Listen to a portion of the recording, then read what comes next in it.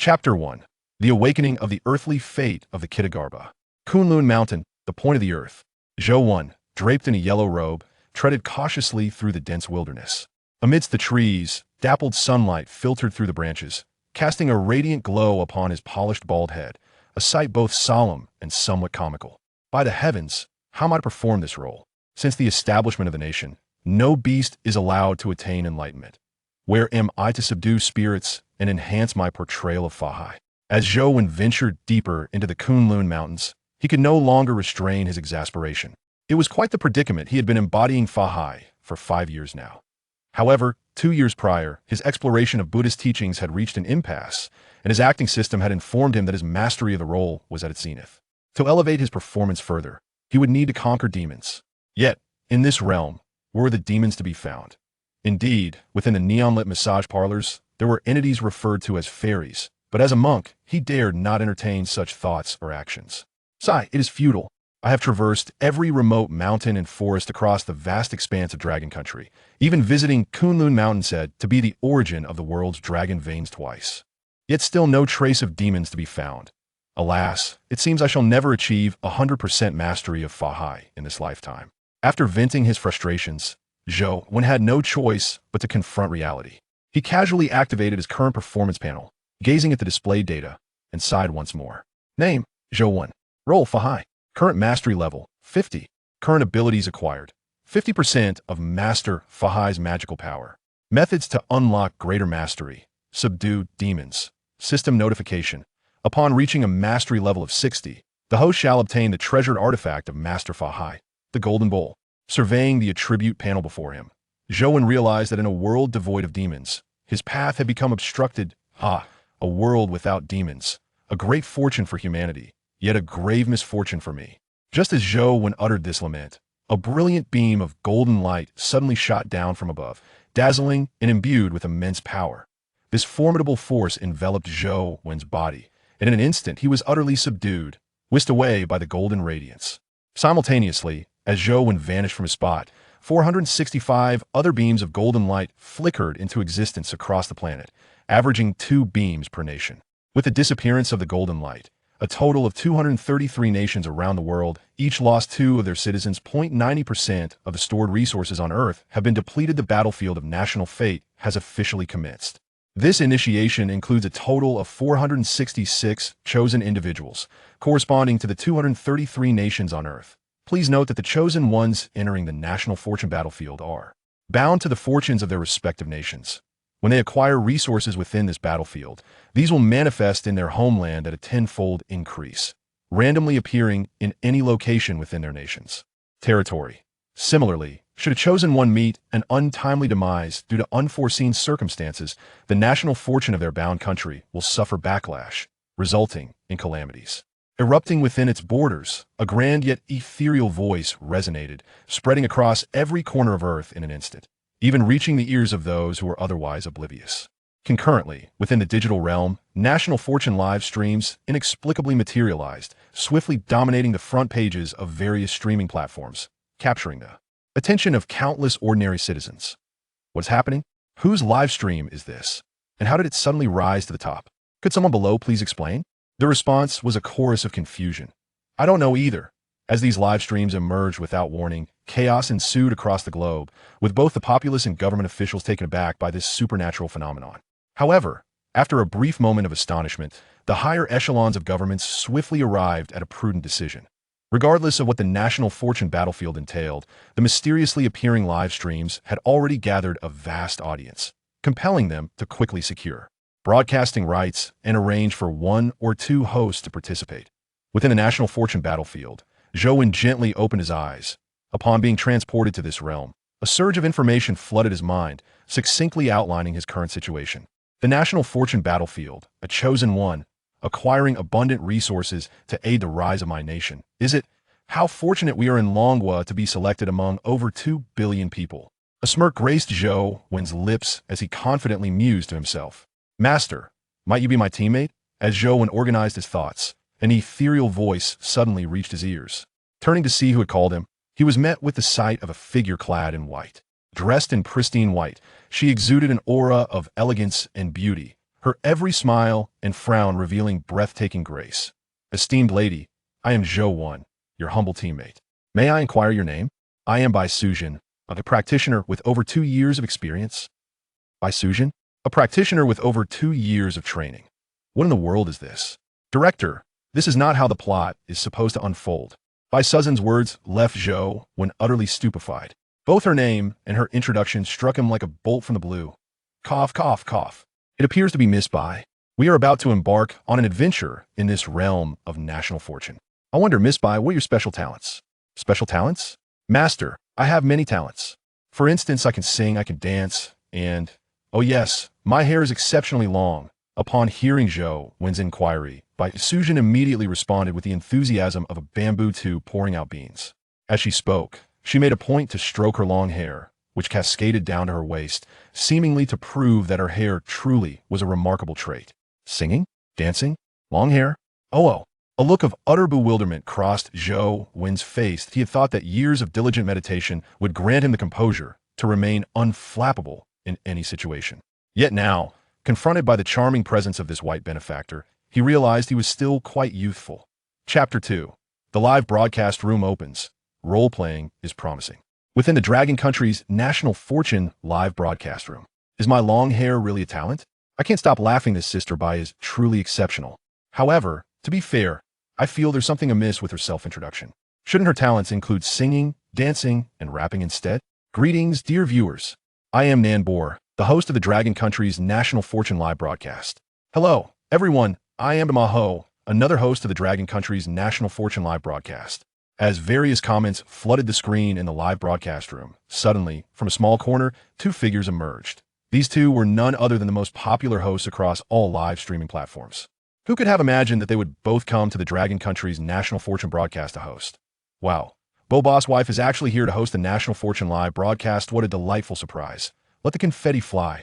Damaho, step aside. Your breathing is already affecting the beauty of my Boss radiant visage. As Nan Bor and Damaho made their entrance, the attention of the viewers was instantly captivated. Look. The viewers in the broadcast room seem very welcoming towards you. Teacher Ma. Yes. Everyone is saying your breathing is impacting my stunning beauty. Perhaps you should consider holding your breath? Bobo, we came together, so we should leave together as well. You can't just abandon me here. Seeing the warm reception from the viewers, these 2 seasoned hosts began to playfully banter, elevating the atmosphere within the broadcast room. Hee. Noticing Ma House reaction, Nan Bor chuckled softly. Then her expression turned serious as she directed the conversation back to the content of their broadcast. All right, Teacher Ma, enough with the jokes. You heard the conversation between Miss Bai and Master Zhou. What are your thoughts on our 2 chosen ones from the Dragon Country? Well, since you asked so directly, I shall be honest. I am simply here to observe.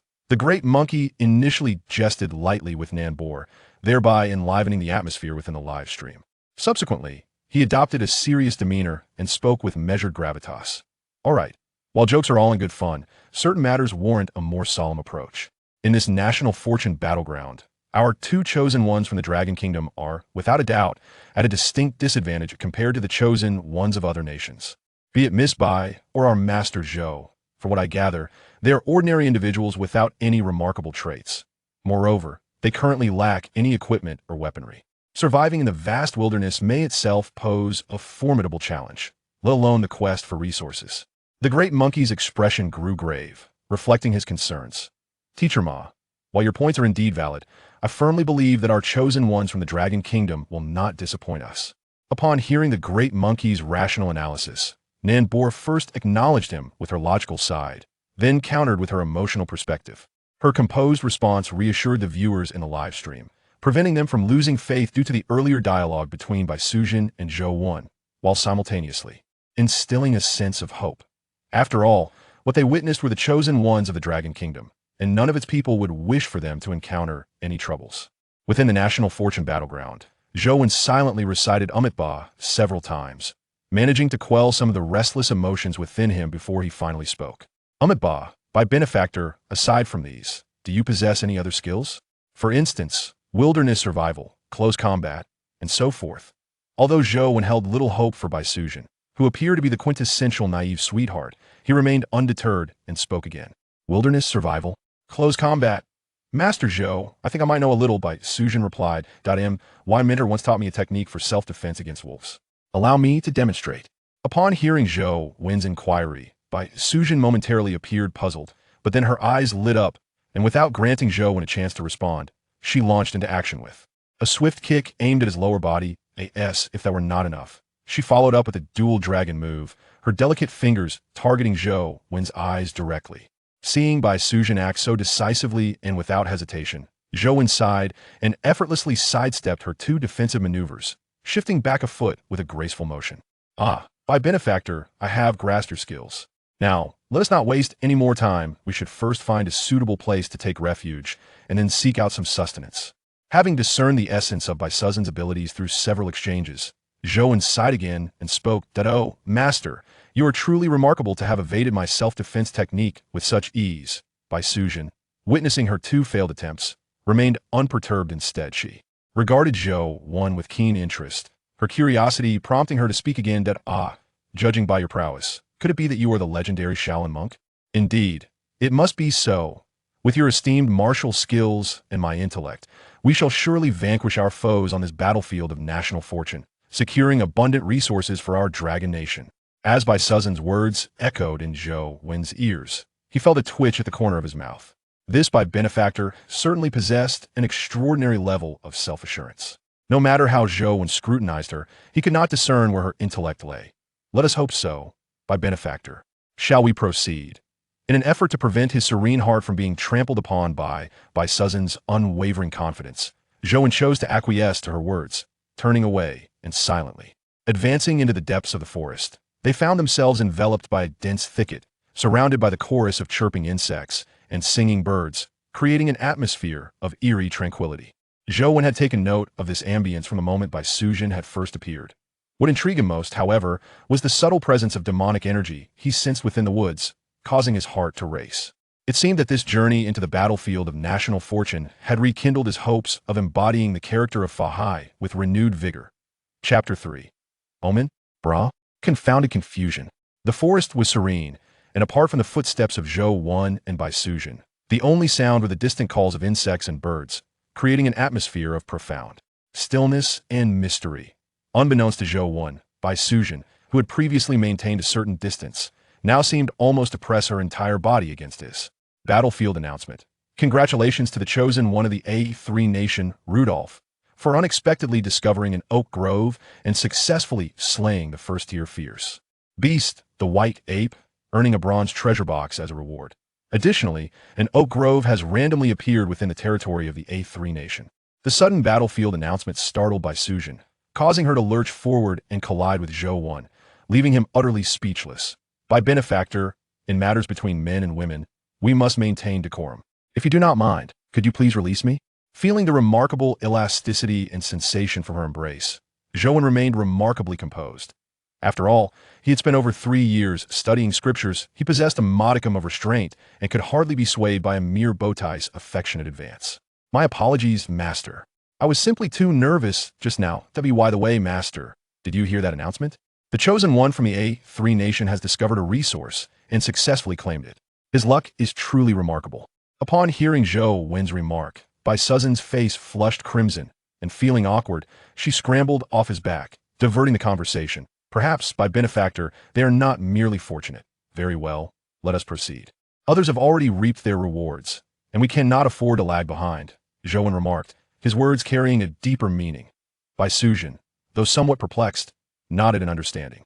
This time, she refrained from further commentary, silently trailing behind him as they continued their journey forward.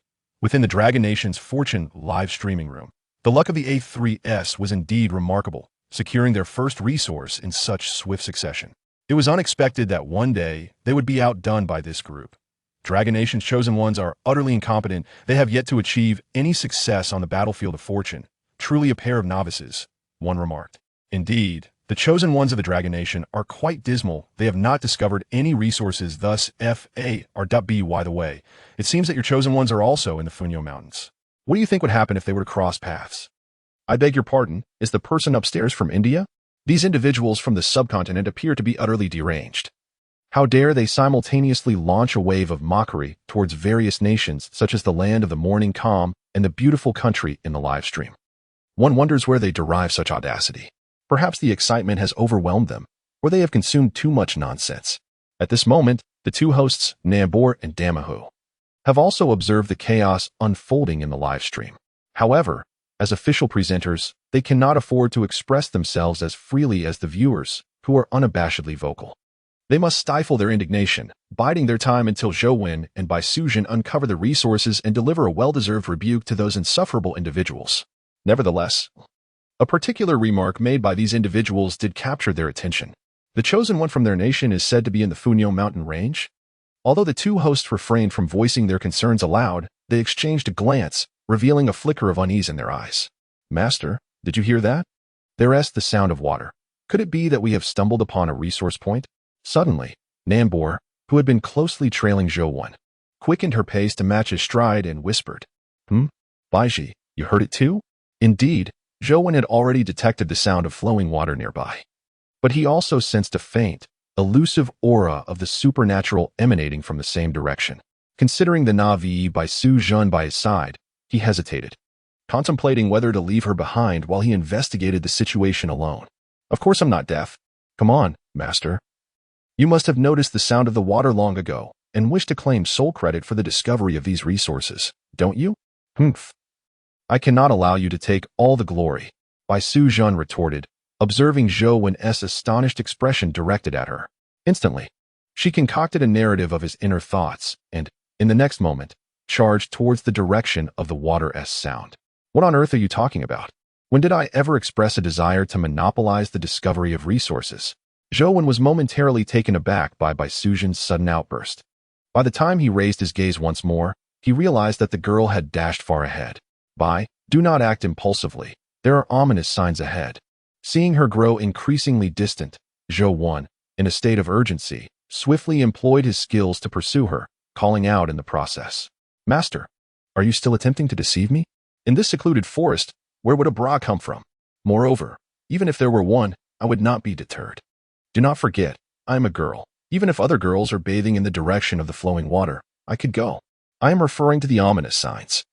Indeed, Zhou Wen nearly lost his composure in that instant.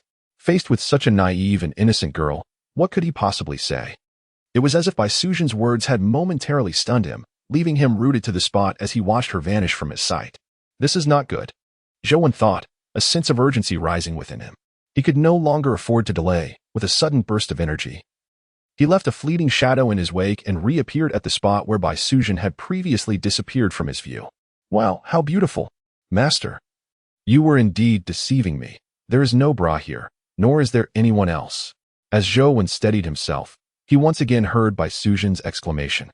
His complexion darkened, and the veins on his forehead throbbed as he turned toward the direction of the girl's voice, only to see her joyfully bounding toward a nearby pool of water. Above the pool, there was a modest waterfall, not overly turbulent. The sound of flowing water he had heard earlier emanated from that very waterfall. Upon recognizing the surroundings, Zhou Wen's expression suddenly shifted, and he let out a low gasp of surprise. The scenery here was indeed picturesque, the densely growing trees thinned out near the pool, allowing sunlight to illuminate the area surrounding the water for nearly 100 meters, making it a suitable temporary refuge for Zhou Wen and his companions. However, as his gaze fell upon the pool, a faint aura of enchantment began to emanate from it. Could there truly be a spirit? Since assuming the role of Fahai, this was Zhou Wen's first encounter with a genuine spirit, stirring within him a complex mix of excitement and apprehension. The sound of rushing water echoed around him. Zhou Wenjing stood transfixed before the tranquil pond, when suddenly a splash echoed from its depths. In the next moment, an enormous head emerged from the water, aiming directly at Bai Sujin, who was approaching the pond, preparing to launch an attack. Chapter 4. The beast appears in the Dragon Kingdom's live-streaming room. Ominous portents and indecipherable signs ensued. Sister Bai, are you still you? Exclaimed the viewers. Did you see that? Master Zhou's bald head was pulsating with veins. While the master dabbled in the arcane, the audience seemed to focus on frivolous matters. Hey, everyone, shouldn't our attention be on the resources master discovered? Splendid news, fellow viewers. Our chosen ones from the Dragon Kingdom have uncovered a valuable resource point, far more precious than that of our neighbors. Nan Bo the enthusiastic host, felt a rush of exhilaration. As a grassroots streamer who had clawed her way up, she had never once wavered. She had long harbored resentment towards the audacity of those from the neighboring country who dared to swagger in their live stream. Now, witnessing her own chosen ones discover a promising resource, she felt a weight lift from her heart. However, something seemed amiss. Master Zhou's expression appeared troubled. Could this pond truly harbor foreboding signs? Unlike Nenbo Ur's jubilant demeanor, Demahu maintained his usual cautious stance. He recalled that the chosen ones from the neighboring country had slain a beast to secure their resource point. Beware, a monster lurks beneath the surface.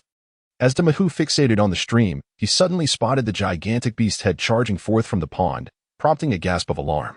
Sujin, confronted by the advancing monstrosity, froze in sheer terror, rendered speechless by the unfolding horror. No one could have anticipated that within this picturesque waterfall pond lurked a creature of such immense size. How dare you show such audacity before me? Just as despair enveloped Sujin, Zhou Wan, who had remained still until now, sprang into action. With a fierce roar, he appeared before Sujin in an instant, raising his right hand and striking forward. In a flash of divine light, a golden hand descended upon the beast's head, forcefully slamming it against the rocky wall beside the waterfall. With a resounding crash, the beast's head collided with the stone, revealing its entire form to the astonished onlookers. Before him stood a colossal beast, measuring approximately 10 feet in length, reminiscent of a lizard. It possessed an enormous head, which, upon closer inspection, appeared to constitute half of its entire body. Zhou furrowed his brow, not out of fear of this creature's ferocity, but rather because it seemed far weaker than he had anticipated. Judging by its current display of strength, he surmised that he could easily dispatch it with a mere flick of his wrist. With this thought in mind, Zhou wasted no time. His right hand, which had just delivered a powerful blow, radiated with a dense aura of Buddhist light, providing no opportunity for the beast to react. In a flash, he struck again, delivering a fierce blow to the creature's forehead. The sound of impact echoed, and to Zhou astonishment, the beast's head crumbled under his strike, akin to a rotten watermelon, reduced to a pulp. Witnessing the destruction he had wrought, Zhou swiftly shook his robe to dislodge the blood and brain matter that had splattered upon him, ensuring he would not be sullied by the gruesome remnants. Ding! Congratulations to the host for slaying a demon beast. Completion of the role of Master Fahai has increased by 1%. In this moment, as Zhou steadied himself, a notification from the system resonated in his ears. Upon hearing this sound, he was nearly overwhelmed with emotion. It was exceptionally challenging. Indeed, he had faced trials that tested his very limits. Yet now the degree of his performance as Fahai could finally begin to ascend.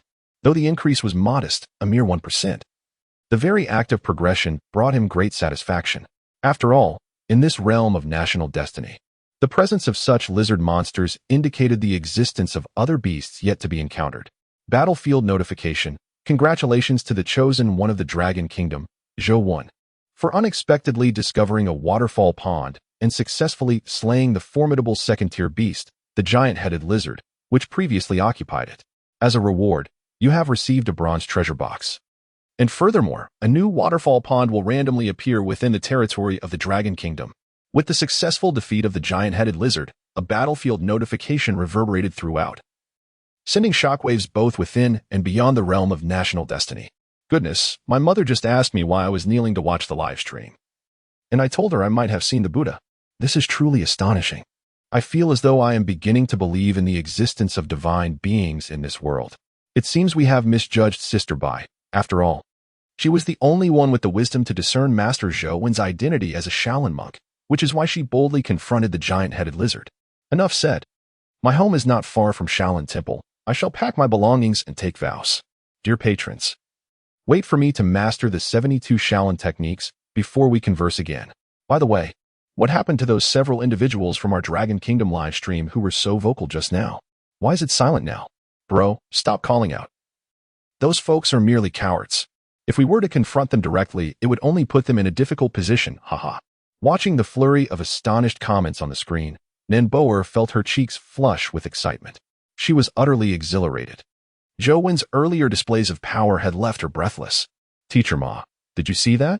Master Zhou is incredible. With just 2 strikes, he dispatched that colossal beast. Could he truly be the legendary Shaolin monk? Cough, cough. Boer, calm down. One must maintain composure in significant moments.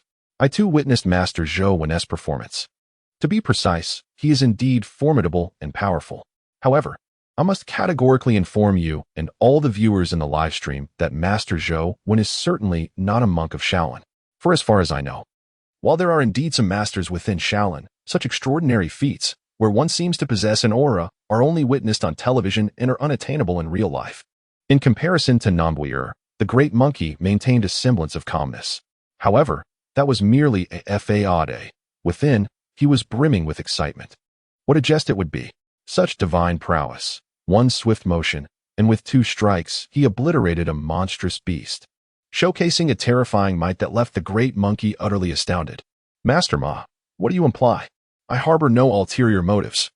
I merely wish to convey to all the viewers in the live stream that our nation's chosen ones are undoubtedly among the most extraordinary in all the countries on earth. With their presence, the rise of our dragon nation is imminent. Chapter 5. Master, you are truly a good person within the battlefield of national fortune. Zhou Wen casually grasped the colossal head of the lizard whose skull had been shattered and tossed its body aside, turning to gaze at the wide-eyed Baisuzhen, whose long eyelashes fluttered incessantly. By benefactor, are you unharmed? Observing her adorably bewildered expression, Zhou Wen felt a twinge of concern for the girl before him. He dreaded that this innocent soul, already a bit naive, might be rendered utterly dazed by the unexpected event, which would be a calamity for him. Master, aren't monks prohibited from taking life? As Baisuzhen stammered out this question, Zhou Wen could no longer contain his exasperation and rolled his eyes. It would be preferable if she were indeed stunned into silence. If she regained her wits, he feared she might one day disrupt his meditative state. Amitba. Though monks are compassionate at heart, they also possess a fierce side. By benefactor, you witnessed it. That giant-headed lizard was poised to swallow you whole. Such a ferocious beast, if not dealt with swiftly, would surely claim countless lives in the future. Thus, I acted with resolute decisiveness. This is the principle of killing one to save 100. Not a sin. Though reluctant to elaborate, Zhou Wen felt compelled to explain upon seeing Baisuzhen's unwavering gaze upon him. Oh, then master, do you consume meat? Zhou Wen had just spent a considerable amount of time explaining to Baisuzhen, only for her to pose a question that nearly caused his brain to short-circuit. He looked at Baisuzhen with a perplexed expression, eager to understand the reasoning behind her inquiry. Master, this lizard is quite large, and there is an abundance of meat. I cannot consume it all by myself. If you do not partake, it would be a waste. What on earth is going through your mind? Just moments ago, you were nearly devoured by this very lizard, and now you express a desire to eat it? Zhou Wen stared in astonishment at this girl, feeling an overwhelming urge to knock on her head to uncover the bizarre workings of her thoughts, which seemed to thrive in peculiar ways. I am not an ascetic. I can eat meat. Zhou Wen managed to stammer out this single sentence after a prolonged silence, before resigning himself to the futility of continuing the conversation with this peculiar benefactor. It was clear that their mental processes were operating on entirely different planes, creating an insurmountable chasm between them. As Zhou Wen shifted his attention away from Baisuzhen, he noticed a bronze chest beside him, a reward from the national fortune battlefield. Intrigued, he pondered what treasures might lie within this bronze chest. He opened it with a casual flick, revealing its contents before his eyes. Inside rested a fruit, its surface glistening like morning dew. The moment this fruit caught his gaze, a message appeared before him. Morning dew fruit, a fruit as crystalline as the morning dew. Consuming it can enhance one's physique. Note, the strengthening effect of this fruit is limited and will have no effect on certain powerful beings. Upon reading this message, Zhou Wen smirked in disappointment. He had expected something more valuable from the bronze chest. This was merely a waste of his emotional investment. He picked up the morning dew fruit and tossed it casually to Baisuzhen. By Shizhu, this is called the morning dew fruit. It will enhance your physique. You should eat it. HM? Baisuzhen caught the morning dew fruit and looked at Zhou Wen with a peculiar expression. Master? By Shizhu, what do you wish to convey? Zhou Wen sensed her hesitation and instinctively felt she was about to utter something extraordinary, yet his curiosity compelled him to ask. Master, I know you are truly a good person. Zhou Wen stared at Baisuzhen, bewildered by her words. By Shizhu, I am a monk. Master, no need to explain. I understand. It's my fault for being too beautiful. It's not your fault, master. Baisuzhen gazed earnestly at Zhou Wen, igniting an overwhelming urge within him to express his exasperation. By Shizhu, as long as you are happy. Exhausted and unwilling to argue, Zhou Wen resigned himself to the absurdity of the situation. Debating with a naive girl was futile, so he surrendered to the circumstances. Shaking his head, He once again examined the bronze chest, confirming it held no further treasures. He lifted it and repurposed it as a pot to boil water. I'm going to die laughing. Sister Bai is simply too amusing. I can't take it anymore. I feel like these two chosen ones from our dragon nation might just be comedians in disguise. The way they converse is akin to delivering punchlines. Hey, your perspective is quite absurd. Shouldn't we be checking the National Fortune livestream from the A3 Nation right now? Indeed. Didn't they mention their chosen one was also in the Funyo Mountains? I'm eagerly anticipating the moment when their chosen one encounters ours. The expressions on those A3 folks' faces will surely delight me. Nan Boer and Damaho observed the increasingly harmonious barrage of comments in the live broadcast room, exhaling a breath of relief. It must be noted that prior to Zhou Wen's emergence, both of them had been under immense pressure. Despite being selected as the hosts of this National Fortune live broadcast, which appeared to be a position of great honor, any mishap during the live stream involving their nation's chosen one could lead to dire consequences for them. Just as the expressions of the two hosts began to relax, they suddenly grew serious, seemingly listening intently to certain sounds emanating from their earpieces. After a brief moment, Nan Boer and Damaho exchanged glances, their eyes shimmering with delight. Teacher Ma, why don't you share this good news with everyone? Nan Boer suggested. No, you should do it, Bobo. After all, you know that in the hearts of our friends, you are always held in higher regard than I am. I believe they would prefer to hear this momentous news from you.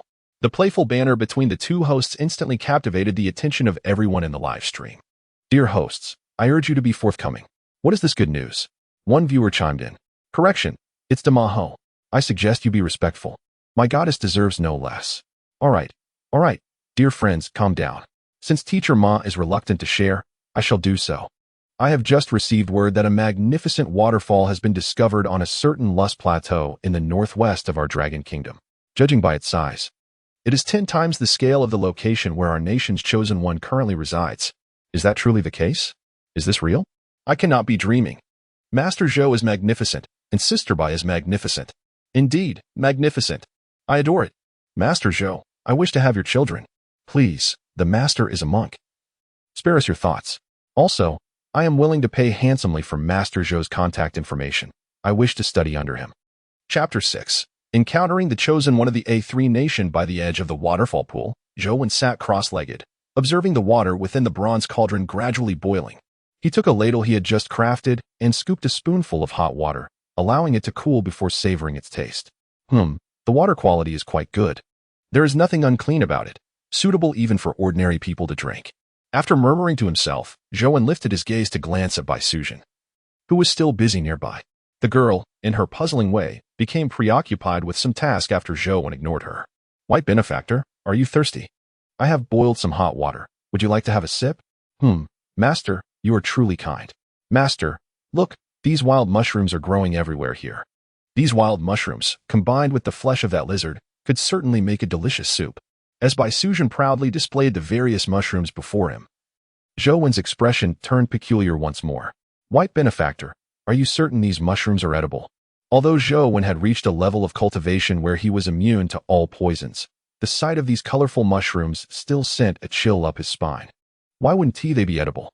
Just look at how beautiful they are. They must taste delightful. Bai Sujin replied, her gaze curious as she looked up at the master. White benefactor, have you ever heard the nursery rhyme red umbrella, white handle, lie together after eating? Upon hearing Zhou Wen's words, Bai Sujin seemed to recall something and suddenly exclaimed. Master, are you referring to that nursery rhyme? I have heard it before. I didn't expect you to understand music. You really keep up with the times. Music? I am not discussing music with you.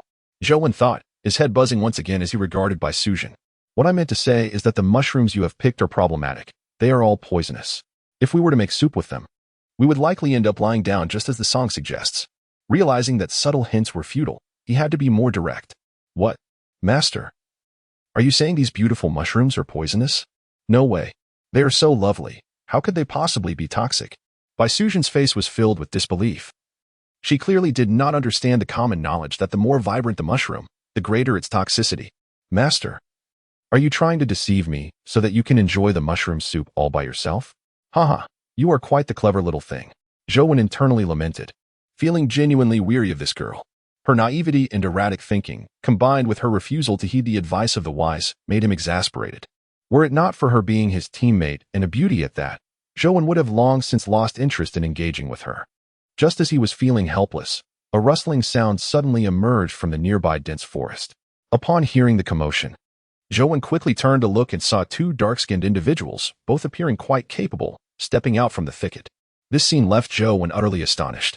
He had never anticipated encountering other living beings in this battlefield of national fate, especially not within the span of a single day. The two figures emerging from the thicket also seemed equally taken aback upon their first glance at Zhou and Bai Suzhen. Their expressions grew increasingly incredulous, particularly when their eyes fell upon the colossal corpse of the lizard beast lying beside them. Rudolph, look, what is that? Such a massive creature. And it has been slain by them. Perhaps we should hastily depart from this place, one exclaimed. Do not panic, look. They are likely chosen ones just as we are. As for that beast, it is uncertain whether they were the ones who defeated it. Have you forgotten how we dealt with the creature earlier? The two individuals before us are the chosen ones from the land of Asan, Rudolph and Lukal. It must be said that these two fortunate souls have encountered an extraordinary stroke of luck. Upon their arrival on this battlefield of national fortune, they stumbled upon a grove of oak trees, only to discover within it a fearsome beast, gravely wounded and on the brink of death for reasons unknown. What transpired next was rather straightforward. Rudolph swiftly dealt the fatal blow to the already dying creature, successfully claiming the oak grove as his own, thus becoming the first to seize a resource point on this battlefield. Following this, he, along with his companion Lukal, took a moment to recuperate before embarking once more in search of new resources. To their surprise, they unexpectedly crossed paths with Shuwen and his companions. Rudolph, what are your intentions? Lukal inquired. Nothing in particular. We can engage with them first, if the opportunity arises, Rudolph replied, though his words trailed off. The malevolent glint in his eyes sent shivers down Lukal's spine. Master Bai, you should come over here. It seems those two across the way harbor ill intentions. Since the appearance of Rudolph and Luker, Zhou gaze has been unwaveringly fixed upon them, undoubtedly noticing the fierce glint in Rudolph's eyes. Although he harbored no fear towards these two individuals, the presence of the divine Bai Suzhen beside him compelled him to call the young girl to his side. Master, do exercise caution. Those two across from us seem to harbor ill intentions. Upon hearing Bai Suzhen's words and witnessing her obedient demeanor, Zhou was taken aback. When did this girl's mind become so remarkably sensible, able to comprehend her own words? With such thoughts swirling in his mind, Zhou observed Rudolph and Luca approaching him, and without further consideration, he took a couple of leisurely steps forward. He inclined his body slightly towards the two men in front of him, joining his palms together and softly uttering a Buddhist chant. Ba, esteemed benefactors, I greet you. Upon hearing Zhou's salutation, both Rudolph and Luca were momentarily taken aback, despite their inability to understand the language spoken by this monk. They grasped the essence of his words. Master, you honor us with your courtesy. My brother and I, having intruded upon your space, humbly seek your permission to rest our weary feet and fetch some water. Similarly, Zhou, though unfamiliar with the language of the A3 nation, comprehended the intent behind the man's words. He chuckled softly, gesturing with his hand to indicate that they could proceed as they wished. Seeing this, Rudolph and Luca exchanged glances, each retrieving a water pouch crafted from animal hide and dipping it into the nearby pool to fill it with water. It was as if their sole purpose for coming was to seek water from Zhou and his companions. Chapter 7. Reaping what one sows. Observing the two men diligently gathering water, Zhou subtly revealed a faint smile at the corner of his mouth as he gradually turned to face Bai Suzhen, intentionally exposing his back to Rudolph and Luca. As a monk, Zhou was aware of the ill intentions harbored by these two individuals, yet he felt it inappropriate to take action against them until they made their move. Thus, he opted for a strategy of entrapment, deliberately presenting his back to them to offer them an opportunity to strike. Of course, should these two men hesitate to act despite having such a prime chance, Zhou would not mind letting them be. After all, a monk should embody compassion. However, it was questionable whether these two ill-intentioned individuals could truly restrain themselves in the face of such an opportunity. Make your move, without a hint of hesitation. As Zhou turned his back, Rudolph and Luca sprang into action simultaneously. One of the assailants forcefully knocked Zhou to the ground, while the other produced a sharp fong, ruthlessly plunging it into Zhou's back. Ah, master! A gasp escaped from Bai Suzhen's lips, her mouth slightly agape. Her eyes filled with disbelief. In her gaze, the previously respectful and courteous Rudolph and Lucre transformed in an instant into ferocious beasts, mercilessly and precisely ending Zhou Wen's life. The formidable Master Zhou, whom she had regarded as powerful, was rendered utterly defenseless under such an assault. Indeed, this little monk is nothing but a fragile creature, Rudolph sneered, his disdain evident as he glanced at Zhou Wen's lifeless body beneath him. He then extracted the beast's fang from the corpse. Lucre, that loud monkey from the Dragon Kingdom is quite bothersome. Capture her and silence her. Once we finish with the beast's remains, we can indulge ourselves. With the fang in hand, Rudolph's greedy gaze turned towards Bai Suzhen. To him, a girl as beautiful as Bai Suzhen was a rare treasure on this battlefield of national fortunes, one not to be easily overlooked. You two wicked men. Why would you do such a thing to the master? Bai Suzhen's expression shifted from shock to fury and then to fear as she beheld Zhou Wen's fallen form. After all, if even the powerful Zhou Wen had been overpowered by these two men from the foreign land, what chance did she, a mere woman skilled only in basic self-defense, stand against them? Without a moment's hesitation, Bai Suzhen turned and fled in the direction from which she had come with Zhou Wen. As she cried out and ran, Lucre let out a lewd laugh and pursued her. It was not until Lucre and Bai Suzhen vanished from sight amidst the waters that Rudolph finally averted his gaze, redirecting it back to Zhou Wen's still form on the ground. Yet that single glance sent a chill down his spine. The once motionless Zhou Wen had vanished from where he lay. Startled by this sudden turn of events, Rudolph quickly scanned the area, soon spotting Zhou Wen's figure reappearing in his line of sight. Ba, your strikes are indeed merciless. It seems you seek to take this monk's life. Zhou Wen joined his hands in prayer, softly uttering a Buddhist chant, displaying no signs of agitation. In truth, he had long anticipated that these two individuals from the neighboring nation would harbor ulterior motives against him. Such an occurrence was well within his expectations. Are you human or ghost? Rudolph, taken aback by Zhou Wen's sudden appearance, glanced at the fearsome beast's tooth he held before stammering his inquiry. Oh, I am neither human nor ghost, merely a humble monk of the Buddhist order. Yet, you, my dear benefactor, are about to be rendered impotent. Zhou Wen replied, his tone serene and a faint smile gracing his lips as he regarded Rudolph, whose face was etched with shock. Despite Zhou Wen's calm demeanor and placid voice, to Rudolph, it resonated like a thunderclap in the stillness. Without hesitation, Rudolph once again aimed the beast's tooth at Zhou Wen's heart, his attack as fierce and resolute as before. Ah, no, my hand. Ah, the piercing cries echoed, startling Rudolph, who trembled at the sound. It was a sound he recognized all too well. It was the voice of his comrade, Lucre. Upon hearing Lucre's anguished wails, Zhou Wen's expression shifted slightly, and he abandoned any further entanglement with Rudolph. He raised his hand, and a formidable force erupted from him, sending Rudolph flying through the air, silencing him.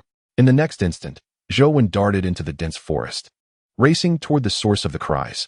As he steadied himself in the underbrush, he caught sight of a swift azure light darting into the garments of the standing Bai Suzhen. Zhou Wen's pupils constricted, instinctively focusing on her figure. However, as his gaze landed on the spot where the azure glow had vanished, he quickly averted his eyes. The azure light was elusive, and Bai Suzhen's figure was undeniably captivating. The contours of her form drew his attention downward, landing instead on Lucre's lifeless body sprawled on the ground.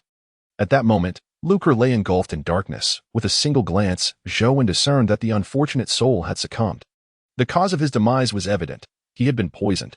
The wounds on his body were located at the web of his right hand, where two minuscule bite marks marred his skin, as if inflicted by a creature with sharp fangs. Observing the injury before him, Zhou Wen's pupils contracted, and a hypothesis began to form in his mind. He slowly lifted his gaze to the still dazed Bai Suzhen and spoke deliberately, the fangs of the azure serpent, the stinger of the wasp, both are among the deadliest. Miss Bai, if I am not mistaken, this Mr. Luke must have met his demise at the jaws of a green serpent. Chapter 8. The Plague. In the Dragon Kingdom's National Fortune Live broadcast room. Alas, these individuals from the Third Nation are truly despicable. Yet, what does it matter how vile they are? They were ultimately vanquished by Master Zhou and Sister Bai. Oh, was I mistaken? Did I just witness a flash of green light dart into a place I ought not to have gazed upon? The upstairs is filled with LSP. The identification is complete, yet I too have seen it. Why is it that your focus diverges so significantly from mine? Is it not the time to stir up some excitement in the Third Nation's National Fortune Live broadcast room? The comments in the live stream were a frenzy, And at this moment, Nanboer and Damaho were exhaling deeply as they watched the scene unfold. Heaven knows how terrified they were moments ago. With the two chosen ones from the third nation suddenly betraying Master Zhou and the panicked flight of Bai Sujin, their hearts nearly ceased to beat from the tension. Thus, when the crisis was averted and the chosen ones from the third nation reaped what they had sown, the comments in the live stream became increasingly agitated. They had no intention of suppressing their excitement. Instead, they were fanning the flames, eager to see how their viewers would react upon entering the third nation's live broadcast room. Teacher Ma, the chosen ones from the third nation are truly excessive. Our Master Zhou greeted them with a friendly demeanor and even allowed them to draw water freely on his territory, yet they retaliated with treachery. How despicable. Come now, Bobo, do not be so harsh. You know well that the inherent flaws of certain individuals from that nation are a relic of history. Hasn't this been exposed numerous times over the years? Damaho seemed to be attempting to soothe Nanboer's wrath and indignation. Yet the implication in his words was clear, mocking the moral character of the citizens of the third nation, escalating his critique to a broad attack. You Dragon Kingdom people are truly detestable, resorting to such viciousness and killing our formidable chosen ones. Indeed, how shameful that your chosen one was a monk, yet acted with such cruelty, entangled with women, truly disgraceful. Flower monk, shameless woman, a pair of wretched beings, daring to strike against our chosen ones. I must track down their families and avenge our chosen one. Just as the atmosphere in the live broadcast room grew fervent with condemnation towards the third nation, a few comments suddenly surged through the Dragon Kingdom's National Fortune live broadcast room, causing an uproar. Neither Nanboer nor Damaho, the hosts, nor the viewers in the room anticipated that individuals from the third nation would dare to boast so brazenly in their live stream. By heavens, what an eye-opener. It seems that the shamelessness of the third nation is refreshingly astonishing. Brothers, enough of this talk. I will take the lead. Let us go and bombard them. In the external world, the live broadcast of the fortunes of the Dragon Kingdom had erupted into chaos. Within the realm of destiny, Zhou observed Bai Sujin with a sardonic smile. Bai, would you care to explain yourself? Ah, master, you are not dead. Then why were you lying on the ground without moving? I thought you had passed away. Confronted with Zhou's pointed inquiry, Bai Sujin deftly diverted the conversation, her eyes darting about, clearly contemplating something profound. Bai, I wish for you to understand one crucial matter. Those who are not of our kind harbor different intentions. Although that entity just saved you, it does not necessarily possess humanity. After uttering these words, Zhou ceased further dialogue with Bai Sujin. With a swift motion of his hand, he summoned a formidable force that created a deep pit in the ground. As the pit formed, Zhou lightly tapped his toes, causing the lifeless body of Luca to tumble into the abyss, buried within. Having completed this task, he did not immediately fill the pit, but instead returned to retrieve the unconscious Rudolph, casting him into the chasm as well. Without hesitation, he filled the pit completely. Once the pit was sealed, a sudden announcement reverberated across the expanse of the Destiny battlefield, reaching the ears of all chosen individuals from various nations. Battlefield announcement. The two chosen ones from Asan Nation have perished at the hands of the Dragon Kingdom's chosen, resulting in a 1% absorption of their national fortune by the Dragon Kingdom, and calamity is imminent. Battlefield announcement. The forthcoming disaster for Asan Nation is a plague, which will persist for 3 months. Battlefield announcement. As all chosen ones from Asan Nation have perished, the Destiny battlefield will select 2 new individuals from Asan Nation to become the new chosen ones in 3 months. With the echoes of these announcements, chaos ensued among the chosen individuals of other nations on the battlefield, as well as within the live broadcasts outside the battlefield. After all, it was the first time they comprehended the specific calamities that accompanied the death of chosen ones. A 3-month plague, good heavens. Was this the consequence of the chosen's demise? It was over. Asan Nation was doomed. Initially, their chosen ones had been the first to acquire resources on the battlefield, basking in glory. However, their chosen had foolishly provoked the 2 monstrous chosen of the Dragon Kingdom, not only facing the onslaught of disaster, but also falling behind the chosen of other nations by 3 months.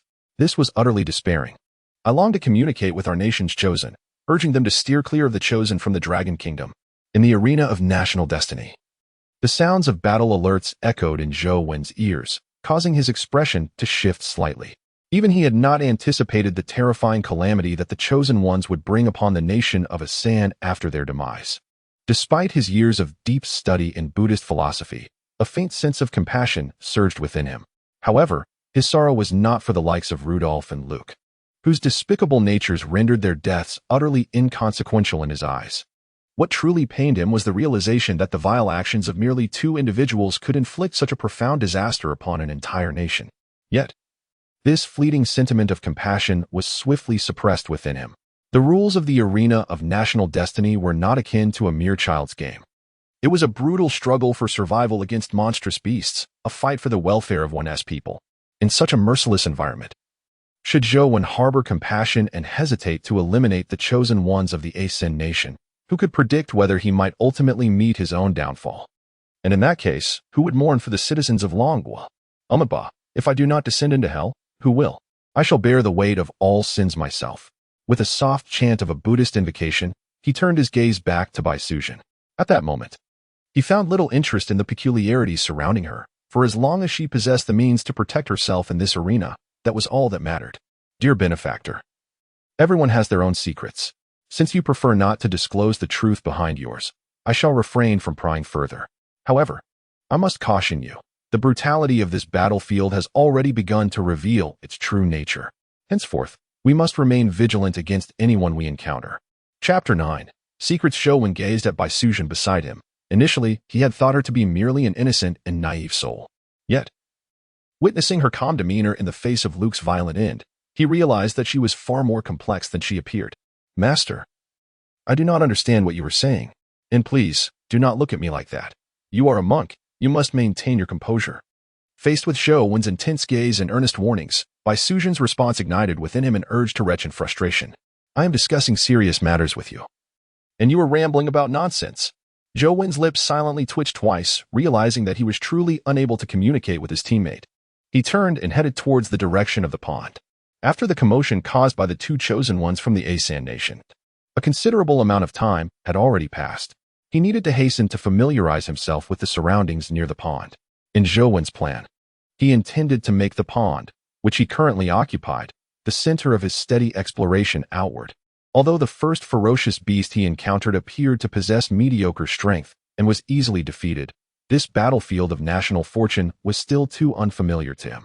In such an alien environment, it was imperative to proceed with caution to avoid any unforeseen mishaps. At the moment Zhou turned to leave and walked towards the pond, a small green head silently emerged from Bai Sujin's chest. It was a slender green snake, which, due to its delicate form, could navigate effortlessly between the 2 already crowded peaks. Observing the snake's head peeking out, Bai Sujin quickly pressed it back down and tucked it away between her bosoms, gently patting it while softly murmuring to herself, Little Qing, you mustn't expose yourself. That Master Zhou seems to be an enlightened individual. If he discovers your presence, he might attempt to subdue you as a monster. Stay hidden on me, and unless absolutely necessary, do not show yourself. Though her whispered words were faint, Zhou, with his back to her, sensed a slight tremor in his ears, capturing her murmurs. A faint smile curved at the corners of his mouth. Indeed, with Bai Sujin's words, it was only natural that Little Qing would not be far behind. Bai Sujin and Fahai, what a fateful encounter it seemed, though it remained uncertain whether this connection was a blessing or a curse. Moreover, was Bai Sujin's seemingly naive demeanor genuine or merely an act? After contemplating these thoughts silently, Zhou chose not to voice his musings, merely shaking his head slightly to suppress the myriad emotions swirling in his mind. He was not yet ready to unveil the secrets surrounding Bai Sujin. His primary objective was to establish a foothold in this battlefield of national fortune. The demise of the 2 chosen ones from Asan had already sounded an alarm, making him acutely aware that his survival was not solely his concern but also intertwined with the destiny of Longwa and its people, allowing no room for carelessness. Battlefield notification. Congratulations to the beautiful nation's chosen one, Joseph Han, for discovering a great river and successfully slaying the level 3 ferocious beast, the water monkey, dwelling within it. A bronze treasure chest has been awarded, and additionally, a great river has randomly appeared within the territory of the beautiful nation. As Zhou returned to the pond, preparing to inspect whether any other creatures resided there besides the ferocious lizard, a sudden battlefield notification echoed, causing him to momentarily pause. The chosen ones of this fair land. It seemed. We have only spent a day in this realm of fortune, yet it is astonishing that others have already vanquished beasts and seized resources. It appears that the bounty here is indeed plentiful. Silently murmuring to himself, Zhou extended his right hand, dipping it into the pond before him. In an instant, a surge of Buddhist power rippled through the water as he began to probe for any other life beneath its surface. However, as Zhou commenced his exploration, an increasingly peculiar expression crossed his face. Although he had not yet fully embodied the essence of Master Fahai, and his current strength only mirrored half of the Master's peak prowess, he was nonetheless versed in profound Buddhist teachings. Yet, despite this, he found himself perplexed before the modest pond. No matter how deeply his Buddhist energy penetrated, he sensed only an overwhelming emptiness. This left him momentarily pensive, before suddenly raising his brow in realization. So, this deep pond actually connects to an underground river. No wonder my Buddhist power, upon entering, feels so vacuous. Master, what are you doing? Can we not start a fire and prepare a meal? At that moment, Bai Sujin had approached him, glancing at his distracted state and speaking softly. Oh, Bai, are you hungry? Zhou responded. Over there lies the corpse of the giant lizard. If you are in need of sustenance, you may take its flesh and roast it. By the way, here is a tooth from the beast. You can use it as a weapon to easily slice the meat. He casually tossed the beast's tooth to Bai Sujin and intended to disregard her further. Unexpectedly, she seized the ample fabric of his monk robe. Master, I cannot. Zhou turned around, gazing at Bai Sujin in bewilderment. Did you not mention wanting mushroom soup earlier? How can you not? Master, I can only savor it. I do not know how to prepare it. Then, what do you mean? Master, you shall cook, and I will assist by tasting the flavors. Zhou stared at the seemingly entitled Bai Sujin, feeling his serene Buddhist heart stir once more. I have never encountered such unashamed audacity. Silently murmuring to himself, Zhou could only helplessly retrieve the fierce beast's tooth once more from Bai Sujin's grasp. He hurried to the side of the monstrous lizard, severing a substantial piece of flesh and placing it within the previously mentioned bronze treasure chest. Utilizing the remaining warmth of the water, he ignited a fire. As for the red umbrellas and white stems that Bai Sujin had gathered earlier, Zhou wisely chose to abstain from them. Despite their alluring appearance and enticing aroma, they were ultimately toxic. While he himself was unafraid, should Bai Sujin inadvertently consume one, he might find himself in a rather troublesome predicament. Perhaps even having to dig a grave for this benevolent lady. Chapter 10. The chaos of the live stream. Bai Sujin observed Zhou, who was busily preparing the meat, a glimmer of mischief dancing in her bright eyes. With graceful steps, she approached the edge of the pond, removed her boots, and submerged her delicate legs, as white as jade, into the cool waters. As the icy water caressed her skin, a soft sigh escaped her lips. Although she had not traversed the dense forest for long with Zhou, her feet had grown quite uncomfortable. Now, the refreshing chill of the pond invigorated her, providing an unparalleled sense of relief. Hearing her gentle exclamation, Zhou turned his head and felt a sudden ache in his temples. The elderly lady unexpectedly immersed her delicate feet in the water, seemingly oblivious to the fact that both she and her companion might soon rely on this very pond for sustenance. Ironically, she chose to wash her feet in the water, creating a rather unsavory prospect should they later consume from the pond, essentially drinking her foot-washing water. Shaking his head in silence, Zhou resolved to ignore the actions of this sisterly figure before him. Having attempted to communicate with her on numerous occasions, Zhou had come to grasp a profound truth. One should never engage in rational discourse with a naive and sweet girl, as it merely diminishes one's own intellect. As he felt the warmth at his fingertips, time seemed to freeze momentarily, and he locked eyes with her unwavering gaze. Suddenly, the clear and melodious notes of a song wafted through the air, causing Zhou to momentarily pause. The melody was enchanting, the voice bright and resonant, akin to the song of a lark emerging from the valley, evoking a sense of wonder. A subtle smile graced Zhou's lips as he recalled the earlier conversation with this kind-hearted girl regarding her talents. Indeed, singing was truly her forte. Having such a sweet and innocent girl by his side was not without its merits. At the very least, his journey on this battlefield of national destiny would not be a lonely one. In the Dragon Kingdom's live streaming room, viewers were captivated. My goodness, what a voice. I feel utterly healed. Sister Bai, you are eternal. Came a chorus of admiration, with others echoing sentiments of disbelief, questioning how such a gifted individual had remained hidden for so long, as if she were destined for greatness. The atmosphere in the live stream was jubilant, with both Nambor and Dama Monkey reveling in the delight of the moment. As hosts of the Dragon Kingdom streaming room, it was their duty to maintain a harmonious environment. Yet, amidst this joyous setting, an unexpected wave of disquietude began to surface. Oh, how tragic! The citizens of the 3AS are suffering immensely, lamented a viewer. Initially, I had intended to visit their live stream to express my disdain for their shamelessness, but what I encountered instead was a harrowing scene reminiscent of a hellish nightmare, accompanied by anguished cries that were unbearable to hear. This was the grim reality following the outbreak of plague in the 3AS, where the epicenter of the crisis revealed the stark failure of even the government's preparations to mitigate the disaster. Lines of shocking text appeared in the live broadcast room of the Dragon Nation, causing a swift decline in the barrage of comments, as if the viewers had hastily departed. Before long, however, the comments began to resurge, though this time devoid of the previous merriment. The nation of A3 has met its demise. The sudden outbreak of this plague has infected a staggering 5 million people within their borders. Yet, this is not the most terrifying aspect. The most alarming factor is the rapid spread of this contagion. Should this plague persist for 3 months, it is feared that scarcely 1 in 10 of the citizens of A3 will remain. This is nothing short of a hell on earth. Have the chosen ones from our dragon country truly gone too far this time? As they observed the barrage of comments flooding the live stream, Nambor and Dama Monkey were both struck by a sense of chilling reality. Upon receiving the news of the outbreak of plague in the A3 nation, they wasted no time in seeking out information. Moreover, due to their uniquely privileged positions, the truths they uncovered were even more shocking.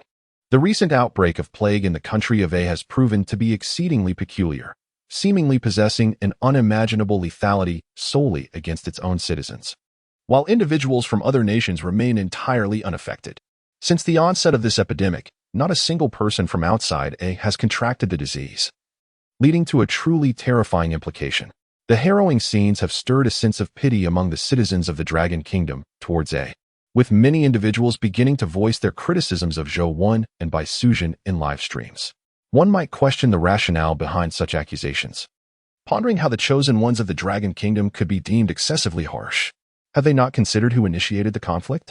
Indeed, it was the chosen ones of A who struck first.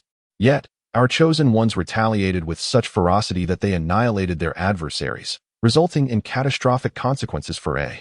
It appears that the Dragon Kingdom should issue a formal apology on the international stage. An apology? Are you out of your mind? Must we apologize for the actions taken? Can't you see that the 2 chosen ones from A unleashed lethal force from the onset? Had it not been for the prowess of Master Zhou 1 and Sister Bai, they would surely have met their demise. Now, to claim our response was excessive is rather sanctimonious.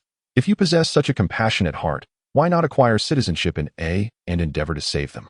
As the live stream devolved into a schism between 2 factions, one using the current dire circumstances in A as an excuse to vehemently attack Zhou 1 and Bai Sujin, while the other rationally posited that the chosen ones of A brought this upon themselves. Dama Ho and Nan Bo Air exchanged glances, both filled with concern, realizing they must intervene to restore order. Dear viewers, there is no need for discord. Allow me to say this.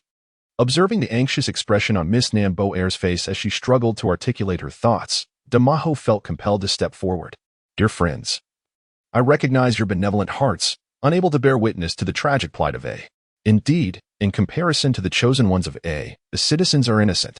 However, have we considered a crucial point? If Master Zhou 1 had not exhibited such formidable skill and courage in confronting the chosen ones of A, it would have been he and Miss Bai Sujin who perished not long ago. Consequently, it would be our citizens of the Dragon Kingdom suffering under this plague. In the arena of national fate, all is starkly brutal. The emergence of conflict guarantees that either one perishes or the other survives. While the citizens of A may be blameless, the fault lies with their chosen ones. But does that imply that our citizens of the Dragon Kingdom are guilty and must bear the burden of the catastrophic aftermath following the death of their chosen ones? Chapter 11. The water pool within the live stream of the Dragon Nation's fortunes, the great monkey's voice rang out, impossible to contain. He candidly expressed his innermost thoughts without reservation. Indeed, the citizens of the Third Nation are innocent. Does that imply the citizens of our Dragon Nation bear guilt? It was the chosen ones of the Third Nation who struck first. On what ground should our people refrain from retaliating?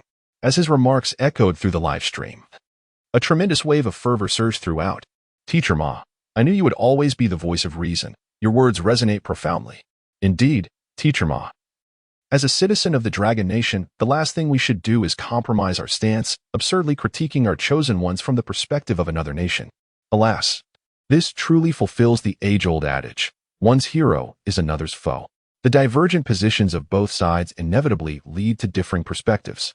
Fellow citizens of the Dragon Nation, regardless of how Master Zhou and Sister Bai are perceived by the citizens of the Third Nation, we must recognize them as our heroes. Yes, we must not allow our heroes to shed blood in the struggle for resources only to bear the weight of scorn. How can we call ourselves citizens of the Dragon Nation if we allow this? Seeing the barrage of comments supporting his earlier statements, the great monkey felt a burden lift from his heart. At that moment, Nambor also spoke up. Everyone, let us remain calm. It is commendable to possess kindness. Yet we must not be blindly benevolent to the detriment of those heroes who bleed for the development of our Dragon Nation. I urge the friends in our live stream to organize spontaneously. Even if our two chosen ones cannot feel our support, we cannot remain idle. I have decided to establish a support group for Master Zhou and Sister Bai, ensuring that all citizens of the Dragon Nation understand they are fighting and sacrificing for the entirety of our nation. With Nambor's declaration, the atmosphere within the live stream shifted dramatically. The earlier barrage of moral high ground critiques aimed at Zhou Wen and Bai Sujin vanished in an instant. There was no alternative. The identities of Zhou Wen and Bai Sujin were paramount, for they are the chosen ones of our Dragon Nation. Should their noble intentions lead to their demise on the battlefield of national fortunes, it would undoubtedly be a catastrophe that no one would wish to witness. Within the realm of the national destiny battlefield, Zhou Wen and Bai Sujin remained blissfully unaware of the external turmoil ignited by their earlier actions against the chosen one of Asen. At present, they were each engaged in tackling a substantial piece of boiled white meat. Bai Sujin gazed at the sizable morsel in her hand, parting her crimson lips to take a delicate bite. The moment she savored the meat, her expression transformed into one of sheer delight. Initially, she had observed Zhou Wen's choice of plain boiled meat with skepticism, doubting its flavor. However, with that first bite, an exquisite taste erupted in her mouth, nearly prompting an exclamation of surprise. "Master, did you secretly sprinkle some of your special seasoning on this meat? It is remarkably delicious. Or perhaps you slyly added some red mushrooms while I wasn't looking." "Ah, Bai Shi." The delectable flavor of this meat arises from the fact that the flesh of the ferocious beast is inherently exquisite and enriched with beneficial substances for the human body. It is a premier ingredient, unrelated to any seasoning I might add, Zhou Wen replied. Additionally, I must reiterate my previous warning. The mushrooms you collected are indeed poisonous, and you must not consume them recklessly, lest there be dire consequences. Though Zhou Wen's words trailed off, their meaning was unmistakably clear, and he trusted that anyone with a modicum of intelligence would grasp it. "Yes, master, I understand." Bai Sujin surprisingly comprehended Zhou Wen's admonition without further contemplation, merely nodding in acknowledgement before continuing. "I have just noticed that the water in this pool seems to connect to a profoundly deep subterranean water vein. I intend to dive down to investigate, so please wait for me here and do not wander off." "What? Master, you plan to plunge into this pool? The day is nearly over, and the depths of this water are unfathomable. If you descend, will you be able to return?"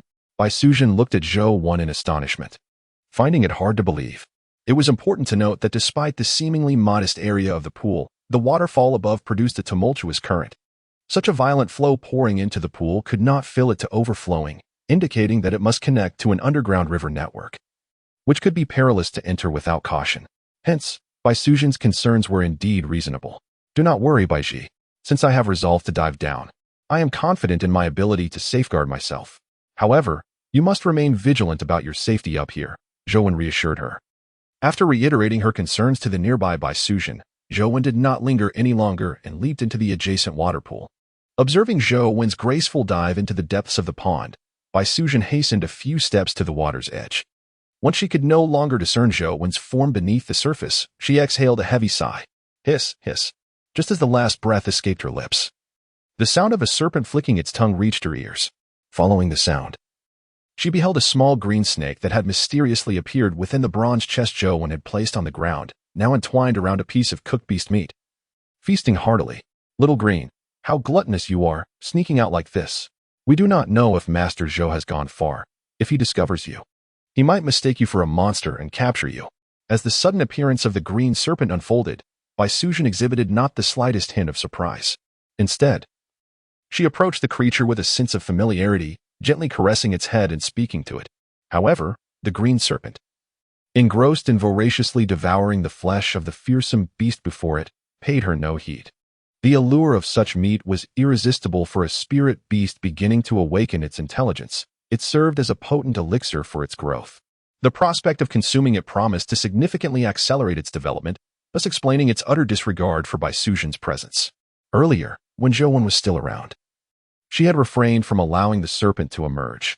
Otherwise, the piece of meat Zhou had prepared would likely have been consumed long ago. Chapter 12. The azure sky bull python. Deep within the obsidian waters of the pond, Zhou descended rapidly, empowered by more than half of Master Fahai's formidable spiritual energy. Fearless of both water and fire, he resolutely plunged into the depths of the pond. After diving nearly 10 meters to the bottom, a breathtaking scene unfolded before his eyes. A network of interconnected waterways sprawled out, their complexity suggesting they led to distant realms, causing Zhou to furrow his brow, although he was currently impervious to the elements. The intricate labyrinth of water channels posed a risk of disorientation. Should he become lost within these watery passages, the consequences would be dire. Setting aside other concerns, if he were to lose his way, the benevolent figure above the pond, Baisuzhen, would undoubtedly face considerable distress. Contemplating this, Zhou prepared to surge upward, but at that moment, a shadow suddenly materialized within his perception. The shadow moved swiftly, closing the distance to within 10 zhang of him almost instantaneously. Before he could react, a massive, gaping maw lunged towards him. Faced with this sudden threat, Zhou remained unfazed. He formed a hand seal, and a burst of Buddhist light erupted from his body, illuminating the entire darkened depths of the pond. With the emergence of this radiant light, the true nature of the creature before him became clear. It was a terrifying beast, possessing the head of a giant python and the body of a blue bull, currently poised to strike with its enormous jaws. The glimmering fangs, exuding a foul stench, tainted the waters of the bottom of the pond. With a crunch, the monstrous creature's jaws clamped down upon Zhou's flesh, producing a sharp, resonant sound. As the echo faded, the two lethal fangs gradually drifted away with the rippling waters. The suddenly emerging beast was unexpectedly met with the crushing force of Zhou's physical form, resulting in the loss of 2 prominent teeth. With a thunderous roar, the colossal creature, sensing the pain, immediately prepared to flee without a moment's hesitation. It had discerned that this diminutive figure was certainly not one to provoke. After all, it had effortlessly shattered its formidable incisors while standing motionless. As the beast attempted to retreat, Zhou let out a cold snort. Without further ado, he exerted his energy, causing his robe to swiftly unfurl and transform into an immense barrier that obstructed the creature's escape. Great Dragon of Might, Lord of the Earth, Bodhisattva of Wisdom, Prajnaparamita, he chanted fervently, and the golden light surrounding him intensified, shimmering with brilliance. With a slight elevation of his right hand, a towering ethereal figure emerged behind him, mirroring his gesture. A resonant hum resonated from the depths of the water, where powerful currents began to swirl chaotically. Suddenly, a thunderous splash erupted upon the water's surface, startling Baisuzhen, who sprang to her feet in astonishment, gazing towards the pond. In that very moment, a swift azure figure darted back into Baisuzhen's garments. Simultaneously, a monstrous creature with the head of a serpent and the body of an ox erupted from the depths of the pond, soaring high before crashing heavily onto the ground. As it emerged, Zhou leaped from the water, declaring, "Beast, submit." Without pausing, he issued a low command, extending his right palm. In an instant, a radiant golden swastika symbol expanded within his grasp, forcefully imprinting itself upon the beast's forehead, causing it to tremble once more. Surprisingly, though it bore the head of a serpent, the anguished cry that escaped its lips resonated as a bellowing moo. After the resonant bellow of the colossal beast, its form quivered slightly, and the gaze it directed towards Zhou underwent a profound transformation. The earlier ferocity was replaced entirely by trepidation. There was no alternative, for the disparity between them was insurmountable. Previously, in the depths of the pool, the beast had been dominantly subdued by Zhou in its own territory. How much more so now? Observing the creature's anguished roar, Zhou noted that it no longer dared to strike him, its eyes now reflecting a palpable fear. Thus, he refrained from further aggression and gradually approached the beast's side.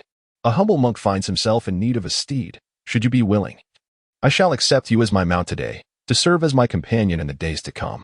However, should you refuse, it matters not, for I shall not compel you. I could simply vanquish you now, sending your spirit to a higher realm, thus accumulating a modicum of merit for the beings of this world. As he drew near to the majestic creature, Zhou spoke without concern for whether it could comprehend his words. Indeed, his desire to tame this magnificent beast was not without justification. The colossal creature, resembling a python with the body of an ox, navigates the subterranean waterways with remarkable ease, indicating its profound familiarity with the terrain. Should Zhou manage to subdue this beast, he might very well vanquish all the ferocious entities lurking within these underground passages under its guidance. In that event, he would effectively claim dominion over all the subterranean channels of the Funyo mountain range. If he truly accomplishes this feat, it would be an extraordinary boon for the entirety of the Dragon Kingdom, especially considering that certain regions are already experiencing severe water shortages. The presence of such abundant subterranean waterways would hold unparalleled significance for the outside world. A deep, resonant growl erupted from the creature's maw, seemingly acknowledging Zhou words. Subsequently, it bent its forelegs, lowering its pythonine head towards him. At that moment, a series of battlefield notifications rang in Zhou ears. Battlefield notification. Congratulations, Chosen One Zhou, for successfully subduing your first ferocious beast. Battlefield notification. Congratulations, Chosen One, for subduing the level 7 ferocious beast, the Azure Sky Bull Python. You have been rewarded with a silver treasure chest. Battlefield notification. Chosen One Zhou, by subduing the ferocious beast Azure Sky Bull Python. You have gained 1/10 of the rights to the subterranean waterways of the Funyo mountain range. Battlefield notification. Full acquisition of the waterway rights in the Funyo mountain range will manifest in the external world in a tenfold manner. As these notifications echoed, a smile of elation illuminated Zhou face. Evidently, his earlier conjecture was correct. Subduing the Azure Sky Bull Python was merely the beginning of his acquisition of the subterranean waterways of the Funyo mountain range. 1/10 of the rights implies that at least 9 other formidable beasts akin to the Azure Sky Bull Python must be residing within these waterways. This aligns perfectly with my intention to enhance my role as a sorcerer. I must subdue these ferocious beasts. This endeavor serves a dual purpose. It will procure resources for our Dragon Kingdom while simultaneously augmenting my own role completion. Chapter 13. A surge in role completion. Just as Zhou successfully subdued the Azure Sky Bull Python, the external world, particularly within the Dragon Kingdom's National Fortune livestream, erupted with fervor in the comments section. My goodness, I thought Master Zhou was merely a martial artist. I never imagined he was a cultivator. What is Master Zhou's origin? His power surpasses my comprehension. Could there truly be legendary cultivators among the common folk of our Dragon Kingdom? To those doubting, the world is vast and filled with wonders. I am, without pretense, the last sect master of the legendary Wuji Immortal sect. Just send me 998. And you may choose any cultivation method you desire. Fraud, get lost. The comments section was lively and exuberant, reflecting the undeniable awe Zhou's displayed prowess inspired in them. Teacher Ma, it seems we, like the Water Friends, have underestimated Master Zhou's capabilities. The methods employed to capture the mysterious sea creature could certainly be described as extraordinary, perhaps even divine. Observing the barrage of comments before him, Nambor felt a surge of excitement, his body quivering with anticipation, especially as his gaze was drawn to the 2 towering mountains ahead, which trembled ever so slightly, rendering onlookers spellbound. Indeed, Bobo. It appears we have all underestimated Master Zhou. However, what intrigues me more is the potential transformation that might occur in our Dragon Nation should Master Zhou successfully acquire the subterranean waterways of the entire Funyo mountain range. Yes, Teacher Ma, I too am eager to uncover this mystery. It is worth noting that while our Dragon Nation has yet to fall into a water resource crisis, certain regions have already begun to impose water restrictions as a precautionary measure. Within the National Fortune live broadcast room, the 2 hosts were envisioning the swift mastery of the Funyo Mountain's subterranean waterways by Zhou, while the National Fortune battlefield was far from tranquil. Following Zhou's subjugation of the Azure Sky Bull Python before him, it remained uncertain whether it had provoked someone, as the alert sounds within the National Fortune battlefield rang out in rapid succession. Each alert signified that a chosen one from a nation had successfully claimed a resource point. This revelation left Zhou somewhat astonished.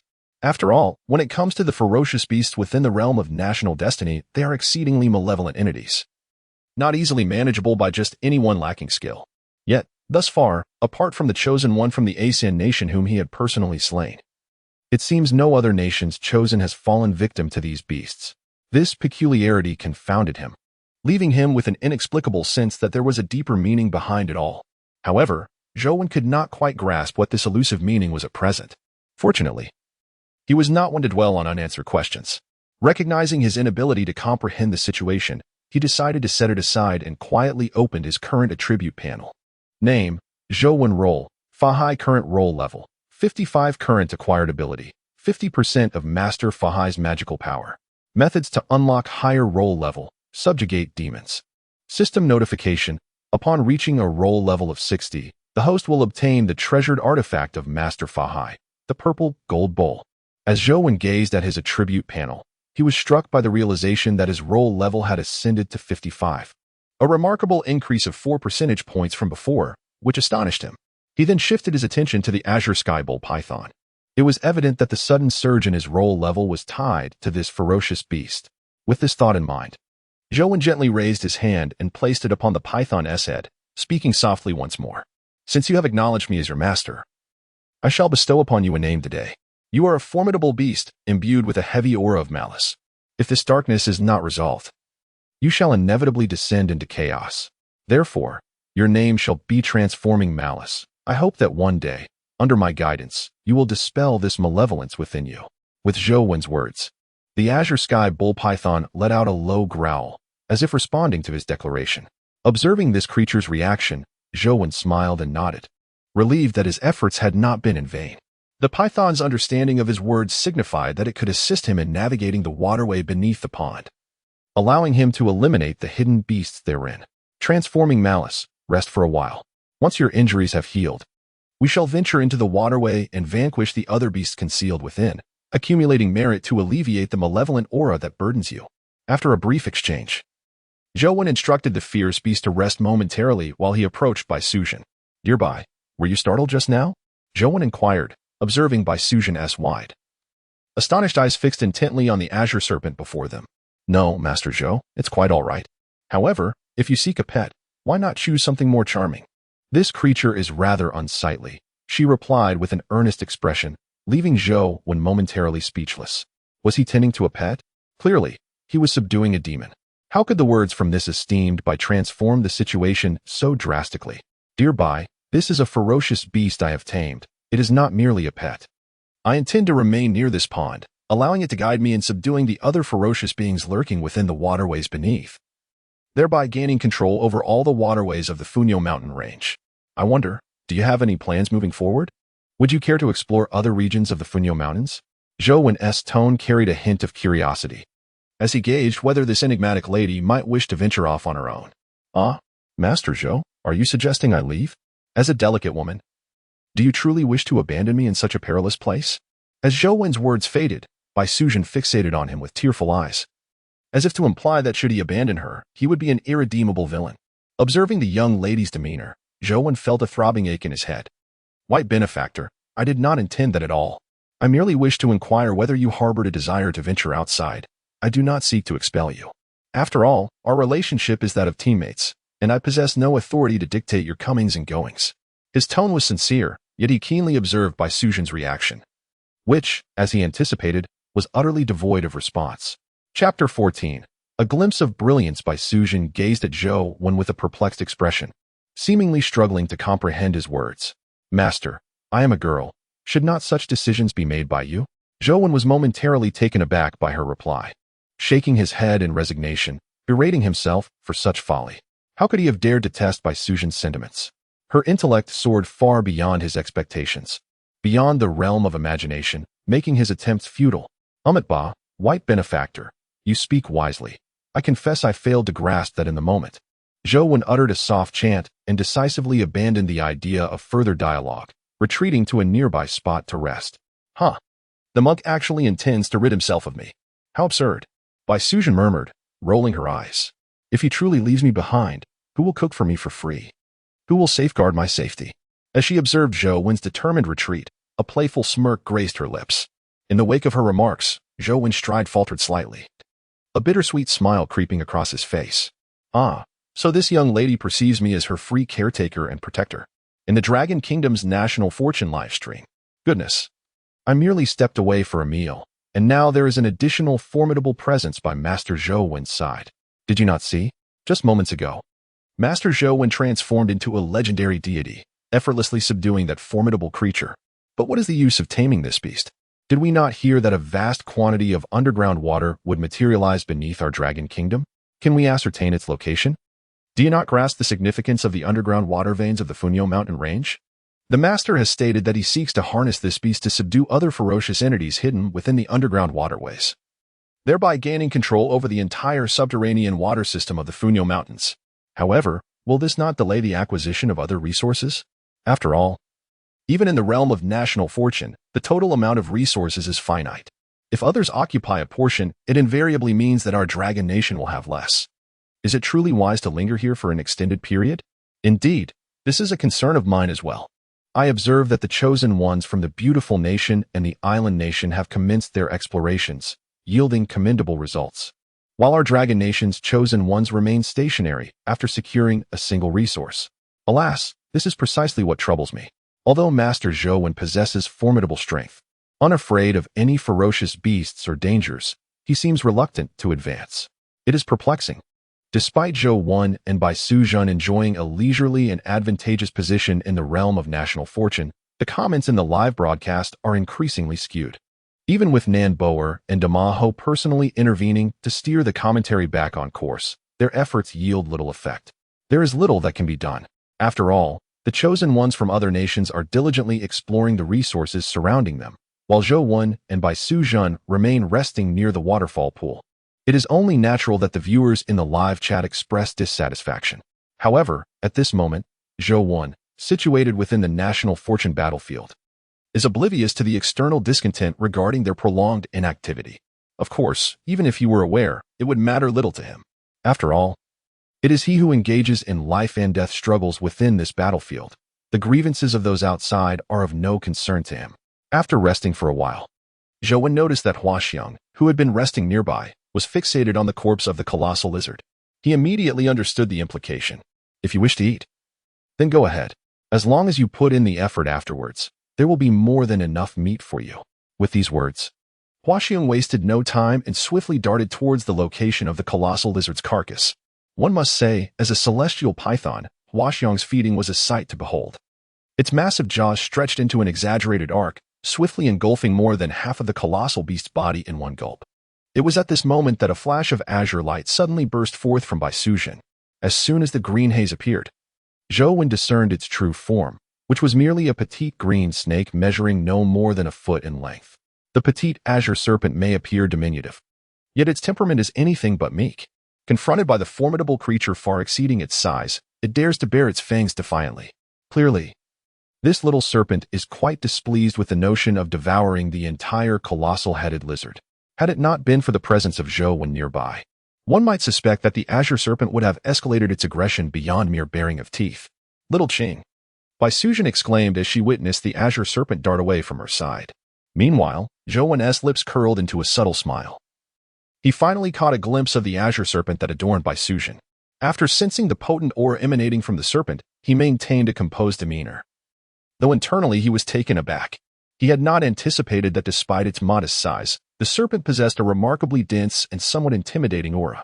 In Zhou Wen's perception, in terms of this serpent's aura, both the colossal-headed lizard and the azure bull python paled in comparison. By benefactor, I had no idea you kept such a fierce creature as a pet, Zhou Wen remarked. This being is ominous. Should you desire, I could assist in subduing it. Upon witnessing the azure serpent's emergence, Zhou Wen rose calmly, addressing Bai Suzhen.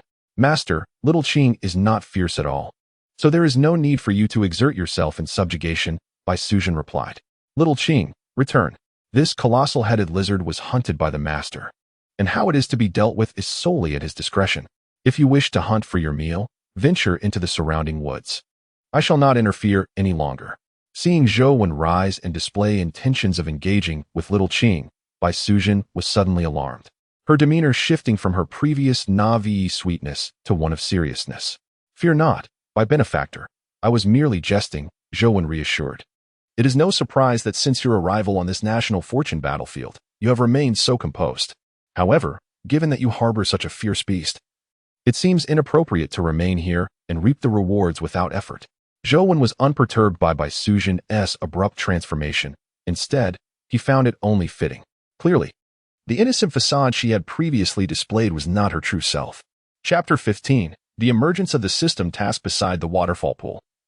Bai Sujin and Zhou Wen stood facing one another as the azure serpent transformed into a silken ribbon, playfully entwining Bai Sujin's dark, flowing hair, accentuating her ethereal grace. Master, what exactly do you mean? Bai Sujin inquired. Our time together has been quite harmonious. Why must you lay everything bare? Gazing at the ethereal Bai Sujin before him, Zhou Wen, upon hearing her inquiry, offered a gentle smile and replied, Ah, esteemed Bai, do not take offense. My curiosity towards you stems from your striking resemblance to a dear acquaintance of mine. Every aspect, from your demeanor to the companion at your side, echoes her presence, compelling me to probe into your character. A dear acquaintance? Bai Sujin interjected, her eyes sparkling with intrigue. Master, is this person you speak of connected to you by enmity? Indeed, there exists a deep-seated animosity, Zhou Wen confessed, fully embodying the persona of Fahai. To be precise, our bond is marred by a rivalry over love and the sanctity of family. In that moment, as his words escaped his lips, Bai Sujin's pupils dilated, her mouth agape in astonishment as she repeatedly murmured, a rivalry over love and family? Master, no wonder you have shown me no compassion. It appears you have a preference for men. Zhou Wen, nearly choking on his drink, barely managed to suppress a gasp, his countenance shifting from benevolence to one of fierce intensity. Ba, I am a monk. I must maintain my composure. Veins bulged on his forehead, and his once gentle demeanor grew somewhat menacing. Esteemed Bai, I am a monk. I have long transcended the distinctions of gender. Yet, rather than fear, Bai Sujin displayed an expression of heightened astonishment. Oh, master, are you so brazen? If, in your eyes, there is no division between the sexes, does that not imply you are indiscriminate in your affections? Once more struck by her words, Zhou Wen found himself silently reciting mantras of calm. After a deep inhalation, he resolved to share a story with the captivating Bai Sujin before him. The tale is titled The Legend of the New White Lady. As time gracefully flowed by, upon the conclusion of recounting the entire story, Zhou Wen finally lifted his gaze to meet that of Bai Sujin, continuing with earnest conviction. Benefactor Bai, I can now ascertain one truth. Even if you are not the reincarnation of the White Lady from the tale I narrated, you undoubtedly share a profound connection with her. Thus, I have been compelled to test your essence repeatedly. Oh, master, how heartless you are. It is evident that the White Lady and Su Xian are a pair of star-crossed lovers, yet you cruelly entertain the notion of severing their bond.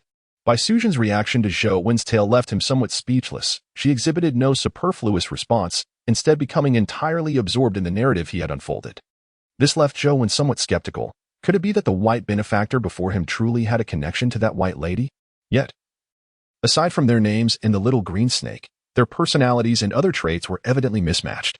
Ba, vanquishing demons and evil is indeed the duty of us monks.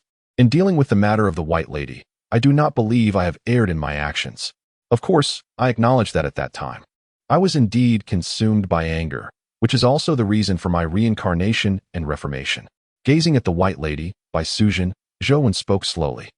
Although he was currently portraying Fahai, the monk from the tale of the green snake, he was actually referencing the Fahai from the new legend of the White Lady. Alas, there was no choice. The character he was embodying was indeed riddled with flaws and temperament. Judging by Bai Sujin's reaction, it was clear that if he were to narrate the story of the green snake in its entirety, one could only imagine the venomous words that might follow from her. Humph, I shall not listen, you turtle reciting scriptures. You foul monk, you know nothing of love. Bai Sujin shook her head in response to Zhou Wen's explanation, expressing her dissatisfaction with his past actions. Ba, dear benefactor Bai, I seek only to have a clear conscience within myself. As for everything else, let it unfold according to fate. Zhou Wen chose not to elaborate further to this white benefactor, for reasoning with women was not a skill he possessed. Therefore, it seemed wiser to conserve his breath. That cannot be, master. You just admitted that in your past life, your actions were driven by anger, which signifies that you now acknowledge your wrongdoings towards me. The ancients said, to know one's mistakes and correct them is of utmost importance. You ought to compensate me now. How can you speak of everything being left to fate?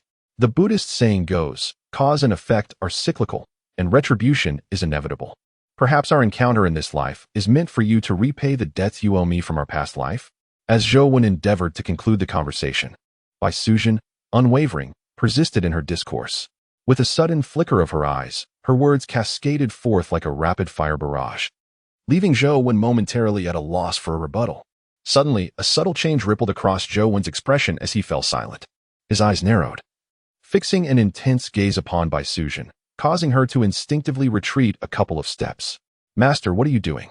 Even if you choose not to repay the debts of your past life, you need not stare at me so intently. Remember, you are a monk, and I remain a humble benefactor. Flesh and bones, mere ephemeral illusions to me. The reason for my earlier lapse in composure was simply due to the wisdom contained in your previous words, which I found profoundly insightful.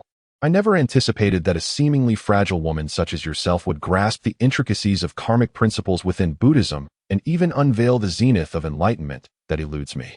I am truly humbled. While Zhou Wen casually responded to Bai Sujin, a profound turmoil surged within him. Just moments ago, as Bai Sujin sought to rectify the grievances of their past life, a system notification echoed in his ears. Indeed, the very system he embodied had emitted a chime. Ding. System notification. Would the host be willing to accept the role-playing task, Grudges of the Past Life? Task, Grudges of the Past Life. The host must fulfill 3 requests from Bai Sujin.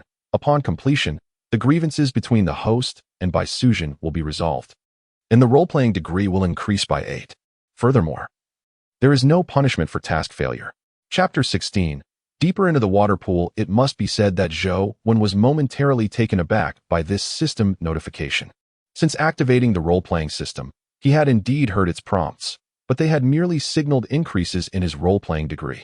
This, however, was the first time he had been presented with a task. Nevertheless, despite his astonishment, he promptly accepted the task. After all, only he understood how exceedingly difficult it became to elevate the role-playing degree as one approached the final stages. At present, the degree of engagement in this realm of national fortune can still be sustained by these formidable beasts. It remains a mystery what specific conditions must be fulfilled to elevate one's engagement beyond 60. Dear benefactor, said Zhou Wen, as compensation, I can grant you 3 reasonable requests. What do you think? At the utterance of these words, Bai Sujin across from him was rendered utterly astonished. Her previous remarks had merely been made in jest. Yet to her surprise, Zhou Wen had proactively offered to fulfill 3 of her reasonable requests. Very well, master, you have stated this yourself, and I shall hold you to it. She pondered momentarily. No, it would be wise to secure this request first. Thus, master, you must promise me that, regardless of what transpires in this realm of national fortune, you shall not abandon me. Rest assured, even without your request, I would never forsake you, Zhou Wen replied emphatically. Observing Bai Sujin's unwavering determination in articulating her first request, Zhou Wen acquiesced without hesitation. Encouraged by his response, Bai Sujin continued, for my second request, you must not take any offensive action against my pet, Xiaoqing, under any circumstances. With her own concerns addressed, she swiftly turned her attention to the well-being of her companion, Xiaoqing. After all, in a strict sense, Xiaoqing was a demon and also a target Zhou Wen was meant to subdue. Thus, Bai Sujin sought a promise of protection for her. Zhou Wen naturally agreed, understanding that since Bai Sujin was his ally, her pet Xiaoqing was also part of their collective strength, and he would never engage in an act that would undermine his own side. Seeing that Zhou Wen had readily accepted her 2 requests, Bai Sujin suddenly broke into a sly smile. Master, I have yet to finalize my 3rd request. I will inform you once I have decided. As Zhou Wen awaited her 3rd request, she boldly made this declaration. To this, Zhou Wen merely smiled, unperturbed. Regardless of her decision, he remained indifferent. After all, the task he bore was not constrained by time. The longer it took to complete, the greater the benefits he would ultimately reap. Take your time to consider, dear benefactor. Once you have made your decision, do let me know. Now then, dear benefactor, please wait for me here while I venture once more into the depths of the water pool with the transformation beast. Upon witnessing that the matters concerning Bai Sujin had been resolved, Zhou Wen resolved not to linger any longer. After all, during the time he had spent narrating tales to Bai Sujin, the sound of battlefield alerts had incessantly echoed in his ears. However, just as he was about to rise, a new series of battlefield alerts suddenly resounded. Battlefield alert. The chosen one of the Baoxiang kingdom was slain by a formidable beast while exploring uncharted territories, resulting in a 1% automatic dispersal of the kingdom's fortune while calamity begins to brew. Battlefield alert. The calamity of the Baoxiang kingdom has reached fruition, manifesting as the 5 declines of heaven and man. Battlefield alert. Following the 5 declines of heaven and man, The lifespan of all citizens of the Baoxiang Kingdom will be indiscriminately reduced by 5 years. Battlefield alert. After the 5 declines, the Baoxiang Kingdom will be required to select 2 new chosen ones to join the realm of national fortune in battle. A cascade of battlefield alerts reverberated in the ears of all present, causing their expressions to shift dramatically. The chosen one from the kingdom of Baoxiang has become the first to perish at the hands of the ferocious beasts within the realm of national fortune. This signifies that, despite the seemingly boundless luck bestowed upon these chosen individuals, enabling them to consistently discover means to confront these beasts, they simultaneously bear immense risks. The concept of the 5 declines of heaven and man. It is indeed terrifying that the battlefield of national fortune can manifest such calamities that directly diminish one's lifespan. Standing beside the waterfall's pool, Zhou narrowed his eyes, feeling a profound shock within. Previously, during the widespread plague that afflicted the nation of Asan, he had thought that the so-called calamities of the national fortune battlefield merely amplified disasters that were destined to erupt in reality. Yet, it appears that the truth is far more complex. The fate of an entire nation is intricately linked to its people's destiny. It seems that the depths of this national fortune battlefield are truly unfathomable. As his thoughts swirled, a peculiar light flickered in Zhou pupils, suppressing all distractions. He turned to Bai Su-zhan, who stood behind him. Esteemed Bai, you heard the warnings from the battlefield, did you not? This is no benevolent place. So if you find it unnecessary, it would be wise to remain near this pool. Of course, should you wish to venture outside, to ensure that you are accompanied by Xiaoqing. With her presence, I believe the average ferocious beast will pose no threat to you. After reiterating his advice to Bai Su-zhan, Zhou shifted his gaze to the Qing Tian Yomang beside him. This creature, having consumed an entire giant-headed lizard, had remarkably healed from its injuries to a significant extent.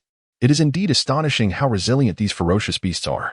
Not long ago, this beast had endured a severe beating at Zhou hands, yet after devouring the giant-headed lizard and resting briefly, it had almost completely recovered. Truly remarkable transformation of ferocity. It is time for us to depart and seek out your old acquaintances.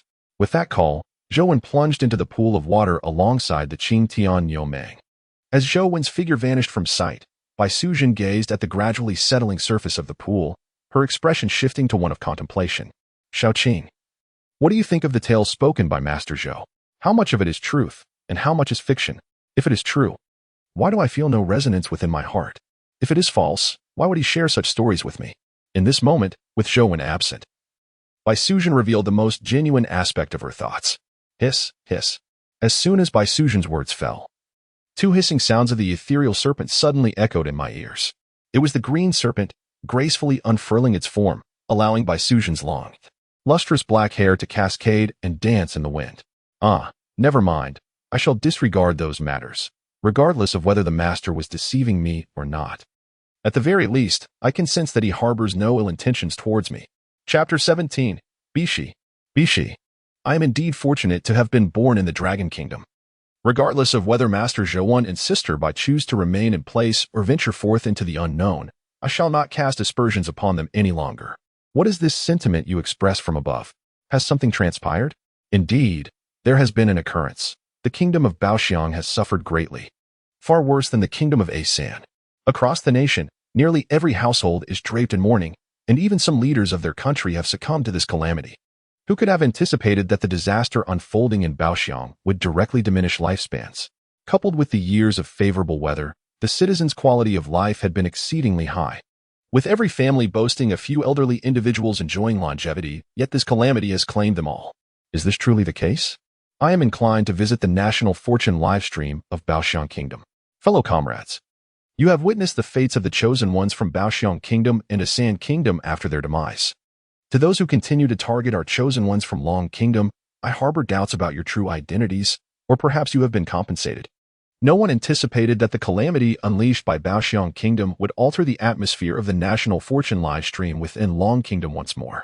Those who previously clamored for Zhou and Bai Su-zhan to cease lingering and hasten their exploration have now chosen silence.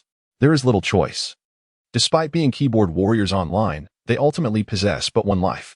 Should anything befall Zhou and Bai Su-zhan on this battlefield of national fortune, it is plausible that calamity would sweep them away, and who would not fear that? Dear viewers, there is no need for such concern. You have heard that Master Zhou and Miss Bai Su-zhan are both individuals of profound wisdom, Their prowess is evident to all.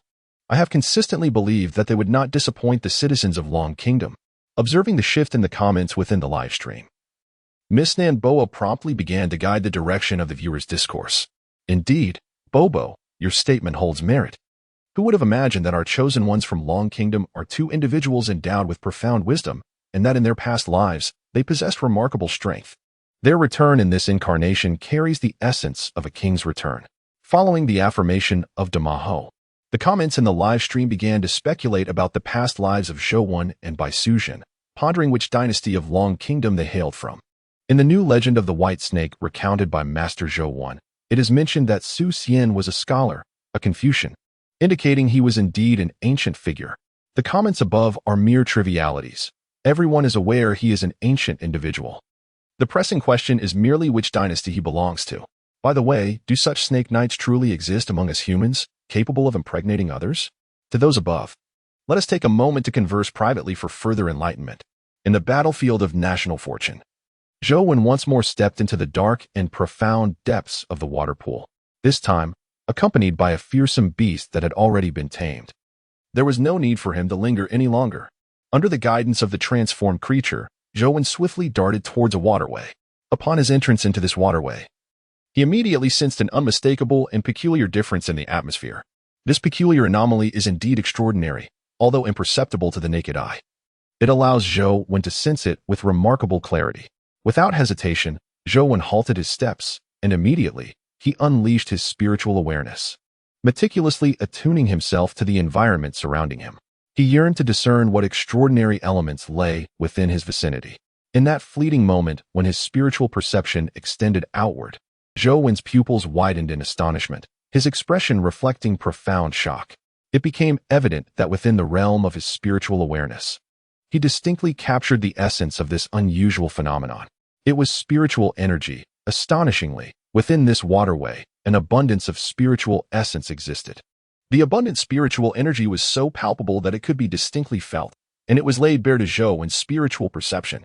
Initially, the presence of such energy in this location would not have been sufficient to astonish him.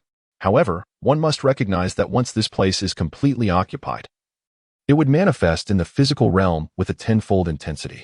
This implies that soon, the Dragon Kingdom would also experience the emergence of spiritual energy.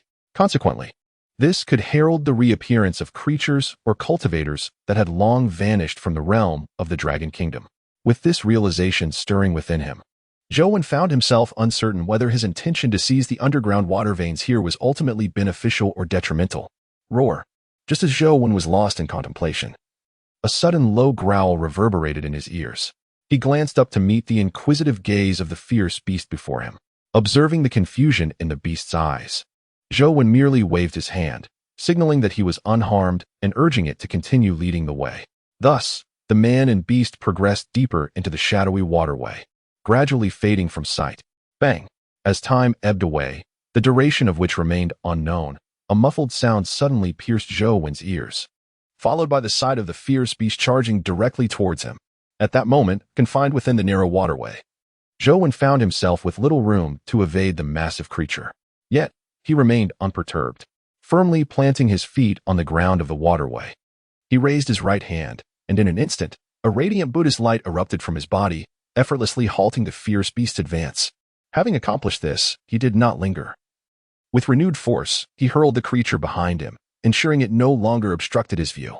It was at that moment he finally discerned the entity that had sent the fierce beast crashing towards him. It was a colossal turtle. No, not merely a turtle. In strict terms, it was known as Bishi, a legendary creature among the 9 sons of the dragon. Zhou gazed upward at the dragon-headed, turtle-bodied Bishi, its golden eyes shimmering with an otherworldly brilliance. This refers to the heavenly eye, one of the 6 supernatural powers in Buddhism, capable of summoning the myriad beings across the 3 realms and 6 paths, revealing their sufferings and joys, as well as perceiving all forms and colors in the world without obstruction.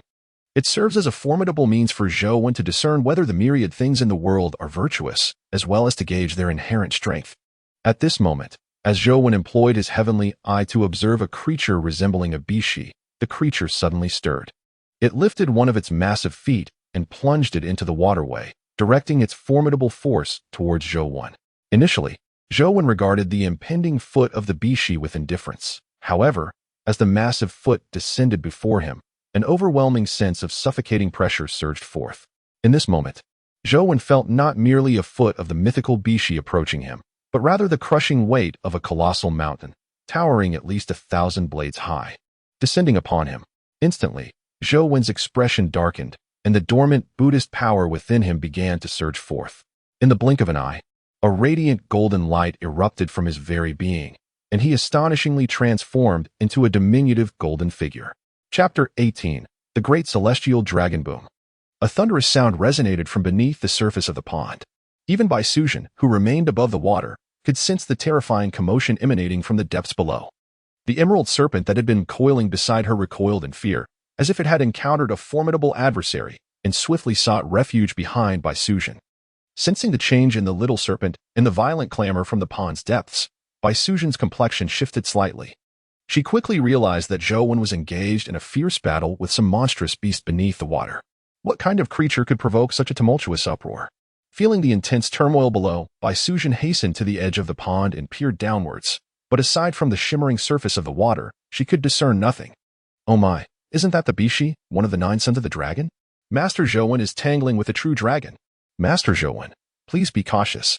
If anything were to happen to you, how could I possibly continue to live? In the National Fortune live streaming room, viewers were intently watching the formidable enemy that Zhou faced beneath the pond, their hearts collectively gripped with anxiety. At the bottom of the pond, Zhou braced himself against the claw of the opposing Bishi with one hand, his body immediately swaying under the immense force. It is not that his strength pales in comparison to the formidable Bishi before him, but rather that he currently finds himself submerged underwater, an environment that is decidedly not his domain. Despite possessing considerable power, how much of it can truly be unleashed in such depths? Meanwhile, the Bishi, incensed by the fact that it could withstand one of its claws, erupted with fury. It is critical to understand that beneath the Funyo mountain range, it reigns supreme. A veritable sovereign, capable of overpowering any creature, be it the previous azure sky bull python or any other ferocious beast lurking in the depths. Few can withstand the might of its claw. With a roar reminiscent of a dragon's, the Bishi surged forward, its massive form bearing down upon Zhou with the weight of Mount Tai, intent on crushing him under its colossal body. Yet, as it advanced, a significant problem arose. Its sheer size rendered it unable to navigate through the waterway where Zhou was ensconced, becoming effectively ensnared. This predicament exemplifies the fundamental reason it struggles to dominate the underwater realm of the Funyo Mountains. Its gargantuan stature makes it exceedingly difficult to subdue the myriad ferocious beasts hiding within the myriad waterways, thereby revealing its greatest vulnerability before Zhou. Observing the Bishi trapped at the mouth of the waterway, Zhou's eyes gleamed with intensity, and in the next instant, a brilliant golden light erupted from his very being once more. This time, the golden radiance emanating from his body was even more intense than when he faced the azure sky bull python. Not only that, but the incantations in his hands began to weave with fervor. Great might heavenly dragon, world-honored earth store, Prajna Buddhas, Prajna Bamahong. A roar reverberated through the air, and in the next instant, he transformed once again into a small golden figure. The imposing silhouette that subtly hovered behind him seamlessly merged into his being, elevating the divine power within him to an unprecedented zenith. Ever since he began to embody the persona of Fahai, it was the first time that Zhou fully unleashed the entirety of the Buddha's power residing within him. At this moment, he seemed to truly embody a Buddha traversing the earthly realm. However, this incarnation of the Buddha lacked the essence of compassion. Instead, a fierce and ominous aura enveloped him, resembling the formidable aspect of the Buddha known as the King of Brightness. With a thunderous roar, the creature that had been lodged at the waterway's entrance was unexpectedly propelled away by Zhou with sheer force. This is not the end. With a powerful punch, Zhou sent the Bishi flying, his figure remaining unyielding. He let out a low roar, Kasaya. At the utterance of this command, the seemingly unremarkable red Kasaya draped over him suddenly slipped off and enveloped the Bishi before him. Roar. Infuriated by being struck by this diminutive creature, the Bishi's anger flared. Seeing that this little being was relentless and still dared to confront him, the dragon offspring erupted in rage. A dragon's roar resonated once more, and in the next moment, a terrifying wave of magical power surged forth from its body, as it unleashed its innate water-controlling ability. This place, being within the subterranean water veins, was indeed the Bishi's domain, and combined with its innate divine power, the ensuing might was nothing short of terrifying. Humph, mere trifles. How dare you flaunt your skills before me? Abominable creature, prepare to meet your demise. Great dragon of heaven, world-honored earth store, Prajna Buddhas, Vajra flames, subdue the demons. Observing that his Kasaya was thwarted by the Bishi's water control technique, Zhou bellowed, channeling his Buddhist power once more. In this instance, he directly invoked a formidable Buddhist spell, unleashing the wrathful flames of the immovable king, igniting the very water to retaliate against the Bishi. This unexpected display of Vajra flames caught the Bishi off guard. It had never anticipated that someone would dare to set fire in the water, scorching this divine beast of the aquatic realm. Even more astonishing was the fact that this feat was indeed accomplished by the diminutive creature across from it. The Vajra flames were no ordinary fire. They represented one of the great divine powers of Buddhism, capable of burning fiercely even in water. Furthermore, their immense might enveloped the Bishi, subjecting it to a relentless and searing blaze. A long and resonant roar erupted, echoing with a sound reminiscent of a dragon's lament, even more profound than before. At this moment, the Bishi was truly enraged, for it had been wounded. It had been scorched by flames beneath the water, which drove it into a furious wrath. In that moment, it ceased to restrain the formidable power residing within. Its 4 claws, previously half curled before it, now forcefully struck the ground beneath the water. As its feet made contact with the earth, an immense surge of strength rushed upwards from the depths, flooding into its being. With the emergence of this power, in the mere blink of an eye, the indomitable flames enveloping it, previously bestowed by Zhou, were instantly dispersed. Following the extinguishing of the flames, the head of the Bishi suddenly reared back, and its dragon tail swept fiercely, not aimed at Zhou before it, but rather at the waterway behind him. Witnessing this movement, Zhou's pupils constricted, and he swiftly sidestepped, bracing himself against the enormous tail of the Bishi. There was no choice. The waterway behind him was his only escape route. If this creature were to obliterate it, who could say whether Zhou would ever find his way back to that pool? One must understand, after traversing the depths of that pool, he had lost all sense of his current location. Bang! As Zhou's figure swiftly shifted, he braced himself against the tremendous force of the dragon's tail unleashed by the Bishi, resulting in a resounding crash. In the wake of this thunderous sound, Zhou was sent reeling backward, his arms tingling with numbness, and a glimmer of incredulity sparkled in his eyes. The formidable prowess of this Bishi was utterly astonishing. After all, he had already approached his full power, yet he found himself unable to gain the upper hand in a direct confrontation. This revelation was somewhat beyond Zhou's expectations. Chapter 19. The Bishi's Suppression of the Abyss. In this moment, Zhou steadied himself, his brows slightly furrowing. The next instant, a fierce expression crossed his face, and a surge of golden light radiated from him. Faint echoes of sacred sounds resonated in the surrounding void. Great might, heavenly dragon, compassionate Buddhas, bestow upon me the Bodhi Buddha's light, break the sea. Sensing the formidable power of the tortoise beneath the water, Zhou no longer worried whether the immense force of his spell would disrupt the local water veins and terrain. As he invoked the sea-breaking technique, the waters within a 10-mile radius surged violently, defying all logic as they began to flow upwards towards the surface. At that moment, several dozen miles away, by a pond, Baisuzhen anxiously observed the commotion in the water. Suddenly, a towering column of water erupted from the pond, transforming into a wave that splashed outward, drenching Baisuzhen from head to toe. What on earth was happening below? She gently wiped the droplets from her face, disregarding her soaked attire, and continued to gaze intently at the surface of the pond, her confusion deepening. Meanwhile, outside the battlefield of national fortunes, a group of viewers nervously watching Zhou's battle against the tortoise in the Dragon Kingdom's live-streaming room began to lose their composure, shifting their attention from Zhou to Baisuzhen. Oh my, that figure is too much to bear. I swear I'm concerned about Master Zhou. But why can't my eyes obey?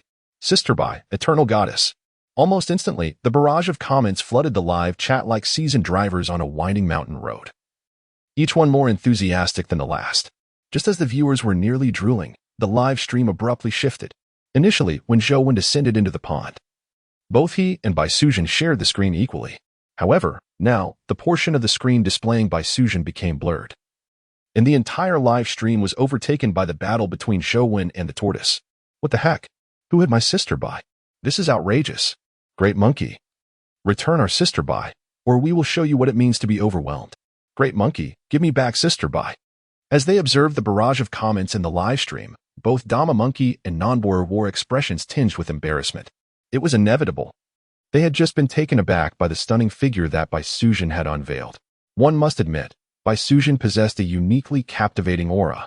And in that fleeting moment of her being drenched, her charm was truly enchanting, appealing to both genders. Even Nonbor, who typically exuded confidence, found herself momentarily entranced. Regaining her composure, she glanced down at her own impressive curves, a rare expression of inadequacy flickering across her face. Indeed, this world is filled with talents beyond one's imagination. She had been overly self-assured, unaware of Bai's remarkable depth. "Haha, brothers, look at the amusing expression on Bobo's wife." Someone chimed in. "Bobo's wife, do not feel inferior. Sister Bai is an eternal legend, while you are our beloved, a true love for us all." Initially, the atmosphere in the live stream of the Dragon Kingdom was rather somber, especially considering the exaggerated strength of the creature Zhou had encountered, which could actually exchange blows with Zhou, revered like a Buddha. However, following Bai's drenched incident, the ambience shifted dramatically.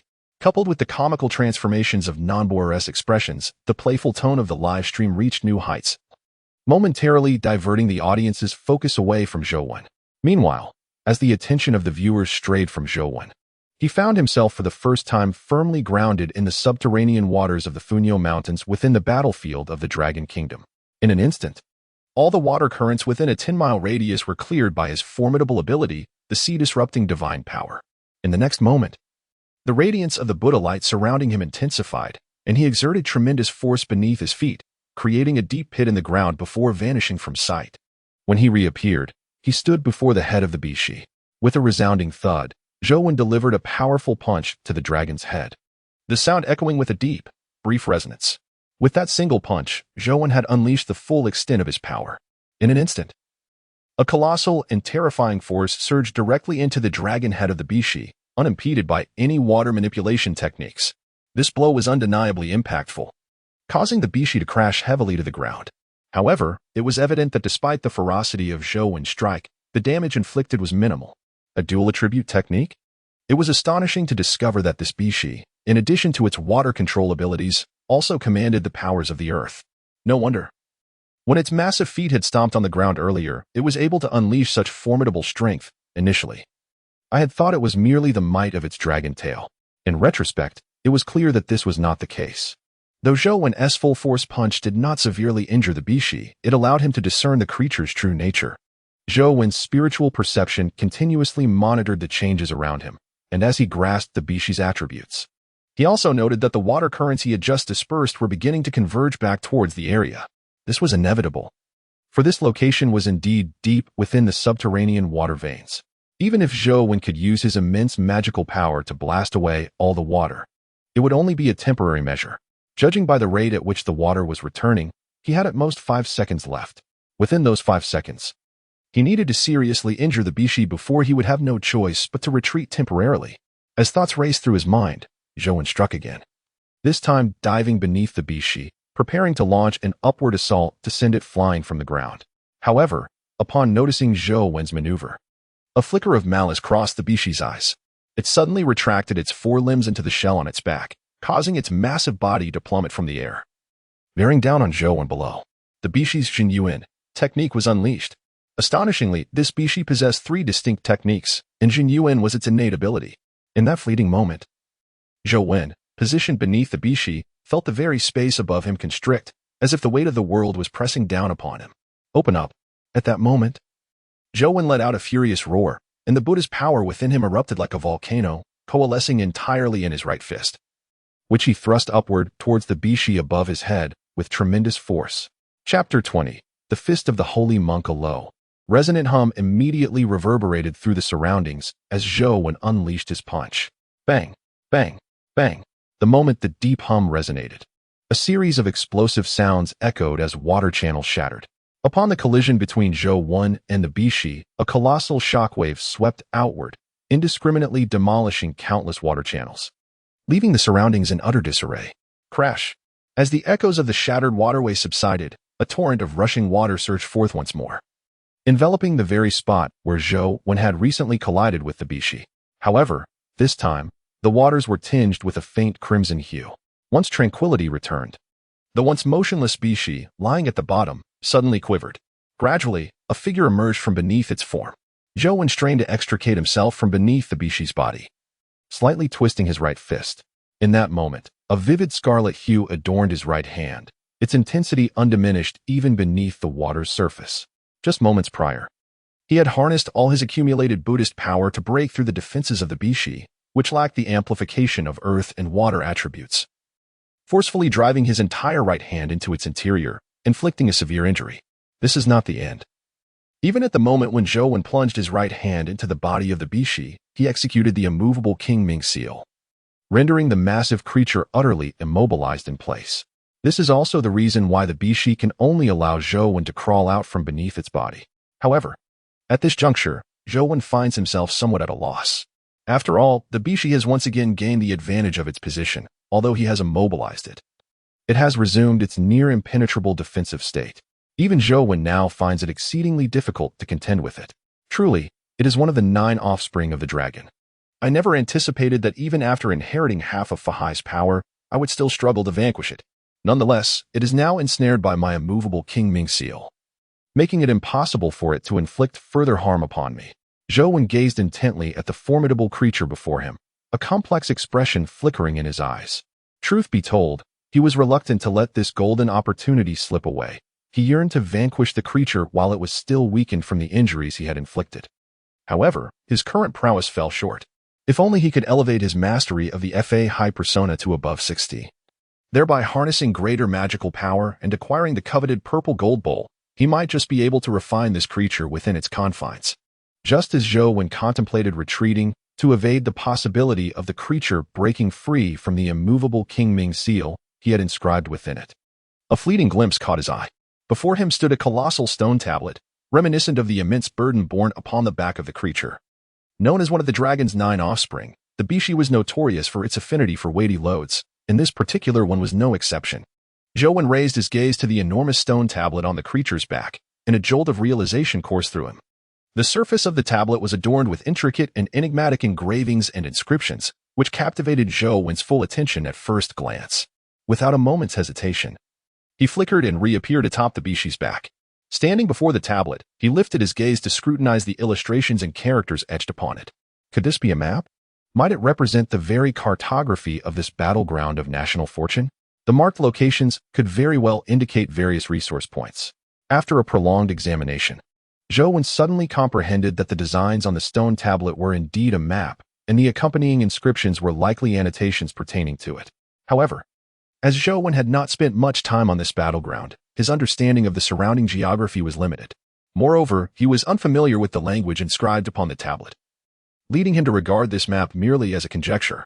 Thus, as Zhou diligently recorded the vast map inscribed on the stone tablet before him, he suddenly felt a subtle tremor beneath his feet, jolting his attention back to the present. Sensing the vibrations intensifying, Zhou furrowed his brow and glanced up at the stone tablet once more. With a determined resolve, he gritted his teeth and swiftly leapt down from the back of the Bishi. The earlier tremor had clearly signaled that the Bishi beneath him was about to break free from his immovable seal. To avoid a futile struggle with the creature, he decided it was prudent to temporarily evade its formidable presence. However, this retreat was merely a temporary measure. Once he subdued a few more fierce beasts on this battlefield of national fortitude and enhanced his own prowess and magical artifacts, this Bishi would merely be a trivial challenge.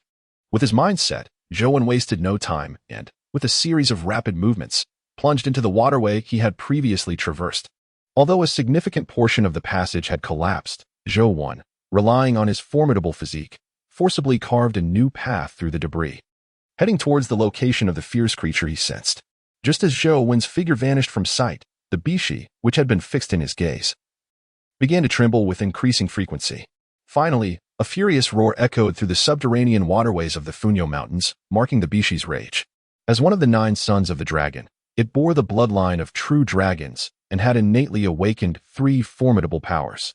For thousands of years, it had roamed these underground passages, undefeated. To be wounded today and rendered immobile was an affront of the highest order. In a fit of growing fury, the Bishi let out another roar, venting its wrath. It then moved, vacating the territory it had occupied for centuries and delving deeper into the waterway. Despite its anger, the Bishi recognized Zhou's formidable strength. With such a powerful adversary lurking nearby, it, unlike the mindless beasts, would not remain stationary, waiting for Zhou to return. Thus, it departed without hesitation, signifying its concession and vowing not to return. As the Bishi retreated from its claimed waterway, a sudden notification resounded throughout the battlefield of national fortune. Chapter 21. Another beast vanquished battlefield notification. The Dragon Kingdom's Chosen One, Zhou, has successfully defeated the Level 1 beast, Bishi, and is awarded a diamond treasure chest. Battlefield announcement. The Chosen One of the Dragon Kingdom, Zhou, has successfully vanquished the otherworldly beast, Bishi, and driven it from its occupied territory, thereby gaining control over 1/3 of the subterranean waterways of the Funyo mountain range. As Zhou approached the transformed creature, he was suddenly greeted by the sound of a system notification, momentarily taking him by surprise. He had not anticipated that merely defeating the Bishi would grant him control over a full third of the subterranean waterways of the Funyo mountain range. It appeared that to seize a resource point, one need not necessarily subjugate or slay the ferocious beasts occupying it. Driving them away from one's territory might suffice. However, it was unfortunate that the Bishi had managed to escape from its domain. If he wished to encounter it again in the future, he could not be certain of another opportunity. Zhou stood still, his thoughts swirling in his mind. Meanwhile, at his feet, the transformed creature lay curled up, scarcely daring to breathe as it remained submissively at Zhou's side. Ever since it had witnessed Zhou's arrival, it had maintained this posture. It was inevitable, for the creature had harbored a hidden agenda in bringing Zhou before the Bishi. Although it had ultimately been subdued by Zhou, its inherent ferocity had yet to be fully tempered. Thus, it had intended to lead Zhou into the waterways to observe whether the Bishi could vanquish the man who had conquered it, thereby securing its own freedom. Yet, the current situation was clearly beyond the creature's expectations. Not only had Zhou survived the encounter, but he had also succeeded in driving the Bishi away. This implies that if Zhou intends to settle scores in the aftermath, the creature at his feet, the fierce beast, shall find itself in dire straits.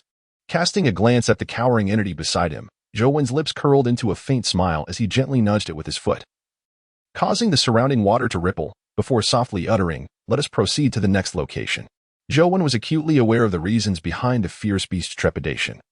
Yet he chose not to expose it, nor did he harbor any intention of troubling it. After all, it is only natural for a beast of ferocity to exhibit a degree of fierceness, as long as his forthcoming actions reveal to it the true essence of savagery. It would surely refrain from causing further disturbances in the future. Trailing behind the fierce beast, Zhou once again navigated through the labyrinthine underground waterways. On this occasion, the pair of man and beast had not ventured far before encountering the main subject. Zhou stood behind the transformed beast, observing a water monkey lurking beneath the surface not far ahead, his brows slightly arching in intrigue. The water monkey, though modest in stature at merely 1 meter tall, appeared surprisingly unthreatening, yet it was said to stand on equal footing with fearsome beasts.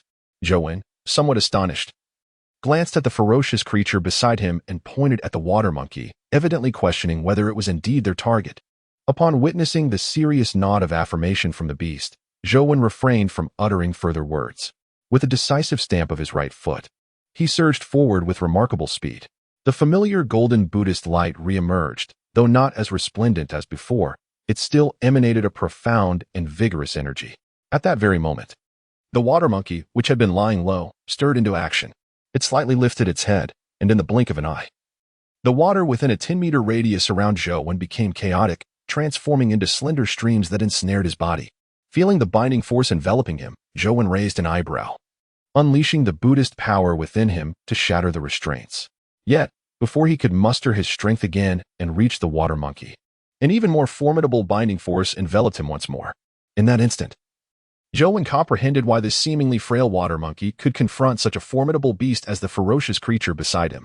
Ah, so it possesses mastery over the art of water manipulation. No wonder it could dominate a territory despite its diminutive form. However, such a beast is merely a jest in my presence. With a quiet murmur to himself, Zhou's lips curled into a faint smile. Without any visible motion, the red cassock he wore surged forth once more, and with a mere tremor, it dispelled the binding force that had ensnared him. The tale does not conclude here. Upon the departure of the crimson robe from Zhou's body, it began to stretch wildly, enveloping the water monkey in a manner that obscured the heavens. Despite the fact that Zhou Wen's robe was effortlessly shattered by the water-controlling abilities of the Bishi, a mere coincidence. For the Bishi is one of the 9 sons of the dragon, possessing the authentic blood of a true dragon, thus mastering water manipulation to an unparalleled extent. In contrast, the water monkey before Zhou Wen, whether in terms of lineage or mastery of its own abilities, was vastly inferior to the Bishi.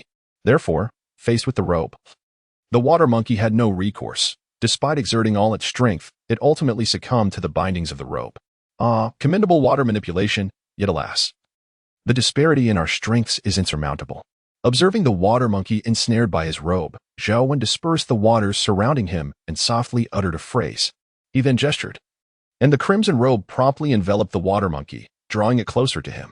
Extending his right hand, he firmly grasped the water monkey by the neck. Casting a glance at the transformed beast beside him, a crisp sound of shattering bones echoed in the air, sending a chill of dread through the transformed beast, causing it to tremble as its heart sank. Congratulations to the host for successfully slaying a demon beast, enhancing the disguise by 2%. Watching the transformed beast lower its head in submission under his gaze, trembling uncontrollably, Zhou Wen realized he had utterly intimidated this ferocious creature. Just then, a notification chimed in his ear, prompting a slow, enigmatic smile to creep across his face, instilling unease in both the transformed beast beside him and the viewers in the live stream. Chapter 22, A Serendipitous Surprise. My goodness. The Master's smile almost made me lose control. I had no idea that the usually compassionate and gentle master harbored such a dark side. I felt a pang of sympathy for the transformed beast, observing its quivering form, curious about the psychological impact it was enduring. After all, it was its own doing. Who prompted it to attempt a treacherous act? Surely, the astute viewers must have noticed that the transformed beast had ulterior motives when it led Master Zhou Wen to confront the Bishi. An ulterior motive? How novel. If ferocious beasts were so easily subdued, could they still be called ferocious? It appears that Master, confident in his abilities, allowed the transformed beast to guide him. Regrettably, the Master ultimately failed to vanquish the formidable Bishi. Had he succeeded, today, Sister Bai and the others would have indulged in a sumptuous feast of dragon meat. Battlefield announcement. The chosen one of the Dragon Kingdom, Zhou Wen, has successfully slain a level 7 beast, the water monkey, and has been awarded a silver treasure chest, along with 1/10 of the subterranean water vein control of the Funyo Mountains, casually discarding the carcass of the water monkey. A resonant notification echoed throughout the entire National Fortune battlefield. In less than an hour, the series of battlefield notifications had made it abundantly clear to all the chosen ones. Still grappling with the challenges of the National Fortune battlefield, a certain undeniable truth. The undeniable truth is that when encountering the chosen one from the Dragon Kingdom, hesitation is futile. One should simply submit and plead for mercy. After all, the astonishing swiftness with which they vanquish fearsome beasts clearly indicates certain matters. From this, one can indirectly infer just how unfortunate the 2 chosen ones from the third country truly are. Should they encounter Zhou Wen and his companions again at this moment, even with their newfound boldness, it is unlikely they would dare to show their teeth. Zhou Wen gazed down at the lifeless form of the water monkey before him, shaking his head. Though this creature appeared far from human, it bore a humanoid shape, and bringing it back to Bai Suzhen as sustenance might prove unpalatable. Very well, Huaxiong. I entrust this water monkey to you. Once you have dealt with it, let us ascend together. With this casual remark, Zhou Wen turned his attention away from Huaxiong, who was by his feet, and began to wander through the territory dominated by the water monkeys. After walking a few steps, Zhou Wen felt a sudden heaviness beneath his feet, causing him to furrow his brow. Looking down, he was astonished to see a glimmering object catch his eye. Unable to resist, he reached down to clear the surrounding earth, revealing a jade disc before him. Cradling the jade in his hands, a chilling sensation coursed through him, stirring his very soul. Ah, what a remarkable find. This seems to be a gem that could foster tranquility. Moreover, upon examining the intricate patterns upon its surface, it became evident that this jade was not a product of nature, but rather a crafted piece. This implies that, in addition to the resources and ferocious beasts in this battleground of national fortune, there may indeed be other human presences. Yet, it need not be humans alone. It could also be remnants left by other intelligent and powerful beings. As Zhou Wen caressed the jade disc, he fell deep into contemplation. Suddenly, he felt a tug at the hem of his trousers. Glancing down, he was surprised to see Huaxiong, who had just consumed the water monkey, pulling at his pant leg, clearly indicating a desire for him to follow. Trusting the creature's intentions, Zhou stepped in line behind it, proceeding forward. After a short distance, a small earthen mound came into view. Without hesitation, Huaxiong charged at the mound, toppling it, and a beam of spiritual light soared skyward before Zhou eyes. The radiant lights were exceedingly blinding, causing Zhou to squint slightly. Once he acclimatized to the brilliance before him, he finally discerned the nature of the object in front of him. It was a jade mountain, upon which every element closely resembled the jade disc in Zhou hand. Possessing not only the unique ability to focus the mind and stabilize the soul, but also continuously emanating waves of spiritual energy. Strikingly, the material of this jade mountain seemed akin to that of the jade disc he held, yet it exuded a far greater abundance of spiritual energy. Could this be the fabled spiritual stone? He pondered softly, questioning why his jade disc was devoid of any spiritual energy, possessing only a potent effect of mental concentration and soul stabilization. In stark contrast, the jade mountain before him was saturated with a rich spiritual essence, which even induced a transformation within his own body. Never mind, he thought, the secrets of the national fortune battlefield are far too numerous. There is no need for excessive contemplation. As long as I remain here, these enigmas will eventually reveal themselves to me. After silently reaffirming his resolve, Zhou formed a hand seal, and in an instant, a formidable force erupted from within him. With a swift motion, he grasped the jade mountain and effortlessly lifted it from the ground. To his astonishment, the weight of the jade mountain was quite different from his expectation. Upon completely uprooting it, he finally comprehended the peculiarity of its weight. It turned out that the jade mountain was not whole. Its interior had been entirely hollowed out, and within it, a small verdant tree was firmly rooted. The spiritual energy emanating from the jade mountain was, in fact, continuously released by this emerald tree. Aha! Now I understand where the spiritual energy of the jade mountain originates. It is indeed due to this spirit source green sea tree. With the sight of this small tree, all of Zhou's doubts dissipated, and he finally grasped why the jade disc he held possessed no trace of spiritual energy. Its source lay within this very tree on the jade mountain. The jade disc has long since fallen from the mountain of jade, its spiritual essence dissipated entirely. Truly, it is a remarkable treasure with this jade mountain. Even an ordinary person might have the opportunity to become a practitioner. Such thoughts filled Zhou's mind as he casually tossed the jade mountain onto the back of Huaxiong, then quietly leapt onto its back, softly uttering, "All right, Huaxiong, let us return." Upon the utterance of his words, Huaxiong promptly carried Zhou and the jade mountain back in the direction from whence they came. The journey was silent, for Huaxiong was exceedingly familiar with the underground waterways, and they swiftly returned to the base of the pool from which they had descended. Once there, Zhou no longer sat obediently on Huaxiong's back. Instead, he abruptly rose, and with a gentle wave of his right hand, the jade mountain soared from Huaxiong's back, swiftly ascending towards the surface of the pool. Just as the jade mountain breached the water's surface, a piercing scream erupted, nearly shattering Zhou's eardrums. Feeling a sudden weight in his heart, he feared something had befallen Bai Sujin and hurriedly turned to the source of the sound, only to be met with a sight that nearly made his nose bleed. Under the moonlight, Bai Sujin, partially disrobed, sat by the pool, playfully splashing water as she bathed, while he, quite unfortunately, stood suspended in midair, jade mountain in hand, taking in the enchanting scene before him. Chapter 23. Zhou emerges again without a moment's hesitation. Zhou spun around and dove back into the water below. With a splash, he plunged in, finally pulling Bai Sujin back from her dazed state induced by her own scream. She glanced down at the garment wrapped around her waist, her charming face instantly flushing a deep crimson. Fortunately, she had not completely shed her attire. Otherwise, the previous scene would have been even more awkward.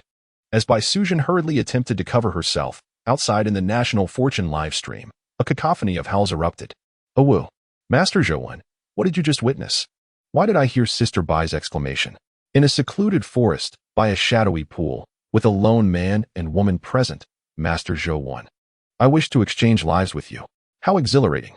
I never expected that the night in the National Fortune battlefield would be the most thrilling. It is regrettable that the live stream did not showcase the scenes we most eagerly anticipated. Brothers upstairs, something feels off with you all. Shouldn't our focus be on Master Zhou slaying yet another ferocious beast, and soon mastering the local waterways? Why are we constantly veering off course? And at such a slow pace? It lacks any excitement. How ridiculous. If your focus differs from ours, and you find the pace too slow, should I drive the wheel into your face? It is evident that all the viewers in the live broadcast room have heard the earlier piercing scream of Bai Sujin, which has stirred up their excitement. Observing the increasing fervor in the comments, Nan Boer and Damaho felt compelled to intervene, steering the conversation back on track to prevent their broadcast from devolving into an inappropriate spectacle. Bobo, it seems our Master Zhou is truly set to augment our Dragon Nation with a new underground water source, remarked Ma Laoshi. Indeed, I must admit, Master Zhou has certainly surprised us. By the way, Ma Laoshi, have you ever delved into the storage capacity of our Dragon Nation's water resources? Could you enlighten us on the significance of this underground water vein once it materializes? Nan Boer, noticing Damaho had introduced another topic, adeptly took the conversation deeper. Well, I have some knowledge on that front, he replied. As you know, our Dragon Nation boasts a vast territory, ranking among the top 3 in size globally. However, despite this expansive land, many regions suffer from severe water scarcity. I have meticulously calculated the water content of the underground vein where Master Zhou currently resides. If my estimates are correct, once this underground water source is manifested in our nation, we shall no longer face any water shortages. After all, resources that materialize from the national fortune battlefield are magnified tenfold in the real world. Such an immense underground water vein would sustain the collective water needs of our citizens for over a decade. Upon hearing Damaho's declaration, a look of astonishment crossed Nan Boer's face. She had not anticipated that her companion, Damaho, possessed such profound knowledge, capable of discerning the implications of the underground water vein's manifestation in reality. However, as she cast a surprised glance at him, she noticed his gaze was fixated behind her. Following his line of sight, she turned to see a large writing board had been erected outside their broadcast room, and it became apparent that Damaho's previous remarks were merely a recitation of the text displayed there. Observing this scene, a twitch of irritation crossed Nan Boer's lips. It seemed Damaho had squandered her expectations, as his prior eloquence was nothing more than a scripted recitation. Ah, Ma Laoshi, your scholarship is truly commendable, impressive indeed, she said, offering insincere praise that was devoid of genuine sentiment, yet still granting him due recognition. You're too kind, Bobo. I merely echo the wisdom of others, he humbly replied. The great monkey has already observed certain subtle movements of Nan Boer, and thus had no intention of pretending to be aloof. He directly spoke, haha. Teacher Ma is indeed quite humble. Now, let us dispense with trivialities and continue to see what fate awaits Master Zhou and Sister Bai. As fortune would have it, Master Zhou has now returned to shore. Meanwhile, in the external live stream room, where the audience was in an uproar, Zhou had once again found himself standing by the edge of the water. This time, he refrained from any display of bravado and chose instead to leap straightforwardly from the water's edge. With unwavering focus, he casually tossed the precious jade mountain aside and began to gather his spoils from the encounter. Alas, he had no choice but to act with integrity, for the mere sight of that fair maiden bathing had nearly caused him to choke on his own blood. Though it appeared he had seized a fortuitous advantage, he bore his own unspoken struggles. Heaven knows, the young lady had brazenly chosen to sit by the pond, oblivious to the fact that she could be interrupted at any moment. Master, you surely saw nothing, did you? In this moment, Zhou feigned ignorance of the events that transpired, yet Bai Sujin would not easily let him off the hook. As Zhou prepared to open the 3 treasure chests he had acquired, he was suddenly startled by a chilling remark from behind him. Despite being impervious to the seasons, he felt a shiver run through his body. Slowly turning around, he chuckled nervously at Bai Sujin, saying, Ah, Bai Benefactor, what did you say? I can't quite grasp what you mean. Come, Bai Benefactor, I had quite the fruitful experience beneath the pond. Do come over and see if there is anything to your liking. Observing Zhou's evasive demeanor, Bai Sujin, who had initially worn a serious expression, suddenly burst into laughter. Ha ha ha, master, you are truly amusing. Fear not. Even if you saw something, it matters not. I too bear some responsibility for this incident. Next time I bathe, I shall inform you in advance, thus avoiding any awkwardness. However, master, you must not retract your words. I wish to examine your spoils. That dew fruit you previously gifted me has evidently made me stronger. With Bai Sujin's words, Zhou finally exhaled a sigh of relief. How fortunate that this Bai Benefactor did not press the matter. Otherwise, he would have found himself at a loss. Rest assured, Bai Benefactor, should there be anything within these chests that you can utilize, I shall not betray your trust, he replied with a gentle smile, brushing aside the earlier awkwardness as he approached the 3 treasure chests, preparing to unlock them. Chapter 24, The Celestial Record of Qingwei Bathing. How could it be that Sister Bai was bathing just now? Cursed National Fortune livestream. Why didn't they show us the scene? I am utterly frustrated. Why should such a beautiful sight be witnessed solely by Master Zhou? He is a monk, able to see but not partake. Brothers, I must admit, gazing upon Sister Bai's unadorned beauty emerging from the bath has rekindled my belief in love. Did no one else notice that Master Zhou had flown out of the pond carrying a mountain of jade? Such a massive jade mountain. I wonder if it will manifest into the real world when the water veins are revealed. To those above, you grasp the crux of the matter well. I have resolved. Once Master Zhou reveals the underground water veins of this area, I shall go treasure hunting. I am eager to see if I can uncover that mountain of jade. If I do, it goes without saying that I shall indulge in the company of lovely models. If not, I shall continue my work laying tiles on the construction site, within the realm of the National Fortune battlefield. The two individuals who could not perceive the barrage of comments had cast aside their recent embarrassment and focused their attention solely on the treasure chest before them. It was imperative, for to bring up the earlier awkwardness would surely lead to a scene of monumental social demise. With a crisp sound resembling the unlocking of a chest, a silver treasure chest was opened by Zhou. Upon gazing inside, he discovered a tome lying quietly within the chest, causing his brow to arch slightly in intrigue. Previously, when he had opened a bronze chest, he had received a peculiar fruit. Thus, he was astonished to find a book within this silver chest. It is worth noting that the morning dew fruit, while not particularly useful to Zhou, was still considered a rare treasure of the heavens and earth. However, this tome, based on its mode of appearance, should logically be deemed even more valuable than that fruit. Yet, for a book to surpass heavenly materials and earthly treasures in worth indicates one significant truth. As Zhou contemplated this, his eyes brightened with realization. He lifted the tome into his hands, and in the next moment, a surge of information flooded into his mind. The celestial record of the Azure Moon, an ancient cultivation method inherited from the primordial era of the National Fortune battlefield. Upon practice, it enables one to harness the essence of the atmosphere and descend to immortality. This message is not particularly intricate. It merely introduces the origin and purpose of the ancient text in Zhou's possession. However, this brief passage nearly caused Zhou's jaw to drop in astonishment. What a joke. This ancient tome is, astonishingly, a method of cultivating immortality. Moreover, judging by the name and description of this practice, it is certainly not a commonplace item. To think that such a marvelous treasure could be found within a silver treasure chest is indeed rare. As Zhou's mind raced, he could not help but cast his gaze upon the enchanting Baisuzhen beside him, shaking his head slightly. One cannot help but acknowledge that the fortune of this benefactor is truly remarkable. In my 2 attempts to open chests, the items I received were utterly unusable for myself yet perfectly suited for her. Could this be the fabled distinction between the bloodline of the fortunate and that of the unfortunate? Master, why are you looking at me with such eyes? Baisuzhen instinctively shrank back under Zhou's gaze. It is nothing, benefactor, do not misunderstand. I am merely in admiration of your exceptional luck, which truly inspires envy in this humble monk. Take this. The book is entitled Qingyue Xianlu, a method capable of guiding one to the realm of true immortality. Conveniently, I have brought back a spiritual source called the Emerald Sea Tree from the Jade Mountain, filled with abundant spiritual energy, perfectly suited for your cultivation of this celestial technique. In that moment, Zhou casually tossed the Qingyue Xianlu into Baisuzhen's hands and then softly spoke.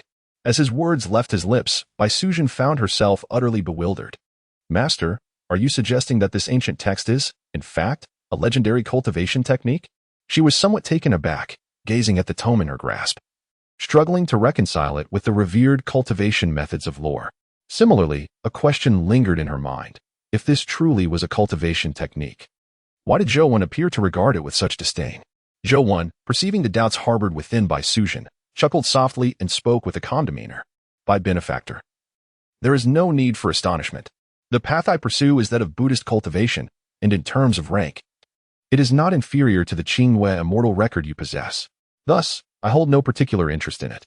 Upon hearing Zhou's words, Baisuzhen promptly grasped the situation. Ah, I see. Since you are so courteous, master, I shall not hold back. If I can master this Qingyue immortal record, perhaps my exquisite beauty will endure through the ages. Zhou's lips twitched slightly at her remark. Indeed, Baisuzhen's thought process was rather unique. In this realm of national fortune and conflict, one should focus on the cultivation techniques that enhance one's strength, rather than concern oneself with an inexplicable downfall. Yet, How curious it was that she transformed a noble practice of immortality into a mere secret for preserving beauty. By benefactor. If you can cultivate the Qingwei immortal record to its profound depths, you shall indeed achieve ageless beauty and immortality, which is one of the very goals of cultivation. However, Zhou pondered. He could not discern whether his insistence on manifesting the water veins within the borders of Longhua was a boon or a bane. Gazing at Bai Sujin before him, a complex array of emotions surged within him. Bai Sujin, with her pure and tranquil disposition, seemed solely concerned with the prospect of eternal youth through her cultivation opportunity. Yet, if these water veins were to be manifested in Longhua and subsequently discovered by those with ill intentions, who could harness the spiritual energy within for nefarious purposes, it would certainly spell trouble. Master, what do you mean by that? Are we not merely exploring resources for our Longhua? Can this truly lead to calamity? Clearly, Bai Sujin struggled to comprehend the implications of Zhou words. In light of this, Zhou did not conceal his concerns and articulated his worries. After listening to Zhou elaborate exposition, Bai Sujin blinked and waved her hand dismissively. Master, I believe you are overthinking this. You say that the underground water veins harbor spiritual energy, and if manifested within the borders of Longhua, there is a fear that others may exploit it for malevolent purposes. But have you considered this? If you can discover this place imbued with spiritual energy, surely the chosen ones of other nations can also find it? We must not allow fear to stifle our progress, nor can we afford to falter at the starting line. I have faith in our current system in Longhua, and I trust in the integrity of our people. Even if there are those with ill intentions among us, the overarching environment in Longhua is still sound. Thus, what havoc could a few foolish provocateurs truly wreak? Chapter 25. The Beast Pearl. Zhou was quite astonished that the seemingly naive Bai Sujin could articulate such profound thoughts. By benefactor, your words hold truth. Indeed, one must not discard the essential due to minor setbacks, he softly replied, then promptly redirected his attention to the other silver treasure chest at his feet. With a soft click, the lid of the chest sprang open, revealing an object that instantly captivated both Zhou and Bai Sujin. It was a pearl radiating with a brilliant blue light. As Zhou lifted the pearl into his hand, a familiar stream of information surged into his mind. Heavenly Thunder, a one-time consumable, upon activation. It can annihilate all ferocious beasts below the 7th level. Once Zhou fully absorbed this revelation, he comprehended the significance of the pearl he now held. This contraption is a formidable one-time weapon, akin to a grenade. Dear benefactor, this is quite an impressive little gadget. Here, take it for your own protection. With it in hand, you shall find that beasts of level 7 or lower pose little threat to you. Once again, Zhou tossed the thunderbolt back to Bai Sujin, choosing not to retain this explosive for himself. Despite its considerable might, Zhou found it somewhat redundant. Level 7 beasts are indeed formidable, yet he is fully capable of delivering a lethal punch without breaking a sweat. As Bai Sujin accepted the thunderbolt from Zhou's hand, she did not hesitate, for she had witnessed the prowess of this master firsthand. At that moment, the 2 silver treasure chests had been fully opened, leaving only the diamond chest remaining. Zhou held a certain anticipation for the diamond chest before him. After all, the earlier silver chests had yielded treasures such as the Qingwei immortal record. Who could say what wonders might be contained within the diamond chest that could also prove useful to Zhou? At this moment, as Zhou was about to muster his courage to open the diamond treasure chest, Bai Sujin suddenly spoke up. Master, why don't I give it a try? After all, I have always been known as the lucky one. Perhaps I might unveil something extraordinary. Observing that Zhou had opened 2 chests before him, both yielding commendable rewards, Bai Sujin felt a twinge of envy and yearned to experience the thrill of opening a chest herself. Sensing her eagerness, Zhou did not dispute her. In his mind, the contents of the chest had already been predetermined when he defeated the otherworldly beast, the Bishi. Thus, the identity of the opener would not significantly impact the treasures contained within. After taking a step back, Bai Sujin promptly advanced towards the diamond chest, her delicate hand reaching out to gently press against its surface. With a soft click, an unexpected phenomenon unfolded before Zhou's astonished gaze, rendering him momentarily speechless. He had opened 3 chests without witnessing any such spectacle, yet here was Bai Sujin, creating an uproar with her touch. Before him, above the now opened diamond chest, a radiant golden light surged into the boundless void. Within this resplendent glow, mythical beasts, long confined to the annals of ancient legends, manifested, some roaring majestically towards the heavens, others soaring gracefully through the azure sky, showcasing extraordinary marvels. In that instant, the battlefield erupted with a thunderous roar. A battlefield notification announced, A participant has vanquished an otherworldly beast and successfully opened a diamond chest. A rebellion of fierce beasts will occur across the battlefield, and all chosen ones are advised to prepare for the impending onslaught. Another notification followed. From this moment forth, each chosen one may engage in communication with their nation's luck live stream once a month at their discretion. Amidst the cascade of notifications, Zhou and Bai Sujin exchanged incredulous glances, neither anticipating that their simple act of opening a chest would provoke such a tremendous uproar. However, they quickly cast aside their surprise, focusing intently on the object revealed within the diamond chest.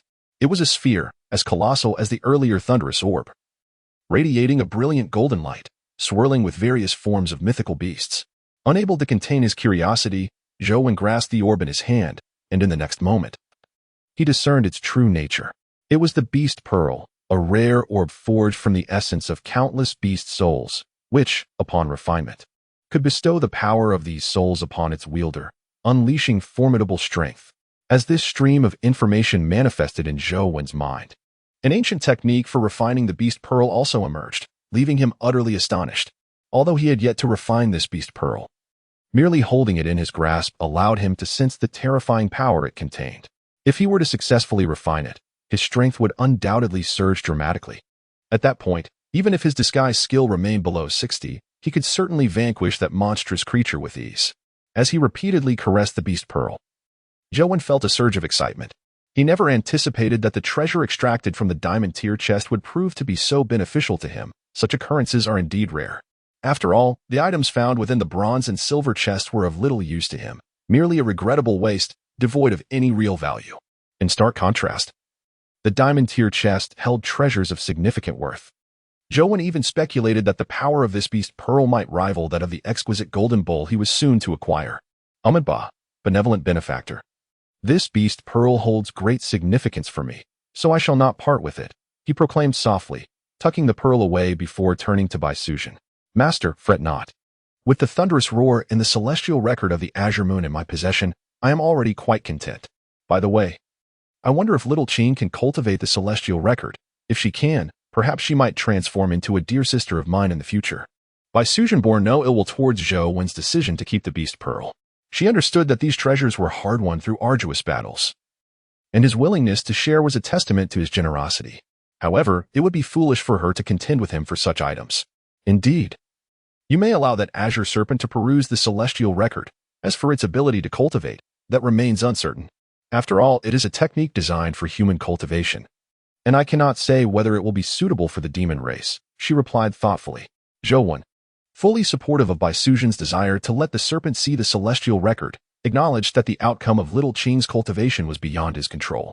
Chapter 26. The chaotic livestream. What did I just hear? Master Zhou claims that there is actually spiritual energy present in the underground water vein? If that is the case, does it not imply that we can all cultivate and perhaps even achieve eternal life? Upstairs, stop dreaming. Even if there is spiritual energy, what good does it do without a cultivation technique? I say, that celestial record of the azure moon in Sister Bai's possession is far more valuable. With it, if we discover a place brimming with spiritual energy, we would truly possess the fundamental conditions for cultivating into immortals. Indeed, but currently, we cannot persuade Sister Bai to share the technique with us. Indeed, there exists a method. Currently, the chosen ones have a monthly opportunity to engage with the National Fortune live broadcast. We could wholly utilize this occasion to beseech Sister Bai for her cultivation techniques. If we request, surely they shall oblige.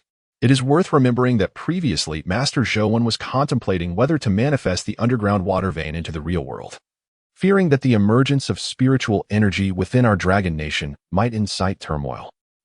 How dare they refuse? The Qingyue immortal record is not solely their possession.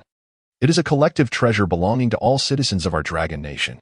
On what grounds can they deny us? Originally, the National Fortune live broadcast was a realm of harmony. Yet it has now become tumultuous due to the advent of spiritual energy and cultivation methods. Furthermore, this unrest has proven challenging for the seasoned hosts, de Mahu and Nanbois, to suppress. After all, this agitation pertains to the immediate interests of the audience, and it cannot be quelled by mere words from the hosts. How short-sighted are these individuals? Master Zhou and Sister Bai have scarcely entered the National Fortune battlefield, yet they have already acquired the Qingyue immortal record and discovered the site's rich in spiritual energy. How can you pressure them to relinquish their hard-earned techniques?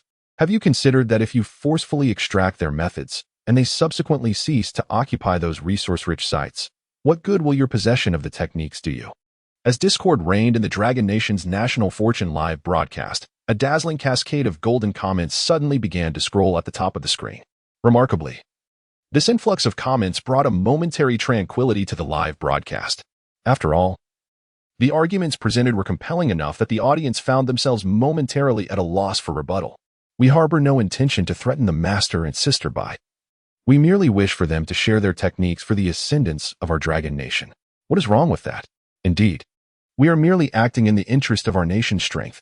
How can it be construed as a threat to Master Zhouwen and Sister Bai?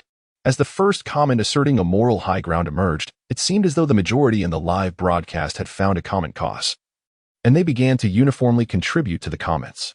However, this scene did not last long, for the individual who had previously posted the golden comment reappeared. Ah, how shameless. They have begun to seize the moral high ground, claiming to act for the strength of the Dragon Nation. Yet they are merely self-serving parasites willing to sacrifice others for their own gain. I wish to unequivocally inform you that those of you who maliciously instigate discord within this live broadcast have been meticulously catalogued by our nation's intelligence agency. Henceforth, even if Master Zhouwen were inclined to unveil the esteemed Qinghui Xianlu, you shall find no sanctum imbued with spiritual energy for your cultivation. You are deemed an unsettling element due to the tumult you have caused in this live stream. As this cascade of comments resurfaced, the entirety of the Dragon Kingdom's live stream erupted into chaos, with a multitude fervently inundating the chat. Who do you think you are? Speaking as if you possess authority over us? Do you fancy yourself a leader of our nation? You truly believe we will be unable to locate any place of spiritual significance for our cultivation? How absurd. Indeed. It is bewildering how certain individuals now dare to flaunt their bravado online. It is quite repugnant. My friends, let us not waste time with that fool. When the moment arrives to contact Master Zhouwen, we shall simply request him to present the Qinghui Xianlu. If he is reluctant, we shall exert pressure through the collective petition of 14 billion citizens of the Dragon Kingdom. How shameless you are, truly believing that no one can hold you accountable. You assert I am merely speaking? I am Chen Gang, the Deputy Director of the National Strategic Bureau of our Dragon Kingdom. All resource points manifested from the National Fortune battlefield shall be under my command. Henceforth, anyone who stirs discord in this live stream will be documented by me.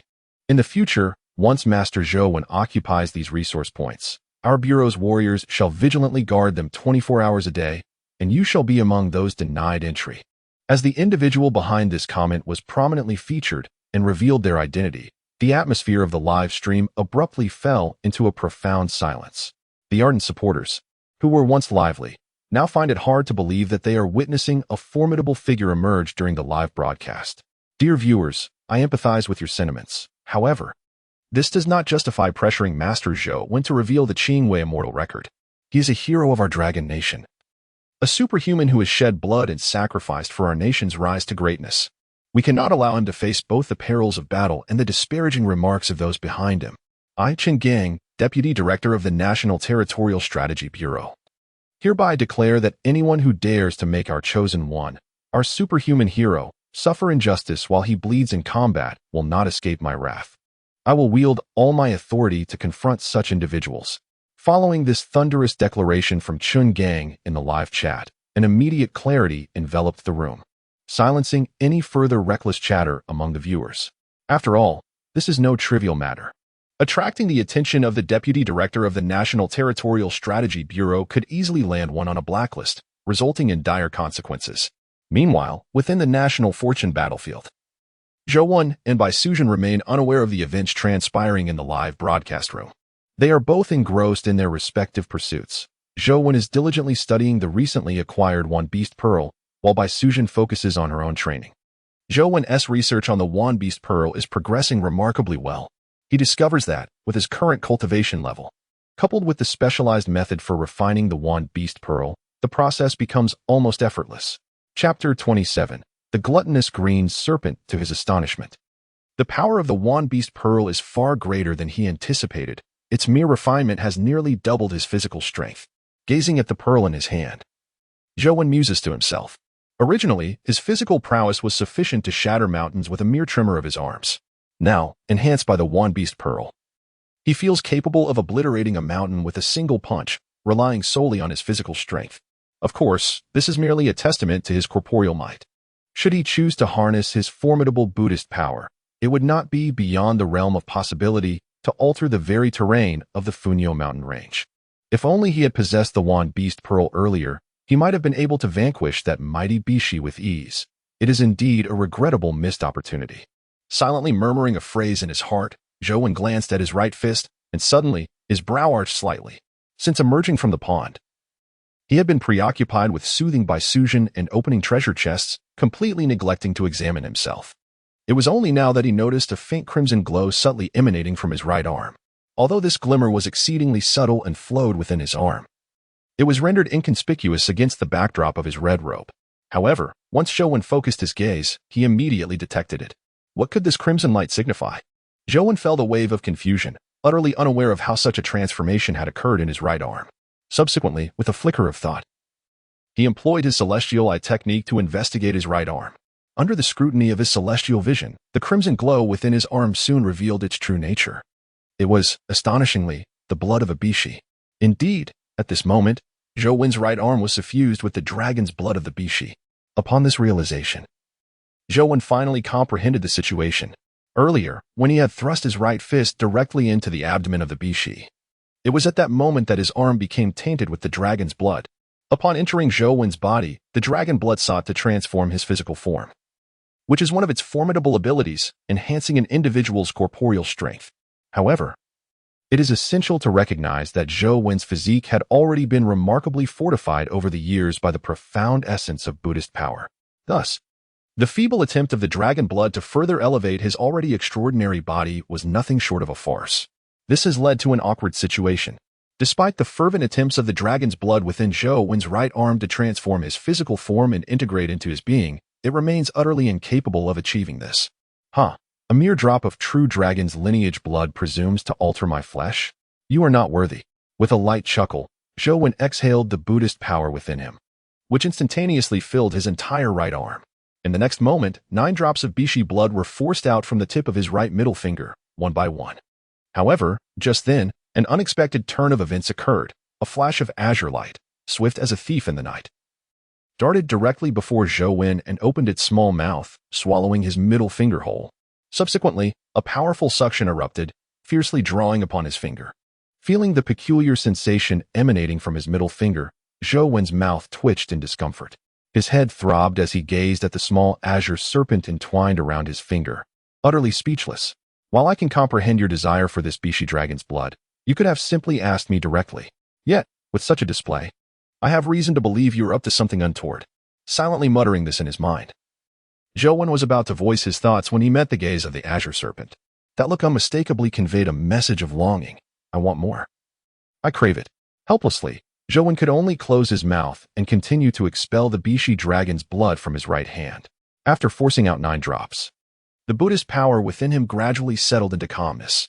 However, the azure serpent still fixated on him with that same insatiable gaze, prompting Zhou to finally speak up. I truly have none left. At most, the next time I encounter that Bishi, I shall slay it and bring it back for you to devour at your leisure. Gazing at the azure serpent still clinging to his middle finger, Zhou could only articulate this. With the sound of his words, the azure serpent finally released its grip on his finger, parting from it with a hint of saliva. Observing the serpent retreating to stand beside Baisuzhen, still looking at him with a glimmer of hunger in its eyes, Zhou felt exasperated.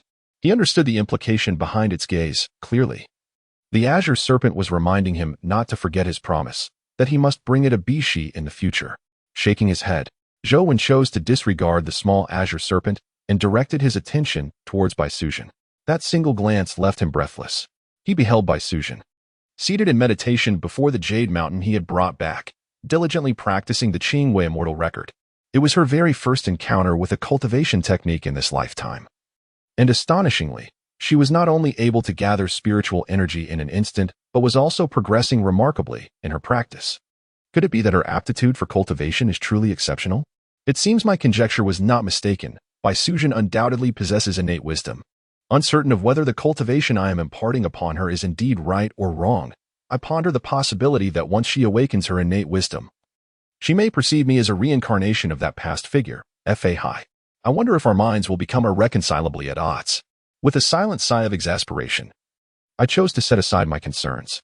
Though apprehensive about the potential conflict with the formidable Baisujan once she grows stronger, I recognize that speculating on matters not yet transpired, solely based on intent rather than action, leans towards the excessive. Moreover, I possess a steadfast confidence in my own abilities, believing that regardless of how Baisujan cultivates, she will ultimately fall short of my prowess. As long as my strength remains superior, that is sufficient. Casting my gaze towards the heavens, I noticed a resplendent moon, having ascended to its lofty perch in the night sky, illuminating the darkness. The stars twinkled in unison, their brilliance undiminished by the bright moonlight. Strangely, the celestial panorama mirrored that of Earth, leading me to ponder whether there exists a connection between this battlefield of national fortune and the terrestrial realm. Indeed, it must be interlinked. Otherwise, the resources manifesting in this arena would not so inexplicably resemble those in the real world. Alas, my current level of cultivation is insufficient to discern the precise nature of this connection. Otherwise, I might endeavor to manipulate the energies and traverse freely between the battlefield and Earth. Gazing up at the night sky, I remained seated in tranquil contemplation, awaiting the passage of night while restoring the Buddhist power within me. Chapter 28. The prodigy of cultivation. A night devoid of conversation ensued, as the sounds of ferocious beasts echoed around the tranquil pond where we rested. Yet, the presence of a formidable guardian kept the ordinary beasts at bay. When the first rays of sunlight broke over the horizon, illuminating my form, I slowly opened my eyes. Shaking off the morning dew that clung to my robe, I turned my attention to Baisujan, who was enveloped in a delicate veil of mist. The ethereal mist enveloped Baisujan, shrouding her form and clustering around her as if aspiring to transform into a radiant moon, an occurrence both mystifying and profound. Had she truly succeeded in her cultivation? In just a single night, she had officially ascended to the ranks of a cultivator. Was this not somewhat preposterous? Zhou found himself astonished. In the span of a mere night, Baisujan had remarkably transcended from an ordinary mortal to a cultivator, a transformation of staggering magnitude. It is worth noting that, to Zhou's knowledge, even prodigies of cultivation, under optimal conditions of abundant spiritual energy and refined techniques, would require months to attain entry into the realms of cultivation. Yet, astonishingly, Baisujan had accomplished this feat in just one night, and judging by her current state of practice, it was evident that her progress was still surging forward at an impressive pace, igniting Zhou's anticipation. He was eager to discern the limits of Baisujan's inaugural cultivation experience. With this thought in mind, Zhou refrained from hastily pursuing the ferocious beast in the waters below. Instead, he began to wander around the vicinity of the waterfall pool with his companion, the transformed beast. He first selected a few sturdy trees to fell, erecting 2 wooden cabins, and then instructed the transformed beast to assist him in hunting 1 or 2 ferocious creatures to serve as Baisujan's sustenance. Meanwhile, he remained in place, both to observe the changes manifesting in Baisujan and to serve as her protector. After all, the Funyo mountain range was not a benevolent locale. Should Baisujan be disturbed during her meditation by any ferocious beast, the consequences could be dire. When Zhou had completed his tasks, and even the transformed beast had returned, dragging a large creature resembling a sika deer, he was taken aback to find Baisujan still meditating in a cross-legged position. This prolonged state of cultivation was unprecedented in Zhou's experience. Driven by curiosity, he approached her and invoked his heavenly eye technique to examine her current condition. As he employed the technique, every detail of Baisujan's state came in a sharp focus before his eyes. Cultivating at the 3rd level of Qi refinement? What a jest! After merely 1 day of practice, she had already reached such a level? Zhou was once again astonished. He wondered how this white benefactor could immerse herself so deeply in her cultivation that she seemed unable to pause. It turned out that her progress was rapidly advancing through the realms. Witnessing the swift ascent of Baisujan's cultivation, Zhou found himself at a loss for what to do. Clearly, she was at a crucial juncture in her training, a time when it was unwise to intrude. Consequently, he could only continue to act as her guardian. As time swiftly passed, it was only when dusk descended that Zhou observed the spiritual energy surrounding Baisujan dissipating, not vanishing, but rather swiftly coalescing within her being. Soon, the aura enveloping her body surged inward, and in the next moment, a wave of spiritual pressure erupted from within her, creating a tempest that radiated outward. Indeed, she had reached the pinnacle of the 5th layer of Qi training, and her cultivation was remarkably solid, devoid of any superficiality. Zhou Wen, witnessing the phenomenon surrounding Bai Sujin, was momentarily speechless. Was cultivation truly this simple? Such a comparison was enough to ignite a sense of frustration. Master, why do you gaze upon me with such eyes? It makes me feel bashful, Bai Sujin remarked, having just opened her eyes to find Zhou Wen staring at her with exaggerated expression, prompting her to smile shyly and feign a composed demeanor. Ah, dear benefactor Bai, do not misunderstand. I am merely astonished by your innate talent for cultivation, Zhou Wen replied.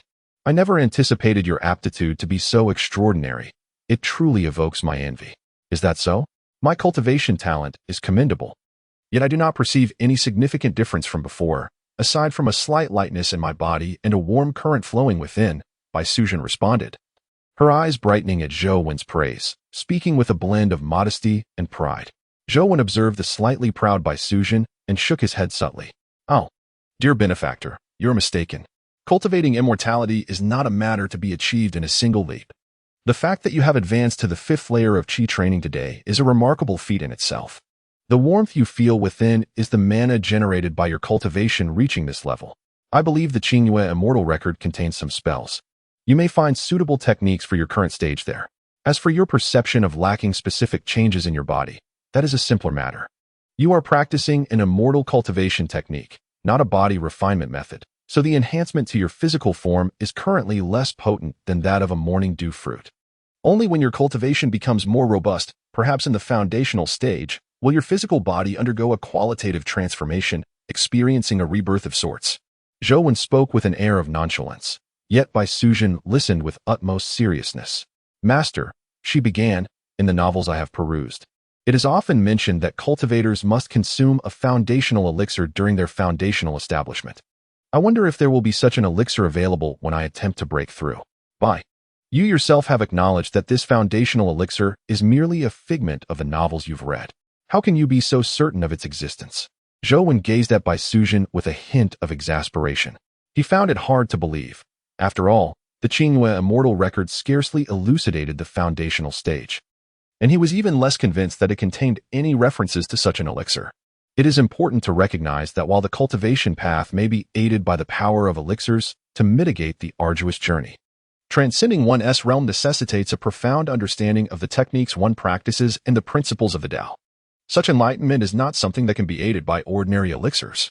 Consequently, at the outset of one's cultivation journey, it is rare for individuals to rely on the power of potions to surmount the bottlenecks in their realms. Unfortunately, this is the reality. The value of those spiritual herbs is exceedingly high.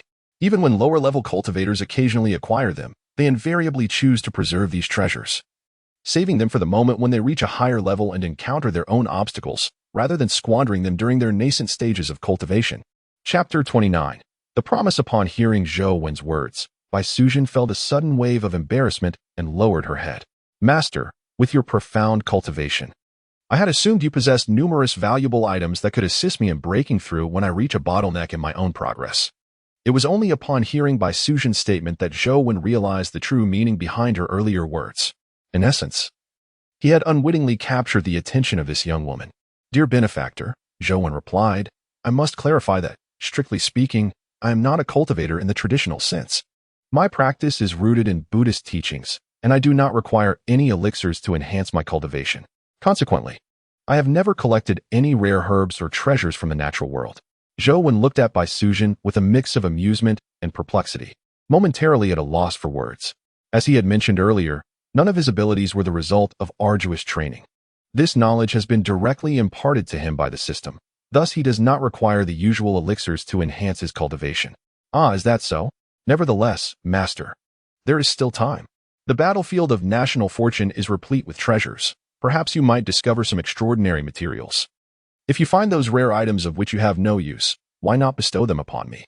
I know you are a benevolent person, master, and you would surely acquiesce to my request, would you not? Upon hearing Zhou Wen's response, Bai Sujin felt not a trace of disappointment. Instead, her eyes sparkled as she continued to gaze at him, eagerly pressing on. Under the intensity of her gaze, Zhou Wen felt a slight headache. That might be feasible. If I, as a humble monk, should come across any extraordinary materials that I cannot utilize, I could indeed bring them to you, my benefactor. However, There is one matter I would like you to agree upon as well. Despite the slight discomfort in his head, Zhou Wen acquiesced to Bai Suzhen's somewhat audacious request. Yet, after his agreement, he prepared to state a condition for her to accept. Well, master, whatever it is, please do not hesitate to speak. I shall certainly comply with anything within my capability. Upon witnessing Zhou Wen acquiesce to her request, Bai Suzhen was momentarily elated and promptly spoke. In truth, it was not a matter of great significance. It was merely the humble monk's hope that once you, by benefactor, fully awaken your innate wisdom, you shall not turn against me. Although, given my current cultivation and the rapid growth of my abilities, it is unlikely that you will ever surpass me in this lifetime. We are nonetheless both bearers of the fate of the Dragon Kingdom at this moment, striving to secure resources for our nation on this battlefield of destiny. Should we become adversaries, the repercussions would extend far beyond our individual selves. Observing Bai Suzhen's unequivocal agreement, Zhou Wen felt no need for further concealment and candidly expressed his request. Upon hearing Zhou Wen's words, Bai Suzhen exhibited no hesitation and readily nodded in affirmation. I initially anticipated something of greater consequence. It turns out that this is what you meant, master. I can certainly acquiesce to your request. Regardless of any past grievances from our previous lives, this existence stands apart, and there is no necessity to carry over past animosities. I hereby pledge my commitment to you, master. Furthermore, regardless of whether I awaken my innate wisdom in the future, I assure you that I shall never become your adversary. In this decisive proclamation, Bai Suzhen spoke with unwavering conviction. This was not merely a trivial matter. She had come to realize the vast disparity in strength between herself and Zhou Wen, a gap that could not be bridged in a fleeting moment. Faced with such a formidable difference, it would be foolish for her to antagonize Zhou Wen, the only ally she could currently rely upon. This was one aspect of her reasoning. On the other hand, since their arrival on this battlefield of national fortune, Zhou Wen had consistently shown her considerable kindness, and she would never engage in acts of ingratitude. Upon hearing Bai Suzhen's commitment, Zhou Wen nodded slightly, choosing not to elaborate further. Very well, then, let this matter be settled. He continued, Bai, you have devoted an entire day to your cultivation and must be famished. Fortunately, I had Hu Xiong venture deep into the forest today, and he has returned with a substantial amount of meat. Please, indulge yourself and fill your stomach. As he spoke, Zhou Wen sliced a generous portion of meat from the great beast, the giant deer, and placed it into one of the treasure chests to cook. As the day waned, he felt no urgency to descend to the waters below. There was no need to rush. He intended to further examine the beast pearl in his possession and planned to delve into the underground waterways of the Funyo mountain range at dawn, to eliminate all the ferocious creatures therein. The forest was tranquil, the twilight deepening as Bai Suzhen and Zhou Wen shared the meat from the giant deer by the flickering campfire, exchanging no further words. Once satiated, Bai Suzhen resumed her cultivation of the Qingyue immortal record, while Zhou Wen turned his attention back to refining the beast pearl once more. Although the 10,000 beast pearl had been refined by Zhou Wen for an entire night, it was merely a superficial refinement, capable of unleashing less than 1/10 of its inherent power. To fully awaken its potential, a sustained effort in refinement was essential, and Zhou Wen was resolute in his commitment to this endeavor. Thus, time flowed slowly as one engaged in cultivation while the other diligently refined their treasured artifact, creating an atmosphere that felt particularly tranquil and unhurried. However, while these two individuals appeared so calm and leisurely, the atmosphere within the Dragon Kingdom's fortune livestream became increasingly tumultuous. Despite Zhou Wen's formidable display on the first day, where he seized a resource point, subdued a fierce beast, defeated an exotic creature, and vanquished several more, the second day brought an unsettling silence from him. He remained seated in meditation, assisting Bai Suzhen in her protective duties, which left the viewers in the livestream anxious and fretful. After all, while Zhou Wen was at rest, the chosen ones from other nations were not idle. They advanced vigorously, continuously slaying beasts and capturing resource points, with notifications from the battlefield of the national fortune never ceasing. The loyal viewers, who had remained glued to the Dragon Kingdom's live stream, were increasingly distressed. Why has Team Master Zhou made a move yet? It's been a whole day. What a supposedly virtuous monk. He is merely a lecher. He is completely captivated by the beauty of the lady, losing all sense of ambition, some remarked. It seems we misjudged Master Zhou. While he may possess great strength, his character is lacking. Ensnared by the allure of a woman, he has lost all drive. The Dragon Kingdom is bound to face adversity in the national fortune battlefield. Indeed, It is lamentable that our dragon kingdom, which led other nations on the first day, has now been left far behind by others on the second day. Choosing Zhou as our chosen one for the national fortune battlefield may spell disaster for our kingdom. Chapter 30. The first contact with the live stream as it became apparent that Zhou remained inactive. The number of those in the national fortune live stream harboring doubts about him began to swell. The identities of these individuals are unfamiliar, yet they have stirred a considerable commotion within the live stream. It is understandable, as the audience from the Dragon Nation has witnessed Zhou remaining inactive throughout the day, naturally inciting a sense of urgency within them. Coupled with their unspoken thoughts, this wave of momentum has been easily ignited. Indeed, when observing the chosen ones from other nations, upon receiving the opportunity to connect with their live streams, they promptly reached out to their compatriots, generously sharing their findings without reservation. In stark contrast, our chosen ones seem to hoard their benefits selfishly, embodying the epitome of self-interest. It has come to my attention that some chosen ones have indeed begun to establish contact with their respective national live streams. I can attest to this, as I have personally witnessed the chosen ones from Neon Country and Beautiful Country connecting with their live streams, acquiring cultivation techniques in the process. Particularly in the case of Neon Country, it is rumored that legendary ninjas have emerged. Furthermore, reports suggest that not only Neon and Beautiful Countries, but also the chosen ones from the Star-Spangled Country and Enamel Country have disseminated their martial arts secrets. Heavens, does this imply that all the major powers in today's world, apart from our Dragon Nation, have developed their own cultivation methods? Indeed, our Dragon Nation has fallen from its pinnacle, and the culprits behind this decline are our two chosen ones. Nan Bo observed the increasingly discordant comments in the live stream and wished to restore some semblance of order, yet found herself unable to do so. Everyone, please exercise a bit of patience. Master Zhou has not taken action today. He is merely assisting Sister Bai with her cultivation, which requires some attention. Now that Sister Bai has completed her training, I am confident that Master Zhou will take action by tomorrow morning. Moreover, it should be acknowledged that, regardless of circumstances, Master Zhou remains the most formidable among all the chosen ones across nations. Thus, while he may not act at present, his eventual actions will undoubtedly astonish us all. In the live stream, Nan Bo endeavored to assuage the concerns of the audience. At this moment, she found herself the sole host of the stream. It was unavoidable. She and Damaho were merely ordinary individuals in need of rest. Since yesterday, they had been assigned to day and night shifts, which had significantly increased the pressure on Nan Bo, just as she contemplated whether to call Damaho for assistance. A playful yet commanding voice pierced through her thoughts. What on earth is going on with you people? You are all adults. How can you be so easily swayed by others? Where is your reasoning? Does your intellect reside solely in the heads of others?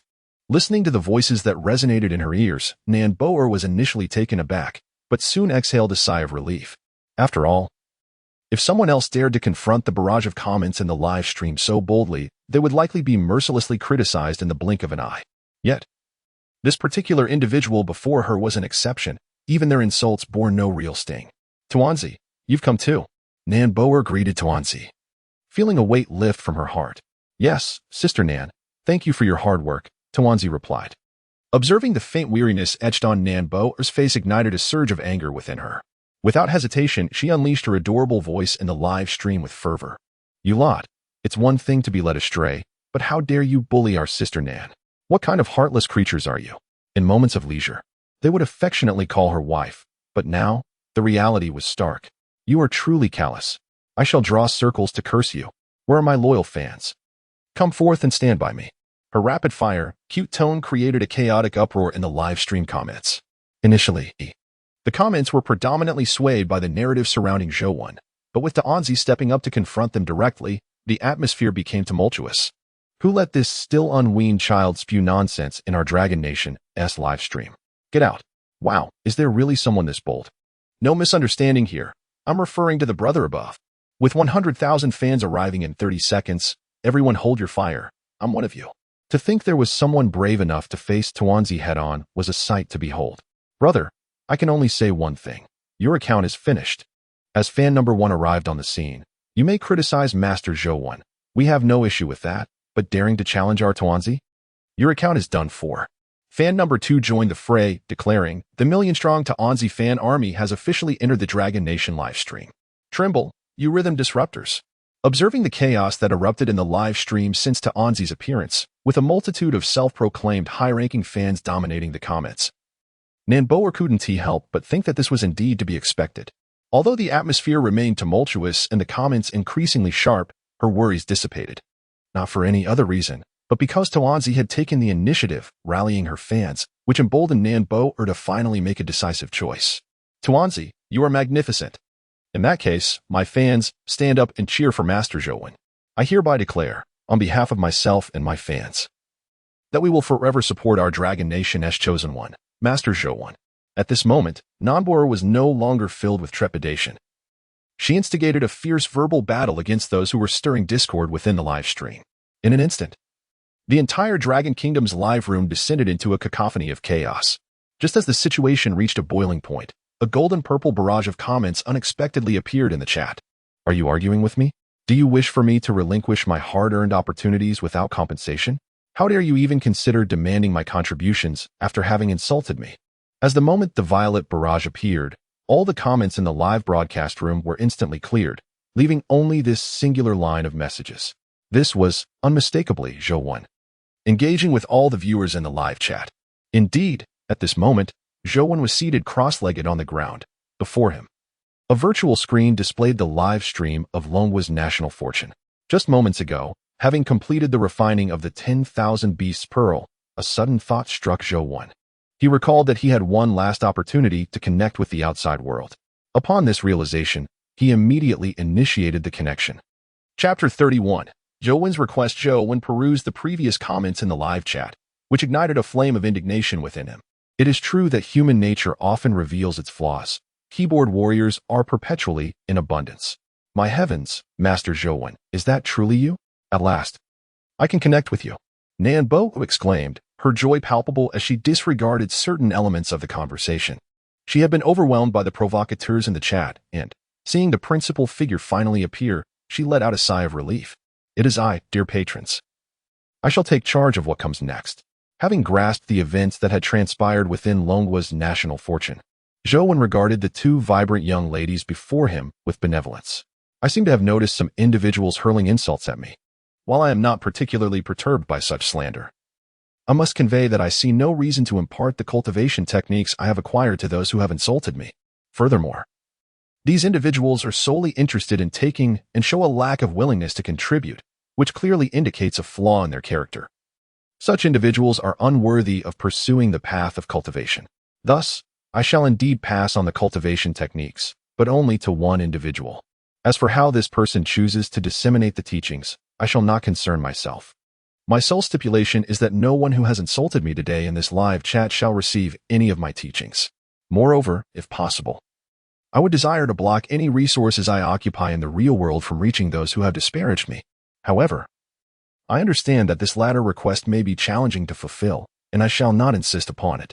A cascade of purple and gold bullet comments flickered incessantly within the Dragon Kingdom's national fortune livestream, sending tremors of disbelief through the hearts of the viewers. Those who had previously vilified Zhou now sought to express their contrition through the chat, yearning for his forgiveness. Alas, since Zhou's arrival in the livestream, he had enforced a silence upon the entire channel, rendering every viewer mute, save for himself. Once Zhou had completed his series of bullet comments, he promptly lifted the ban. In that instant, a prominent golden message appeared. I am Chen Gang, the Deputy Director of the National Land Strategy Bureau. Master Zhou, I oversee all resources currently at your disposal in the real world, and I wholeheartedly concur with your earlier decision. Regarding the 2 points you raised, I have submitted a report to my superiors, and their directive will soon be forthcoming. From this day forth, anyone who has insulted you will be barred from freely accessing any resource points under your dominion. With the emergence of this golden comment, a chorus of lamentations erupted in the Dragon Kingdom's national fortune livestream. Those who had previously stirred the pot were now fervently apologizing to Zhou. They had never anticipated that their casual provocations could lead to such dire consequences. While these repercussions bore no tangible harm to them personally, they effectively severed their access to legitimate paths for acquiring cultivation methods. Furthermore, should Zhou claim any resource-rich locations in the future, they would undoubtedly find themselves excluded, deprived of any special privileges. It is crucial to recognize that the entire situation on Earth had irrevocably transformed. A veritable wave of cultivation was poised to sweep across the globe, as the chosen ones from various nations continued to reap bountiful rewards on the battlefield of national fortune. Consequently, the number of practitioners on Earth would assuredly continue to rise. This also implies that if these individuals are truly crucified and are unable to acquire cultivation techniques or access places imbued with spiritual energy, they may inevitably be relegated to the status of so-called lower-class individuals in the future. The impact on them is undeniably profound, which explains their palpable anxiety. Regrettably, Joan remains oblivious to the urgency they display. As is the nature of humanity, one must take responsibility for their misdeeds. It turns out to be Director Chen. Under these circumstances, I shall entrust this cultivation method to you, Director Chen. How you choose to disseminate this technique is entirely up to you. Upon witnessing the presence of an official from the Dragon Kingdom, Joan no longer hesitated and promptly transmitted the first half of the Qingwei Xianlu cultivation method to Chen Gang. Indeed, Joan did not relinquish the entirety of the Qingwei Xianlu, but retained the latter half. The half that he bestowed was sufficient, at least to enable the citizens of the Dragon Kingdom on Earth to cultivate to what is referred to as the Great Ascension Realm. Beyond the Great Ascension lies the Crossing Tribulation Realm. The reason Joan refrained from passing down the techniques pertaining to the realm beyond the Crossing Tribulation is quite simple. Even if he were to share them now, no one would be capable of cultivating them. This is due to Earth being entrenched in an era of decline, where even the heavenly path has receded, and the so-called heavenly tribulation no longer exists. Consequently, practicing cultivation on Earth has become a futile endeavor. Reaching the Great Completion Realm is already the utmost limit. Of course, such a situation is not immutable. With the passage of time, individuals like Zhou Wan, the chosen ones, will continue to manifest places abundant in spiritual energy on Earth. And eventually, the entire planet will once again be suffused with this essence. When that day arrives, the long-vanished heavenly path will undoubtedly re-emerge. And it may very well herald the opportunity for immortals to reappear upon Earth. After Zhou handed the half-step Qingwei immortal record to Chen Gang, he prepared to sever his connection with the live streaming room at light speed. Initially, his intention to contact the live stream was merely to gain insight into the current situation on Earth, to observe the efforts of these chosen ones in the national fortune battlefield, and to ascertain whether their struggles were beneficial to their country's rise. However, upon entering the live stream, he was forcefully inundated with a barrage of nonsensical commentary from the overly zealous viewers, which was utterly repulsive. Consequently, he found himself devoid of any desire to further investigate the matter. Yet, just as he was about to exit the live stream, a series of messages suddenly materialized in his mind. What is this? As Zhou sensed the influx of information within his consciousness, he immediately focused his mind, assimilating the newly acquired knowledge. Once he had thoroughly processed this information, Zhou finally understood, clasping his hands together and murmuring softly, Amitabha. I did not anticipate that the actions of the other chosen ones would be so swift. It seems that this humble monk can no longer afford to delay. Indeed, the information that had surfaced in his mind was precisely the data conveyed to him by Chen Gang. Amongst this information, there were quite a few elements that proved useful to Zhou. Chapter 32. Preparing to re-enter the water pool, Zhou slowly rose to his feet, his gaze drifting with a hint of profundity towards the expanse beyond the Funyo Mountains. At this moment, he had come to realize that within the entirety of the Funyo Mountain range, apart from himself and Bai Suzhen, there were no other chosen ones present. In essence, the only other chosen ones in their vicinity were the two from the neighboring nation of A3, who, regrettably, had met their demise at the hands of Zhou and Bai Suzhen on the very first day. The other chosen ones were situated at a considerable distance from him, with some having encountered particularly unfortunate circumstances, finding themselves randomly transported to desolate deserts and frigid realms, constantly assailed by treacherous weather. Thus, in stark contrast to those individuals, it must be said that Zhou and Bai Suzhen had been rather fortunate. Furthermore, what captivated Zhou's attention was a particularly startling piece of information. There were signs of human activity within the realm of national fortune. Astonishingly, two chosen ones from the United States had discovered remnants of humanity within this battleground, where they directly acquired methods for cultivating combat energy. After undergoing training, they had gained formidable strength and were currently still refining their skills, much like Zhou, choosing not to hunt ferocious beasts for the time being. However, their strategic dormancy was not met with reproach from the citizens of their nation, as this period of restraint was merely a precursor to their future ascension. Regrettably, Such evident truths were comprehensible to some yet utterly perplexing to others. As Zhou pondered these thoughts, he could not help but shake his head slightly. Just then, a gentle voice reached his ears. Master Zhou, what troubles you? You seem somewhat discontented all of a sudden. As Zhou turned his head, he happened to catch sight of Bai Sujin, who had just completed her cultivation, gazing at him with bright eyes. Upon hearing her inquiry, Zhou promptly relayed to her all that he had witnessed in the live stream. How infuriating. We are perilously exploring resources in this national fortune battlefield. And yet there are those who merely reap the benefits without any effort, brazenly prancing about. Why don't we, Master Zhou, simply remain here and see what they can do to us? Upon hearing Zhou's words, Bai Sujin's irritation was palpable. When her temper flared, she exhibited a reckless demeanor. Following her outburst, the live stream of the Dragon Kingdom erupted in a chorus of lamentations. The viewers, having discerned that their previously naive Bai Sujin might genuinely be angry, realized that if Master Zhou were indeed persuaded by her, and if they chose to stay put and cultivate in silence, their safety would be assured. However, the prospect of the Dragon Kingdom acquiring more resources and soaring to new heights would be rendered a mere jest. Where were those vile creatures who had previously attacked Bai Sujin and Master Zhou? Come forth and confront us. If Master Zhou and Bai Sujin opted to remain stationary, could you bear the consequences of that outcome? Let us not hastily assign blame. Indeed, we had previously struck out at Master Zhou, but that was merely a moment of impatience. Now, are they afraid of death and unwilling to venture forth? And yet they would pin the blame on us. At the emergence of this comment, the entire chatroom grew tumultuous. No one anticipated that amidst such circumstances, there were still individuals in the Dragon Kingdom's livestream daring to openly disparage Zhou and Bai Sujin. It was akin to courting disaster. Indeed, the instant that comment was posted, an individual's information was promptly revealed in the National Fortune livestream. Yet, to everyone's astonishment, this active user in the chat was not even from the Dragon Kingdom.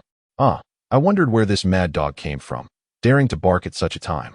Turns out it's a foreigner stirring the pot in our livestream. Hey, those of you lacking discernment, do you see now? You have been led astray by these foreigners, losing the opportunity to cultivate your skills. I trust you know what to do next. As the identity of the user was exposed, a golden pinned comment swiftly followed. And in an instant, responses flooded in. Damn it. I thought it was odd how so many unfamiliar IDs suddenly emerged in our Dragon Kingdom livestream. And it turns out there were foreigners involved. Now I understand. Dragon Kingdom viewers, are you ready? We are about to embark on our campaign. The foreign individuals are truly despicable. I find myself in a pitiable state, having been swayed by their influence to utter a disparaging remark about Master Zhou, consequently forfeiting the chance to acquire the cultivation techniques. This matter cannot simply be overlooked. I must seek vengeance. To those above, I declare my intent to be the vanguard of the Water Friends Legion on our quest. In the live broadcast room, Namboer and Tuanzi, who were hosting, observed the barrage of comments transform into a unified chorus. They both exhaled heavily in relief. Dear viewers, let us all remain calm. While it's natural to stir the pot, we must avoid provoking any international disputes.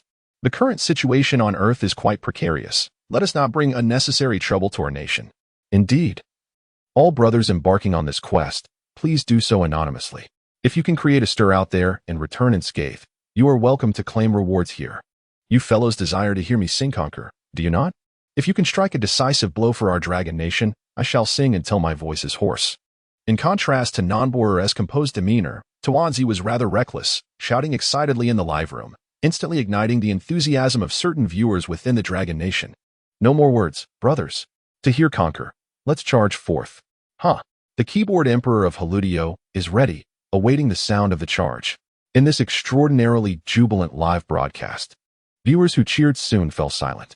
As they embarked on their anonymous quests, Zhou also rose from his seat on the battlefield of national fortune. He gazed towards the eastern horizon, where a faint light of dawn was beginning to appear. White benefactor, while there are indeed some excessive individuals in the external live room, they represent merely a small fraction. I can sense that the majority of our people in the Dragon Nation still support us. Therefore, we must not allow the short-sightedness of a few to dishearten our supporters. Very well, dawn has broken. I spent all of yesterday protecting you, White Benefactor, without venturing out. It is now time for me to stretch my limbs beneath this pond. Stay close to the pond, and do not wander too far. With the green serpent by your side, ordinary beasts will not harm you. Of course, should you encounter an insurmountable foe, simply leap into the pond and seek me. Observing that Bai Sujin was delving deeper into her path of cultivation, Zhou felt increasingly reassured about leaving her alone near the pond. Understood, master. I shall protect myself. Moreover, I have just meticulously studied the Qingyue Xinluan and discovered that with my current cultivation level, I can set up a simple formation as recorded within. I can also cultivate several defensive spells. Next, I will first establish a defensive array near this pond, then practice those protective spells. I believe it won't be long before I become as formidable as you, Master Zhou. Upon hearing that Zhou was about to venture into the water pool once more, Bai Sujin remained utterly indifferent. At that moment, having just successfully cultivated the Qingyue immortal record, her confidence was soaring, and she had begun to bask in a delightful assurance regarding her newfound strength. Zhou, however, paid little heed to this. After all, it is often through hardship that one truly matures. Chapter 33. Crisis, Crisis. Splash, Splash. The crisp sound of water echoed as Zhou, accompanied by the transformed Huaxiang, submerged once again into the depths of the pool. Now, Huaxiang had experienced a significant enhancement in strength after devouring the giant-headed lizard and the water monkey. Notably, its physique had grown considerably larger compared to before. As Zhou observed the increasingly formidable Huaxiang before him, a contemplative expression flickered across his eyes. He was not concerned that Huaxiang's burgeoning power could pose a threat to himself. Rather, he pondered the evolutionary path of his little companion and found it somewhat troubling. For a beast of its nature, the instinct to merely augment its physical form and bolster its bodily strength was inherent. Yet, Zhou believed that such a path was far from ideal.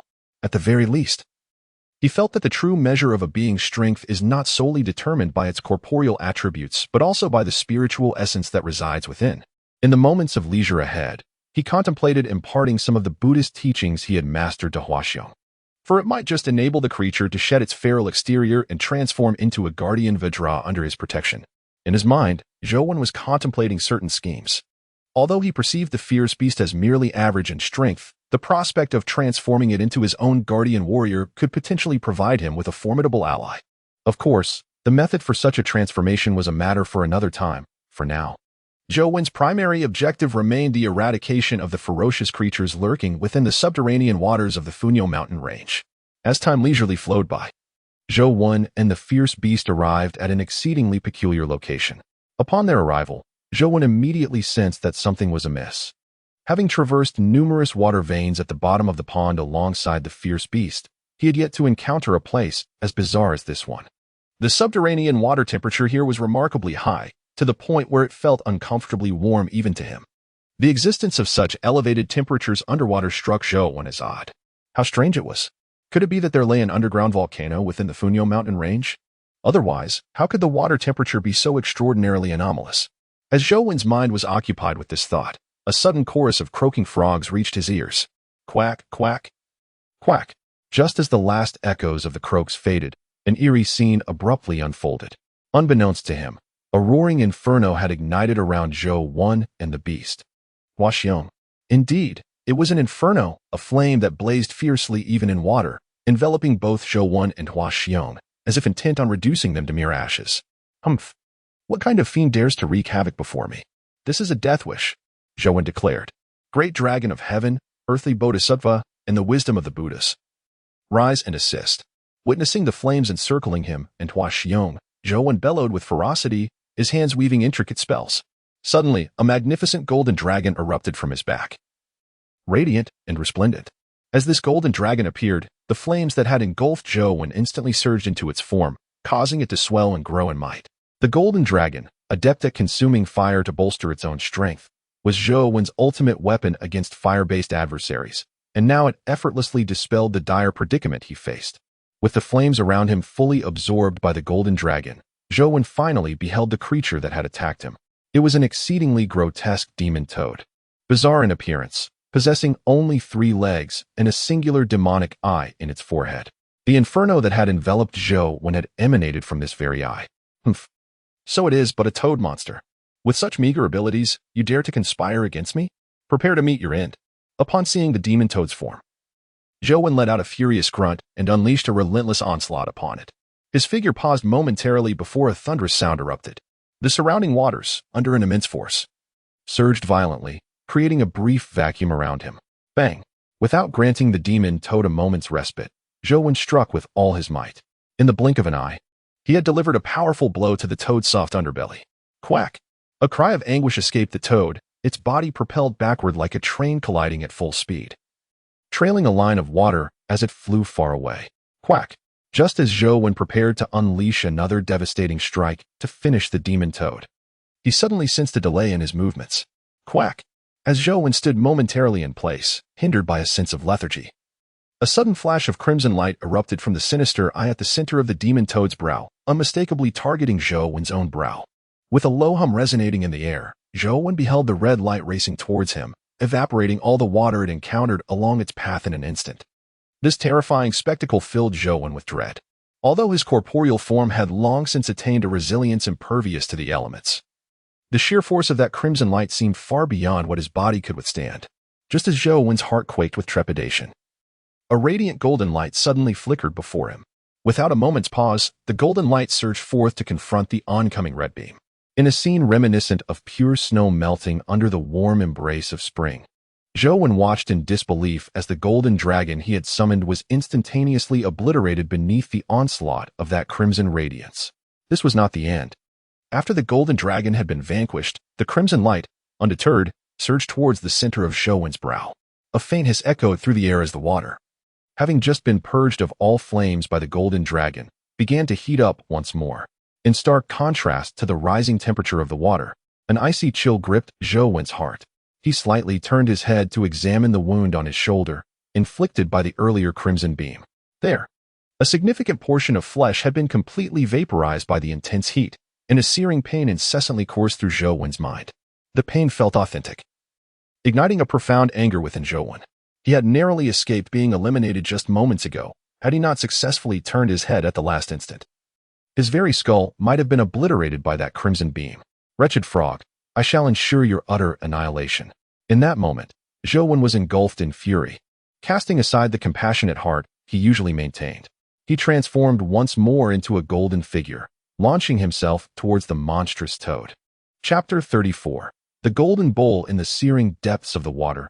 Zhou's form morphed into a golden streak, leaving behind a shimmering afterimage as he swiftly approached the vile toad. Just as the toad's sinister eyes locked onto Zhou, preparing to unleash another attack, a pair of radiant golden fingers had already plunged deeply into its cursed third eye. With a dull thud, Zhou snapped his fingers, extracting the eye, accompanied by a trickle of faint green blood. The toad emitted a piercing croak, truly wounded for the first time. It is essential to note that the creature's power resided entirely within that eye. With its third eye gouged out, it was akin to a tiger stripped of its claws. Even if Zhou chose not to finish it off, the toad would be powerless to survive in the perilous depths of the water. After Zhou had personally extracted the toad's eye, his movements did not falter. With his left hand clenched into a fist, he grasped the creature's neck tightly, channeling the vibrations of his inner Buddhist energy into an overwhelming force, which, combined with his physical strength, erupted forth. With a sharp crack, Zhou unleashed his divine might, causing the toad to be crushed into oblivion, rendering it utterly lifeless. Battle notification. The chosen one of the Dragon Kingdom has slain a level 9 ferocious beast, the three-eyed monstrous toad, and has been rewarded with a golden treasure chest. The access to the sewers in the Funyo Mountains has increased by 1/5. Ding! Congratulations. The host has successfully slain a ferocious beast, increasing the degree of disguise by 3%, as the toad's head exploded in his palm. 2 notification sounds echoed in his ears.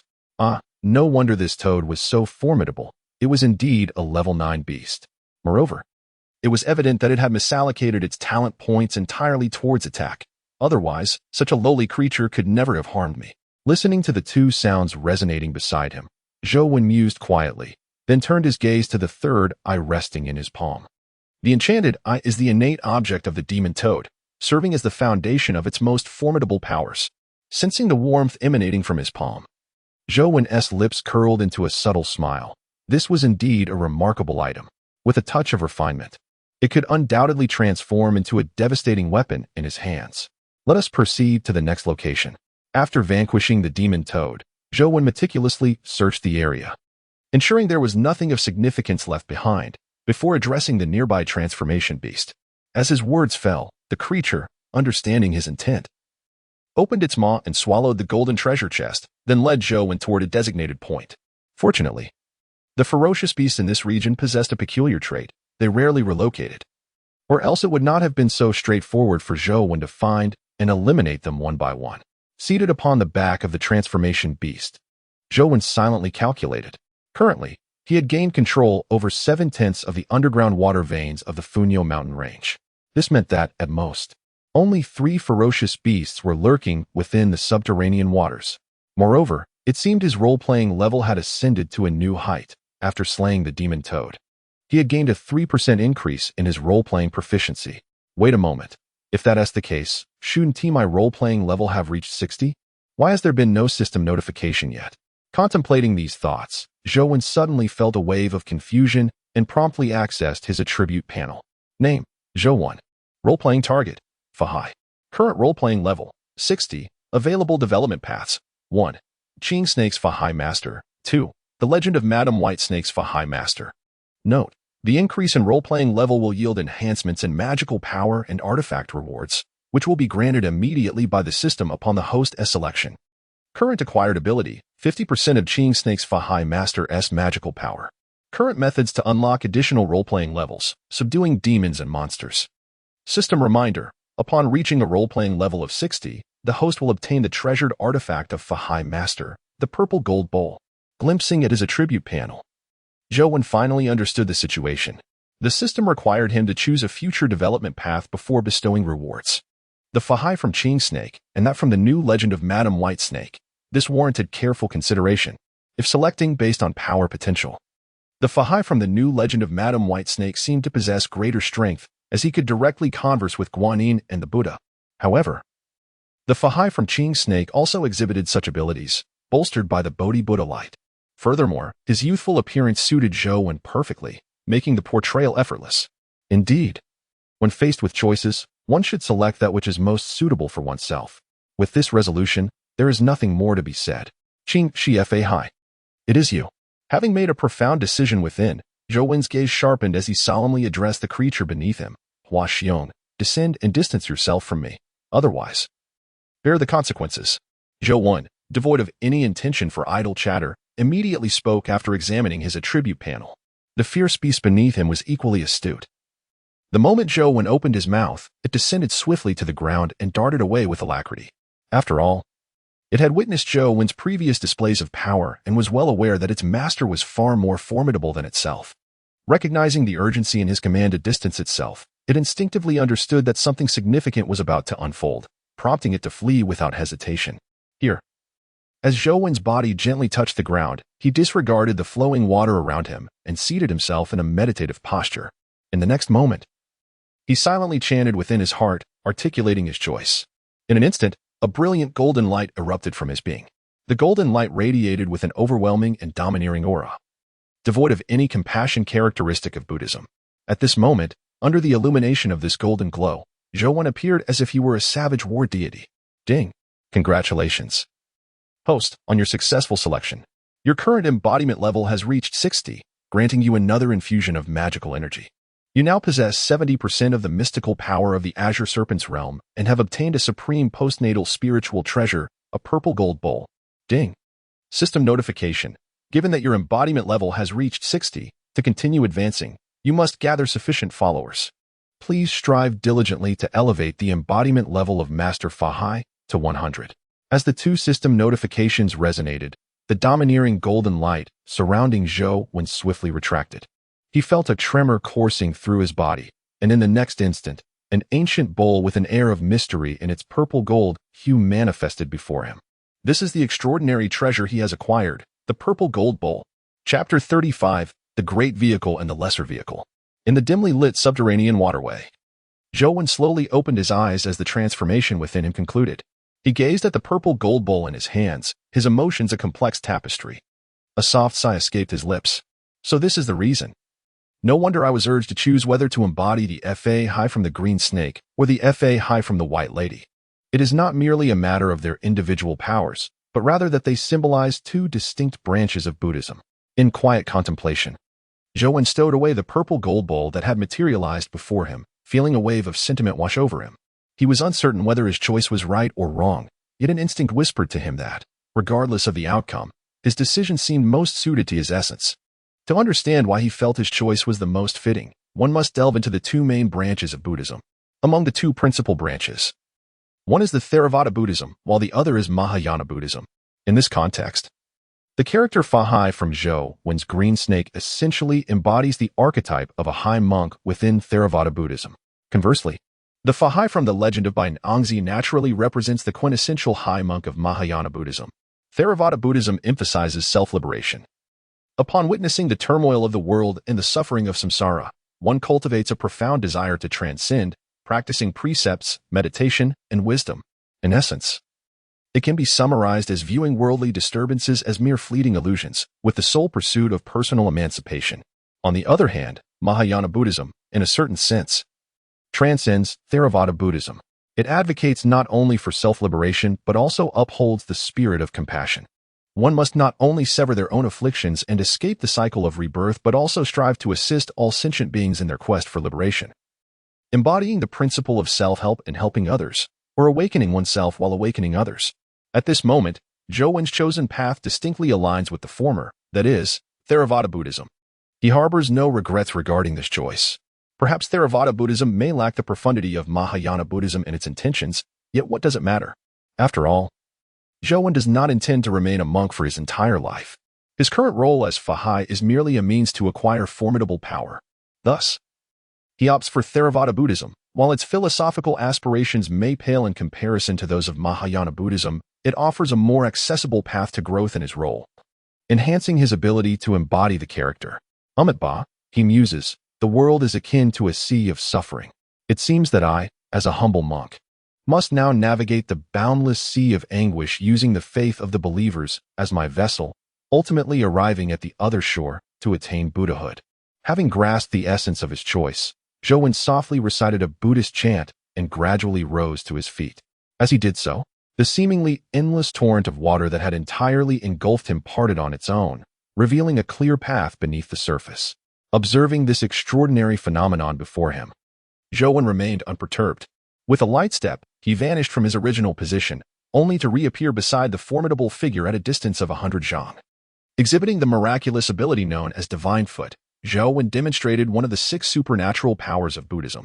Previously, he had only possessed knowledge of the heavenly eye among these 6 powers, but now he had successfully mastered 2. Among them, Divine Foot was one, while the other was the most enigmatic of the 6, known as mind reading. At this moment, having just acquired the mastery of both Divine Foot and mind reading, Zhou Wen felt compelled to test the prowess of these abilities. He turned his gaze towards the formidable figure beside him and silently activated his mind reading. Has my master recently broken through in cultivation? What overwhelming pressure! I sensed that even the former Lord Bishi would be subdued by my master should they cross paths once more. Alas, I find myself pondering whether, now that my master has grown so powerful, I am still needed as his steed. Should he no longer require my service, might he not simply eliminate me? At that moment, the tumultuous thoughts of Huaxiong were completely perceived by Zhou Wen, who sensed the turmoil within. Maintaining a facade of composure, Zhou Wen extended his right hand and gently pressed it against Huaxiong's forehead. In the next instant, a surge of Buddhist power erupted from Zhou Wen, transforming into an unending stream of magical energy that inundated Huaxiong's mind. As the Buddhist energy penetrated, Zhou Wen swiftly identified its target, a piece of stubborn bone known as the horizontal bone, which resided within the body of the beast. Its presence rendered it impossible for any beast, no matter how formidable, to articulate human speech. Presently, Zhou Wen aimed to assist Huaxiong in refining this bone. Although Zhou Wen could now comprehend Huaxiong's innermost thoughts and had no need to hastily refine the horizontal bone, he chose to do so out of consideration for Huaxiong's recent efforts, albeit modest. He deemed it prudent to offer a gesture of goodwill, nurturing a bond that might eventually lead Huaxiong to wholeheartedly serve as his guardian. As Zhou Wen's Buddhist teachings continued to refine the bone, Huaxiong's body began to tremble, and an intense pain surged deep into its very soul. Such torment almost compels it to unleash a furious roar to the heavens. Yet its form remains utterly immobilized under Zhou Wen's control. A soft sound emerged, and Zhou Wen gazed at the gaping wound at the corner of the transformed beast's eye, his pupils narrowing slightly. No wonder it is said that for the demon race to ascend is an act against the heavens, exceedingly difficult to accomplish. I had not anticipated that merely refining a rib from the transformed beast would inflict such agony upon it. However, one must endure the bitterest of hardships to become the mightiest of beasts. Oh, transformed beast, do not hold me accountable for this.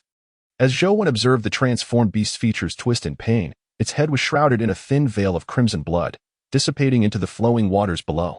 He silently mused within himself. Just as his thoughts concluded, his expression shifted once more.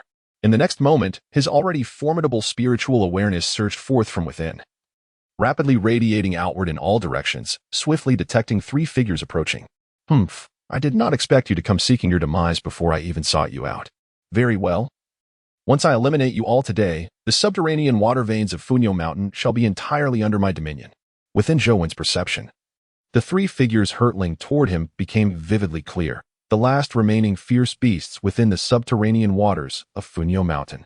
Upon sensing the presence of these 3 beasts, Zhou no longer hesitated to unleash the full extent of his Buddhist power, channeling it into the transformed beast. At last, he successfully refined the rib within it.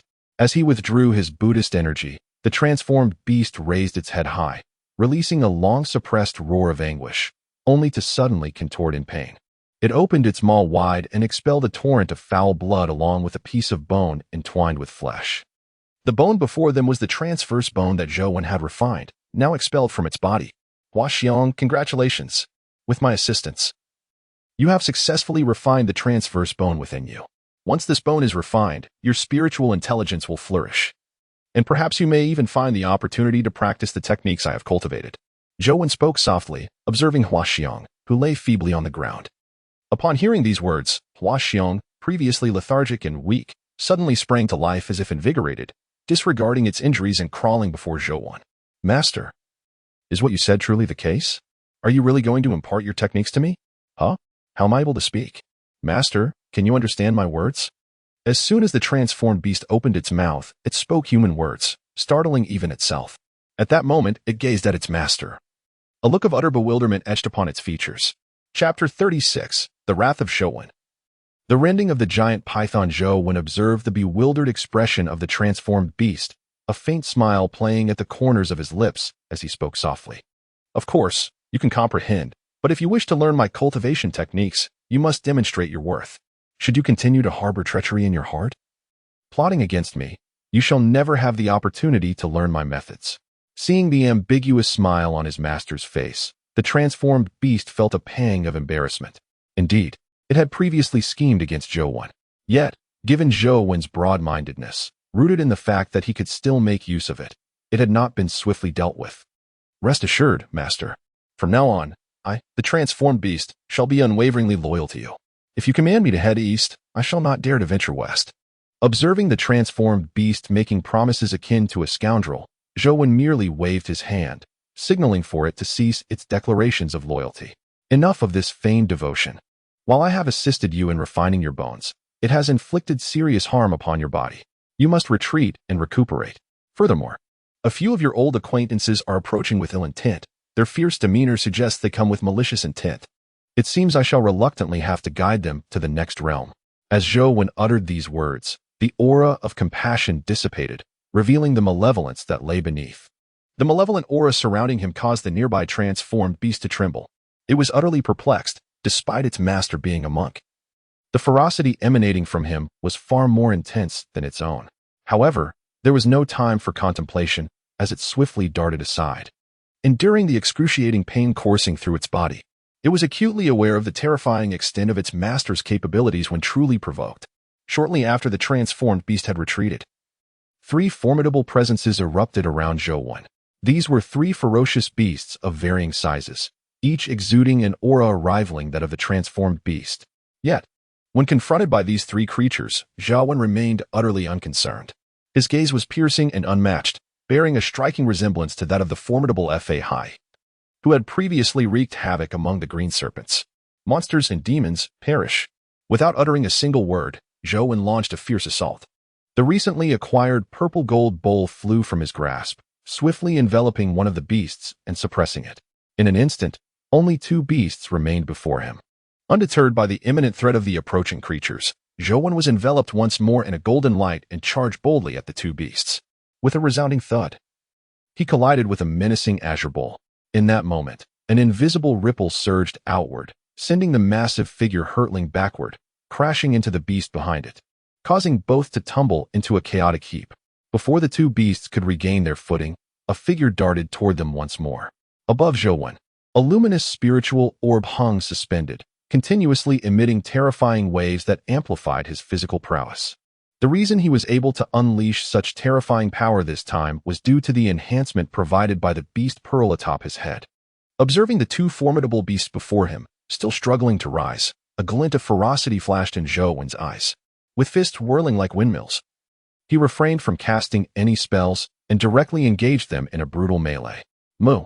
With a resounding bellow, the azure giant bull, recently sent flying by Zhou's punch, was infuriated to see the diminutive figure charging at the two ferocious beasts. Without hesitation, it raised its two formidable horns. The lesson it had just learned from Zhou had evidently failed to instill any caution. Crack!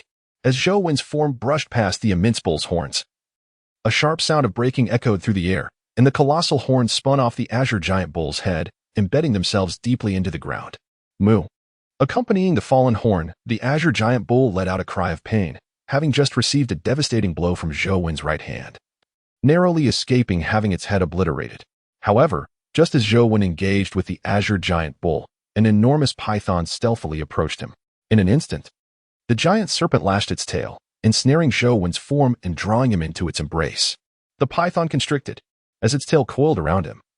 Zhou found himself completely enveloped within the serpent's grasp. In that moment, a tremendous force erupted from the python's body, relentlessly compressing Zhou's form inward. Despite the overwhelming strength surrounding him, Zhou's expression remained unchanged. The golden light enveloping his body flowed continuously, like an unending stream of golden brilliance, surging through the gaps in the serpent's body and fiercely erupting toward the outside world. Under the protection of this radiant light, Zhou stood resolute and unyielding, as steadfast as a mountain. Yet this was not the end.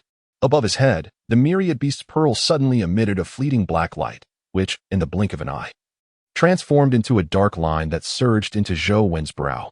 At the very moment this black light manifested, the image of a Zhu Yan, covered in black fur with crimson feet and a tuft of white hair atop its head, instantaneously materialized in Zhou's mind. As this vision of Zhu Yan emerged, Zhou felt an overwhelming surge of power, seemingly arising from nowhere within his body. In an instant, he unleashed a force so formidable that even the colossal serpent trembled in fear. What a formidable power this is! As the golden light surrounding Zhou's body gradually converges, his form steadily expands, slowly prying apart the constricted body of the giant python and gradually freeing himself from its grasp. This is not the end. Having found a moment of respite, Zhou seized the opportunity to firmly grasp the body of the enormous python before him, exerting force with both hands outward. Open! He uttered in a low growl, as faint crimson light flickered between his hands. A tremendous force surged forth like a torrent, unrelenting in its might, as it tore a gaping wound in the python's body. Yet, it was not merely a simple incision. Zhou's arms continued to unleash raw power. As he endeavored to rend the colossal serpent in two, the python, caught in Zhou's grasp, found itself utterly powerless to resist. The disparity in strength left it with no recourse. In the throes of excruciating pain, the python unwound its form, allowing Zhou's figure to emerge from beneath the water. Just as Zhou revealed himself, an azure bull charged towards him. With its head lowered, the bull brandished its sole remaining horn as a weapon, rushing unhesitatingly at Zhou. Chapter 37. Subjugation of the three ferocious beasts. The azure bull thundered forward, yet Zhou remained steadfast, hoisting the massive python's body once more as he summoned his strength. With a ripping sound, the gigantic python was violently torn asunder by Zhou's might. Crimson blood rapidly diffusing into the surrounding waters, staining the area and enveloping Zhou entirely. Just as the vibrant blood enveloped him, the horn of the azure bull finally pierced through a mass of soft flesh. The sensation provoked a low growl from the azure giant bull, which momentarily believed its horn had truly struck Zhou, embedding itself deep within his being. Yet, in the next instant, as it raised its head to the heavens, intending to hurl the object from its singular horn, a painful hiss from a colossal python echoed in its ears. Immediately, a familiar form was flung from its horn, emerging from the blood-soaked ground, landing squarely in its bovine gaze. To its astonishment, it was the front half of the very python. which had just been pierced by its horn. The python, having been violently torn asunder by Zhou Wen and subsequently assaulted by the Azure Bull, was now gasping for breath, teetering on the brink of death. Fear flickered in the depths of the bull's eyes as it realized the folly of its three fierce companions who had sought trouble with Zhou Wen. They were, in truth, courting death. One was already lost to the unknown, while the other appeared to be on the verge of expiration, leaving only the bull itself intact, which sent a chill coursing through its heart. Without a moment's hesitation, as dread surged within, the Azure Bull began to turn.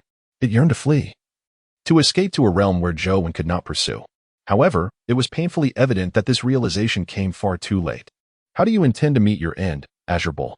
Zhou Wen observed leisurely from behind, his lean frame adorned in a vivid crimson robe, striking a terrifying figure in the bull's eyes. The brutal manner in which Zhou Wen had dealt with the python had left the Azure Bull trembling with trepidation.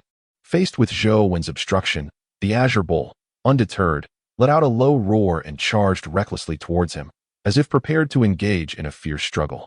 Witnessing this, Zhou Wen remained unfazed, raising his right hand and tugging at his robe. Robe of exorcism, arise. At his incantation, the crimson robe expanded dramatically, shielding his form in anticipation of the bull's onslaught. Yet, just as the robe enveloped him, the bull executed a sharp turn, narrowly bypassing Zhou Wen. What?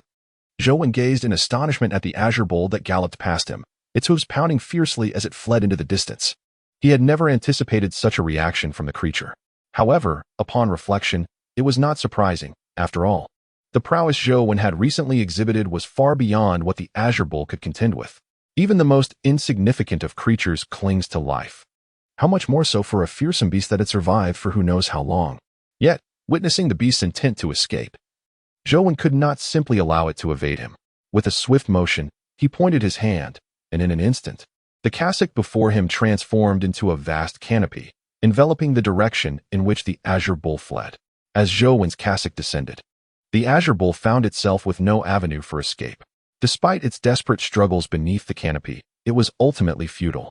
Zhou Wen unleashed a mighty palm, channeling a surging force of Buddhist power into the encompassing fabric, thereby subduing the Azure Bull and commencing its refinement with the cassock as his anchor. Indeed, Zhou Wen was utilizing the fearsome Azure Bull to enhance the very cassock he donned. It is worth noting that this cassock did not possess any extraordinary origin. It was merely an ordinary garment. Its current display of remarkable capabilities stemmed from Zhou Wen's years of wearing it, allowing it to be imbued with Buddhist teachings, gradually elevating it to the status of a common magical artifact. Initially, the transformation of a mundane object into a magical artifact was already an impressive feat, yet now, amidst the battleground of national destiny, where countless ferocious beasts roamed, Zhou Wen found the perfect opportunity to further augment his cassock. By refining the skin, flesh, and blood of the ferocious beast into the garment, he aimed to enhance its material composition and deepen its essence.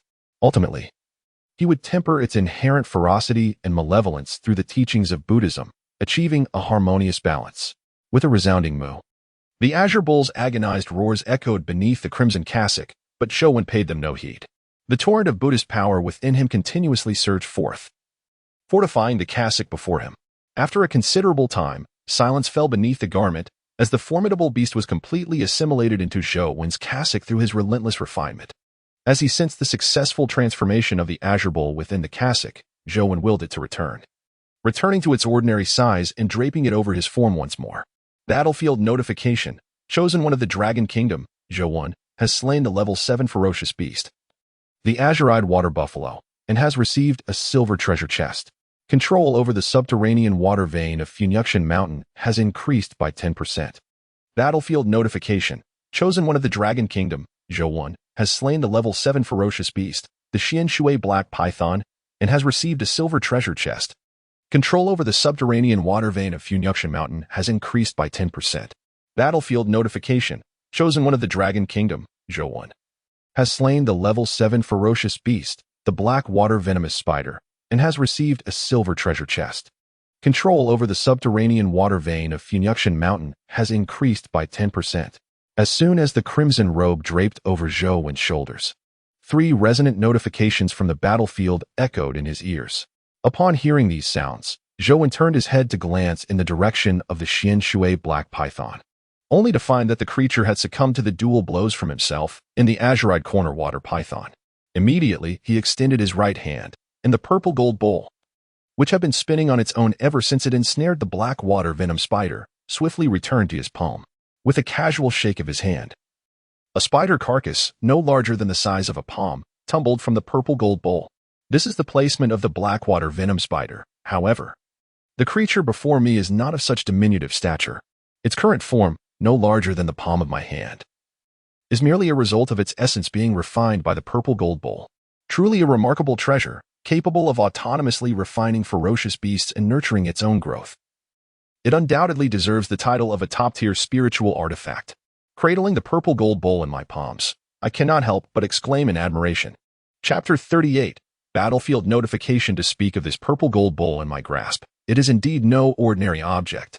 Setting aside its rank, the very characteristics it possesses render it an exceptionally rare and invaluable treasure. The purple gold bowl possesses the remarkable ability to refine a demon beast, thereby enhancing its wielder's power. As the number of demon creatures refined increases, it may one day evolve into a transcendent treasure capable of incinerating mountains and boiling seas. Once more, I gazed at the purple gold bowl in my hand, then reversed my palm to draw it back into my body, nurturing it with Buddhist energy. This is yet another characteristic of postnatal artifacts. They can be effortlessly refined and absorbed by their master, making them exceedingly convenient for transportation. Truly a splendid companion for both home and travel. Meanwhile, as I concluded my tasks, the creature known as Hualong stealthily returned to this location. Observing the small spider beside me and the enormous corpse of the python not far away, a chill ran through its heart. Master, have you also vanquished the black water spider and the dark water python? It pondered. Now, only the old bull remains in the underground river of Funyo Mountain. Recognizing that the situation here was settled, Hualong approached me, lowering its head in a display of deference as it spoke. You are mistaken. All the ferocious beasts lurking in this underground river, apart from yourself, have been slain by me. As for the old bull you mentioned, it has already been refined into the very garment I wear, augmenting its power. Upon hearing Hualong's timid presence at my side, I nonchalantly corrected its misunderstanding. At the utterance of my words, Hualong trembled slightly, casting a fearful glance at my expression.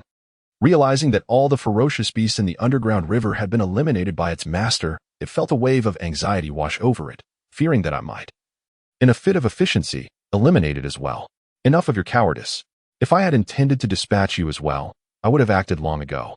Rather than waste words on you, I instructed, clear this battlefield, we must return. I still have to take possession of this underground river, and there is much to attend to. Do not slack off. Observing Hualong's expression of dread, I discerned its thoughts without the need for telepathy, and promptly gave it a kick, urging it onward. Indeed, there was much for me to accomplish. Although I had successfully eradicated all the ferocious beasts in this underground river, thanks to Hualong's guidance, gaining control over this water source still required a crucial final step to manifest it in the physical realm. This step was also indicated by the battlefield prompt. However, this notification was directed solely at Zhou, so none of the viewers currently watching the live broadcast in the Dragon Kingdom, apart from him, were privy to any information.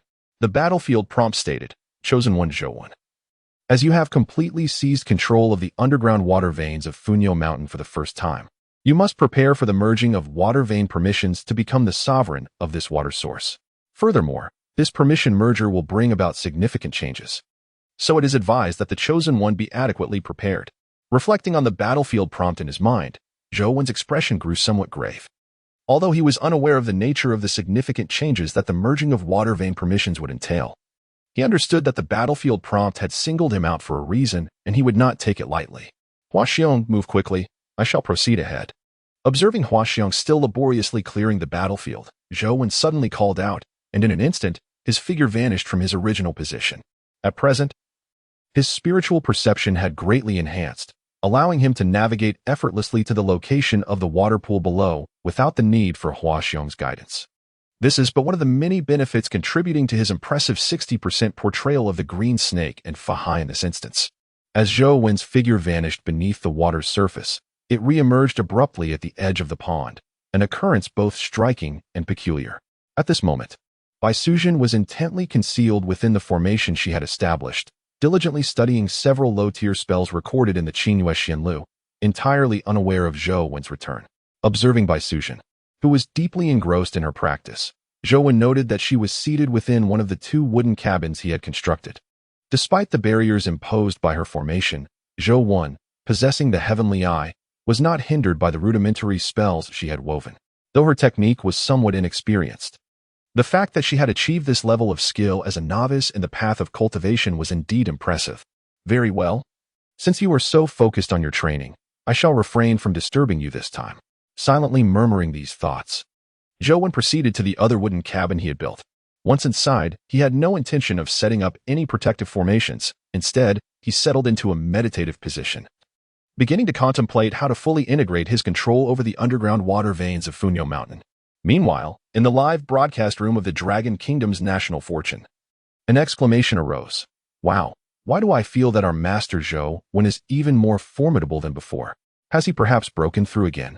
It seems he has indeed made another breakthrough. Master Zhou is truly eternal in our hearts. I can't help but wonder what the limits of his strength are. Just when I think I've seen all his capabilities, my understanding is invariably refreshed. Brothers, am I the only one who noticed that although Master Zhou has gained complete control over the underground water veins of Funyo Mountain, they have yet to materialize in our Dragon Kingdom? Yes, I've noticed that too. Could it be that Master Zhou has been toiling away for nothing during this time? That would indeed be a considerable loss. As the viewers in the live stream were engulfed in a haze of confusion, their attention was suddenly drawn to a particular scene within the broadcast. It was the wooden cabin where Zhou sat cross-legged. At that moment, his body quivered slightly. In the next instant, a stream of pale blue spiritual energy enveloped Zhou's form. Simultaneously, within the confines of his mind, a scroll-like illustration began to unfurl. This illustration vividly depicted the waterway map of the subterranean springs beneath the Funyo Mountains. Furthermore, within this depiction, various markers indicated the abundance of spiritual energy at different locations, as well as the presence of unique resources. For instance, Zhou observed a certain spot on the map, marked in purple. The moment his thoughts focused on that hue, a cascade of information flooded into his consciousness. Chapter 39, Northwest Spiritual Stone Vein, contains a vast quantity of spiritual stones available for extraction. Upon receiving this information, Zhou's pupils constricted slightly. He had not anticipated the immense utility of the map in his mind. With this newfound understanding, he realized he had effectively seized all the resources within the subterranean waterways of the Funyo Mountains. A sudden tremor coursed through Zhou as a bold hypothesis began to take shape in his mind. He lifted his gaze toward the highest peak of the Funyo Mountain range, his eyes ablaze with fervor. Having obtained the map of the underground waterways, he pondered, if I were to conquer the entire Funyo Mountain range, would I not also uncover a map of the mountains within my mind? And if I were to fully dominate the entire battlefield of national fortune, would I not then possess a comprehensive catalog of the national fortune battlefield? Thus, it dawned on him that occupying resource points within this battlefield was akin to a jigsaw puzzle. The more resource points one claimed, the more pieces of the puzzle would emerge in their mind, leading to a greater abundance of cultivation resources. Thought surged within Zhou's mind as he began to grasp the implications. Fortunately, my strength is formidable enough to grant me an unimaginable advantage in this game of puzzles. Given this, I shall now showcase my strengths in their entirety. With a clear understanding of his impending actions, Zhou felt a surge of energy within him. At that moment, another announcement resonated throughout the battlefield of national fortune. Battlefield notification. Congratulations to the chosen one of the Dragon Kingdom for successfully synthesizing control over the underground waterways of the Funyo Mountains, obtaining complete dominion over them, and receiving a legendary treasure chest as a reward. Furthermore, the subterranean waterways of the Funyo Mountains have been amplified tenfold and randomly integrated into the territory of the Dragon Kingdom. With the emergence of the battlefield notification, a momentary stillness enveloped everyone, both within and beyond the confines of the national fortune battlefield. The chosen one of the Dragon Nation, after a prolonged silence spanning 2 days, has finally secured control over a vital water vein. Ah, the Dragon Nation is soaring. Master Zhou, you are truly eternal. I am filled with anticipation to discover the location of the subterranean water vein manifested by Master Zhou. I am eager to experience the essence of the world's spiritual energy for myself. Where are those who previously mocked the master, ensnared by the allure of beauty? Come forth now and face the music. Oh, my brothers above, cease your cries. Those who once scorned Master Zhou are likely filled with regret, realizing they have missed the opportunity to witness the abundance of spiritual energy. Not only have they failed to explore such a bounteous place, but they have also been unable to learn the cultivation techniques, and now they are probably hiding away in despair. Indeed, one must commend the arrangements made by our Dragon Nation, directly utilizing our National Fortune livestream channel to acquire the cultivation techniques has proven advantageous. Each individual who dared to defame Master Zhou is now left in a state of utter shock. They deserve this bewilderment, after all. Their intellect seemed to reside in their posterior, easily roused by the slightest provocation. Had they made any significant strides in the path of cultivation, their actions could have brought untold calamity upon our Dragon Nation. As the livestream chat filled with viewers mocking those who had previously instigated discord, the recently appointed host, Damaho, showed no inclination to quell the crowd's exuberance. After all, as the viewers rightly observe, those who had been misled to the point of losing their rationality must face the repercussions of their folly. While Damaho continued to enjoy the lively banter in the chat, he suddenly experienced a change in demeanor. Turning to his partner, he found them also looking his way. Their gazes met, and after a mutual nod, Damaho addressed the viewers in the livestream. Dear viewers, I bring you splendid news. The subterranean water vein resources manifested by Master Zhou have been located within our borders, specifically beneath the Lust Plateau. The underground water levels have surged significantly, and many long dry wells have been replenished. Thus, the Lust Plateau in the northwest of our Dragon Nation will no longer suffer from water scarcity.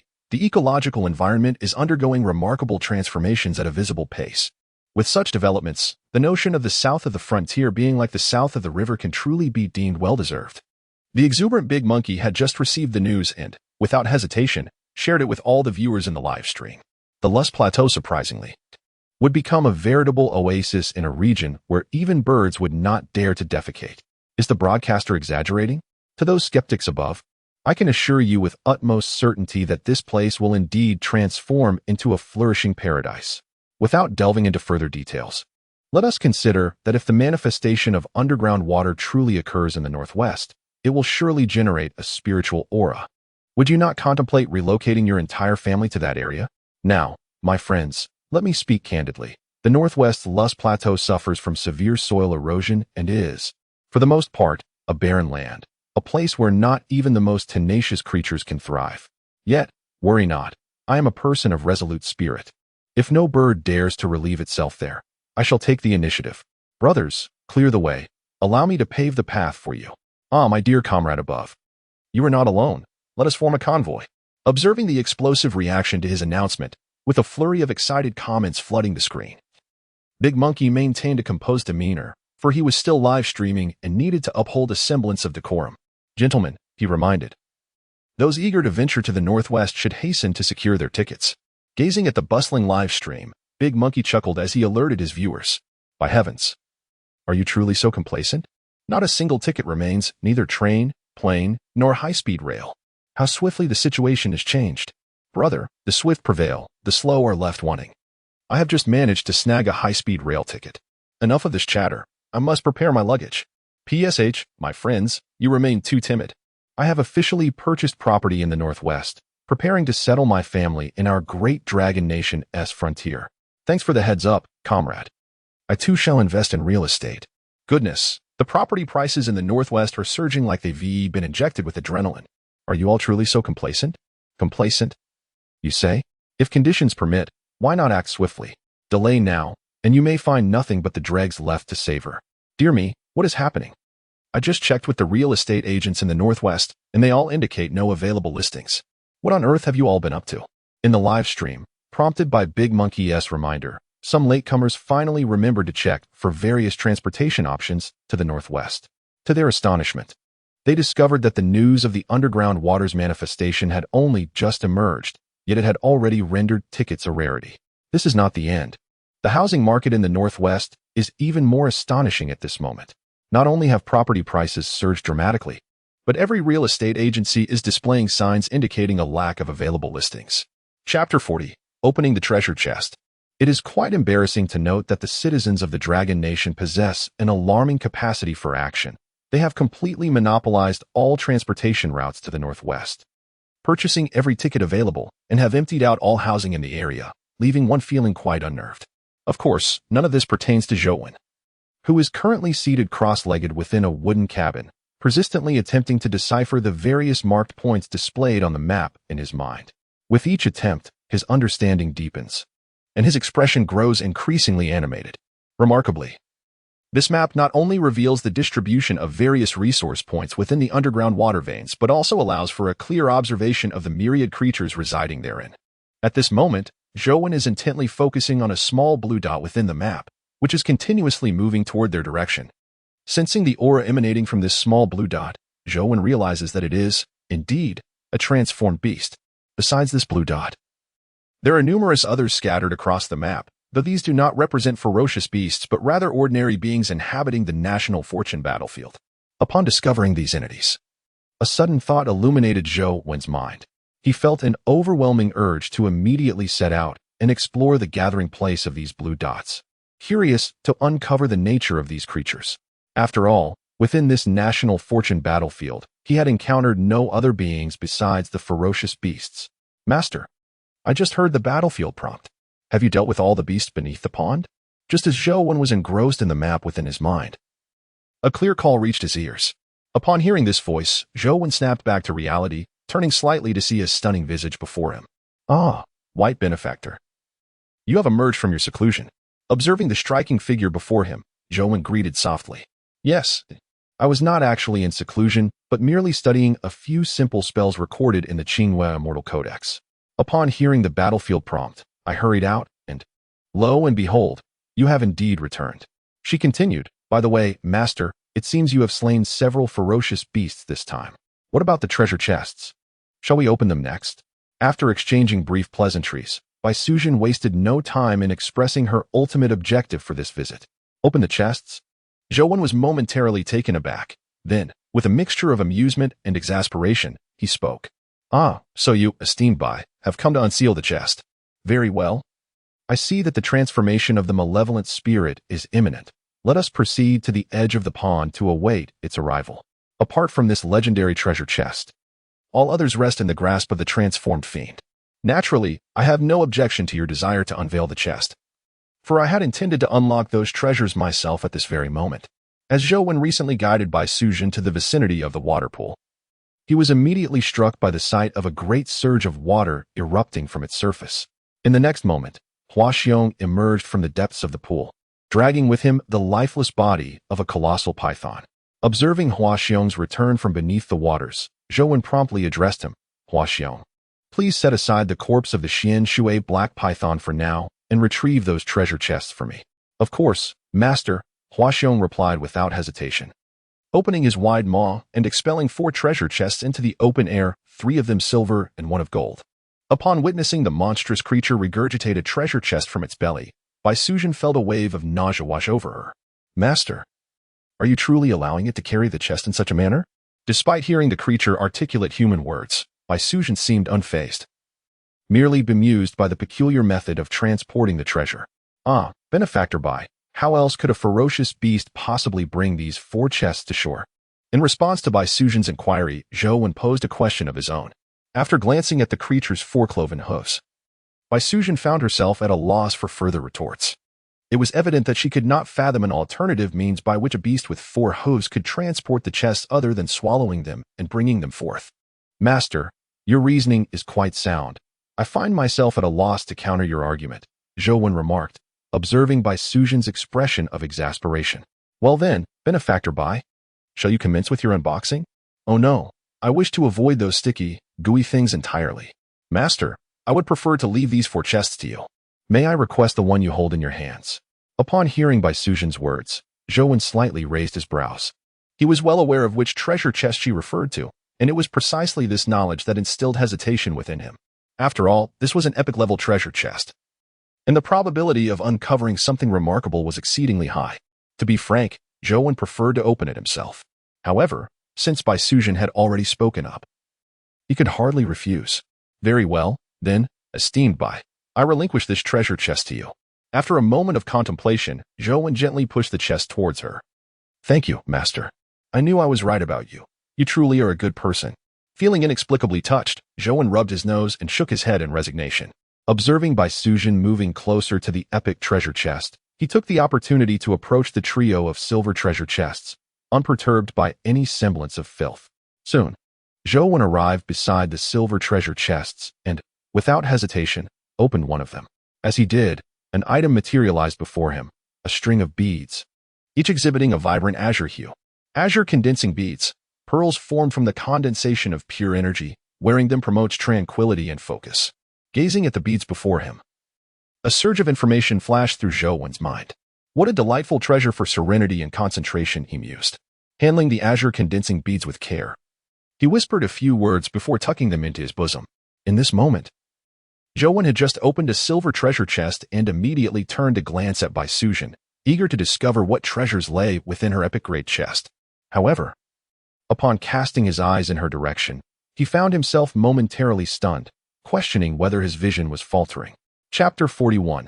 Acquiring good fortune. At that moment, Bai Suzhen stood beside her epic-grade treasure chest, gracefully swaying her body to a dance that Zhou Wen could not name.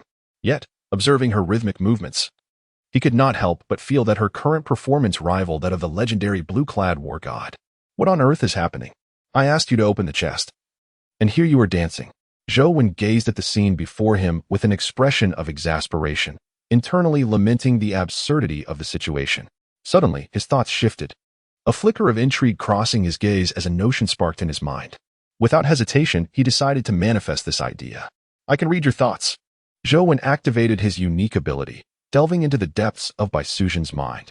His curiosity about the thoughts of this enigmatic figure before him was insatiable. As he utilized his power, his expression shifted to one of bewilderment. What he uncovered within Bai Suzhen's mind was both unexpected and yet somehow fitting. You love me. I love you. A sweet melody from Mishiwei Bingqing.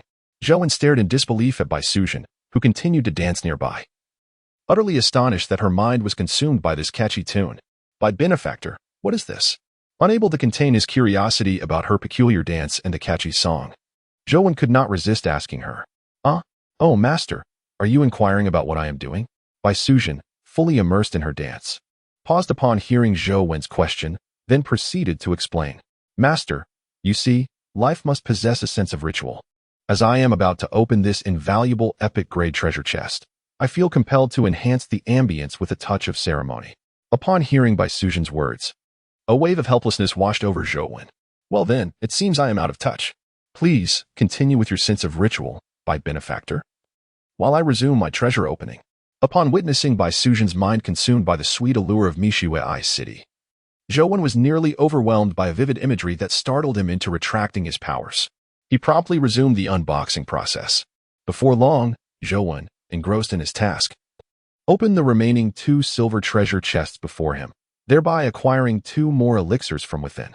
The 2 elixirs in question are the Tiger Wolf Pill and the Cleansing Marrow Pill. The former is a miraculous concoction that enhances one's physical strength, granting the consumer the might of both a tiger and a wolf upon ingestion. Most importantly, this Tiger Wolf Pill bears no adverse effects, leaving no residue of pill toxicity. As for the Cleansing Marrow Pill, it is even more precious, once consumed. It elevates an individual's cultivation aptitude. Zhou Wen gazed at the 2 elixirs in his hand, and to be candid, he felt a twinge of disappointment. Although these pills would be deemed immensely valuable in the hands of an average person, to him, they were virtually worthless.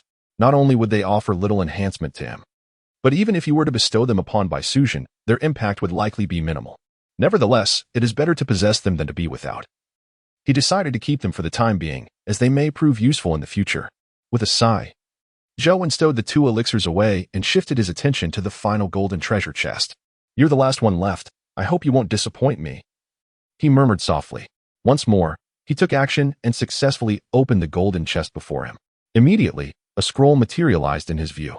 Zhou Wen stared at the scroll, which lay quietly within the chest, devoid of any shimmering light, and was momentarily taken aback. However, as the information regarding this item flooded into his mind, his momentary stupor vanished, replaced by an expression of ecstatic joy. Eastern Domain Map, a segment of the map of the Eastern Domain battlefield, detailing the topography of mountains and the courses of rivers within 2 major regions. The content of this message was exceedingly brief, yet upon its receipt, Zhou Wen was overwhelmed with joy. It is worth noting that this was precisely what he had been lacking. With this map in hand, given his capabilities, he could swiftly seize other resource points. With great caution, Zhou Wen had just tucked away the map before a sudden exclamation echoed from behind him. Wow, master! Come quickly and see what marvelous treasure I have found. Curious, Zhou Wen turned around and approached Bai Suzhen, who was animatedly calling to him. Upon reaching her side, he beheld the contents of the treasure chest, and his mouth fell agape in astonishment. It was indeed an egg. Not just any egg, but the egg of a golden-winged roc. This ancient divine beast was notorious for its insatiable appetite, reputed to consume 300 dragons in a single day to satiate its hunger. The sheer magnitude of such a creature was daunting, and now, before Zhou lay the egg of this fearsome beast, leaving him utterly astonished. As Zhou grappled with his shock, a sudden surge of azure light erupted from Bai Sujin's body, darting directly towards the golden-winged roc's egg. In that fleeting moment, Zhou instinctively reached out, capturing the azure light in his grasp. Without hesitation, he cast it aside, watching as it fell to the ground. As the azure mango fell to the ground, it did not linger. Without a moment's hesitation, it leapt again, its aim still set on the egg of the legendary golden-winged roc within the epic treasure chest. Witnessing this, Zhou, who had just restrained himself for fear of injuring the azure serpent, furrowed his brow and took action once more, capturing the serpent in his grasp. This time, he exerted a slight pressure, directly pinching the creature at its vulnerable spot, immediately rendering the azure serpent compliant, languidly coiling around his right hand. "Little rascal, do not cause a ruckus. This egg of the golden-winged roc is not for you to consume. It must be preserved for hatching." Observing the docile serpent wrapped around his hand, Zhou felt no anger towards its earlier antics. Instead, he spoke to it with a gentle demeanor. With a flick of his wrist, he tossed the azure serpent onto Bai Sujin. "Mistress Bai, please keep a watchful eye on the little azure. This egg of the golden-winged roc holds great significance for me and must not be subjected to any harm." After dealing with the troublesome azure serpent, Zhou addressed Bai Sujin. His words were clear, indicating that he could not relinquish this precious egg to her. Bai Sujin, of course, had no objections to this. "Indeed, Master, this is something you have fought valiantly to obtain. I shall not contest it with you. Besides, while the golden-winged roc is impressive, it pales in comparison to my little azure." Chapter 42. The golden-winged roc. Zhou gazed in astonishment at Bai Sujin, who displayed not a hint of concern for the egg of the golden-winged roc. It was astonishing that she remained indifferent to such a relic of an ancient ferocious beast. However, after his initial surprise, Zhou chose not to dwell on it further. After all, they were allies. Were it not for the worry that this young lady might conjure some unforeseen troubles upon awakening her innate wisdom, he might have considered yielding the egg to her. Ultimately, his interest in it stemmed merely from its extraordinary potential and swiftness. In truth, he was not particularly concerned about the combat prowess of the golden-winged roc and its maturity. Given his current role within the system, the strength he could attain in the future would be beyond imagination. After all, this system allowed him to embody more than just one individual. According to the information Zhou had obtained, each time he reached 100% proficiency with an impersonator, he could unlock the next one, whose abilities would undoubtedly surpass those of the previous. However, the extent of this system's limits and the number of personas Zhou could adopt remained a mystery to him.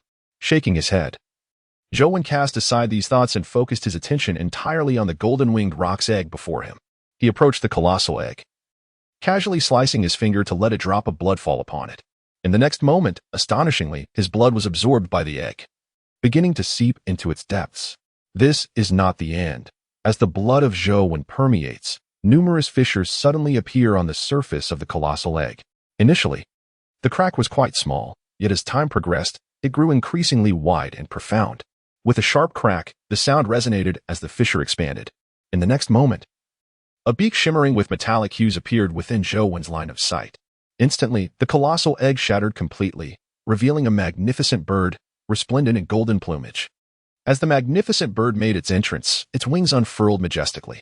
In an instant, its beak opened wide, unleashing a powerful suction that drew the scattered fragments of colossal eggs surrounding it directly into its mouth. With a resounding cry, the golden-winged roc, having consumed the remnants of the egg strewn upon the ground, began to swell as if filled with air, swiftly growing to a height surpassing that of a person. This transformation signified that the golden-winged roc had seamlessly transitioned from its juvenile phase into its maturation period.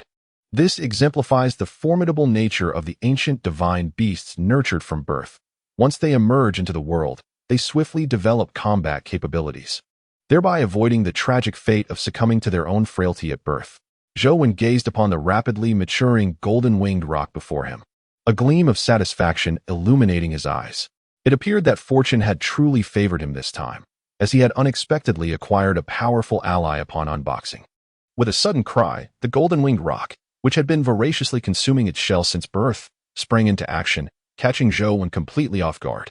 Beside him, Bai Suzhen, initially intrigued by the rock-ash transformations, was suddenly enveloped by a shadow. Within her gaze, a colossal beak loomed larger, aimed directly at her head. Just as she braced for what seemed to be her imminent demise at the beak strike, a towering figure interposed itself before her. Zhou, fingers deftly manipulating a string of prayer beads, uttered a sacred chant, manifesting the immovable king's form. Amiba. A crisp sound of collision echoed as Zhou remained steadfast, his radiant bald head absorbing the force of the rock's beak. At that moment, he was suffused with golden light, his entire being transformed into a resplendent golden effigy, akin to a miniature golden idol. With unwavering resolve, Zhou endured the rock's assault, then swiftly turned his right hand, a brilliant swastika symbol glowing within his palm, which he pressed against the creature's head, anchoring it in place. Bai, are you unharmed? After executing his actions, Zhou inquired without turning to look at Bai Suzhen. The events had unfolded so abruptly that, had Zhou not been at her side, she might not have survived the rock's swift attack. Master, I am fine, Bai Suzhen replied, her voice trembling slightly as she watched Zhou, who stood protectively before her. Is this bird mad? We took the trouble to nurture it, and it attacks me mercilessly right after hatching. Had it not been for your protection, I would surely have faced disaster. She bit her lower lip, her gaze filled with complexity as she regarded the figure that shielded her. This time, she was genuinely terrified. It was impossible to ignore the tremendous force exerted by that golden-winged rock. Even the little Qing, who had always been by her side, found herself momentarily incapable of responding effectively. At this moment, above Bai Suzhen's head, a small serpent, shimmering with a radiant green light, bared its fangs and glared at the golden-winged rock, which was immobilized by Zhou. Undoubtedly, Bai Suzhen was under attack, and little Qing was enraged. However, the reason it refrained from intervening was due to the inherent superiority of the golden-winged rock, a factor that had previously motivated its desire to target the rock's egg. It is noteworthy that within little Qing's mind lay the complete inheritance of the spirit serpent lineage, which contained a hidden legacy detailing a secret technique, the art of the spirit serpent consuming an egg, transforming it into a dragon. The egg consumed by the ethereal serpent refers specifically to that of the golden-winged rock. In other words, had Zhou not intervened earlier, allowing the serpent to swallow the egg, it could have harnessed the secret arts of its lineage to refine the vast egg and thus achieve the true dragon bloodline. Alas, in the end, Zhou successfully thwarted this endeavor. Shaoqing, cease your baring of teeth. The reason it has taken action against Bai Shi is precisely due to your earlier assault on its egg. Now, each of you has retaliated once. Consider it even. Should either of you dare to strike again, I will not hesitate to suppress you entirely, Zhou declared, sensing Shaoqing's continuous provocation of the golden-winged rock before him. Upon hearing his words, Shaoqing, who had been coiled atop Bai Suzhen's head, hesitated for a moment before curling back into her hair, neatly arranging the dark tresses once more. As for the golden-winged rock, Zhou unbound it from the immovable king's seal. Calm yourself. Should you dare to act again, I shall thoroughly suppress you, ensuring you never rise again. After advising the green serpent, Zhou turned his full attention to the golden-winged rock before him. Unlike his previous courtesy towards Shaoqing, he showed no leniency here. His expression hardened, and the malice in his voice caused the golden-winged rock to tremble slightly.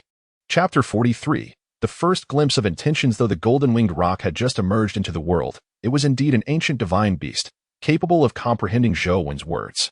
With a plaintive cry, the rock lowered its head, appearing quite aggrieved.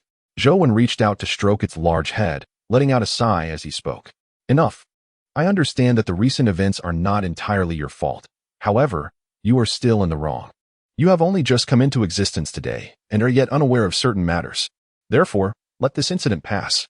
But remember, from now on, you must not act against anyone by my side. Otherwise, do not blame me for revealing my demonic form. Zhou employed both the stick and the sweet date, sparing no effort to subdue the golden-winged rock before him. However, it was evident that he was overestimating his influence.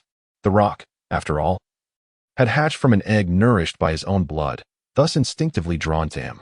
Moreover, divine beasts such as this one often revered strength, and the power Zhou demonstrated was already sufficient to compel the golden-winged rock to bow in submission. With a resonant cry, the rock acknowledged its fate. Upon hearing Zhou's soothing words and reprimand, the golden-winged rock displayed no signs of defiance, merely bowing its head and emitting a soft chirp once more. Observing this, Zhou Wen recognized that the creature comprehended his message and thus ceased his harsh admonitions, simply gesturing for it to move aside. Master, you must keep a vigilant watch over it from now on. If one day you are absent and it suddenly exhibits its fierce nature, I fear it will spell disaster for me. In this instance, Bai Suzhen observed as Zhou Wen successfully tamed the golden-winged dapeng bird, yet lingering trepidation compelled her to speak. There was no denying that the previous scene had been utterly horrifying, leaving an indelible mark upon her heart. Fear not. As long as you take care of your little Qing, it shall not trouble you again. She mused, now that I think of it. I ought to ponder a fitting name for it. After all, I cannot simply refer to it as the golden-winged dapeng bird indefinitely. As Zhou Wen conversed with Bai Suzhen, he quietly murmured to himself, the golden-winged dapeng bird, soaring through the winds and reaching heights of tens of thousands of miles, possessed an unparalleled speed that was truly astonishing. In light of this, I shall henceforth call you Xiao Jin. After a moment of self-reflection, Zhou Wen's eyes suddenly brightened, and he turned to the golden-winged dapeng bird with utmost seriousness. The latter was momentarily stunned by his proclamation. Observing the bird, clearly captivated by the name he had just bestowed, Zhou Wen grinned widely. Haha, splendid. Since you do not object, you shall be known as Xiao Jin from now on. Seizing the moment while Xiao Jin remained in a daze, Zhou Wen swiftly solidified its name, denying it any opportunity for reconsideration. Master, your choice of name seems rather casual. Is this truly appropriate? Though Xiao Jin was somewhat reluctant about the name Zhou Wen had given, it had no choice but to comply, given that its master had spoken. Meanwhile, Bai Suzhen, witnessing Zhou Wen's earnest demeanor, could not help but begin to tease him. Ba, by benefactor, a name is merely a moniker. Why must you take it so seriously? She then added, by the way, by benefactor, I have completely taken control of the underground water veins of Funyo Mountain. And now we must continue our journey. Upon hearing Zhou Wen's plans for the next leg of their expedition, Bai Suzhen furrowed her brow. She had anticipated that Zhou Wen would linger here for a while longer, especially after constructing a wooden house. Kiki, by benefactor. I meant to say that this place shall remain our resting point. However, tomorrow during the day, I intend to ride Xiao Jin to explore and seek out suitable resource points for us to occupy. As for you, by benefactor, I would like you to remain near this pond and safeguard our stronghold. Do you have any objections? Zhou Wen observed that Bai Suzhen appeared somewhat perplexed, prompting him to offer an explanation. His gaze fell upon the small golden creature before him, and a look of profound satisfaction illuminated his expression. It must be said that acquiring this swift divine beast was indeed a stroke of extraordinary fortune, allowing certain aspirations within Zhou Wen's heart the opportunity to manifest. He had long been unwilling to abandon the enchanting waterfall and pond, seeking instead a new campsite. After all, the environment here was exceptionally favorable, boasting an inexhaustible supply of fresh water and ample food reserves beneath the pond, until Bai Suzhen entered the phase of fasting. This locale was undoubtedly the most suitable haven for the two of them. Master, I understand your intentions, but isn't it rather time-consuming to explore a location daily? Return here for rest, and then set off again? Bai Suzhen inquired, her brow furrowed in confusion as she spoke. Ah, by benefactor. Your query has indeed troubled me in the past, but now there is no cause for concern, Zhou Wen replied with a reassuring smile. Observe my companion.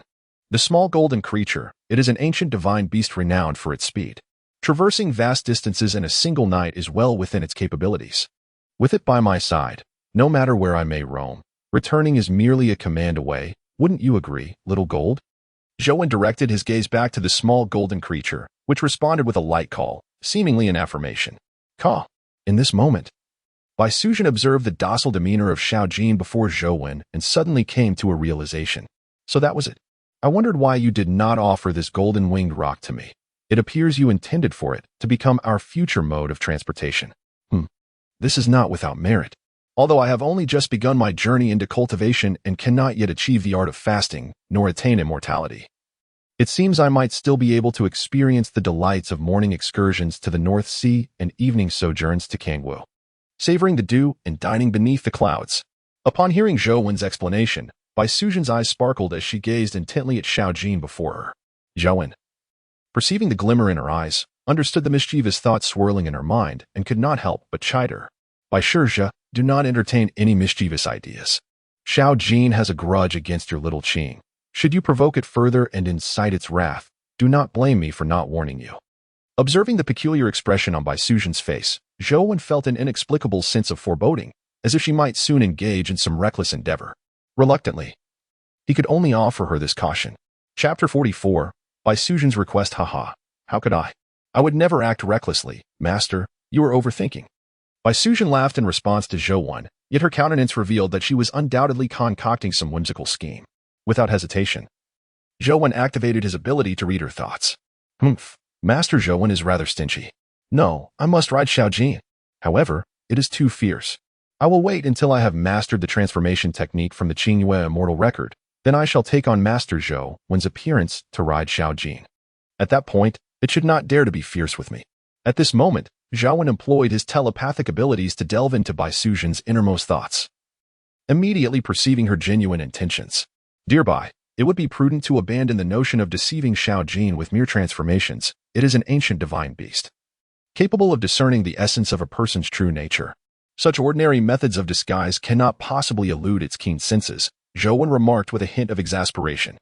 Upon hearing his words, Bai Sujin was momentarily taken aback, her gaze shifting to him with a peculiar expression, and she inquired with a hint of confusion, Master, how did you come to know my thoughts? Observing the bewilderment in her eyes, Zhou Wen's expression faltered for a moment before he burst into laughter. Haha, it's quite evident. Your reaction alone revealed what was on your mind. Realizing that he had inadvertently exposed his telepathic capabilities, Zhou Wen quickly laughed it off. The ability to peer into the depths of another's heart is, after all, somewhat taboo, and Zhou Wen remained reluctant to expose himself. Was it truly that apparent? Upon hearing Zhou Wen's response, Bai Sujin initially mumbled to herself, then raised an eyebrow, tugging at Zhou Wen's sleeve and beginning to shake it. Master, since you've already guessed what I intend to do, you must know how much I long to ride little Jane. So, when you are not busy, why don't you take me along to see the scenery in the sky? What do you think? With Bai Sujin grasping his sleeve, Zhou Wen's expression grew awkward.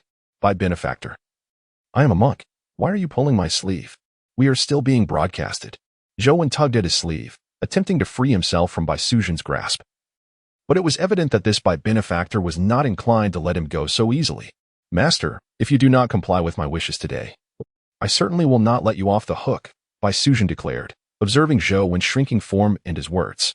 Instantly, her eyes sparkled with mischief as she stepped closer to him, casting a teasing glance at the master before her. Master, she called out, deliberately elongating the last syllable. Startling Zhou Wen into a slight shiver. He understood that this Bai benefactor was determined to ensnare him. Previously, he had been indifferent about maintaining distance from Bai Sujin. However, things were different now. He realized that to enhance his persona, he needed followers to support him. To attract followers, he had to undergo a certain transformation. If he was to be transformed, he certainly needed to consider his image. Bai benefactor, I agree to your request, but please act normally. After all, I am a monk. What does it mean to be tugging at my sleeve? Zhou Wen sighed, but for the sake of his image, he could only acquiesce to Bai Sujin's demands. Master. If you had acted this way sooner, it would have been better. By the way, Master, you mentioned that you plan to ride little Jean around the mountains tomorrow. How about after you have cleared all the dangers from Funyo Mountain, you take me along to explore? Upon hearing Zhou Wen's agreement, Bai Sujin began to scheme, her excitement leaving Zhou Wen feeling helpless.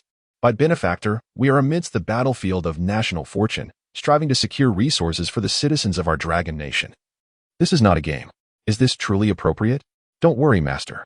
You can handle the resource search and defeating the fierce beasts while I stay back to guard the home. Cheering you on with 666. Bai Sujin, without the slightest hint of shame, uttered a remark that left Zhou Wen's heart aching. Yet, what could he possibly say to the young lady beside him? Very well, Bai. Your perspective is indeed compelling.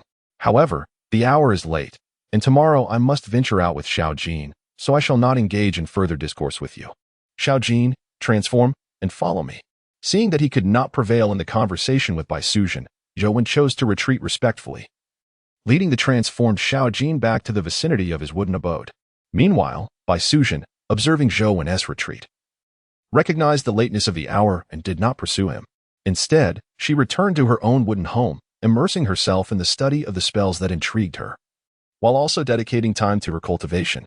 Now, she was indeed quite captivated by the pursuit of cultivation. There was no denying it. Since she had begun practicing the Qingyue immortal record, she had noticed a remarkable improvement in her complexion, with her countenance glowing ever more radiantly. The notions of immortality may not have concerned her greatly, yet for a young woman, The changes in beauty and skin were matters of undeniable importance. I must diligently pursue my cultivation, striving to reach the foundation establishment stage as soon as possible. At that juncture, I will be able to gather herbs and concoct the beauty elixir documented in the Qingwei Immortal Record. When that time comes, my stunning visage shall remain eternally unchanged. As Bai Suzhen ambled back, she murmured softly to herself. Naturally, this quiet muttering did not escape Zhou Wen's notice. Inciting within him a feeling akin to a desire to spit blood, Zhou Wen felt somewhat helpless, while he was fiercely battling for various resource points. His sister Bai continued to indulge in a leisurely excursion. Was this truly acceptable? Shaking his head to dispel the peculiar thoughts swirling in his mind, he strode directly back into his wooden abode. As Zhou Wen settled within the wooden cabin, the creature known as Hua Xiong spoke up. Master, all the water veins of Funyo Mountain have been claimed by you. May I then harness the essence of this land's waters for my cultivation? Hua Xiong curled its massive form, its large head eager to peer into the cabin. However, its sheer size rendered this impossible, and after several fruitless attempts, it could only lower its head and remain outside. Upon hearing Hua Xiong's request, a glimmer of insight flickered in Zhou Wen's eyes. After a moment of contemplation, he nodded slightly and replied, Since you are my steed, you are indeed permitted to utilize the water veins here for your cultivation. Furthermore, I must ask, are you willing to pledge your faith to me and provide me with the power of belief? If you are amenable, I shall bestow upon you my cultivation methods, aiding you in becoming my guardian Vajra, mastering astonishing powers. Yes, Master, I willingly pledge my faith to you. Please, impart your great teachings to me. Hua Xiong readily consented to Zhou Wen's proposal, nodding eagerly in agreement. This is not all. It seems to be growing increasingly impatient. Master, I am uncertain how to place my faith in you. I beseech you to enlighten me swiftly. Chapter 45. A discussion on the methods of becoming a devoted follower. Observing the eager expression on Hua Xiong's face, Zhou Wen felt a profound inner conflict. He too wished to promptly convert Hua Xiong into his devoted follower. Yet he lacked the experience and was unsure of how to achieve this. Ahem, there is no rush. You must engage in fasting for several days. When the time is ripe, this humble monk shall naturally guide you to become my disciple. When faced with uncertainty, it is wise to defer. Zhou Wen had resolved to treat Hua Xiong as a test subject, seeking to discover the means by which he could transform others into his followers. However, this plan must remain undisclosed to Hua Xiong. Naturally, even if it were to find out, it would be of little consequence. Zhou Wen was confident that, in light of the opportunity to acquire the Buddhist teachings for his cultivation, Hua Xiong would not mind being treated as a mere test subject. Yes, Master. I shall await your guidance until the opportune moment arises for my conversion. The fierce creature here witnessed Zhou Wen's declaration of a few days' wait and consequently ceased any further trivial exchanges, obediently lying down in place. Meanwhile, just as Zhou Wen had dismissed the fierce creature, the little gold bird beside him began to stir restlessly. It incessantly pecked at Zhou Wen's shiny, bald head with its sharp beak. What are you doing? Have you no manners? Swatting the little bird aside, Zhou Wen raised his gaze to it and, utilizing his mental connection, began to delve into its thoughts. I too wish to become the master's disciple. I desire to cultivate and grow stronger. Hearing the little gold bird's inner voice, Zhou Wen promptly responded, All right, I understand what you're thinking. You wish to cultivate my techniques and become my disciple, yes? I agree, but for now, you must remain still. I need to devise a method to facilitate your discipleship, understood? Frustrated by the incessant pecking from the little gold bird, Zhou Wen even blurted out some English in exasperation. Master Zhou Wen was truly irked, having been provoked by a large bird to such a degree. How amusing. As for those following, are you not grasping the crux of the matter? The highlight seems to be that merely by becoming Master Zhou Wen's disciple, one may practice his techniques. How exhilarating. May I ask, with my associate degree, is it too late for me to pursue monastic life? To my fellow brethren, with an associate degree, perhaps you should seek a smaller temple. In our region's Buddhist monasteries, if you wish to shave your head and become a monk, do bring along proof of your bachelor's degree. How ironic. I now realize that I lack even the qualifications to abandon worldly pursuits. How utterly disappointing.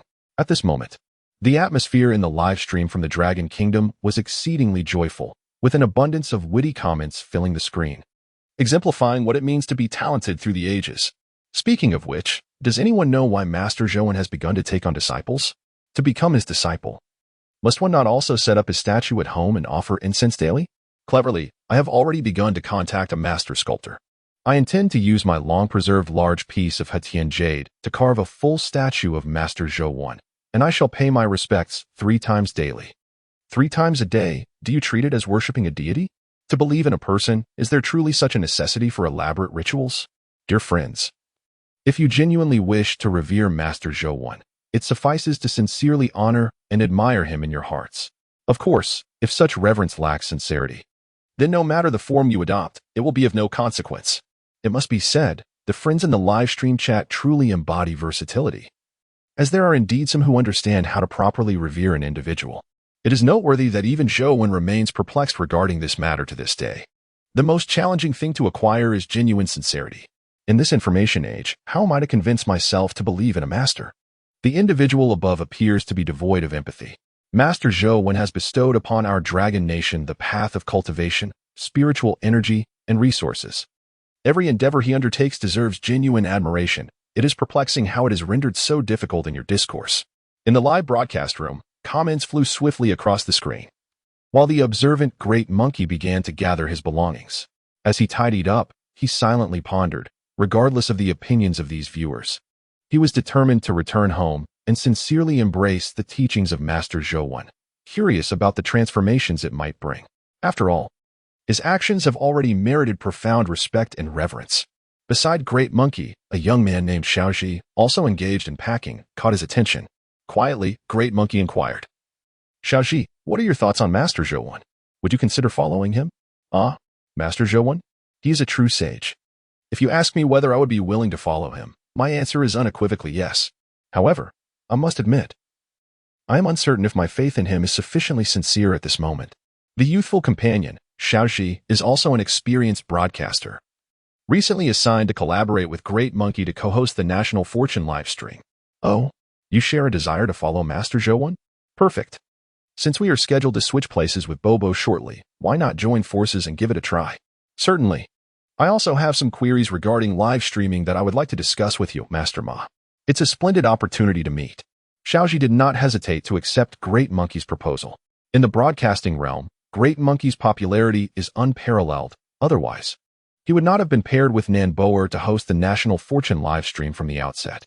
Thus, Xiaoji readily agreed to the invitation, recognizing the potential benefits of aligning himself with such a prominent figure in the broadcasting industry. Meanwhile, in the background of the National Fortune live stream, Nan Boer and Tuanzi were fully prepared. As Xiaoji and Great Monkey exited, they promptly took their places. In the meantime, Xiaoji and Great Monkey swiftly departed towards a grand villa not far from their current location. At this moment, within the National Fortune battlefield, Zhou 1 sat cross-legged, contemplating how to cultivate his following.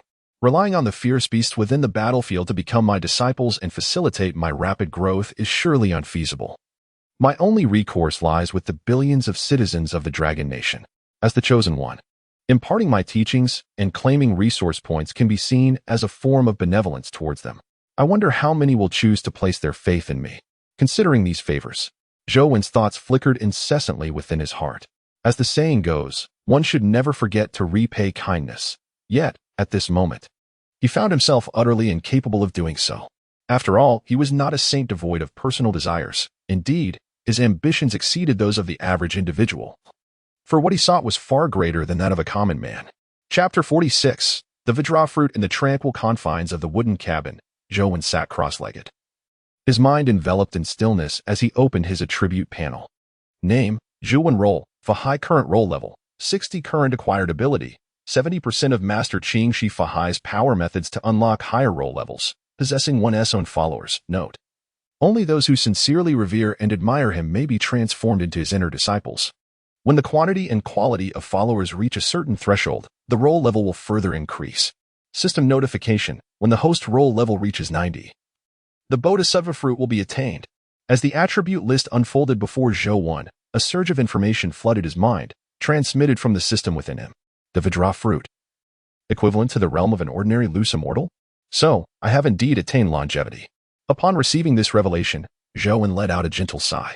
Since acquiring the role-playing system, he had finally undergone a significant transformation on the battlefield of national fortune, officially stepping into the realm of immortality. The Vajra fruit of Buddhism equated to the loose, immortal realm in the path of transcendence. granting an extraordinary lifespan of 129,600 years. In comparison to the fleeting century-long lifespan of an ordinary person, this can certainly be regarded as longevity. It appears that the pressure regarding my lifespan has nearly dissipated, leaving only the pursuit of enhancing my combat prowess. In my quest to augment my abilities, self-cultivation undoubtedly presents itself as the slowest path. However, given the abundant resources available in the national fortune battlefield, it is indeed an opportune moment for me to forge some magical artifacts. Should I succeed in crafting a couple of exceptionally powerful treasures, my combat strength would undoubtedly experience a significant elevation. As I silently contemplate these matters, Zhou quietly delineates the primary direction of his forthcoming cultivation. At this juncture, it is worth noting that his combat capability has already transcended the confines of his realm. After all, even before attaining the indestructible fruit position, he managed to subdue a Bishi, capable of matching a scattered immortal in strength, thereby demonstrating that Zhou prowess far exceeds the limitations of his current level. This also reflects Master Fahai's characteristics in the tale of the green snake. For regardless of his own nature and realm, his combat prowess rivals that of the heavenly sage.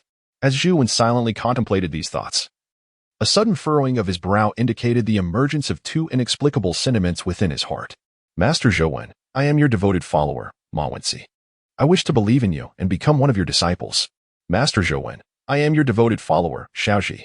I wish to believe in you and become one of your disciples. As Zhou consciousness resonated with these two sentiments, a chorus of whispers reverberated within his mind. In the next moment, a remarkably unique force began to permeate his spirit, instigating a gradual transformation within. It is crucial to note that at this juncture, Zhou's spirit had already begun to exhibit the tendency towards the transformation into a relic due to the elevation of his own realm.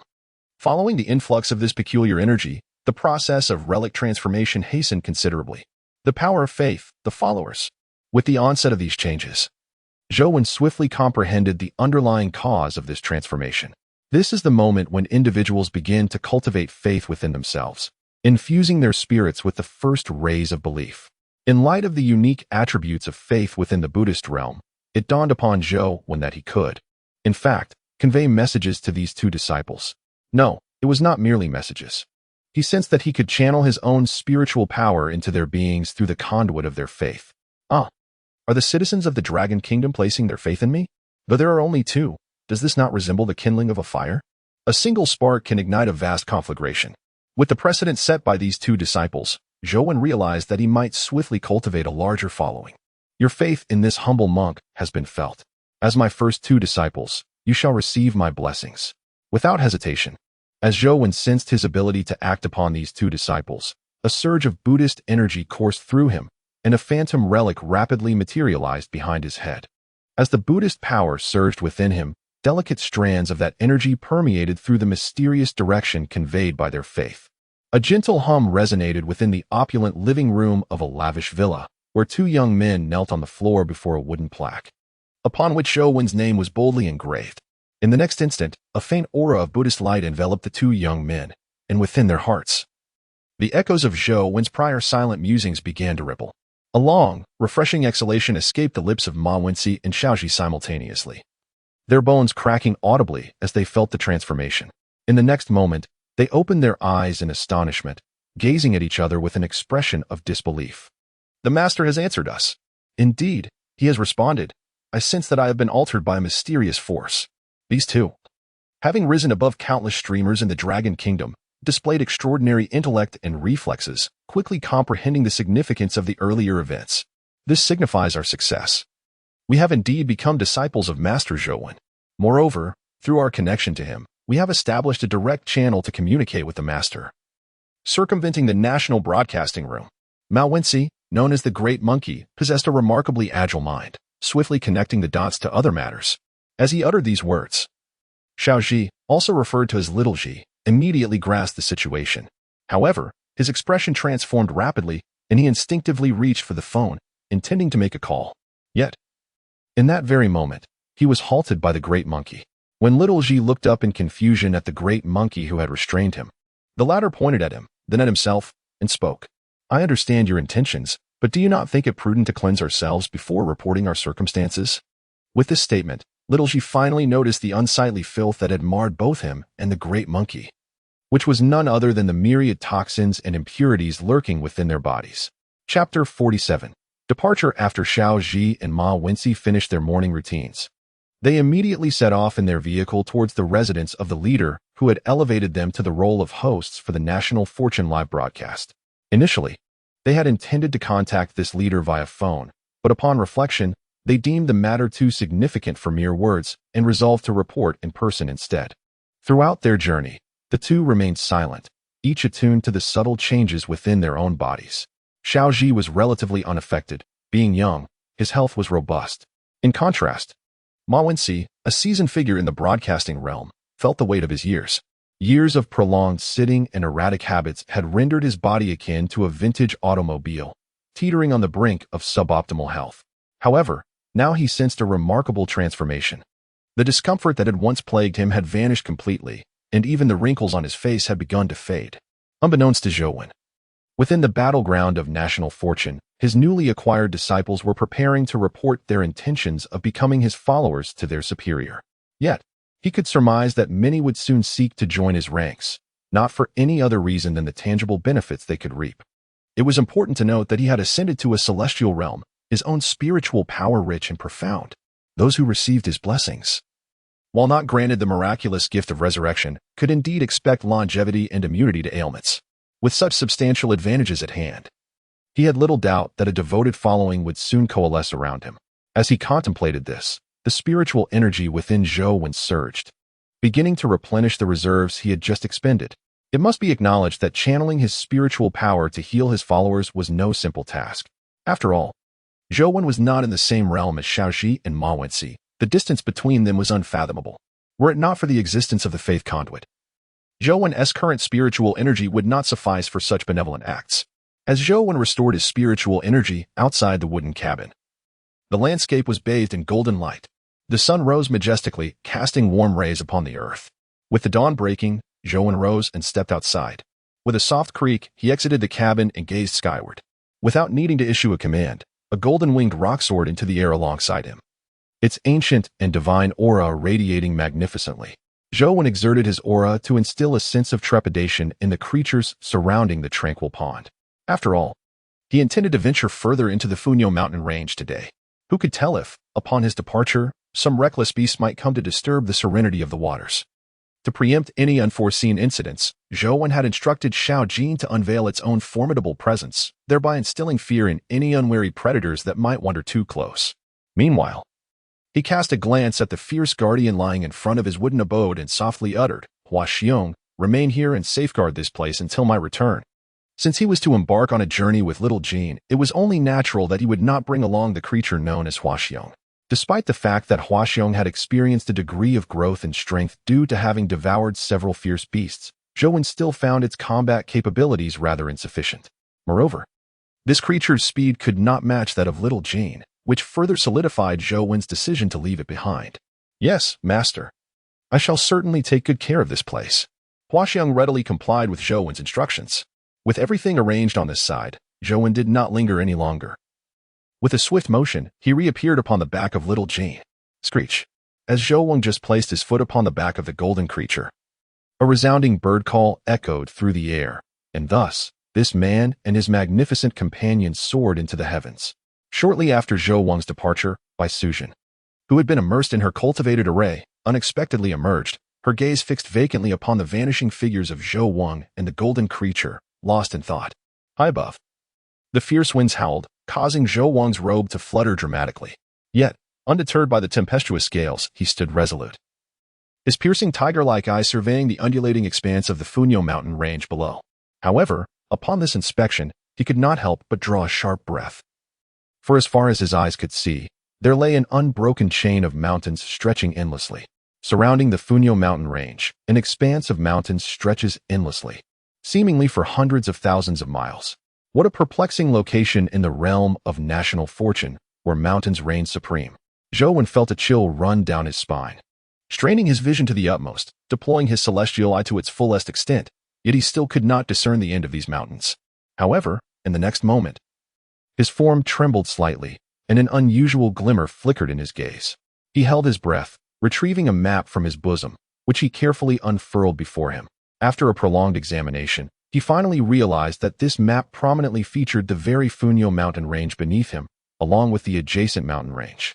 Thus, he discovered that beside the Funyo Mountains lay the Grand Chuanyu Mountain, an imposing peak stretching for countless miles, even more magnificent than the Funyo Range itself. No, that is not the appropriate comparison. The Funyo Mountains, when juxtaposed with Chuanyu Mountain, seemed merely a slightly larger hillock. Zhou Wen scrutinized the map in his hands, unable to suppress a sigh. He had initially believed that the Funyo Mountain Range was a colossal mountain in the realm of national fortune. However, it appeared he had overestimated its grandeur.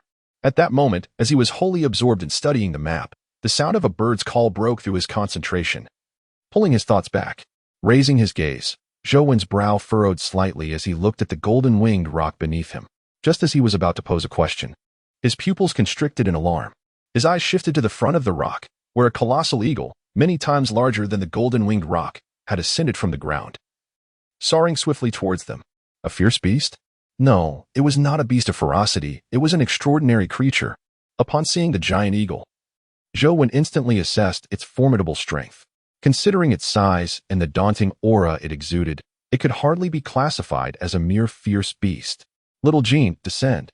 With the enormous eagle hurtling towards them, Zhou Wen lightly urged the golden rock beneath him, then abruptly leaped off its back, charging straight towards the impending giant eagle.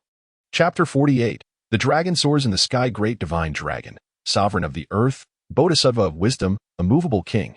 Without hesitation, as he detached from Little Jin's back, Zhou Wen summoned his Buddhist power. In an instant, a brilliant golden light erupted from his being, crashing towards the colossal eagle. Caw! The giant eagle let out a gentle cry, undaunted by the onslaught of Zhou Wen, its wings trembling as the faint sound of thunderous winds reverberated. In the next instant, blades of wind materialized from thin air, hurtling towards Zhou Wen. Faced with these gusts, Zhou Wen did not even blink, standing firm and unyielding. The resounding clash of metal echoed continuously as the wind blades sliced through his body, yet he remained utterly motionless. This is the physique he possesses now, imbued with the blessings of Buddhist power, comparable to that of a humanoid magical artifact. With a cry, the enormous eagle, witnessing that its wind blade had failed to completely rend Zhou Wen apart, was instantly filled with fury. Its robust and powerful wings began to stir once more, unleashing a tempest that swept toward Zhou Wen. This was no ordinary wind. It was the bone-eroding, soul-destroying gale, powerful enough to be deemed a form of divine wind manipulation. Humph! Such a trivial skill dares to showcase itself before this humble monk. It is nothing short of seeking death. As the giant eagle unleashed increasingly ferocious attacks, Zhou Wen felt a chill run down his spine. Resolutely, he invoked the immovable king seal in his hand. In an instant, a swastika symbol surged into existence, dispersing the wind-based divine technique unleashed by the colossal bird. The ordeal was far from over. After successfully dispersing the divine abilities of the colossal eagle, the swastika talisman did not linger for a moment. It suddenly delivered a powerful strike upon the eagle's forehead. A piercing cry erupted, as the great bird emitted an enraged shriek in response to the forceful impact of Zhou Wen's swastika talisman. Yet, in the next instant, the shriek abruptly ceased, for a bowl suddenly soared forth from Zhou Wen's being. As the bowl soared from Zhou Wen's hand, it initially measured no more than the size of a palm. But it swiftly expanded, billowing in the wind to attain a magnificent stature of 100 feet. At this moment, the colossal purple-gold bowl unleashed its formidable power, casting a brilliant golden light that enveloped the great eagle, rendering it momentarily paralyzed in midair, unable to move an inch. Zhou Wen, when he chose to strike, executed a lethal blow. The unmoving king seal combined with his most formidable treasure, the purple gold bowl, unleashed a fierce and domineering force aimed at subduing the eagle. Descend. Zhou Wen's body collided with the eagle in the air. With fists imbued with the might of 10,000 Jun, he struck fiercely upon the eagle's head, causing its body to spiral uncontrollably downward, seemingly on the verge of plummeting into the purple gold bowl. With a piercing cry, the eagle's wings suddenly flapped vigorously, breaking free from Zhou Wen's unmoving king seal, liberating itself from the downward pull. Having just escaped the seal, the eagle dared not hesitate. It flapped its wings with all its might, striving to break the binding of the purple gold bowl. Yet Zhou Wen, hovering above, would not allow such an escape. Without any visible movement, his crimson robe shot forth, ensnaring the eagle's wings. Attempt to flee? Do you think you can escape? He murmured coldly. As a surge of Buddhist power erupted within him, aiming to directly suppress the eagle beneath him. With another cry, the eagle confronted the robe Zhou had unleashed, summoning a multitude of wind blades that sliced toward the garment. Humph! Mere wind blades think to tear my robe? How utterly laughable! Beast! Taste my dragon rising to the heavens. With a flourish, Zhou shed the scarlet robe, revealing his bare upper body. As he intoned his incantation, a colossal dragon, ablaze with fervent flames, erupted from the tattoo on his back, igniting the eagle's feathers. As the fire dragon emerged, the eagle, already struggling under pressure, found its situation rapidly deteriorating, engulfed in searing flames that consumed its feathers. Especially as it repeatedly employed its wind-based abilities, the wind fanned the flames, amplifying the ferocity of the fire dragon Zhou had summoned. Whoosh! At the very moment when the colossal eagle's form was entirely engulfed by flames, the golden light within the purple golden bowl surged violently, pulling it downward with frenzied force. This time, the eagle found itself devoid of any means to right itself and plummeted straight down. As the great bird descended into the purple golden bowl, a flash of purple brilliance erupted in the void, and the bowl swiftly returned to Zhou's right hand, spinning rapidly. With the rotation of the bowl, a series of resonant Buddhist chants emanated from within, indicating that the bowl was harnessing its own formidable power to fervently refine the colossal eagle. Witnessing this, Zhou's eyes sparkled with divine light, and his rapidly descending figure abruptly stabilized in midair. He then focused on the direction in which the little golden creature had fled, lightly shifting his feet. Utilizing his divine mobility, he instantly vanished from his original position, reappearing atop the little golden creature's back, concealing his presence within the mountains below. He resolved to set forth after refining the eagle, once again perched upon the little golden creature's back. Zhou promptly settled into a meditative posture and issued a brief command. He then summoned a surge of Buddhist power, directing it into the purple golden bowl. With a resonant hum, as Zhou's power flowed in, the bowl emitted a deep, low buzzing sound, while the eagle within had utterly lost its capacity for resistance. Having entered the bowl, it was already deprived of any chance to escape. Zhou's intent in channeling his entire magical essence into the bowl was solely to expedite the eagle's refinement. There was no alternative if the eagle remained unrefined. Zhou would be unable to utilize the purple golden bowl any further. This is certainly not fortuitous news for him. It is imperative to acknowledge that this battlefield of national fortune is exceedingly perilous. Just as Zhou ascended to the skies, and before he could soar too far, he encountered a formidable beast of extraordinary caliber. If he does not expedite the refinement of the giant eagle and liberate the purple gold bowl once more, where shall he find any semblance of security? As the magnificent golden-winged rock descended into the forest below, it swiftly concealed its presence, patiently awaiting Zhou to fully refine the colossal eagle within the purple gold bowl. Time flowed gently, and after approximately half an hour, Zhou finally opened his eyes. With the opening of his gaze, the purple gold bowl, which had been spinning slowly in his hand, came to a halt, enveloped in silence. Zhou looked down at the bowl, momentarily at a loss for words. Indeed, he had successfully refined the giant eagle, significantly enhancing the bowl's potency. However, this also rendered the purple gold bowl temporarily unusable. The reason for this was that the immense benefits he had gained from completely refining the eagle required time to settle, leaving Zhou feeling somewhat distressed. Chapter 49. The Power Rankings of the Chosen Ones Within the Dense Forest. Zhou sat cross-legged on the back of little Jean, wearing a somewhat displeased expression. Who would have thought that refining a mystical beast with a treasure would inadvertently diminish his own strength? Just as he was grappling with this predicament, a sudden battlefield notification rang in his ears. Battlefield notification. The Chosen One of the Dragon Kingdom, Zhou, has successfully slain a level 1 mystical beast, the Xuanfeng Eagle, and has obtained a diamond-level treasure chest. He has successfully claimed the resource point of the 10-mile Wind Spirit Orchard. Furthermore, a 100-mile Wind Spirit Orchard will randomly refresh within the territory of the Dragon Kingdom. As the battlefield notification echoed, a treasure chest appeared before Zhou, revealing itself to be the diamond-level chest. Oh, another treasure chest in hand. I wonder what treasures await within this one, he mused quietly to himself. Having dismounted from little Jean, he found himself lacking the desire to continue his journey just yet. There was no other choice. Having unexpectedly encountered the Xuanfeng Eagle and successfully slain it, he must locate the resource point it had guarded. However, before embarking on the search for that resource point, Zhou had another matter to attend to. He gazed at the diamond treasure chest for a moment, and without further hesitation, he raised his hand and opened it. In an instant, a palm-sized lotus platform materialized before him. Before him lay a pristine white lotus platform, categorized as a rare third-grade spiritual object. Although it appeared delicate, it was, in truth, a remarkably precious innate spiritual entity.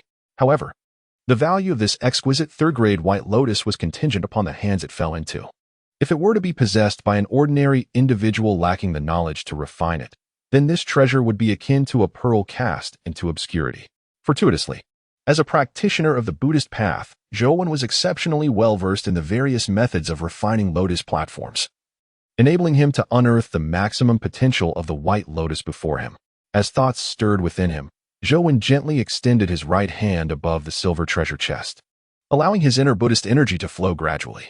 This energy summoned the white lotus from within the chest, causing it to ascend gracefully until it settled entirely into the palm of his hand. Gazing at the lotus now resting in his grasp, Zhou deftly turned his hand, and in an instant, the lotus merged seamlessly with his physical form, taking root beneath the ethereal image of a relic at his brow.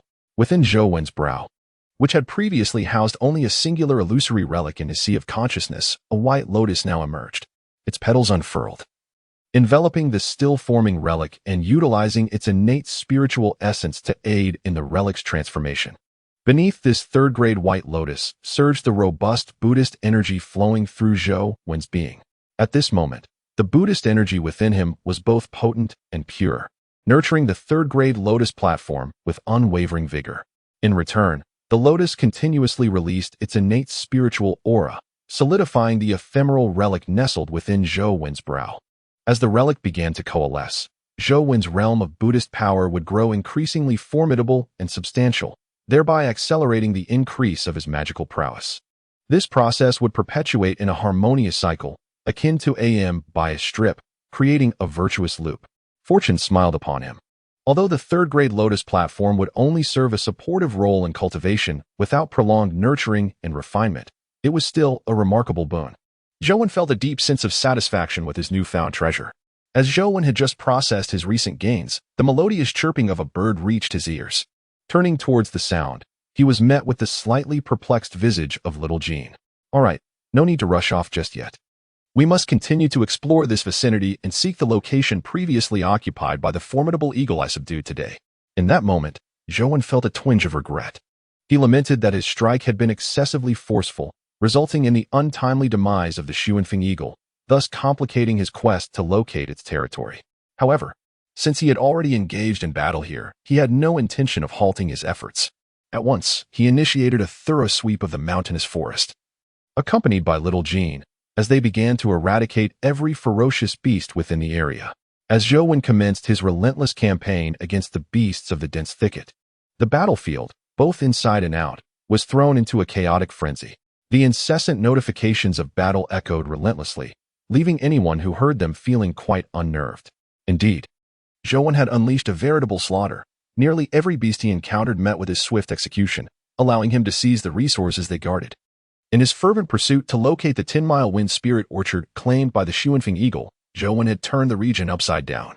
My goodness, how can he be so formidable?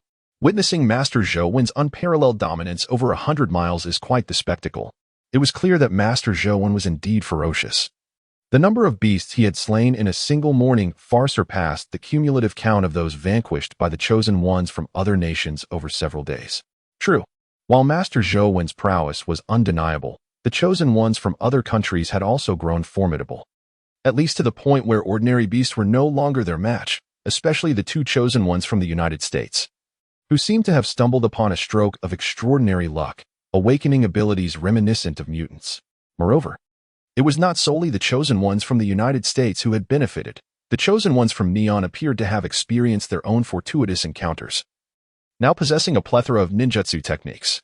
While I may not be well acquainted with the chosen ones from the United States, it is evident that the chosen one from Neon wields extraordinary power, with his ninjutsu proving to be exceptionally effective and intriguingly peculiar in actual combat. Although lacking the overwhelming might of Master Zhou, he was nonetheless quite formidable. In the live stream of the Dragon Kingdom's fortune, viewers watched in awe as Zhou displayed his prowess on the battlefield, engaging in lively discussions among themselves. Just as they were engrossed in their chatter, An extraordinarily significant piece of news began to circulate from the live stream. This news is astonishing. Within the live stream of the beautiful nation, a leaderboard has been unveiled. This leaderboard astonishingly records the prowess of the chosen ones from all nations worldwide. Among them, the chosen one from the Dragon Kingdom, Zhou 1, astonishingly ranks 10th on this list. As this news spread to the Dragon Kingdom's live stream, the entire chatroom erupted in disbelief. What a joke! It is important to note that the participants in this chat room are seasoned observers who have frequented the live streams of other nations and are well acquainted with the capabilities of their chosen ones. Their understanding of the strength of chosen ones from other countries is precisely why they find the leaderboard from the beautiful nation utterly perplexing. After all, Zhou 1's position on this list is merely 10th. Chapter 50. The Dragon Kingdom fears no threats. I cannot comprehend this. Our master Zhou 1 has already dominated the battlefield of national fortune, yet he is still ranked 10th. Who, then, occupies the first place? The first on the chosen leaderboard is the beautiful nation's chosen one, Will, whose strength is rated S, with the ability of spatial manipulation. Boasting a record of single-handedly facing 5 third-level ferocious beasts and effortlessly annihilating them. As the chatroom of the Dragon Kingdom displayed the estimated strength and basic information of this beautiful nation's chosen one, all participants were left in fits of laughter. Facing 5 third-level ferocious beasts alone and annihilating them effortlessly? With such a record, how can he be placed at the top? Have they not seen that our master Zhou 1 can slay higher-level ferocious beasts?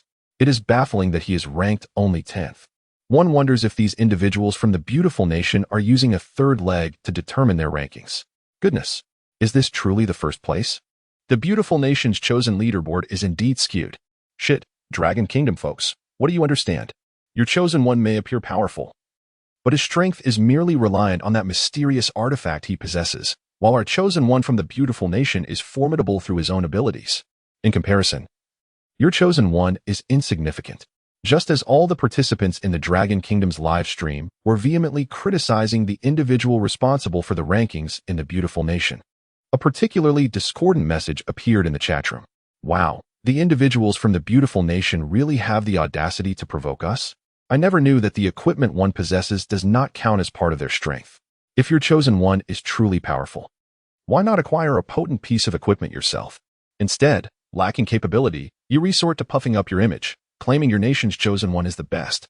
Brothers, do not engage in a war of words with these individuals from the beautiful nation. They insist their chosen one is the greatest in the world. When Master Zhou 1 next contacts us, let us inform him of the location of that chosen one from the beautiful nation and allow him to test his mettle. As I witnessed foreign viewers causing a ruckus in the live stream of our Dragon Nation, our compatriots did not tolerate their antics, responding with an outpouring of sharp criticism. Indeed, the audacity of the Dragon Nation is striking. While your chosen one, Zhou 1, possesses remarkable strength, he has yet to reach the pinnacle of invincibility. You, citizens of the Dragon Nation, are merely gazing at the sky from within a well. We, from the Neon Nation, unequivocally declare our unwavering support for the chosen one of the beautiful nation, who is undoubtedly the most formidable contender. Our compatriots from the Third Nation also stand firmly behind the chosen one of the beautiful nation as the strongest. Likewise, we from the Colossal Nation and the Flag Nation share this sentiment. For reasons unknown, the atmosphere within the Dragon Nation's live stream suddenly became vibrant. As over 50 countries among the 200 across the globe made their presence felt, voicing support for the beautiful nation's chosen one as the strongest. This shift sent shockwaves through the hosts, Nanboa and Tuanzi, as they realized the magnitude of the situation, an undeniable live stream incident, one that was beyond remedy. Akin to an irresistible force, our chosen one from the Dragon Nation harbors no desire to contend for the title of the strongest. As the prominent golden bullet screen reappeared, its message weighed heavily on the hearts of all viewers in the Dragon Nation's livestream, for its content seemed somewhat feeble. However, this somber atmosphere did not endure for long. With the emergence of the next message, all viewers became invigorated, for the title of the foremost champion is not bestowed by others, but earned through one's own prowess. Furthermore, we remain acutely aware of the subtle maneuvers of certain nations.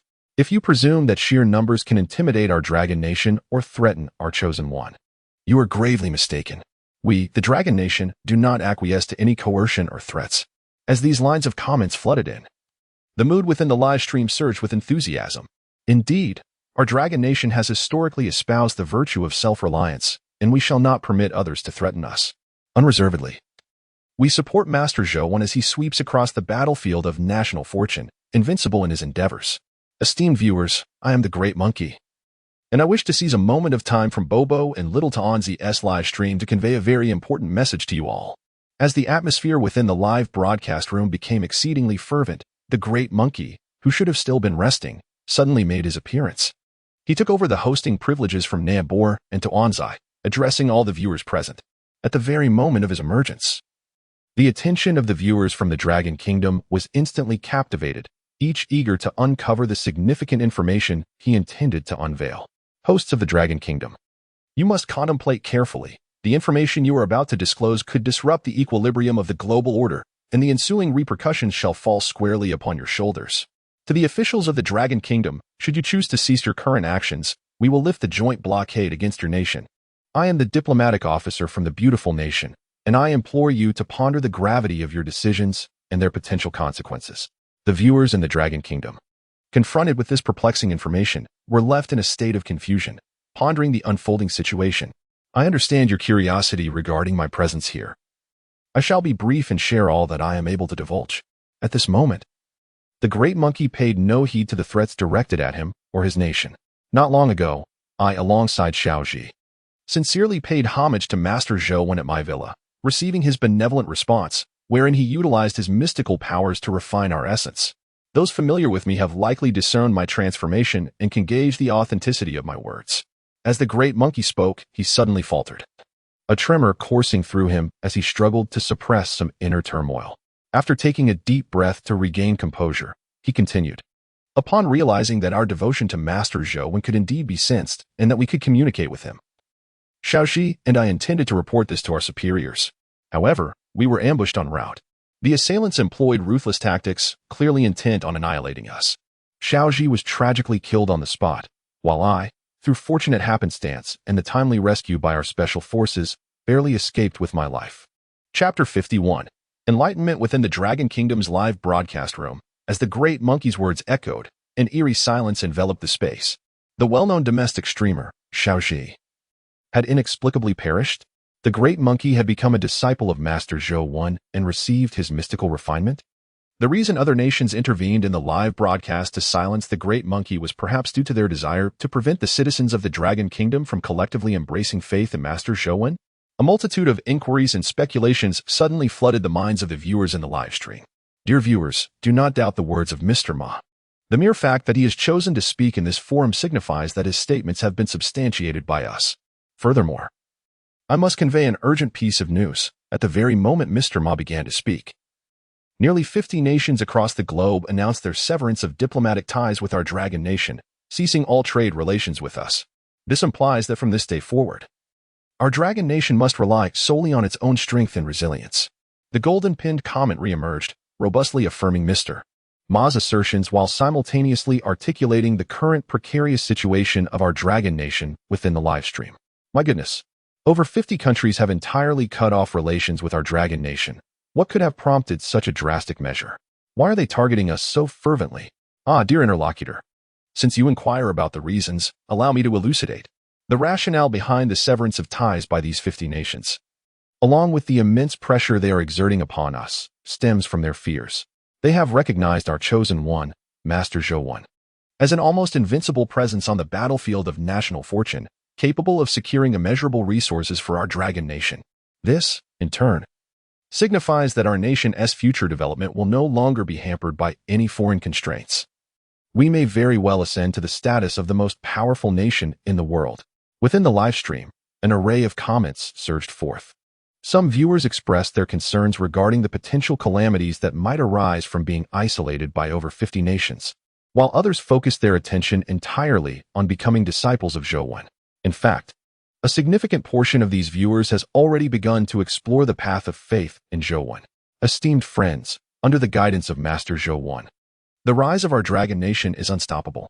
Even if those nations unite to impose a blockade, our resources are currently surging, enabling us to achieve self-sufficiency. Moreover, let us not forget that Master Zhou is still fighting valiantly on the battlefield of national fortune as long as he remains. Our Dragon Nation shall not be overcome by any threats or blockades. Dear viewers, for the ascendance of our Dragon Nation, I, the great Maho, earnestly beseech you to embrace the faith in Master Zhou Wen and lend him your support.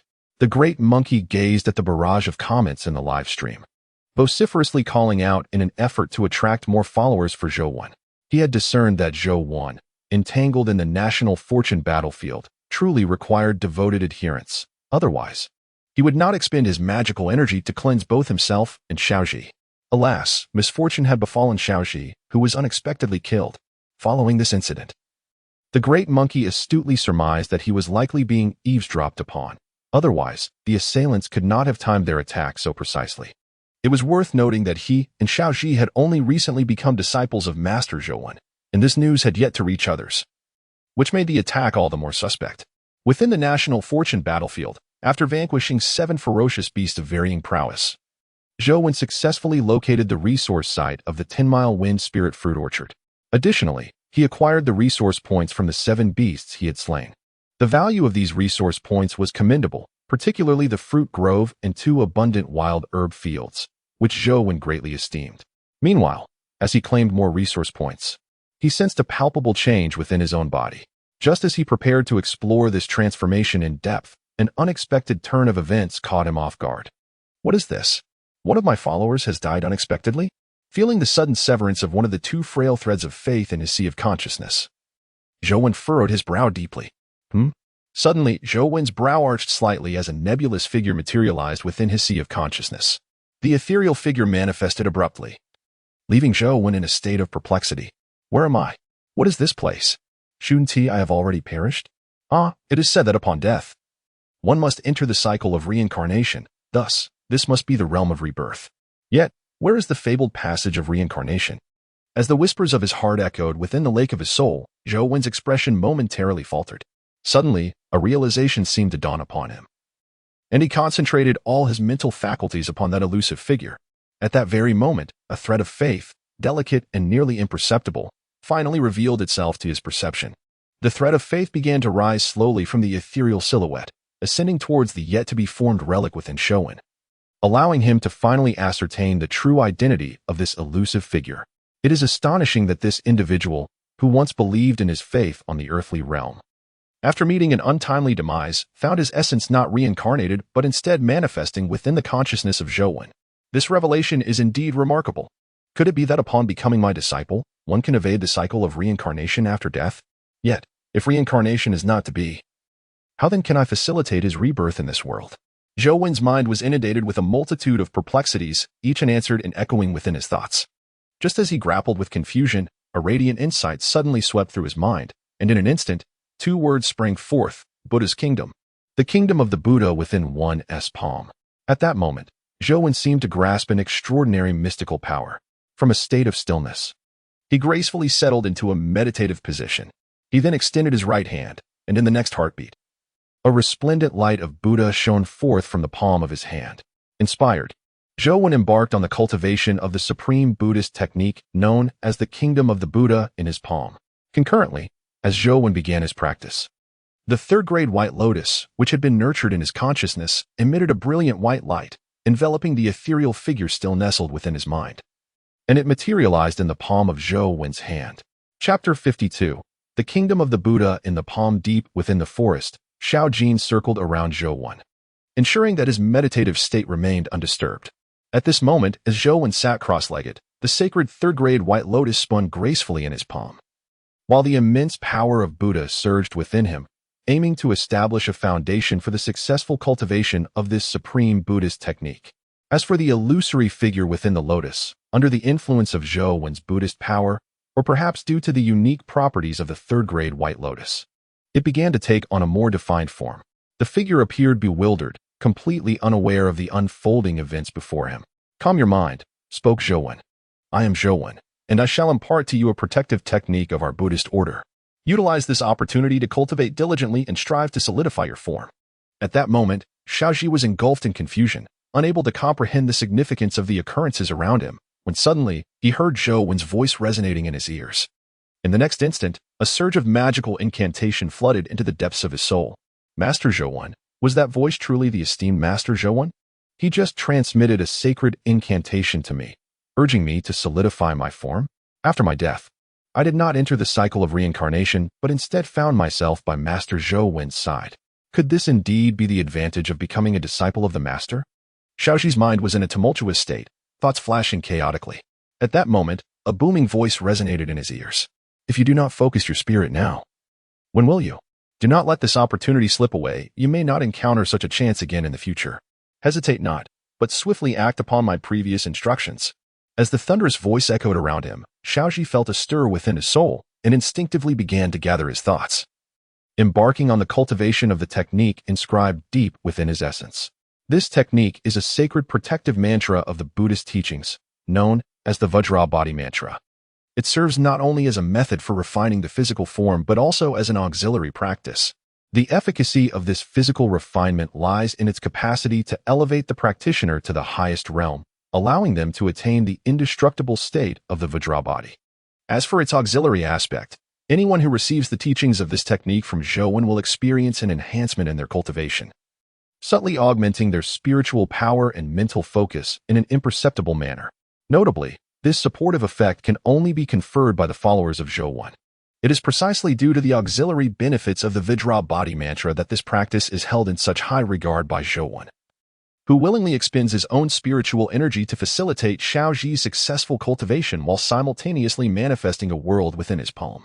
As Xiaoxi entered a meditative state under Zhou Wen's commanding voice, the Buddha kingdom in the palm of Zhou Wen's hand also entered a crucial phase of formation. Surpassing this formative stage would signify the successful mastery of this profound Buddhist technique. However, at that moment, an unexpected occurrence transpired. The white lotus in his palm emitted a low, resonant hum. In the next instant, the lotus blossomed, releasing a fragrant aroma into the air. This is not the end. Under the backdrop of a fragrant aroma, 3 plump, unified white lotus seeds gradually ascended into the air, evoking a salivatory response.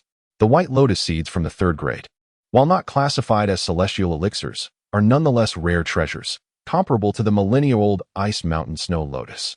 For an ordinary person, consuming a single seed could grant them 300 years of life and immunity to 100 toxins, making it extraordinarily precious. Yet, at this moment, 3 such rare treasures appeared simultaneously, fully unleashing their medicinal potency into the world, drawing the local creatures to this place. Alas, a calamity is upon us. Zhou Wen gazed at the 3 white lotus seeds before him. Although he recognized their value, a chilling dread seeped into his heart. It is crucial to understand that the path of cultivation is rarely smooth. Cultivation is an endeavor against the heavens, inevitably encountering various tribulations along the way. However, Zhou Wen's current prowess was bestowed by the system, not earned through his own efforts, which caused him to neglect considerations for his own safety during his practice. Thus, the emergence of the white lotus seeds represented a true calamity for him. Previously, by sheer happenstance, he had eradicated the fierce beast in the vicinity. Otherwise, at the moment the white lotus seeds manifested, he would likely have faced immediate attacks from these creatures. Fortunately, due to his earlier actions, even if the white lotus seeds attracted some beast's attention, he should not be in imminent danger. As he observed the white lotus seeds in his palm for a while without any ferocious beast approaching, Zhou Wen's heart began to ease slightly. However, just as he felt a momentary sense of relief, a series of unusual sounds suddenly echoed from not far away. Upon hearing these strange noises, Zhou Wen's expression changed dramatically. He attempted to use his spiritual sense to investigate, only to find that all his focus was concentrated within the palm of his hand. Within the realm of his palm's Buddhist kingdom, his intent was strong, but his power was insufficient. Suddenly, in Zhou Wen's anxious heart, a bird's cry resounded in his ears. A little golden creature, which had been by his side, sprang into action like an arrow released from a bow, darting towards the source of the sound in an instant, leaving a trail of blood droplets in its wake. With just a single strike, the little golden bird's beak was stained with blood, and a vivid arc of crimson liquid fell from the air to the ground. It was at this moment that Zhou Wen realized the source of the commotion was not a ferocious beast, but merely an ordinary wild animal, a creature resembling a wild boar, enveloped in a thick layer of tough skin. However, that layer of tough skin was now torn apart by the little golden bird, and its massive body was dragged from the ground into the air, completing a free fall. From a height of several hundred zhang, the beast resembling a wild boar plummeted, suffering a catastrophic fall that left it broken and barely alive. Meanwhile, Xiao Jin stood lightly upon its body, his gaze sharp and fierce as he surveyed the surrounding area for any signs of disturbance. Observing Xiao Jin's formidable presence, Zhou Wen felt his previously heightened anxiety dissipate. It must be said that his fortune in this instance was remarkable. Had he not previously cleared the area of ferocious beasts? And had Xiao Jin not been there to guard him, it was likely that his attempt to cultivate the Buddha kingdom in his palm would have been significantly hindered today. With such thoughts in mind, Zhou Wen once again focused his entire being, channeling his Buddha power with utmost urgency. Striving to successfully cultivate the Buddha kingdom in his palm at the fastest pace possible. Chapter 53. An unexpected turn in the tranquil depths of the forest, time flowed slowly. And in the blink of an eye, over an hour had passed since Zhou Wen began his cultivation of the Buddha kingdom. During this hour, one or two beasts occasionally approached, seeking to consume the 3 white lotus seeds in Zhou Wen's palm, but they were all swiftly dispatched by Xiao Jin, leaving no room for unforeseen events. Originally, had there been no extraordinary occurrences, Zhou Wen would have been able to navigate this tribulation with relative ease. However, alas, in the affairs of the world, few things unfold as one wishes, and tribulations are seldom so easily overcome. At this moment, the Buddha's power within Zhou Wen surged fervently, and he was on the verge of mastering the divine technique known as the Buddha kingdom in his palm. Suddenly, a piercing cry of an eagle echoed through the air. Upon hearing this cry, Xiao Jin's keen eyes abruptly narrowed, and the next instant, its wings unfurled vigorously, soaring straight into the sky without hesitation. Above Zhou Wen and Xiao Jin, a colossal eagle, rivaling the formidable Xuanfeng eagle from before, soared majestically in the heavens, its sharp gaze fixated intently on the pair below. Consequently, Xiao Jin exhibited no inclination to retreat. Instead, it ascended with determination, confronting the giant eagle head-on. It must be noted that Xiao Jin bore the bloodline of the golden-winged great palm, which inherently exerted a certain suppression over all avian beasts. Otherwise, that enormous eagle would have undoubtedly pounced upon it with lethal intent. After a prolonged standoff, the aura emanating from the giant eagle grew increasingly perilous. Finally, the eagle's momentum reached its zenith, shattering the bloodline repression imposed by Xiao Jin. With a sharp cry, it launched itself ferociously towards Xiao Jin. Yet, undeterred by the impending assault, Xiao Jin's golden feathers bristled under the sun, resembling a terrifying beast adorned with countless golden blades as it charged toward the eagle. In an instant, a tempest of eagle feathers and golden plumage intertwined, cascading from the sky like rain. With a fierce screech, Xiao Jin unleashed a howl. But the giant eagle managed to tear a gash in its wing, significantly impairing its speed and rendering it increasingly vulnerable to the eagle's ferocious onslaught. Alas, the disparity in their strengths was insurmountable. Xiao Jin had only recently emerged into the world and had yet to fully mature. Moreover, with Zhou Wen still immersed in his cultivation below, Xiao Jin had no choice but to engage in a fierce battle with the giant eagle, unwilling to evade its deadly thrusts. Thus, despite knowing it was outmatched, Xiao Jin resolved to fight valiantly to the end. Just as Xiao Jin sustained injury from the eagle's assault, a flurry of wind blades suddenly erupted from the eagle's wings, bypassing Xiao Jin and hurtling towards Zhou Wen below. It was evident that this eagle possessed remarkable cunning. It had discerned Xiao Jin's concern for Zhou Wen and seized the opportunity to launch a surprise attack. Seeing Zhou Wen still in his meditative state, utterly unprepared to fend off the impending wind blades, Xiao Jin swiftly accelerated, maneuvering to intercept the blades and shield Zhou Wen from the assault. The sound of impact resonated as droplets of crimson blood erupted from Xiao Jin's body. This time, the direct confrontation with the wind blade rendered it already at the brink of exhaustion, utterly devoid of combat capability, as its body plummeted from the air to the ground. Upon witnessing the movements of the young golden figure, the giant eagle's keen eyes glimmered with a hint of derision, and without the slightest hesitation, it surged straight towards Zhou Wen once more. The colossal eagle's intentions were unmistakably clear, as it disregarded the incapacitated Xiao Jin and charged towards Zhou Wen, just as it seemed destined to reach Zhou Wen. A pair of resplendent golden eyes suddenly reflected in the eagle's own. In the next moment, a thunderous roar erupted. "Beast, you seek your own demise." At this critical juncture, Zhou Wen had finally begun to master the Buddhist power within his grasp, channeling his entire consciousness into the sea of awareness. With the roar escaping his lips, a crimson robe flew forth from his being, entwining itself around the enormous eagle. The robe unfurled, transforming into a vast canopy that completely enveloped the majestic creature within its folds. The unfolding events did not cease there. After releasing the cassock, Zhou Wen deftly maneuvered his right hand, seamlessly integrating the nascent Buddha kingdom, which had begun to take shape, into his very being. In the next instant, his entire form was once again enveloped in a resplendent golden radiance. He paused momentarily before leaping forth, seizing hold of the cassock that obscured the heavens. The Buddha power within Zhou surged forth, infusing the cassock with boundless might, which abruptly rolled inward, ensnaring the colossal eagle entirely within its grasp. Inside the cassock, the gigantic eagle thrashed its wings violently, unleashing a flurry of wind blades, while its talons relentlessly clawed at the fabric of the cassock. Observing the cassock being distorted by the eagle's frenzied assaults, a glimmer of divine light flickered in Zhou eyes. With a single hand, he formed the outer lion seal, causing the Buddha power within him to swell with even greater ferocity. He imparted this overwhelming force onto the cassock before him, decisively suppressing the formidable eagle. In an instant, the eagle emitted a mournful cry as the cassock tightened its grip, rendering its wings and talons utterly immobilized, leaving it powerless to resist. It was forcibly drawn down from the celestial heights, ultimately subdued against the ground by the cassock's might. Witnessing the successful subjugation of the colossal eagle, Zhou did not hesitate. He employed the immovable king seal to fix its form in place before swiftly making his way to the side of Xiao Jin. As Zhou approached Xiao Jin, he swiftly retrieved a white lotus seed from his hand and placed it into its mouth without uttering a word. Concurrently, he channeled his Buddhist power to soothe Xiao Jin's entire being. Upon infusing his inner Buddhist energy into Xiao Jin, Zhou finally felt a sense of relief. His examination revealed that although Xiao Jin bore severe injuries, none were life-threatening. In other words, the wounds were predominantly superficial and with some time for recuperation. Complete healing was assured, leaving no lasting consequences. With a deep exhale, Zhou meticulously scanned Xiao Jin's body once more with his Buddhist energy, before gently patting its head. I truly owe you a debt of gratitude this time. Without your assistance, I might have struggled to master that profound technique today. I shall remember this act of yours and reward you handsomely in the future.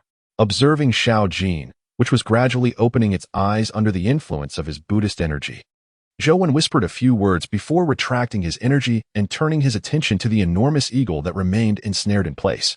Undoubtedly, the majestic eagle before him bore some connection to the Xuanfeng eagle that Zhou had previously vanquished. It was rather improbable for two formidable beasts of the same kind to coexist in such proximity by mere chance. Chapter 54. The emergence of a multinational alliance. Gazing at the colossal eagle, ensconced in the confines of his Kasaya and rendered utterly immobile by the immovable king seal, Zhou let out a cold snort. Foolish creature, how dare you seek your own demise? Very well, I shall grant you your wish. My Kasaya may be sated, but it has yet to fully absorb your essence. Your lifeblood shall nourish it and enhance its power. With those words, Zhou moved swiftly, reappearing beside his Kasaya. Channeling a treasure refinement technique, he unleashed a torrent of Buddhist energy, fervently refining the enormous eagle within the Kasaya. Creatures like the giant eagle, transcending the realm of mere beasts, were treasures in their own right. If he could completely refine it, Zhou's Kasaya would undoubtedly attain a significant elevation in quality. As Zhou refined the colossal eagle, an intriguing transformation transpired within the small golden beast. Although it bore considerable wounds, being an ancient divine creature, its innate essence remained robust. Moreover, Zhou had bestowed upon it a white lotus seed, which significantly mitigated its injuries. At this pivotal moment, as Zhou was engaged in the alchemical process, the medicinal potency of the white lotus seed began to activate within the creature, drawing forth a portion of its primal essence and thereby enhancing its strength. Indeed, the small golden beast was growing more formidable. This injury, rather than hindering its future development, had catalyzed a remarkable surge in its innate power. Thus, both master and beast concurrently entered a state of cultivation. This time, no ferocious beasts dared to disturb their endeavor. It was evident that Zhou had previously vanquished two formidable otherworldly creatures. Their residual aura alone was sufficient to deter ordinary beasts from encroaching upon their territory. In the Dragon Kingdom's National Fortune Live broadcast, viewers observed Master Zhou triumphing over yet another powerful beast, igniting an atmosphere of fervent excitement among the audience. Yet another formidable feral creature captured by Master Zhou. One wonders what resources the Dragon Kingdom shall acquire this time. Master Zhou truly produces results with remarkable abundance. With such a pace in resource acquisition, how could our Dragon Kingdom fear the blockades imposed by other nations? To those upstairs, how can you speak so disparagingly of Master Zhou? Are you not afraid of being struck down by his prowess? Brothers, I have sensational news. I have just learned that the Chosen One from the beautiful nation has successfully encountered the Chosen One from the Stars and Stripes nation, and they have united forces. As the viewers in the live stream were once again astounded by Zhou Wen's formidable prowess, an explosive piece of news reverberated throughout the entire broadcast. The Chosen Ones from the United States and the Chosen Ones from the Land of the Free had unexpectedly crossed paths and united without any hesitation. The alliance between these two factions was an inevitable development, given the presence of Zhou Wen, a veritable anomaly in the realm of national fortune battles. Although both the United States and the Land of the Free had consistently refused to acknowledge Zhou Wen's extraordinary strength, no one was oblivious to the terror he embodied. To counter Zhou Wen's might and the rapid ascendance of the Dragon Kingdom, they had no choice but to forge this alliance. Moreover, their coalition extended beyond just the United States and the Land of the Free, incorporating over 50 nations, including the Enamel Kingdom, the Neon Kingdom, and the Elephant Kingdom. Among others, the Chosen Ones from these nations began to converge purposefully towards a specific location. According to certain domestic speculations, it was highly probable that these Chosen Ones would unite in one place to seize resource points and bolster the nations backing them. My goodness. With so many Chosen Ones from various nations joining forces, wouldn't they be soaring to new heights? However, one should not be overly optimistic. Although these Chosen Ones have banded together, they are certainly not a monolithic entity. As the saying goes, it is not the scarcity of resources that is a concern, but rather the inequity of their distribution. With so many Chosen Ones uniting, the very allocation of benefits would undoubtedly be a source of contention. Nevertheless, despite this, their alliance represents a formidable force that cannot be underestimated. Should they encounter Master Zhou Wen on the battlefield of national fortune, he might very well find himself challenged. In the live stream, some viewers expressed their trepidation regarding this powerful coalition of nations, while others, with a more objective and rational perspective, believed that the Dragon Kingdom need not be overly concerned. They could simply observe the unfolding events with a calm demeanor. Observing the fervent discussions among the viewers regarding the multinational alliance, the hosts, Nanboer and Tuanzi, seemed to have received some information and began to analyze the situation. Dear viewers, I have noticed your apprehensions about the alliance of foreign Chosen Ones, and I have just received the latest news to share with you all. According to recent intelligence, if the Chosen Ones from two nations join forces to combat a ferocious beast, the nation that delivers the final blow will claim the resources associated with that beast. This implies that during their joint efforts against the beast, there may be fierce competition for the right to deliver the finishing blow. As for the potential developments that may ensue from such competition, I believe I need not elaborate further. With Nanboer's insightful analysis, a wave of comments flooded the screen. Indeed, my dear wife Bobo is wise. I did not misjudge you. Not only are you capable, but your intelligence shines through as well. Bobo's wife belongs to me. Let the one above draw their sword. Ahem, let us maintain a serious demeanor. Just now, Bobo articulated a point of considerable merit. Although the current international landscape may seem unfriendly to our Dragon Nation, as long as Master Zhou Wen can hold his ground on the battlefield of national fortune, it is unlikely that any other nation would dare to declare war on us. At most, we might face sanctions or blockades, for they too fear provoking us to unleash our wrath upon them. It must be said that the formidable Zhou Wen has wholly earned the trust of all citizens of the Dragon Nation, to the extent that many have resolved to embrace him as their faith, becoming his followers. However, they remain in a state of fasting and have yet to formally embark on their spiritual journey. Indeed, it is a fast. Although there is no need for such elaborate rituals to believe in a person, the citizens of the Dragon Nation yearn for a sense of ceremony. Consequently, Zhou Wen has yet to reap the benefits of a burgeoning congregation. Nevertheless, while he may not have enjoyed this boon yet, the time for such a reward is not far off. Chapter 55. Return within the battlefield of national fortune. The sun began its descent, signaling the twilight hour. In the dense forest, Zhou Wen slowly opened his eyes.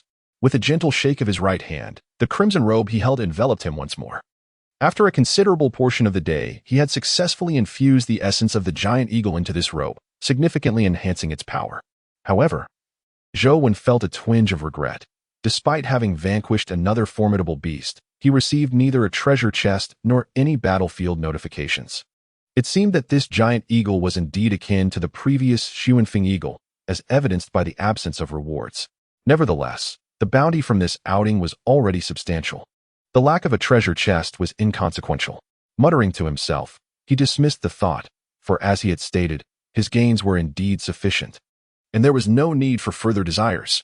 Just as Zhou mused, a soft chirp echoed nearby. It was the little golden creature, standing beside him and gently flapping its wings.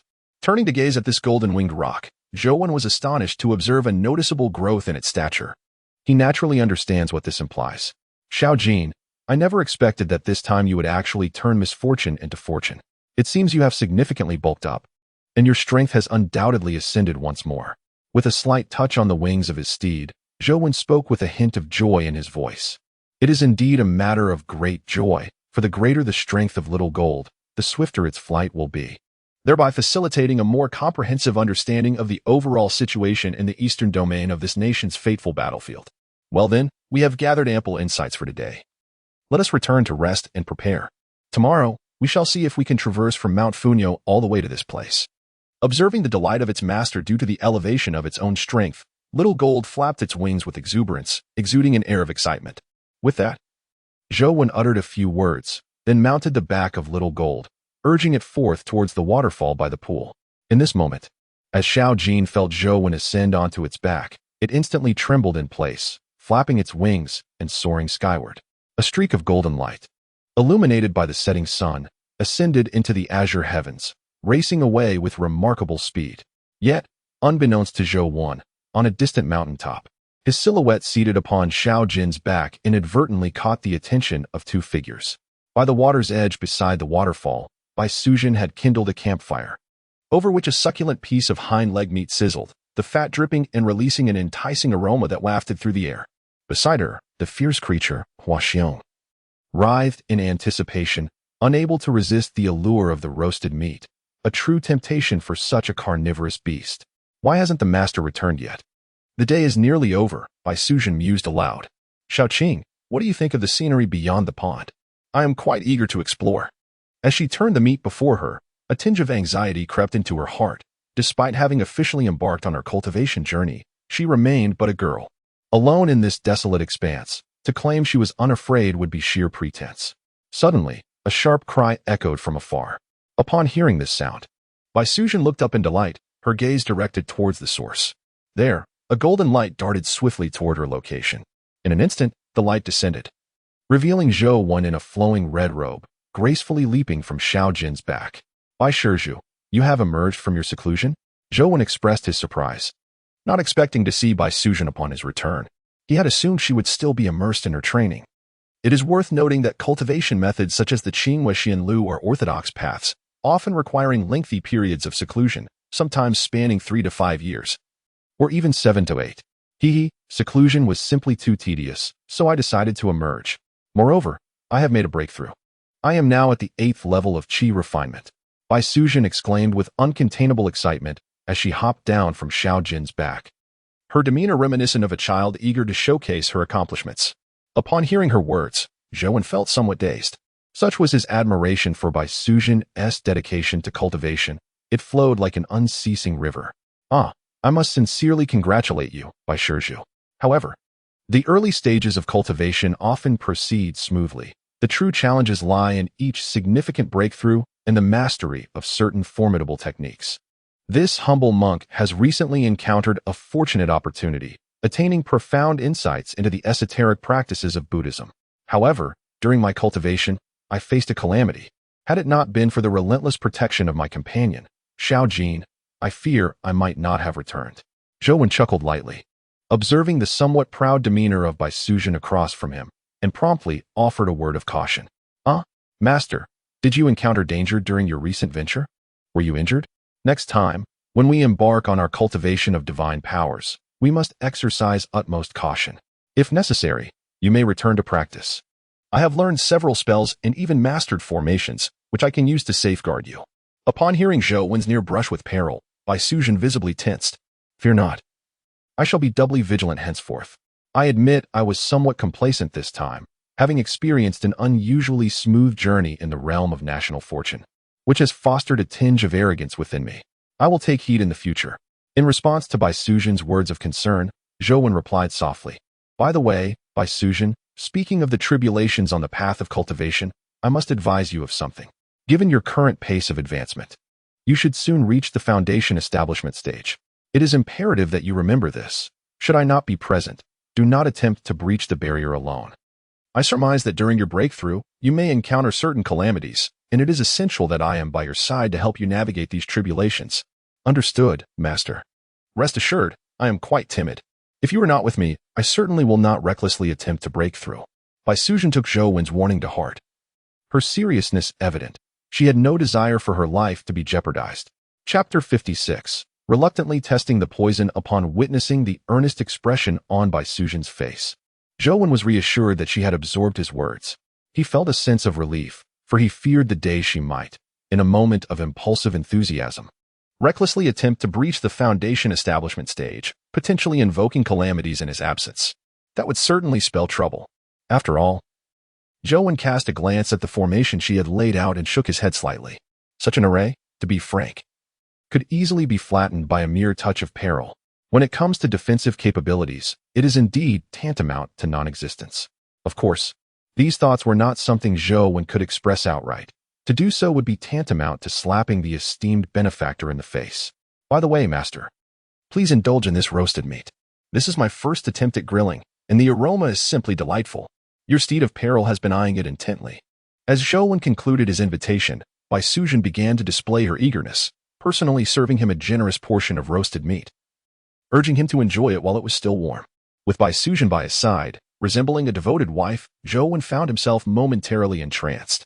Master? Bai Sujin, noticing his dazed expression, gently called out to him. Oh.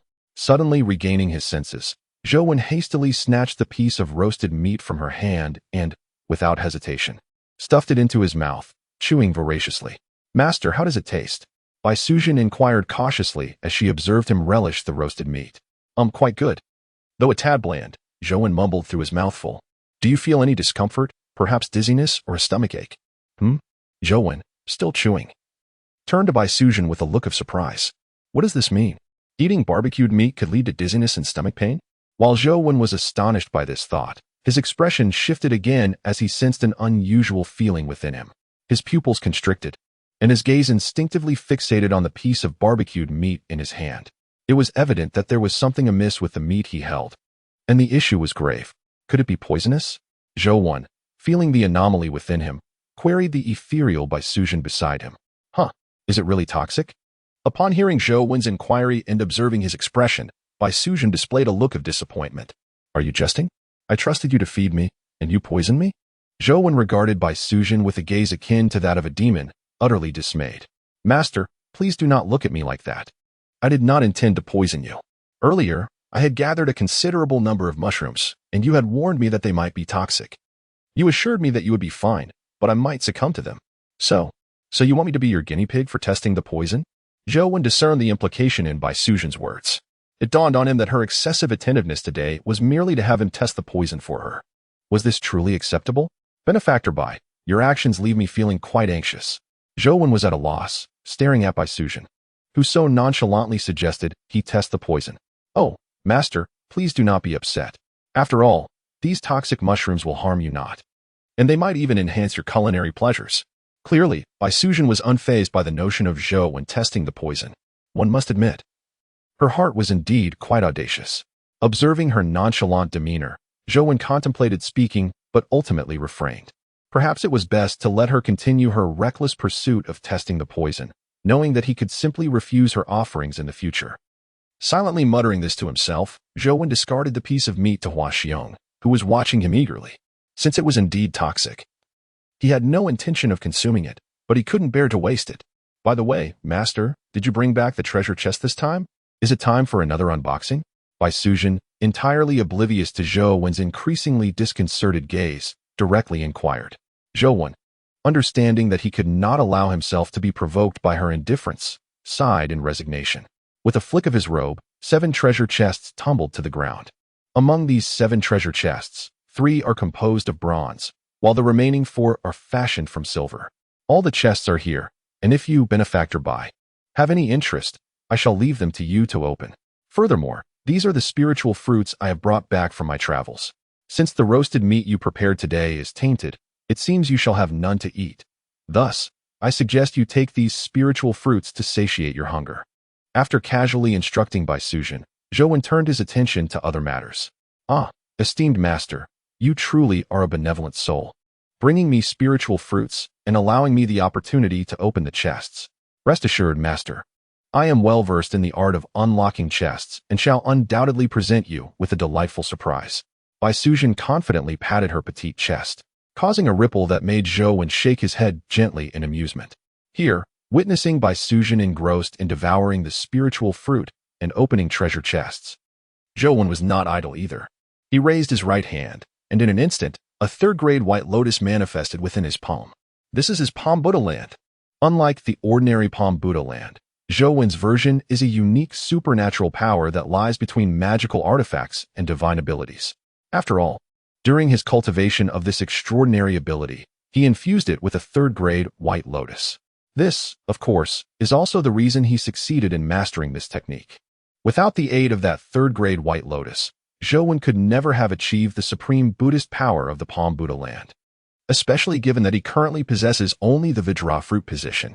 It is worth noting that this technique is said to be attainable only by a true Buddha. I must admit, my fortune is truly remarkable to have acquired a third-grade white lotus, which enabled me to cultivate an unparalleled divine ability. Unfortunately, success and failure both hinge upon the white lotus. Although my mastery of the Palm Buddha land was thoroughly accomplished with its assistance, it also left my technique with an eternal weakness, or perhaps a chink in its armor. Observing the white lotus in his hand closely, Zhou could not help but murmur softly to himself. Chapter 57. The Spirit of Wood. Yes, the Palm Buddha land technique I currently possess has a significant flaw, and this weakness cannot be concealed. Essentially, anyone with a discerning eye can identify its weakness when they witness me employing the Palm Buddha land. After all, how could one overlook such a large white lotus? It seems that I must nurture this white lotus further. Once it becomes unbreakable, the weakness of my technique will no longer be a weakness. As thoughts swirled in Zhou mind, a sudden voice resonated within his consciousness. Master Zhou, can you hear my voice? Ethereal yet tangible, the voice emerged, causing Zhou's brow to furrow. Following an instinctive sense, he quickly pinpointed the direction from which the voice emanated. The sound originated from the white lotus in his palm. At that moment, the 300-mile Buddha land within the lotus had already taken shape, and in the very center of this paradise, Xiaoji's form appeared like wisps of smoke. Though not yet fully materialized, it was significantly more substantial than before. Yes, I can hear you, Benefactor Xiao. You are indeed fortunate this time, had you not become my disciple, allowing you to be reborn in my Buddha land after death. And had I not just cultivated the Palm Buddha land technique, you would likely still be adrift in the world as a mere remnant of your soul, without any anchorage. Thank you, Master, for your saving grace. Without you, I fear I would have already returned to the realm of the dead, Xiaoji replied. Though he had not yet fully regained his physical form, hope had begun to blossom within him. He not only envisioned the possibility of restoring his body and reviving, but also glimpsed the prospect of eternal life and immortality. After all, the fact that he remained within Zhou's Palm Buddha land spoke volumes. This signifies that Zhou indeed possesses the ability to reverse life and death. As a devotee of such a remarkable figure, Xiaoji understands that his future is on the verge of unfolding. Amitabha, there is no need for gratitude. Since you are a follower of this humble monk, it is only natural that I shall protect your well-being.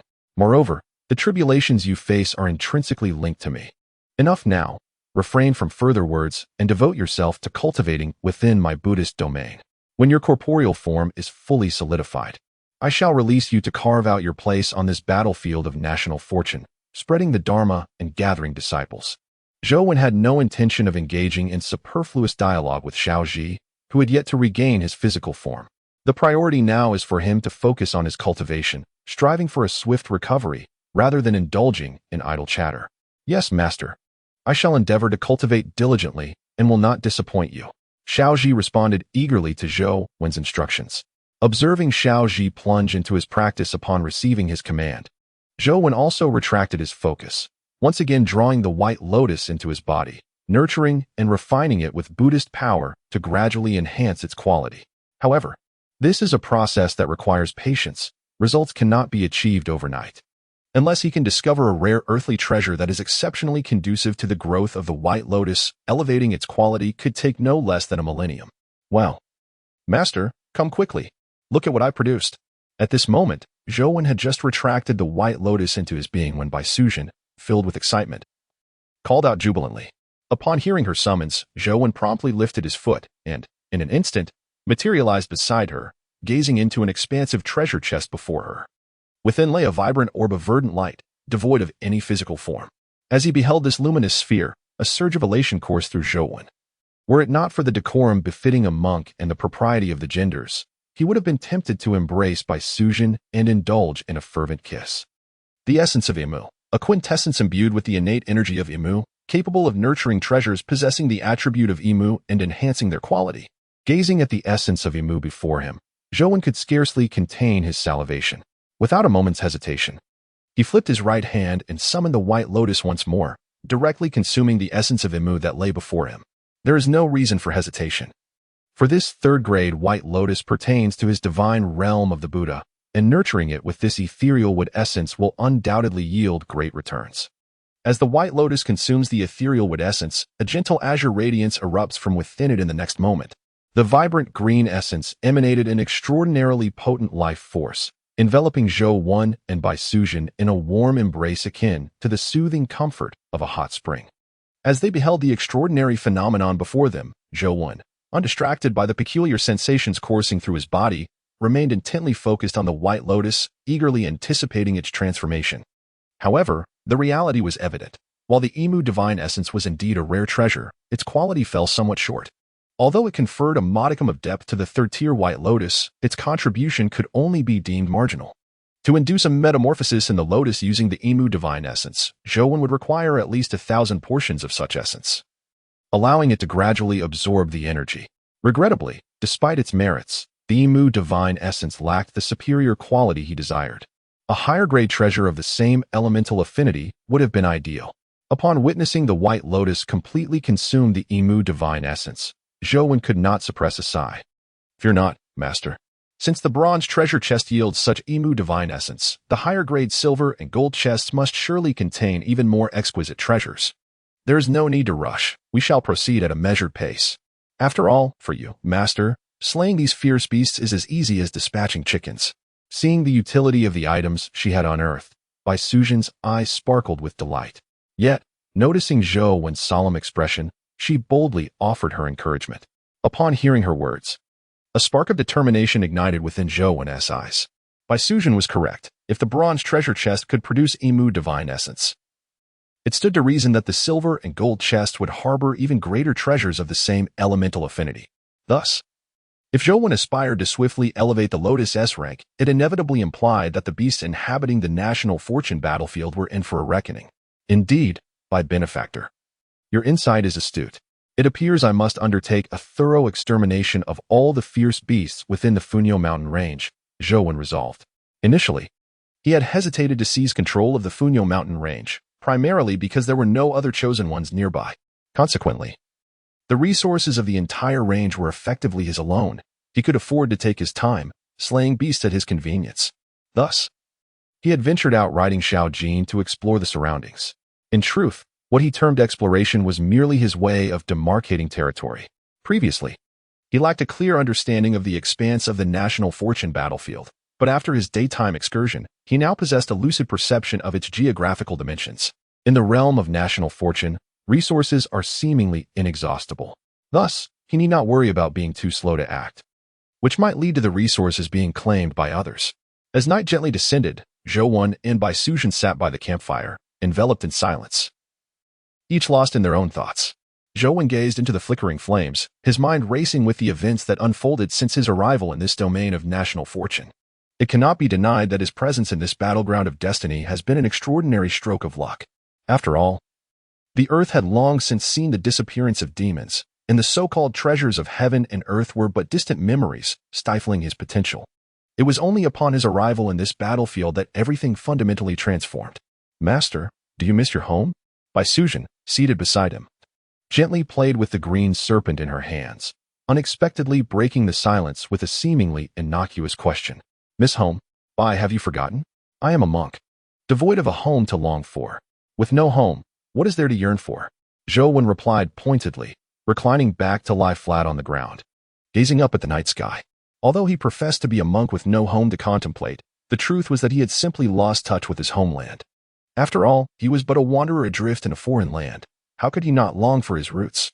Unconsciously, Zhou began to reminisce about the fragments of his previous world, becoming entirely immersed in his introspection.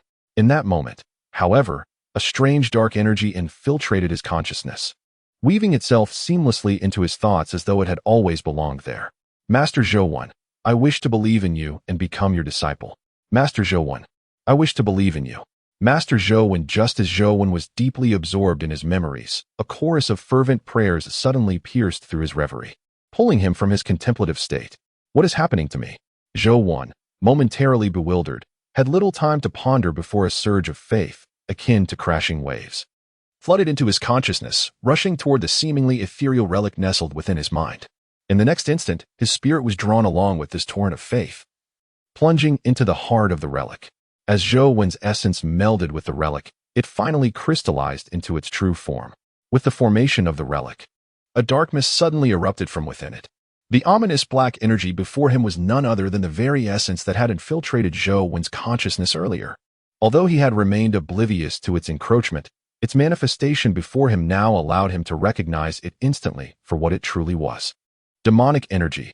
How could it have seeped into my mind? No wonder I was ensnared in the throes of past memories, unable to extricate myself. It appears this demonic force was the culprit. Goodness, to think I nearly succumbed to the depths of despair because of this malevolent essence. Fortunately, the majority of the citizens of the Dragon Kingdom chose to place their faith in me at this critical juncture, becoming my devoted followers and bestowing upon me their spiritual energy. Had they not done so, who knows what calamities might have befallen me under the influence of this demonic aura. Listening to the chorus of faith resonating in his ears, Zhou felt a wave of trepidation wash over him. It must be said that the timely arrival of this spiritual energy from his followers was a blessing.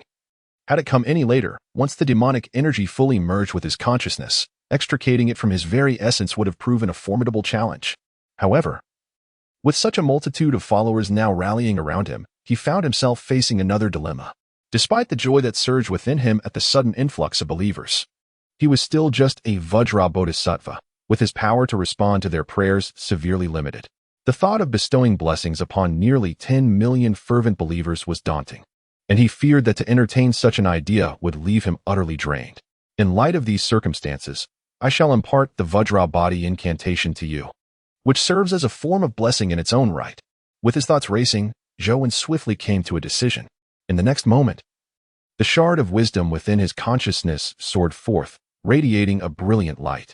This light was the illumination of wisdom, embodying boundless intellect and awakening the insight of all beings, allowing them to perceive the profound mysteries of the Tao. Roar. Cry. With the emergence of the relic and the illumination of the Buddha's light, a low growl erupted from the fierce beast's mouth, while the little golden creature let out a long cry. Remarkably, these two ferocious beasts underwent an inexplicable transformation under the radiance of the Buddha's light.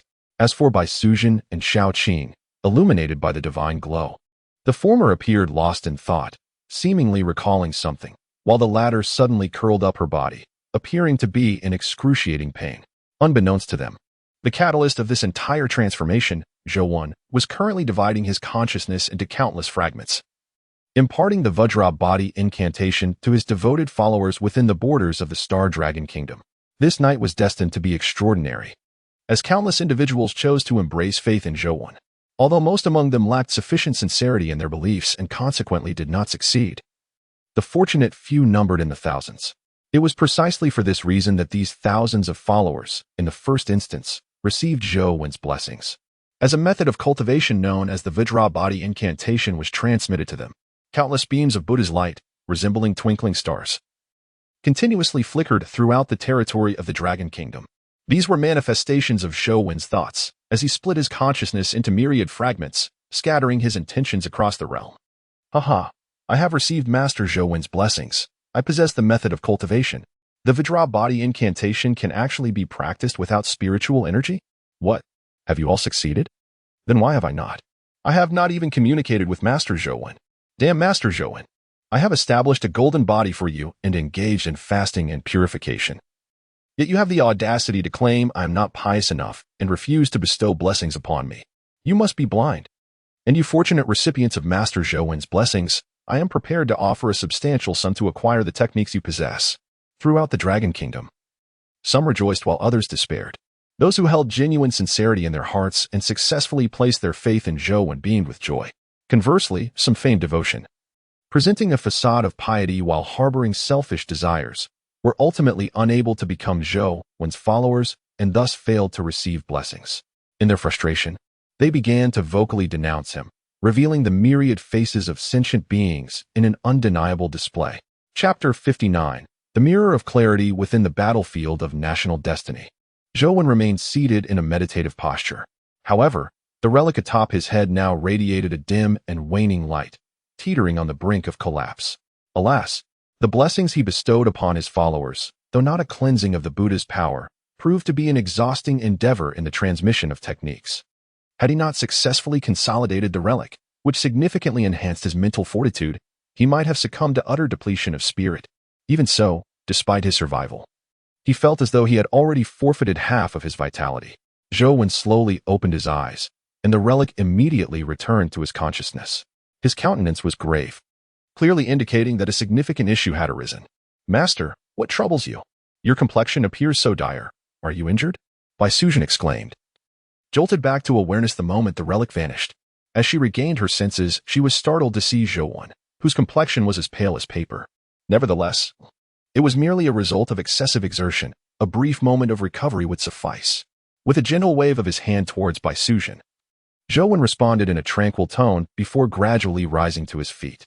He stepped one deliberate foot after the other into the wooden cabin he had constructed, subsequently enveloping the entire space with the robe draped over his shoulders, entering into a state of deep meditation.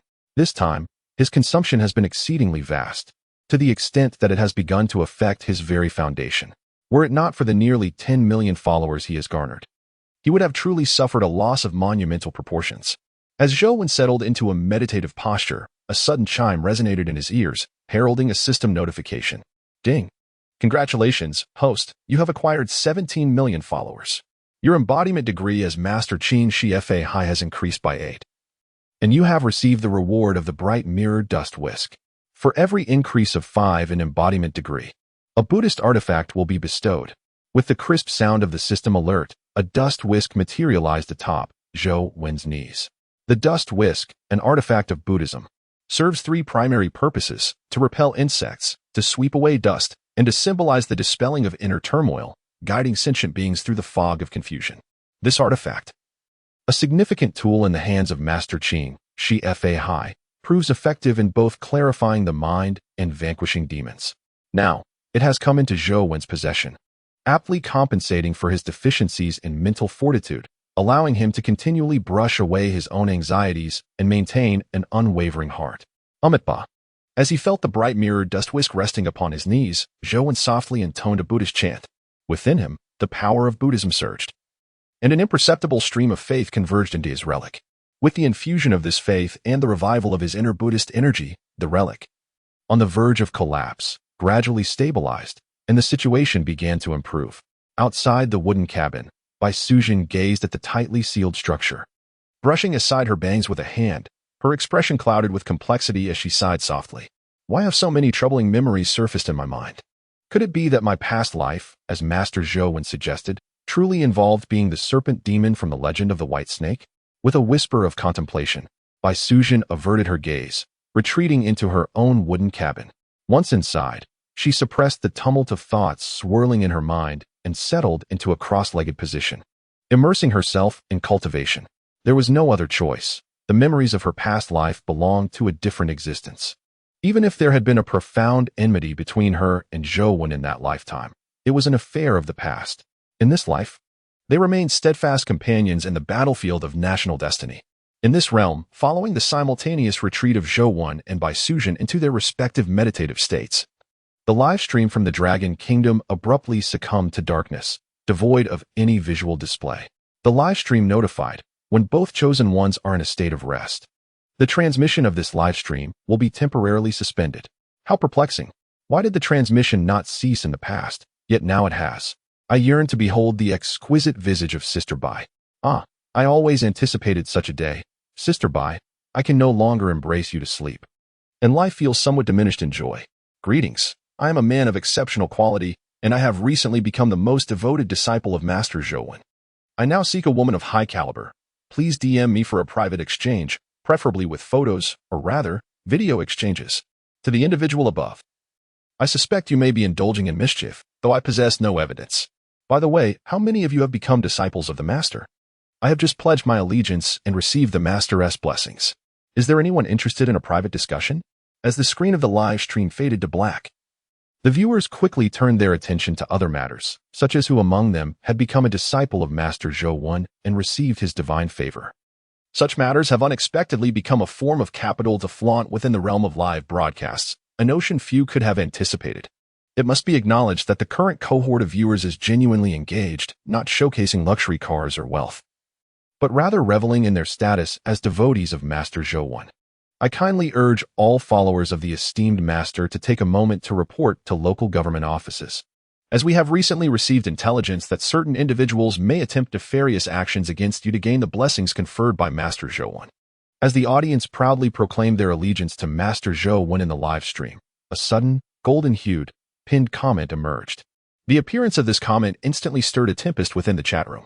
Alas, the officials have made their entrance once more. Without further ado, I shall report to the authorities. Echoed throughout. Following the official's announcement, countless followers of Master Zhou promptly chose to trust the information conveyed. After all, the authorities have consistently supported the expansion of Master Zhou's followers. Indeed, if even the Great Monkey can urge everyone in the live stream to become a disciple of Master Zhou, it would be absurd to question the official stance. Consequently, when the official voice resonated within the live stream, it triggered an immediate and enthusiastic response. Sir, we have just detected via satellite that several nations, including the beautiful country, the enamel country, and the flag country, have locked onto our nation's largest hydropower project, the Yuanxia Hydroelectric Station.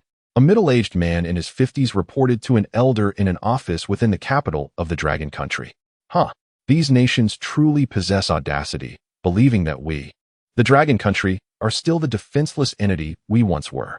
Relay my command. Should the beautiful country dare to strike against our Yuanxia, we shall launch a full-scale counterattack and obliterate the capitals of these nations. Despite the elder's silver hair, his resolve remained unyielding.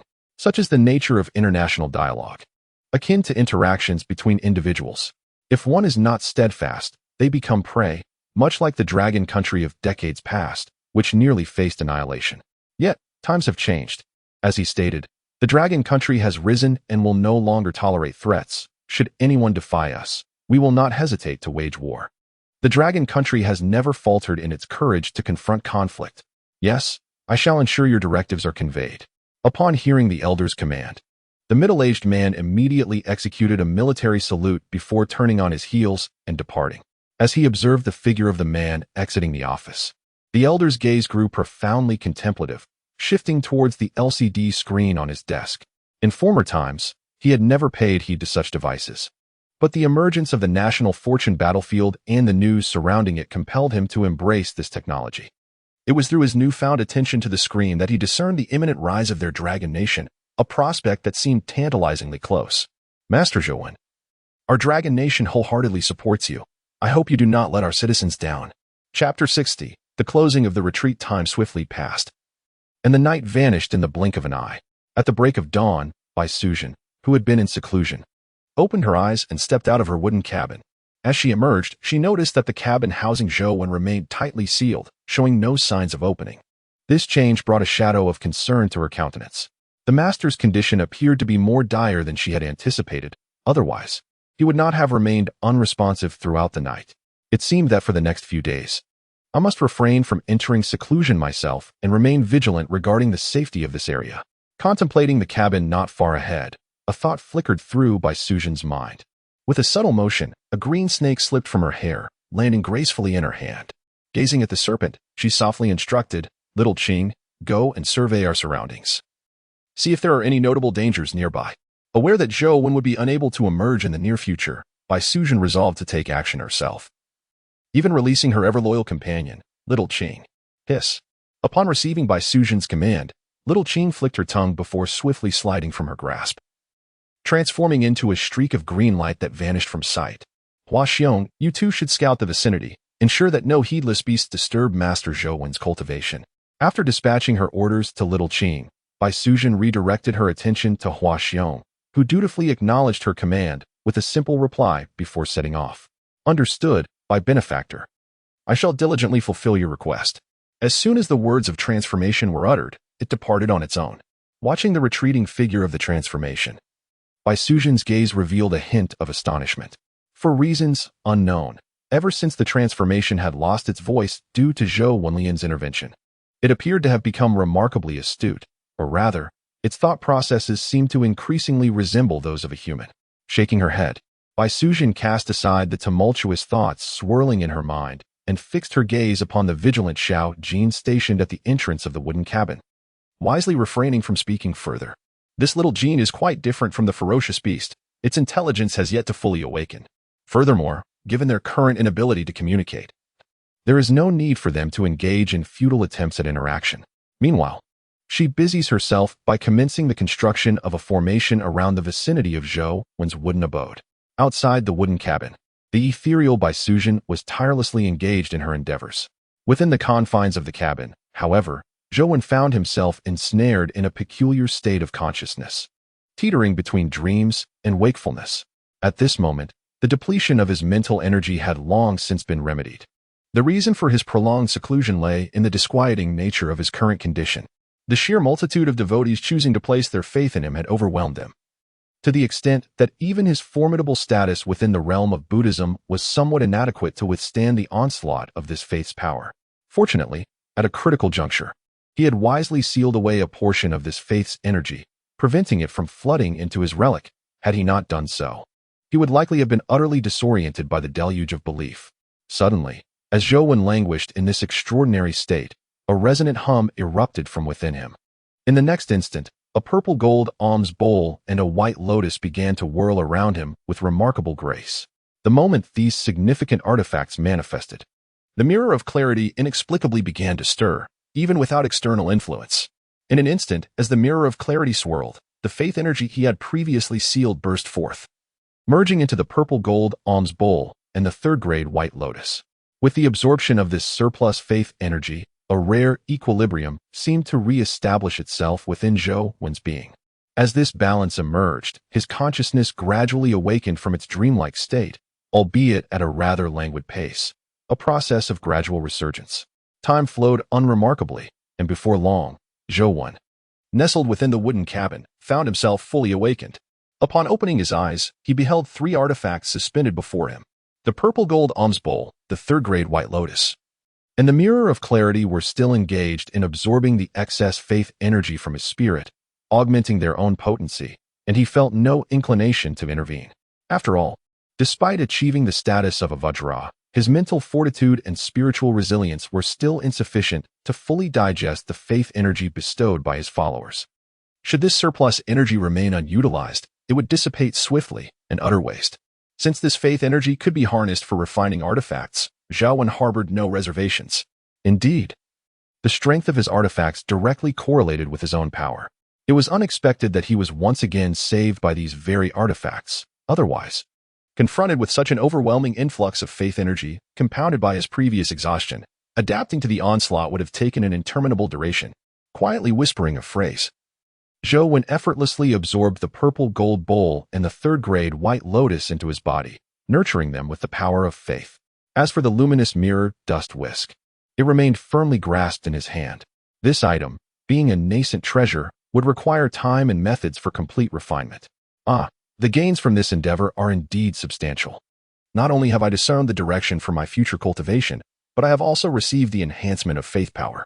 Even if I do not increase my acting degree, I can elevate my cultivation through this divine energy. Moreover, what is even rarer is the significant boost to my combat prowess. Firstly, the purple gold bowl has already assimilated the full strength of the Xuanfeng eagle, allowing me to utilize it once more. With it in hand, I could easily suppress ordinary exotic beasts with a mere flick of my wrist. Coupled with the luminous mirror dust whisk, my combat capabilities have undoubtedly risen by more than just a slight margin. However, the specifics of my combat strength remain to be tested. A glimmer of determination sparkled in Zhou Wen's eyes, suddenly igniting an urge to venture forth and slay fierce beasts. Suppressing his emotions, he refrained from allowing this impulse to sway him. With a thought, He summoned the cloak that enveloped the wooden house back onto his physical form and stepped outside. Chapter 61. Transforming the fierce and wounded Zhou when slowly pushed open the grand wooden door before him. And the first sight to greet his eyes was the golden-feathered little Jean, standing like a guardian at the threshold. Peering beyond little Jean, he beheld an intricate array laid out in the space beyond. The formation before him was exceedingly enigmatic. It was not a singular, cohesive array, but rather a perplexing amalgamation of various formations intertwined. Zhou Wen, employing his celestial eye, was astonished to find that he could not discern the entrance to this intricate array at first glance. After a prolonged period of silent observation, he awkwardly realized that the formations surrounding his wooden abode, a grand array enveloping smaller ones, had bizarrely sealed off all their respective entrances.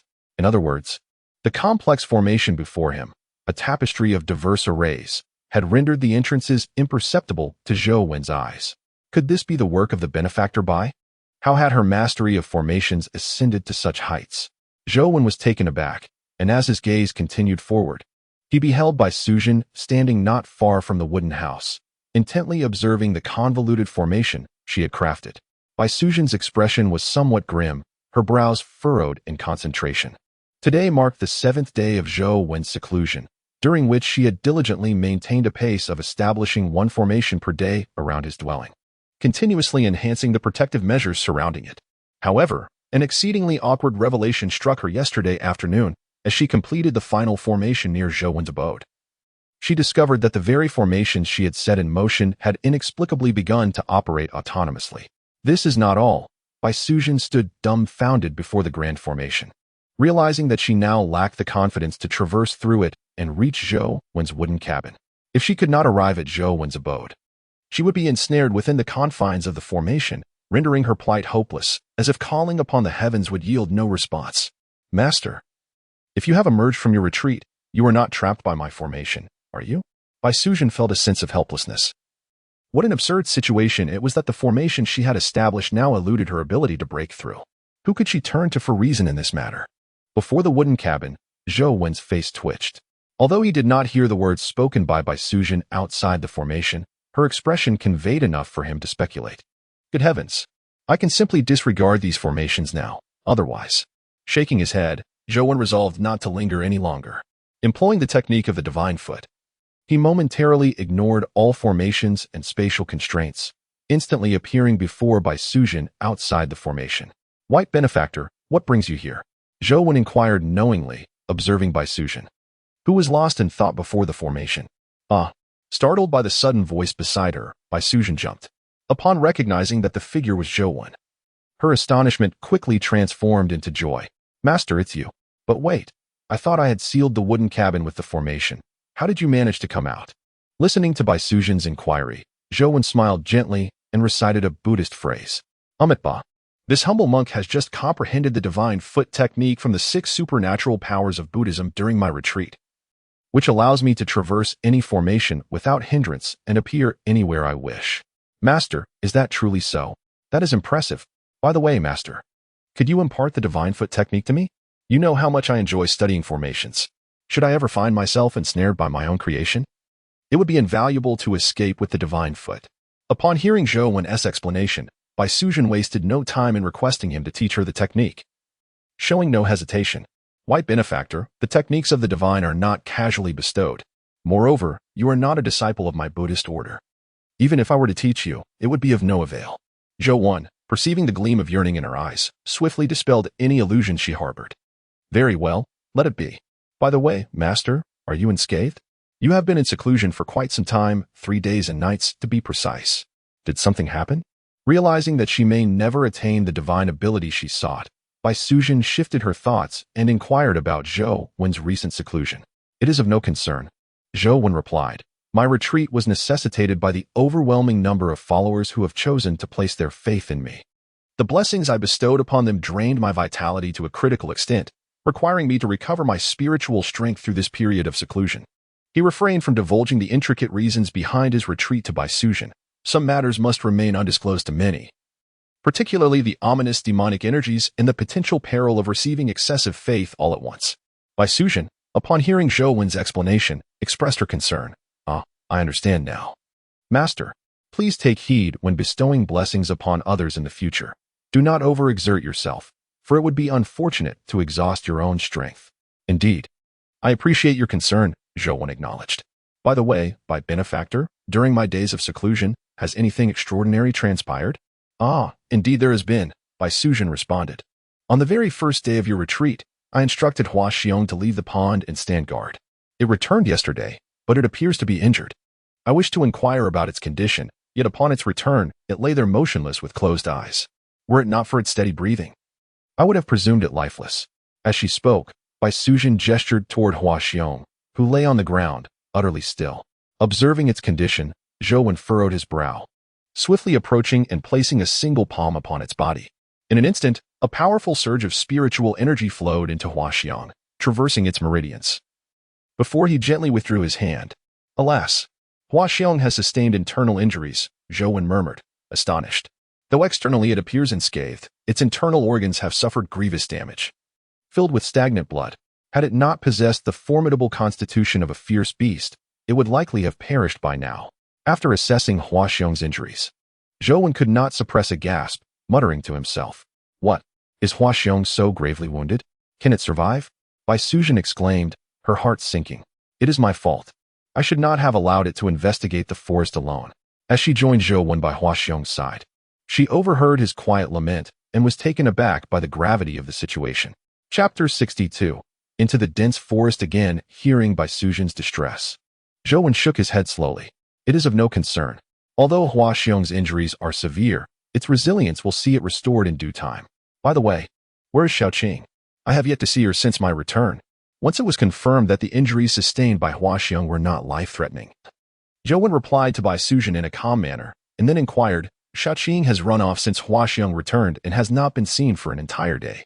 Upon hearing Zhou's question, Bai Suzhen promptly responded, "Master, since you have emerged from seclusion, I dare not venture out alone to search for her. Might you accompany me into the dense forest to look for her?" "Certainly, let us go and seek out Xiaoqing," Zhou decided without hesitation, having no reason to refuse Bai Suzhen's request. However, before departing, he suddenly called out to Xiao Jin, "Keep a vigilant watch over Hua Xiong and ensure nothing untoward occurs. I shall be back shortly."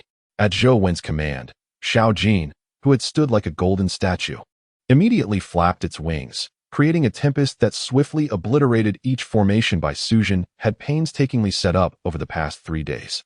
Observing the chaos before her, Bai Suzhen's expression contorted in distress. All her efforts had been rendered futile in an instant. "Master, my formations have been shattered." "I see that," Zhou replied. "But without dismantling your formations, Xiao Jin would not be able to emerge. It does not possess the same supernatural abilities as I do." "That is not my concern, Master. What I meant to inquire was whether my formations are so easily dismantled by you and Xiao Jin." Bai Suzhen gazed at Zhou with a glimmer of hope, yearning for words that might lighten her sorrow. Yet, it was evident that Zhou's forthcoming response would only deepen her melancholy. "Cough, Bai Zhushi, do not lose heart. In truth, your skills in forming arrays are quite commendable. The ease with which we dismantle them is merely a reflection of your current cultivation level. As you advance further, the power of your formations will undoubtedly increase significantly." Although Zhou's words were intended to console Bai Suzhen, they struck her heart with profound disappointment. "Master, let us refrain from discussing formations any longer. Xiaoqing has been missing for quite some time, and I am deeply concerned for her safety. We must hasten to find her." To avoid further social embarrassment, Bai Suzhen resorted to the rather abrupt tactic of changing the subject.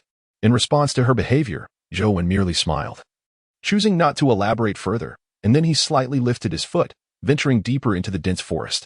Observing Zhou's departing figure, Bai Suzhen felt no hesitation and promptly followed in his wake. Since arriving at this battlefield of national fortune, aside from their initial day together, Bai Suzhen and Zhou had not explored the Funyo mountain range as companions again. Today was a fortuitous opportunity to revisit past tales. "Master, do you happen to know where Xiaoqing is now? Or shall we wander aimlessly within this forest, just the two of us?" Following closely behind Zhou, traversing through the dappled shadows of the woodland, Bai Suzhen felt a tinge of confusion. The Funyo mountains are indeed vast, and without a specific destination, seeking out Xiaoqing would not be a trivial endeavor. However, I have previously inscribed a trace of divine consciousness upon Xiaoqing's being. As long as it remains within a 50-mile radius of me, I shall be able to pinpoint its exact whereabouts with precision. Unfazed by Suzhen's concerns, Zhou continued on his path. What?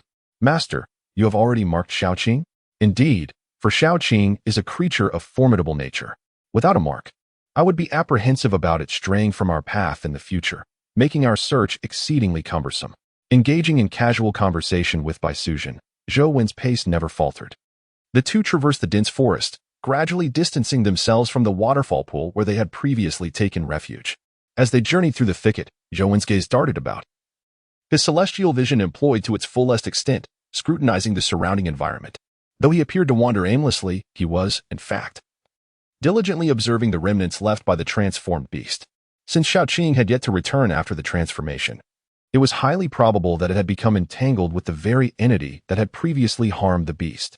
If that were the case, Xiaoqing might find itself in peril.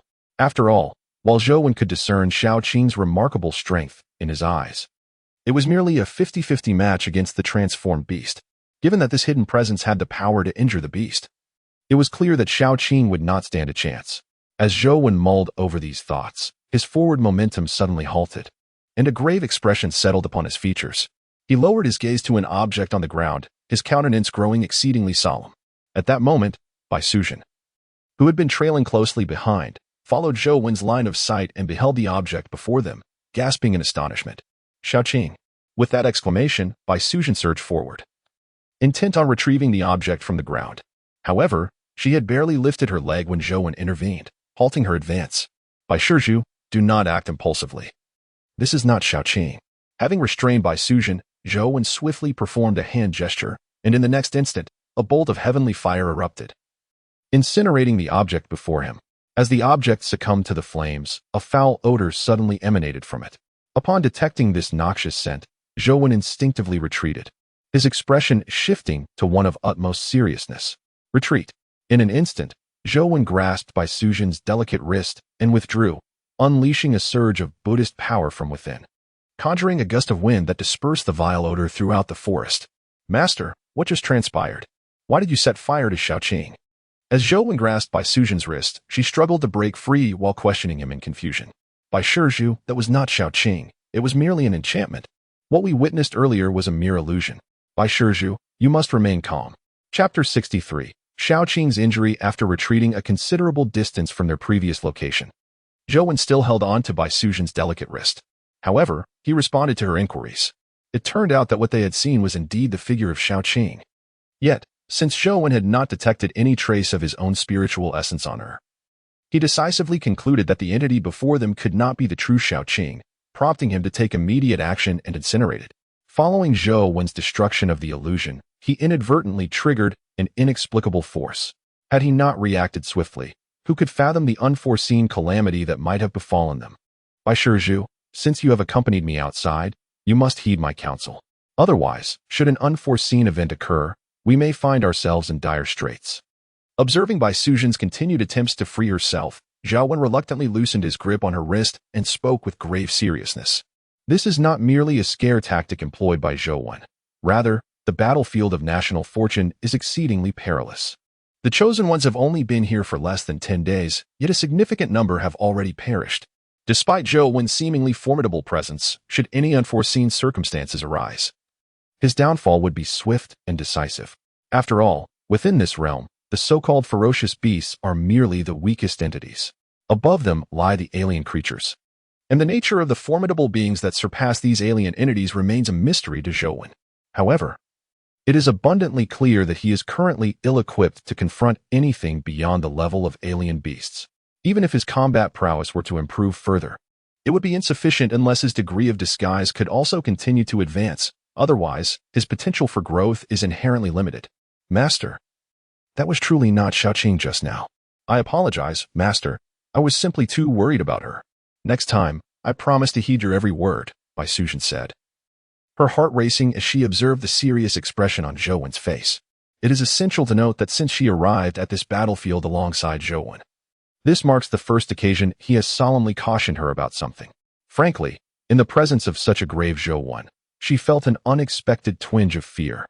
Alongside this fear, however, was a sense of reassurance. It is a peculiar sensation. Despite an overwhelming fear of the present moment, she finds an unexpected solace within herself. This sense of tranquility is akin to the feeling that, even if the heavens were to collapse at this very moment, as long as she remains obedient, Master Zhouwen by her side would be able to withstand it all. Observing the subtle fear etched upon Bai Suzhen's face, Zhouwen let out a faint sigh within. After all, Bai Suzhen is still a girl, and he had perhaps been a tad too harsh on her. Just as Zhouwen was about to utter a few more words of comfort, his expression suddenly shifted, and in an instant, his Buddhist power surged forth. Grasping Bai Suzhen's hand, he swiftly maneuvered, employing his full capabilities of divine agility. In the blink of an eye, Zhouwen vanished from his original position, only to reappear in a remarkably flat valley. Within this valley, a multitude of exotic flowers and rare herbs flourished, and the air was suffused with an exceptionally rich spiritual aura. The essence was so dense that it seemed almost to vaporize, leaving Zhouwen utterly astounded.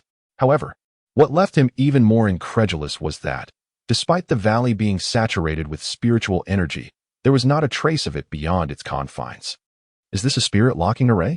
Why is there a spirit locking array here? Furthermore, why does Xiaoqing's presence resonate within this valley? And who was it that, prior to this, had utilized Xiaoqing's form to lay a deceptive trap intended to ensnare both me and Bai Suzhen? In Zhouwen's heart, a myriad of questions sprang forth, and his divine eye was employed to its utmost, beginning to scour every nook and cranny of the valley. Soon, he discerned the target of his quest. Within his line of sight, Xiaoqing lay sprawled on the ground, her entire form drenched in vivid crimson, and a stone nail was driven through her body at a critical point. Despite being a formidable beast of legend, Xiaoqing could only lie helplessly on the ground, vulnerable to the whims of fate. Master, where are we? Have you found any trace of Xiaoqing? As Zhouwen wielded his powers, a soft voice whispered in his ear. Shu, this place is exceedingly strange. Bai, please refrain from speaking for the time being. To prevent Bai Suzhen from reacting impulsively upon discovering Xiaoqing's dire condition, Zhouwen chose to withhold the information about Xiaoqing's plight. Understood, Master, I will heed your words.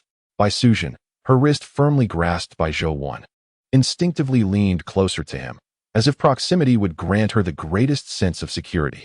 After all, her greatest support, Xiaoqing, now seemed to be in peril, leaving her reliant solely on Zhouwen. Unfazed by the movement of the woman beside him, Zhouwen continued to observe the peculiarities of the valley. However, to his astonishment, he found no other living being within this enigmatic place, aside from Xiaoqing. Realizing this, he did not linger, swiftly moving to Xiaoqing's side. With the aid of a mirror-like dust whisk, he lifted her body and, in a flash, exited the valley. Given the valley's mysterious nature, his immediate priority was to rescue Xiaoqing. Unraveling the secrets of this place would have to wait until he ensured the safety of both Xiaoqing and Bai Suzhen. Xiaoqing, what has happened to you? Please, do not frighten your sister. As Zhouwen steadied himself, Bai Suzhen had already spotted the stone nail piercing Xiaoqing's 7-inch mark. Overcome with sorrow, she could not help but shed tears, rushing to Mingjing's feather duster, trembling hands eager to extract the nail from Xiaoqing's body.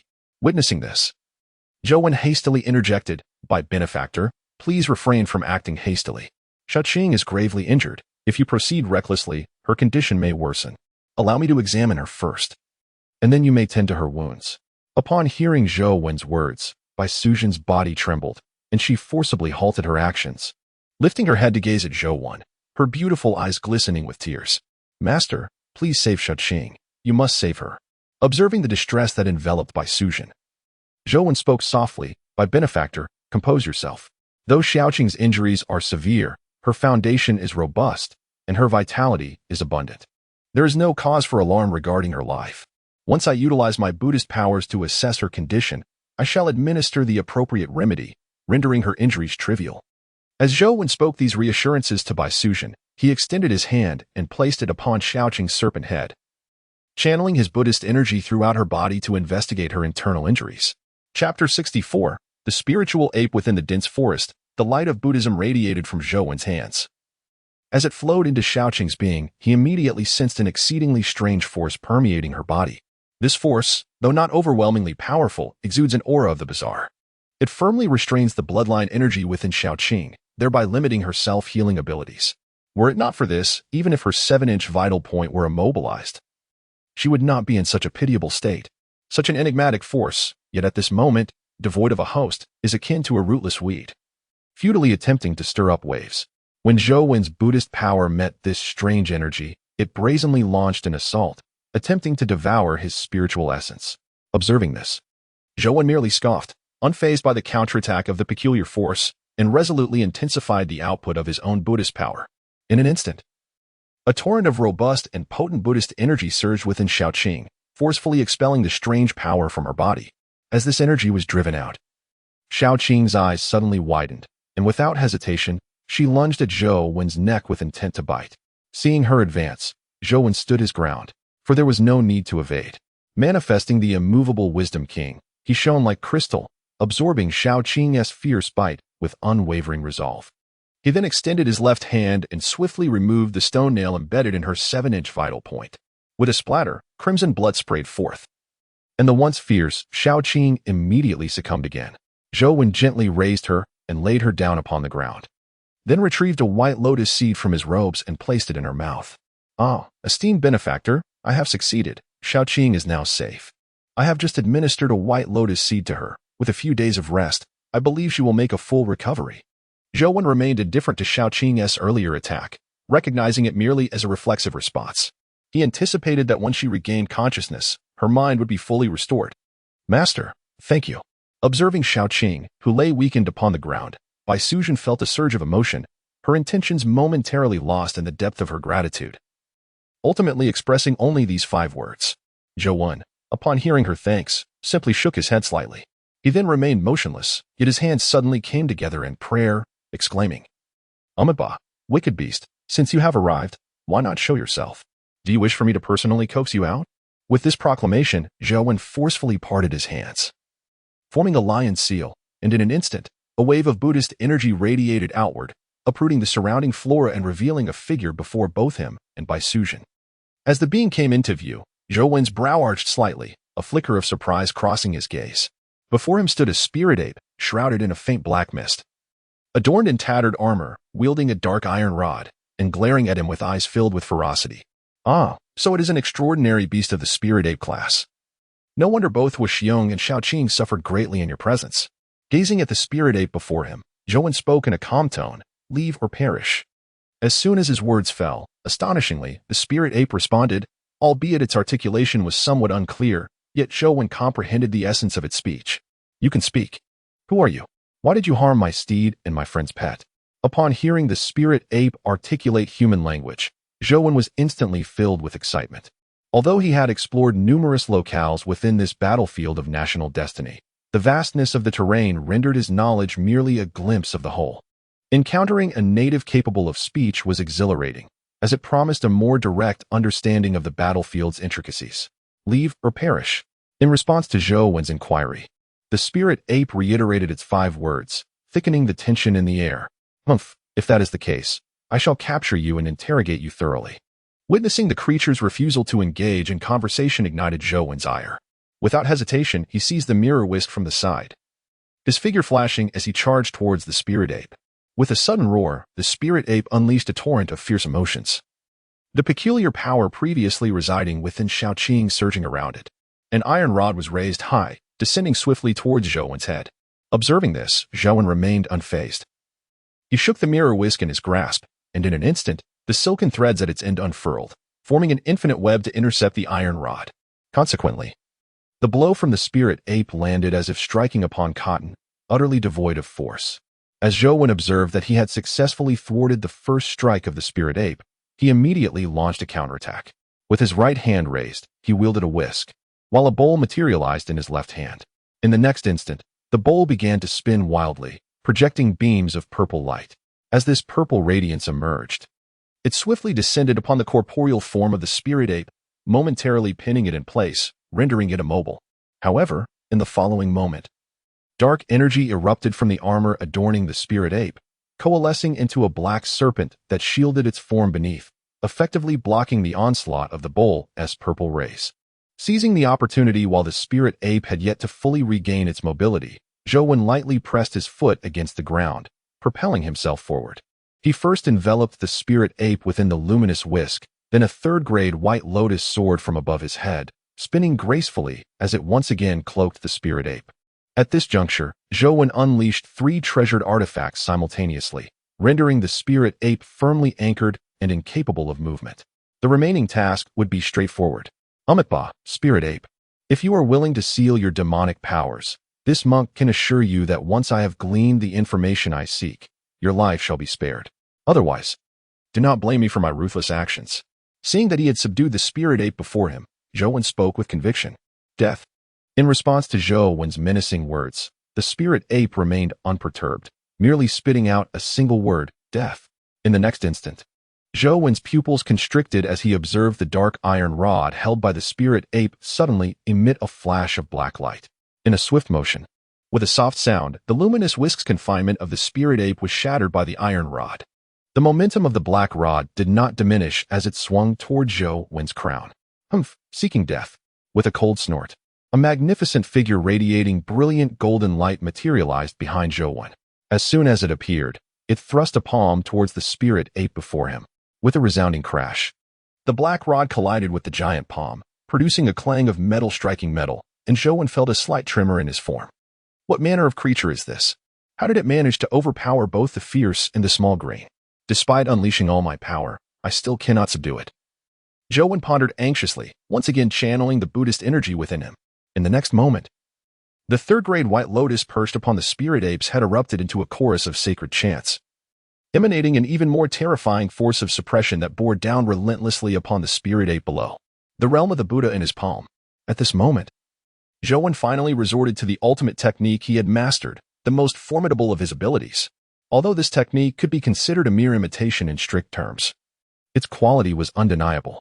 As soon as he activated it, he effortlessly subdued the Spirit Ape without any doubt. Umitba, what an impressive Spirit Ape. Were it not for a few tricks I still possess, I might truly have struggled to capture you today. Seeing his 3-grade white lotus unleash its power, completely subduing the Spirit Ape, Zhou wasted no time in discarding the black rod in his hand and the tattered armor adorning his body. However, just as he removed the black rod and armor, he encountered a rather awkward dilemma. The treasures in his palm had inexplicably turned to ash. Puzzled, Zhou stared at his hands, only to witness an even more bizarre occurrence unfold before his eyes. The Spirit Ape, firmly restrained by the 3-grade white lotus, had also transformed into ash. Yet, in the very spot it had occupied, a hazy, indistinct figure emerged. Ah, finally, someone has discovered the remnants I left behind. A fortunate soul indeed. Go ahead, excavate my relics. By obtaining them, you shall ascend to become the most formidable force in this realm. As the ethereal figure's words echoed, an object materialized beneath the 3-grade white lotus, and simultaneously, a resounding announcement reverberated throughout the battlefield of national fortune. Battlefield announcement. Congratulations to the chosen one of the Dragon Kingdom, Zhou, for discovering an ancient relic and overcoming its guardian. You have successfully claimed dominion over this ancient site, and as a reward, you are granted an epic treasure chest. Additionally, the area of this relic will be expanded tenfold within the current territory of the Dragon Kingdom. Battlefield announcement. Congratulations to the Dragon Kingdom. With a series of 3 announcements echoing, Zhou stood in stunned silence, gazing at the key that had fallen to the ground alongside the treasure chest. Lost in a daze. A relic? What could that possibly be? Could my suspicions be true? Were there indeed indigenous people in this battlefield of national fortune? His heart swayed between uncertainty and intrigue. After a moment of contemplation, he picked up the key from the ground, stowed away his treasures, and turned to his companion. By Suzhen, White Benefactor, I have discovered an ancient relic. Will you accompany me to investigate further, or would you prefer to return to the waterfall pool first? Master, I shall accompany you. With Shaoqing still gravely injured, you are the only ally I can rely on in this battlefield of national fortune. Fear not, White Benefactor. Rest assured, as long as I draw a breath, I shall ensure your safety. Upon hearing Bai Suzhen's words, Zhao accepted her decision without hesitation. Very well. Let us speak no more of trivialities. Let us venture forth to uncover the secrets that lie within that relic. Accompanied by Bai Suzhen, Zhou once again returned to the valley. This time, they no longer needed to exercise the same caution as before. For the spirit monkey that guarded this place had been vanquished by Zhou, rendering their surroundings relatively safe. Upon entering the valley, Zhou glanced at Bai Suzhen, noticing that despite the abundant spiritual energy surrounding them, her aura remained stable and unperturbed, which surprised him greatly. The richness of the spiritual energy here was beyond measure. and given that Zhou had previously shielded her from it using his own Buddhist power, he had not anticipated that she could maintain her composure without such protection this time. This place is replete with spiritual energy, a rarity in the world. You should remain here to cultivate while I use my protective garment to safeguard you, Zhou suggested, leading her deeper into the valley until they reached the end of the path. And what about you, master? Are you not going anywhere? She inquired. Fear not, my dear Bai. I shall not stray far. Did the battlefield prompt not indicate that ancient relics lie hidden here? I intend to search meticulously for the entrance to those relics, he explained briefly before turning his attention to the walls of the valley. His instincts urged him that the entrance to the so-called ancient relics must be located upon these walls. As Bai Suzhen observed Zhou when moving throughout the valley. Searching for something, she glanced down at the little green serpent resting in her lap. Her gaze gradually hardened, as if she had silently resolved to make a decision.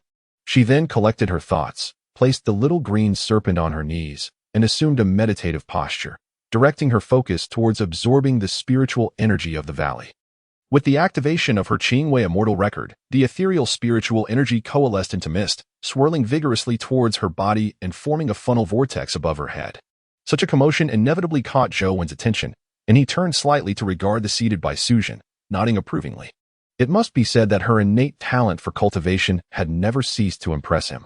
With a casual glance at Bai Suzhen, Zhou stirred his protective garment, which then soared into the air and settled beside her, ensuring her safety. Having completed this task, he returned his full focus to the wall before him, frowning as he knocked and tapped at various spots. Where on earth could the relics be? If only they would provide a key and specify the location. How am I supposed to find it? Having thoroughly explored the entire valley, Zhou was certain that he had missed no corner, yet he still encountered no discoveries, prompting him to begin a litany of complaints. Subsequently, he reached into his bosom, and in the next moment, a key materialized in his hand. The very key that would unlock the door to the ancient ruins. Chapter 66. Entering the ruins as Zhou gazed upon the key in his hand. A flicker of brilliance ignited in his eyes, and he invoked the divine power of his celestial vision. Given that he had found nothing regarding the ruins in this valley, he resolved to redirect his focus towards the key he held. With the activation of his heavenly eye, a radiant beam of golden light erupted before him. Instinctively, Zhou raised his hand and gently touched the golden light. In an instant, a powerful force surged forth, causing Zhou to lose his balance and be drawn into the key itself. He had never anticipated that the so-called ancient ruins were, in fact, concealed within this very key he possessed. The sudden occurrence left him no opportunity to react, as he was swiftly engulfed within it. With his feet firmly planted on the ground, Zhou lifted his gaze to survey his surroundings. The atmosphere here is shrouded in an oppressive gloom, with a heavy air permeating the surroundings. Is this truly an ancient relic? It appears rather unremarkable, devoid of any spiritual essence. After surveying the area thoroughly, Zhou's heart brimmed with confusion. Is this what is referred to as an ancient site? As he pondered these thoughts, a faint sound suddenly reached his ears. Following the direction of the sound, he beheld towering stone statues, magnificent and imposing in stature. At that moment, these statues quivered, and as they trembled, fragments of stone cascaded to the ground. The sound he had just heard was unmistakably that of stone falling. Statues? Stone puppets? They offer me no benefits. And yet they present a trial? With a gentle flick of his dust brush, his eyes sparkled with divine light. As he activated his celestial vision to scrutinize the 9 colossal statues, seeking to discern the principles that allowed them to move with such ease. Yet it was apparent that despite his celestial vision's ability to pierce through illusions, it faltered against these 9 statues, revealing no discernible secrets.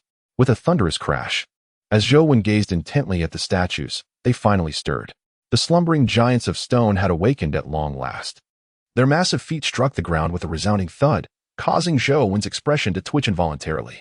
It was evident that the strength of these stone giants was formidable. The sheer force they exhibited upon their awakening was unmistakable.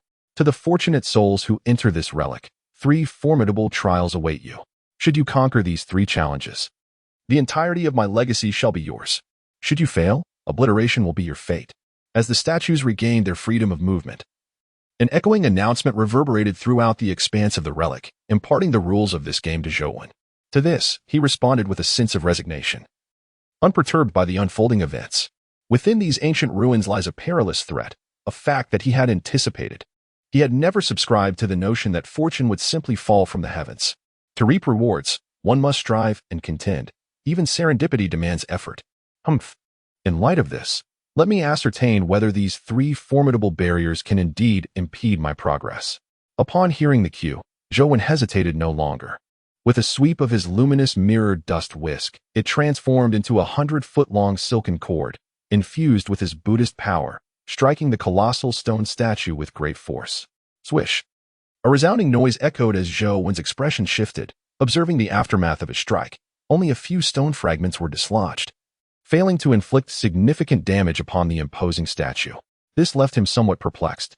It is worth noting that these stone giants are mere puppets. With his current prowess, slaying aberrant beasts was a trivial endeavor, yet he found himself struggling against this statue. Indeed, the product of ancient ruins has not disappointed me. Seeing his luminous mirrored dust whisk return without effect, Zhou remained unfazed. After all, the primary function of this whisk was not offensive in nature. Although his initial attempt yielded no results, it did provide him insight into the strength of these statues. Great Might Heavenly Dragon, World-Honored Earth Store, Prajna Buddhas.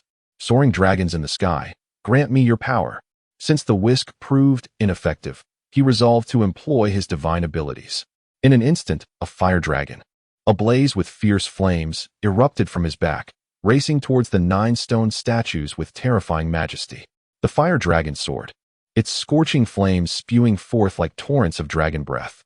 In the blink of an eye, the intense heat enveloped all 9 stone giants, threatening to incinerate them. Yet, the stone giants remained unfazed, their movement steady and powerful as they advanced towards Zhou. Witnessing this, a glint of cold light flashed in Zhou's eyes. In the next moment, he formed a seal with his hands, gathering Buddhist power within him, and then spoke with a commanding voice. Great Might Heavenly Dragon, World-Honored Earth Store, Prajna Buddhas, bestow upon me your divine power, subdue the demons. Once again invoking his divine abilities, Zhou drew upon one of his most formidable artifacts, the purple gold bowl, intending to immobilize the 9 stone giants before him.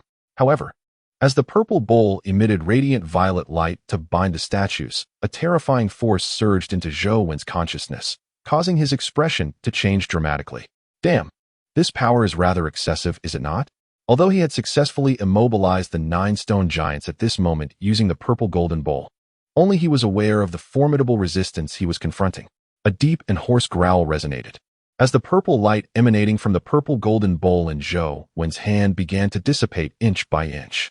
Remarkably, shortly after binding these stone giants, the confinement he had imposed upon them was forcefully shattered. This is the legendary force that can shatter myriad laws.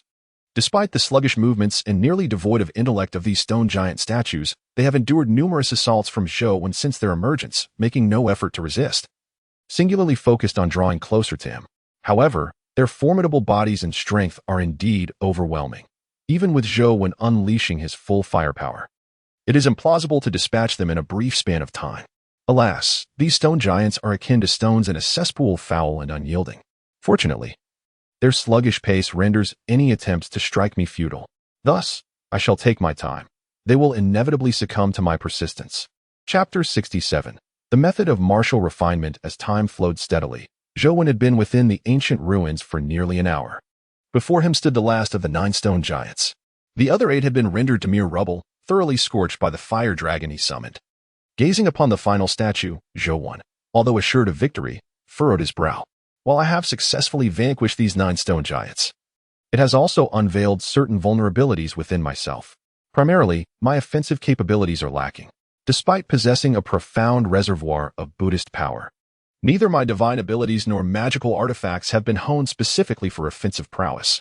This is, of course, tied to my path of Buddhist cultivation, as the teachings of compassion in the Buddhist realm seldom dwell on violence.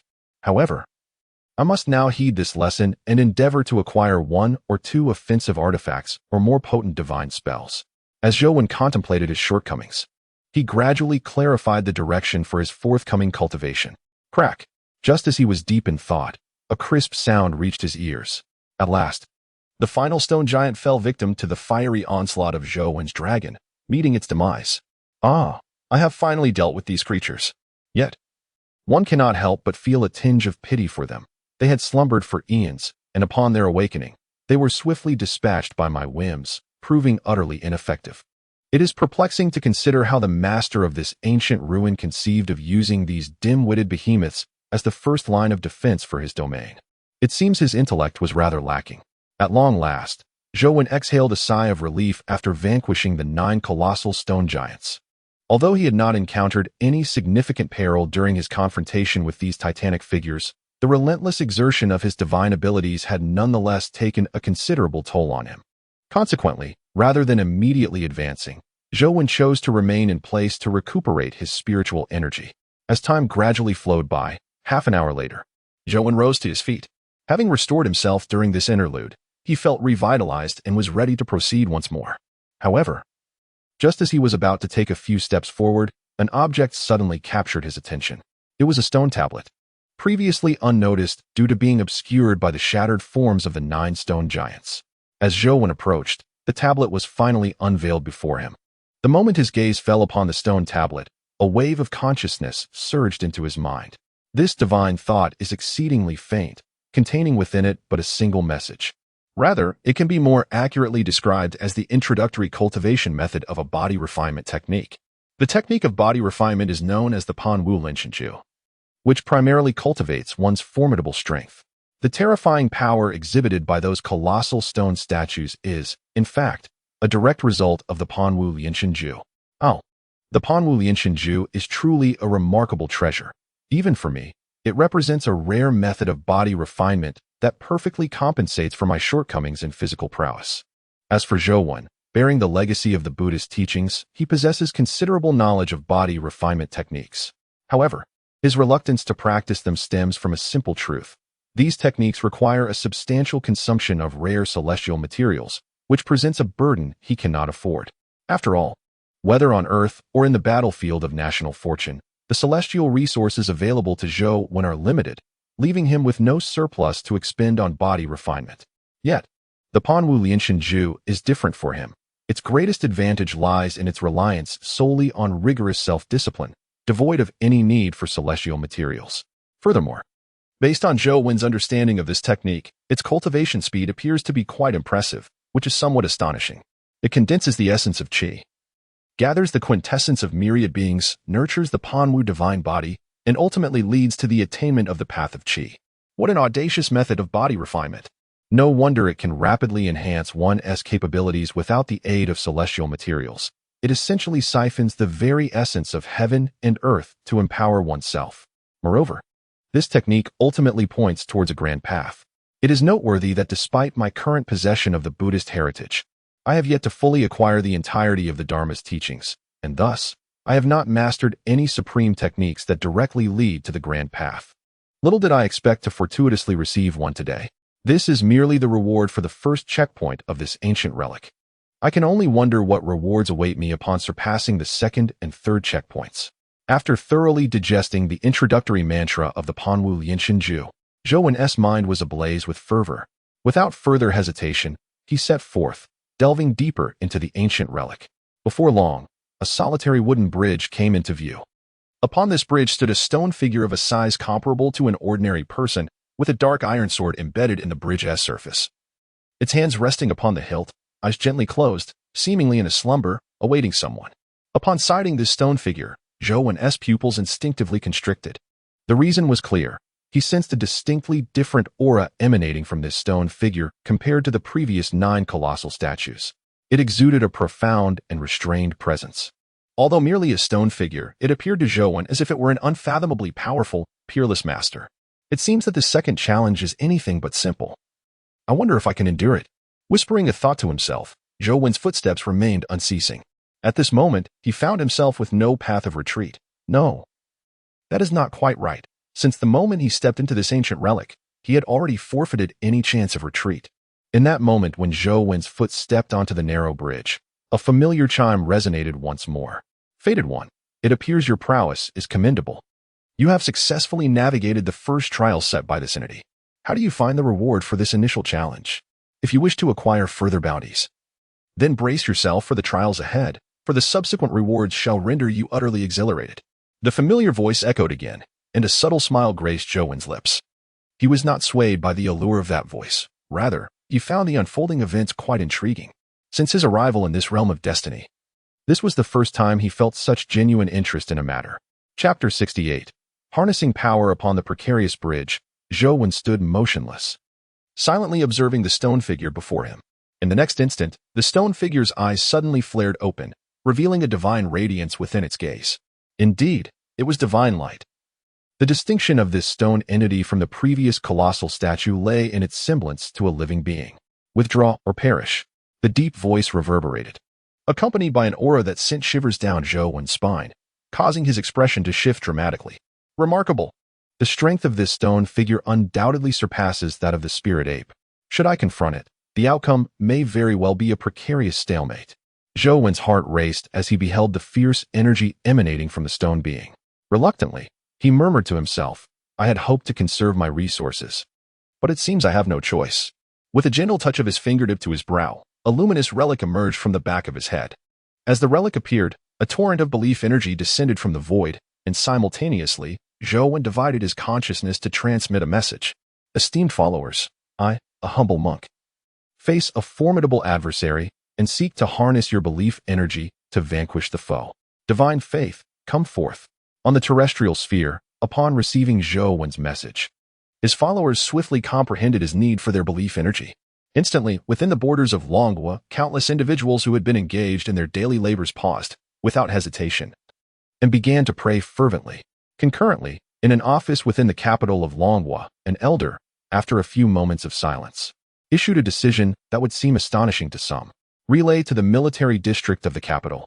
Assemble all soldiers and direct them to rally in support of Master Zhou, fortifying him with their faith. The elder's command was resolute, devoid of any hesitation. As soon as his directive was issued, the entire military district of Kyoto sprang into action. Although the order seemed peculiar to all the soldiers within the military district, their primary duty was to obey commands, prompting them to assemble with utmost haste and begin to rally behind Zhou. On the battlefield of national fortune, Zhou had just harvested a surge of faith power and was preparing to temporarily augment his combat prowess with it when an overwhelming wave of faith energy surged into his body. As he sensed this torrent of faith, his expression turned somewhat peculiar. Being the recipient of others' faith, Zhou was acutely aware of the identity of the benefactor, and this knowledge was the source of his odd countenance. It seems I have inadvertently incurred a favor. Whispering this thought to himself, Zhou focused his mind and formed a seal with his hands, manifesting the Sun Will Seal. In an instant, as the Sun Will Seal was completed, his spiritual attainment in Buddhism ascended dramatically, bypassing the Arhat level and reaching the Bodhisattva level. The Sun Will Seal, rooted in faith power, temporarily exchanged for his future spiritual attainment, was indeed a marvel of secret arts. Zhou marveled at this phenomenon in his heart. Then, without further hesitation, he chose to strike, launching an assault on the stone figure that remained stationary. After all, his Bodhisattva status was borrowed and time-limited. Should he fail to eliminate the stone figure within the allotted time, he would face dire consequences. As Zhou wielded the mirror dust against the stone figure, the latter countered with surprising swiftness, wielding a pitch-black long sword that cleaved through the strands of the mirror dust, severing them effortlessly. The sword, with relentless momentum, swung towards Zhou's chest. However, Zhou remained unfazed. He executed a hand seal, directing his right hand downward to perform the demon suppression seal. In an instant, radiant golden light erupted around him, and under this illumination, the stone figure and its sword were unexpectedly immobilized mid-strike. Crack! A disconcerting sound emanated from the stone figure, as if it were succumbing to immense pressure, producing a series of strange noises. Indeed, this was the case. The sudden surge of Buddha power within Zhou, bolstered by the demon suppression seal, erupted with a terrifying force that exerted an overwhelming pressure on the stone figure, rendering it nearly incapable of bearing the strain. This was the terrifying strength unleashed after Zhou's spiritual attainment had elevated by 2 significant levels. Suppression. Before him, the stone figure could hardly stir a ripple. Yet Zhou spoke with profound clarity, summoning a 3-petal white lotus that instantly subdued the stone being entirely. At that very moment of suppression, the entire single-plank bridge began to tremble. A resounding roar echoed continuously from the unfathomable abyss beneath the bridge, and amidst the terrifying vibrations, a stone tablet inexplicably manifested before Zhou. The inscription on this stone tablet unequivocally details all the techniques of the Panwu body refinement method, apart from the introductory techniques. After assimilating the remaining techniques of this method, Zhou furrowed his brow slightly, perplexed. He had initially believed that he would need to overcome the third trial to acquire the entirety of this skill, yet he found himself in possession of it now. Although this felt somewhat like a shortcut, it also signified that his current combat prowess could reach unprecedented heights. Standing silently in place for a moment, feeling the overwhelming and unfathomable power coursing within him, Zhou paid no heed to the tremors beneath his feet. With a single step, he vanished, reappearing in the depths of this ancient ruin in the blink of an eye. In the innermost sanctum of the ruin stood a small mound of earth, before which loomed a stone tablet, upon which rested an ancient, elegantly designed long sword, its blade driven into the ground. As Zhou materialized in this location, another voice echoed in his ears. "Congratulations, fated one. Reaching this point means you are merely one trial away from my complete legacy. The final trial is quite simple. If you can draw the longsword before you, you shall succeed." Listening to the prompt resounding once more, Zhou merely smiled faintly and replied coolly, "Oh, so I am but a step away from your entire legacy? I can't shake the feeling that it is you who stands just one step away from being unsealed and liberated by me." At that moment, Zhou chose to disregard the prompt. Instead of drawing the longsword, he placed a hand upon the stone tablet, channeling the surging Buddhist power within him into the tablet, beginning to unravel the secrets concealed within it. As the torrents of Buddhist energy penetrated the stone tablet, Zhou's brow arched in surprise, his gaze filled with incredulity. Astonishingly, he discerned a rhythmic heartbeat emanating from the tablet, a truly bizarre phenomenon. Ah, just as I suspected. The so-called trials are merely a means to break the seal that this ancient ruin has placed upon you, correct? So, do you have anything else to say? Zhou fixed his gaze upon the stone tablet, speaking with an air of indifference. However, upon uttering these words, the atmosphere around him grew eerily silent, as though his conjecture had been proven incorrect, leaving him to converse with himself. "Still attempting to deceive me, are you? Very well. I shall impose an additional seal upon you, and then find a way to depart from this ruin, leaving you eternally ensnared here." Observing the silence that ensued, Zhou remained unfazed. He lifted his right hand, and in an instant, golden, glass-like Buddhist light radiated anew. With the motion of the demon-banishing seal, he sought to impose another seal upon the stone tablet. At that moment, a gentle sigh echoed through the air. "Alas, fated one, do you truly intend to forfeit this easily attainable opportunity? The essence before you is indeed sealed within this stone tablet. As soon as you draw the sword before you, I shall be liberated from my confinement. However, fret not. I have been sealed for eons, and my strength has long since diminished. Even if I were to break free, I would lack the power to cause you any harm. Furthermore, I can assure you that if you release me, I shall impart the entirety of my knowledge to you, making you my foremost disciple. Such a mutually beneficial arrangement far surpasses the mere act of sealing me away, which would only yield you a single technique from this relic. Observing that you seem resolute in your decision to maintain my imprisonment, I find myself in a state of urgency. After being trapped for millennia, should no one come to my aid, I may very well face a fate of eternal stagnation, a prospect I am unwilling to accept. Thus, I am left with little choice. After all, eons have passed, and you are the only one to have discovered and entered this ancient site. If I do not persuade you to release me, who knows how long it will be before another soul stumbles upon this relic. By then, I may have turned to dust." "Ah, esteemed one, you have finally chosen to reveal yourself," I exclaimed. "Had you done so sooner and communicated openly, we might not have reached this impasse." Upon hearing this hidden presence, I could not help but smile faintly, for it seemed my efforts had borne fruit. "Esteemed one, regarding your legacy, I must confess my disinterest. What intrigues me more is the identity of the one who sealed you and the reasons for your confinement here. If you can unravel the mysteries that dwell within my mind, I might consider releasing you from this stone tablet." As these words escaped my lips in an instant, the aura of my spiritual energy dissipated, and the borrowed strength I had harnessed through my followers began to wane. This power is merely borrowed. To have sustained until now is already quite remarkable. Humph, young one, you dare to express disinterest in my lineage? You truly possess audacity. It is essential to understand that I was once a preeminent force within the realm of the perfected enlightenment, an unparalleled master. Had I not fallen victim to a treacherous ambush by my enemies, encountering 3 formidable adversaries of my own caliber simultaneously, I would not have descended to my current state.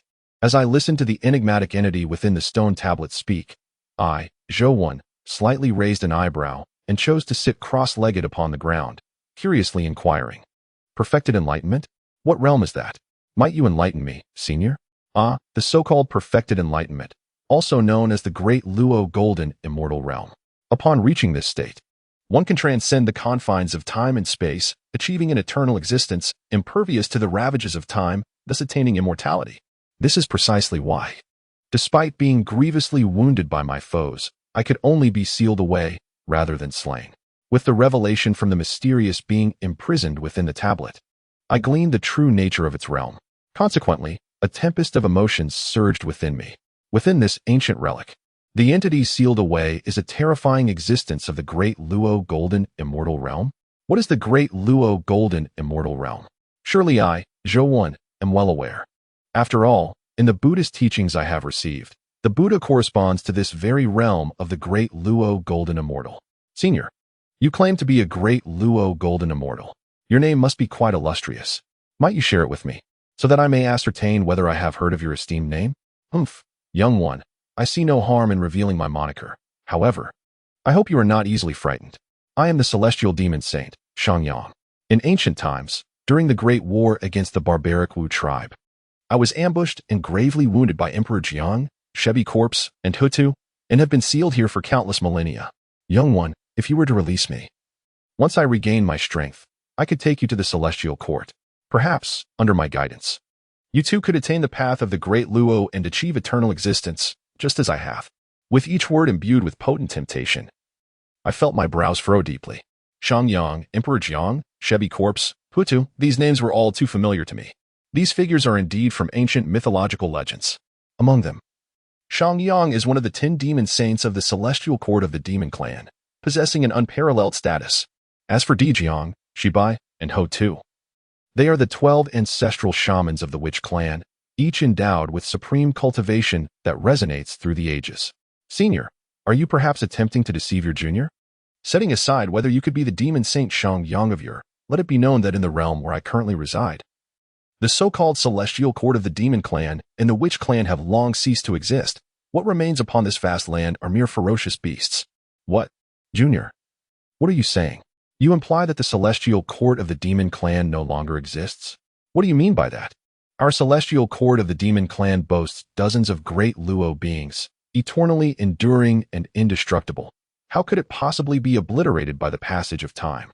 Furthermore, regarding the witch clan, despite the deep-seated enmity between them and our demon clan, one cannot deny their formidable strength. The mightiest among them, the 12 ancestral shamans, are all pioneers within the Great Luo realm, having already attained a state of eternal existence impervious to annihilation. How could they vanish without a trace?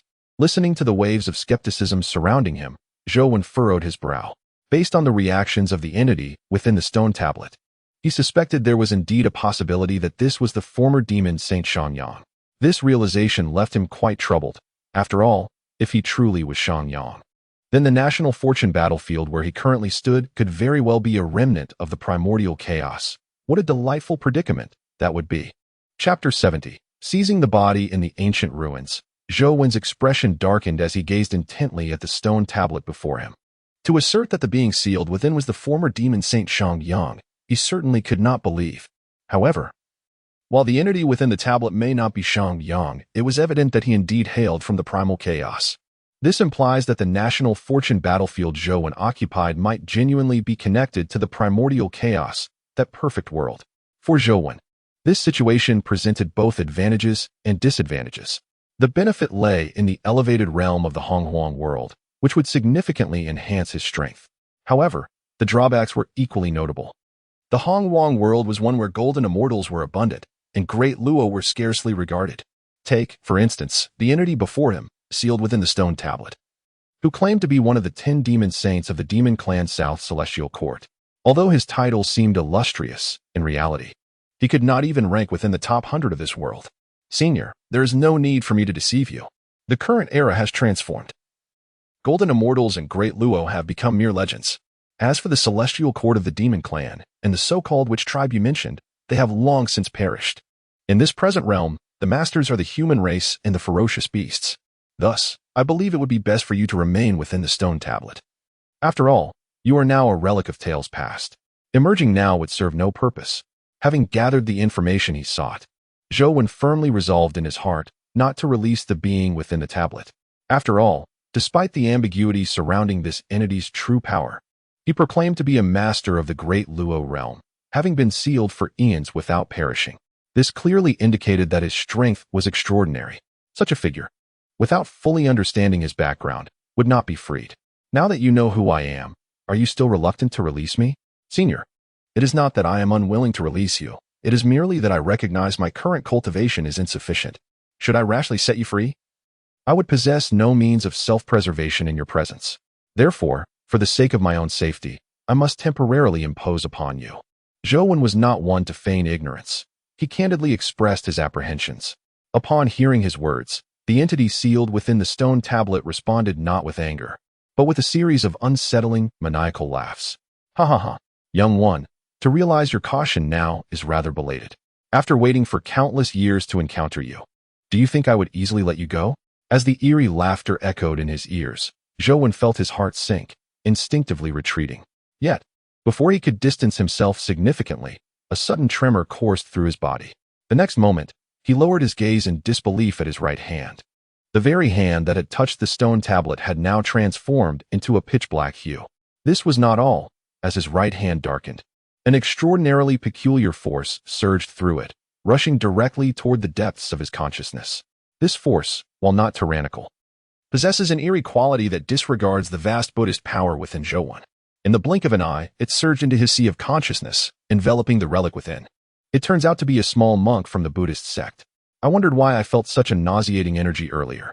However, this situation presents an opportunity, as I am well aware of the flaws in the cultivation methods of these monks. Now, I can utilize this knowledge against you, an ungrateful brat, thus conserving some of my own energy. Thoughts reverberated ceaselessly within Zhou's sea of consciousness, causing his mind to tremble violently. Fortunately, Zhou currently possesses a multitude of devoted followers who continuously provide him with faith power, stabilizing his sea of consciousness and strengthening his relic. Otherwise, he might not even be able to withstand the terrifying onslaught of these mental echoes. Damn it, I underestimated this sealed, old monster. Is he attempting to seize my body? Zhou's spirit quaked relentlessly, and a brilliantly shining relic radiated golden light, yet it could not withstand the incessant waves of mental energy, causing the entire relic to tremble. This is not the end. As his relic vibrated, a series of eerie sounds resonated deep within his consciousness. With the emergence of these strange sounds, his relic underwent a peculiar transformation. Once a harmonious unity radiating a brilliant golden light, it now revealed, in the depths of its essence, an unexpected surge of pure darkness. The darkness loomed profoundly, so deep that a mere glance could induce a palpable sense of trepidation. Alas, sensing the perturbation within his own essence, Zhou's spirit quivered, and he inwardly gasped in alarm.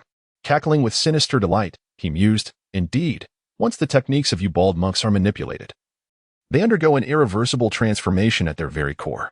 Young man, since you have chosen to spurn my gracious offering, I shall grant you the honor of succumbing to a state of madness before extinguishing your primordial spirit and seizing your corporeal form. Thus, I shall secure my own escape. Echoes of maniacal laughter reverberated through Zhou's sea of consciousness, pushing him to the brink of despair, seemingly devoid of any hope for resurgence. Yet, at that moment, a resounding voice erupted from within Zhou's mind. Audacious fiend, mere parlor tricks shall not daunt me. Depart at once. As the command rang out, a radiant spectrum of shimmering light surged forth from Zhou's consciousness, swiftly subduing all malevolent thoughts within. This is not all. Originally, the relic that Zhou had condensed was nearly half eroded. Its lustrous sheen turned to a deep, obsidian hue. The rate of this erosion showed no signs of abating. Yet, at the very moment the resplendent, multicolored light appeared, all erosion ceased. While Zhou's relic still bore a half-black, half-gold appearance, it had mercifully not succumbed entirely to a pitch-black state. Who dares to obstruct my emergence? They are courting death. Witnessing the failure of his own machinations ignited fury within the hidden presence, which erupted in a series of frenzied roars while simultaneously channeling its formidable power into Zhou's body. At this moment, Zhou found himself inexplicably near the stone tablet once more, with both hands pressed firmly against it. It was this very contact that subjected his form to an onslaught of seemingly endless, bizarre forces. Utterly unaware of the vastness of the heavens and the earth, It seems I have been underestimated. As Zhou Wen's consciousness was being battered, a thunderous voice resonated within his mind. This time, the radiant Buddhist light shimmered more brilliantly than ever, and within its splendor, an ethereal visage resembling a monk began to manifest. Abominable creature, perish. As soon as the monk's phantom emerged, it was engulfed in an overwhelming aura of murderous intent, rendering Zhou Wen, on the brink of unconsciousness, utterly astounded. As if confronted by an unparalleled deity steeped in the bitterness of endless resentment. Chapter 71. Xianyuan. Within the ancient ruins, the multicolored Buddhist light illuminated half the sky. However, alongside this vibrant radiance, there existed a deliberate force in the heavens opposing it. The Buddhist light and the enigmatic power stood in a stalemate, neither able to prevail over the other. Within Zhou Wen's consciousness, the two forces intertwined and clashed, ultimately bursting forth from his body and manifesting into the external realm. Cackling with derision, an ominous voice echoed throughout the ancient ruins. A junior emerging from nowhere has actually cultivated the Bodhi-glazed light. However, under the suppression of my dreadfully fierce demonic power, you are destined to be powerless. One could not help but acknowledge the terrifying might of the malevolent entity sealed within the stone tablet. Even after millennia of confinement, it still managed to subdue the monk's spectral form within Zhou Wen's spirit, shifting the balance of power from an initial stalemate to a progressively precarious situation. Just as the sky filled with the resplendent Buddhist light began to be suppressed by what was deemed the ultimate demonic force, Zhou Wen's previously closed eyes abruptly opened. At this moment, one of his irises shone with an abyssal darkness, while the other radiated a striking golden hue, creating a profoundly eerie contrast. Suddenly, a soft sound escaped from Zhou Wen's lips, and he himself felt quite astonished by his abrupt awakening. However, having regained consciousness, he was naturally unwilling to allow his body to be occupied by an inexplicable entity. Although his current strength was feeble and he was utterly incapable of contending with the sealed existence, that did not imply that he would cower before it. A fierce glint flickered in Zhou Wen's eyes, a surge of wrath swelling within his chest. In the next moment, he raised his hands and fiercely grasped the long sword embedded in the stone tablet. Yet, he did not seize the hilt, but rather the blade itself. A piercing shriek erupted, sharp and jarring, sending shivers down the spine of anyone who heard it. However, this sound did not originate from Zhou Wen. Despite his hands now bleeding profusely from the contact with the sword, he did not so much as furrow his brow. He simply gripped the blade tightly, allowing his blood to flow down its length. Damn it! How dare you? Let go of me! The heart-wrenching wails continued to resonate. Above, the malevolent demonic energy that had been relentlessly suppressing the multicolored Buddha light suddenly recoiled. In the next instant, it charged once more toward Zhou Wen, clearly intent on re-entering his body to compel him to release his grip on the sword's blade. Humph! Presumptuous fiend! You shall not come and go as you please before me. Stay here. As the malevolent energy attempted to invade Zhou Wen's body once again, the vibrant Buddha light suddenly converged, transforming into the ethereal image of a monk. Though his form remained still, he abruptly vanished from sight and reappeared, blocking the wicked energy from entering Zhou Wen's body once more. Begone, you little baldy. The malevolent energy trembled. This entity, sealed for eternity, was on the brink of madness. Initially, it had believed that after eons of waiting, it had finally found an opportunity for liberation. Yet, it was utterly bewildered by Zhou Wen's peculiar nature. Not only did he harbor the imprint of an unparalleled powerhouse within him, but he also remained unafraid of the demonic transformation of his own relic, maintaining his true essence. This thwarted its plan to seize control and placed it in imminent danger of demise. Cease your actions, young one. If you stop, I promise I will no longer attempt to seize your body. I shall return to the stone tablet willingly and accept being sealed once more. As he found himself barred from entering the realm of Zhou Wen's being, the sealed entity grew increasingly anxious, even hinting at a willingness to relent. Yet, Zhou Wen paid no heed to its utterance, his gaze fixed intently upon the long sword he grasped tightly in his hands. Within the confines of his vision, he observed that as his blood flowed continuously onto the sword's blade, intricate and mysterious patterns began to emerge upon its surface. With the revelation of these enigmatic designs, the sword itself began to exude an extraordinary aura, its fierce intent reverberating through the surrounding air, causing Zhou Wen's skin to tingle painfully. Nevertheless, he was resolute in not relinquishing his hold. After all, once he let go, who could predict whether he would fall prey to possession? In his mind, He would rather meet his demise beneath the very sword he wielded than succumb to being usurped by another. With a resonant hum, the sword sang.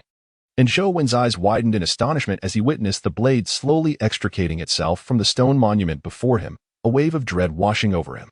However, the unfolding events were beyond his expectations. As the sword gradually ascended from the stone, the entity sealed within the monument exhibited not a shred of joy, but rather an overwhelming panic. No, do not let it be drawn. If it emerges, I shall perish. No, please, do not. Hearing this frantic plea ignited a spark of clarity within Zhou Wen, prompting him to decisively draw the sword. In an instant, as the blade was freed, a brilliant beam of light surged skyward, illuminating the ancient ruins and tearing apart the very fabric of space within that realm. The stone monument, which had been so deeply embedded, shattered in the process. With its destruction, a pulsating heart was laid bare beneath the sword's edge. In the blink of an eye, that heart, which throbbed with life, succumbed to an abrupt cessation, utterly extinguished. Why is the Xianyuan sword breaking free? Do you possess the bloodline of the Yellow Emperor? How can this be? The Bear clan was annihilated by us. The anguished cries echoed, and the malevolent demonic power dissipated in an instant, falling with the heart that had been obliterated within these ruins. Zhou Wen, in bewilderment, found it hard to comprehend. The entity within the stone had declared itself to be the demon sage Xiangyang of the great Luo realm, yet it had been so effortlessly vanquished by the Xianyuan sword. Furthermore, the mention of the Bear clan referred to the tribe led by the revered Emperor Xianyuan, one of the three sovereigns of humanity in ancient lore. How could he assert that the Bear clan had been completely exterminated? Was the bloodline of the emperor so easily extinguished? Moreover, what manner of existence was this battlefield of national fortune that all occurring events rendered one so utterly confounded? Chapter 72. Emerging from the valley teeming with rich spiritual energy, a surge of sword qi rent the heavens and tore the earth asunder, soaring into the sky and awakening by Suzhen, who was engrossed in her cultivation. The very next moment, as she opened her eyes, she beheld Zhou Wen, his back turned towards her, gripping the blade of a mysterious ancient sword with both hands, blood dripping from his grasp. Simultaneously, a radiant rainbow-hued light enveloped him, casting an aura of mystery and grandeur around his figure. Master, you cannot be departing for the Western Paradise, can you? Bai Suzhen murmured, unable to suppress her thoughts upon witnessing Zhou Wen's current state. At this moment, within Zhou Wen's sea of consciousness, a spectral image of a monk stood before his half-black, half-golden relic, sighing softly. Opposite him, Zhou Wen's spirit coalesced into a figure, standing in silent confrontation. In years past, I too found myself ensnared in a state of half-demon, half-Buddha. Little did I expect that today, a fragment of divine thought would traverse realms and reveal a demonic Buddha before me. May I inquire, esteemed master, of your true identity and the reason for your presence within my mind, extending your assistance to me? Zhou Wen understood that the spectral figure before him referred to him as the demonic Buddha, yet he remained unfazed. After all, he was still alive, was he not? I am the monk Fahai. I have arrived here in response to the summons of a formidable presence. As for why I extend my aid to you, it is because you have inherited the legacy I once left behind. Now, cease your inquiries. This fragment of my divine thought cannot endure for long. Pay heed to every word I shall impart henceforth. Your relic has become nearly half-demonized. This poses a grave crisis. For a moment's inattention could plunge you into the abyss of the demonic path. Yet, within this peril lies a tremendous opportunity. If you can steadfastly maintain your core and nurture an unwavering Buddha heart, your future achievements shall be beyond measure. Additionally, today I shall impart to you a mantra for subduing demons. Recite it frequently to suppress the demonic inclinations within your heart. It shall greatly benefit your cultivation. The ethereal figure of the monk did not grant Zhou Wen a moment to speak. Instead, it continued to articulate its thoughts. In the end, a fragment of Zhou Wen's precious relic triggered a scripture to materialize within his memory. In the next instant, Zhou Wen beheld the spectral silhouette before him dissolve into a myriad of resplendent, colorful lights that filled the heavens. The vibrant, fragmented rays of light danced within Zhou Wen's mind. In an instant, the precious relic within Zhou Wen trembled slightly, drawing these colorful shadows into itself. The next moment, a divine power flowed effortlessly from Zhou Wen, subtly infused with the essence of these radiant hues. Sensing the transformation of his spiritual energy, a glimmer of enlightenment flashed in Zhou Wen's eyes, and a faint smile graced his lips. This was indeed a remarkable gain. Not only had he acquired a formidable body cultivation technique, but his fundamental spiritual energy had also undergone a profound transformation, significantly enhancing his overall strength. Moreover, there was the Xianyuan sword in his grasp, which was likely the legendary weapon wielded by the human Emperor Xianyuan, one of the three sovereigns of ancient times. To possess such a divine artifact could only be deemed a stroke of extraordinary fortune. With the affairs at hand finally concluded, Zhou Wen exhaled deeply and began to assess his newfound treasures. It must be noted that despite facing a grave crisis and nearly being usurped, the benefits he reaped were beyond imagination. To speak of nothing else, the Xianyuan sword he now held was a sword of humanity, brimming with boundless might. If he could refine it for his own use, Zhou Wen was confident that he could traverse the battleground of national destiny with this blade. With this thought, Zhou Wen silently raised the Xianyuan sword in his hand, but the next moment, his expression shifted slightly, for he noticed cracks forming along the once ancient and mysterious blade. Cracks marred the entirety of the sword's blade, deeply embedded within, as if this Xianyuan sword were on the verge of complete shattering. How could this be possible? This was once the sacred sword of the human emperor, a treasure of enlightenment. How could it be so riddled with fissures? Could it be that this sword had once endured a grievous blow? Thoughts raced through Zhou Wen's mind as he fell into contemplation, recalling everything he had experienced in the ancient ruins. Gradually, a bold hypothesis began to take shape within him. The entity previously sealed within the stone tablet proclaimed itself to be the demon clan's holy demon, Shangyang, an existence of the great Luo golden immortal realm, eternally indomitable. Yet, it was abundantly clear that he was lying, and it was improbable that he could truly be a holy demon of the demon clan. After all, among the 10 holy demons of the demon clan, save for the preeminent Bai Zhe, the others had been vanquished by the witch clan. If that were the case, what could this being's true identity be?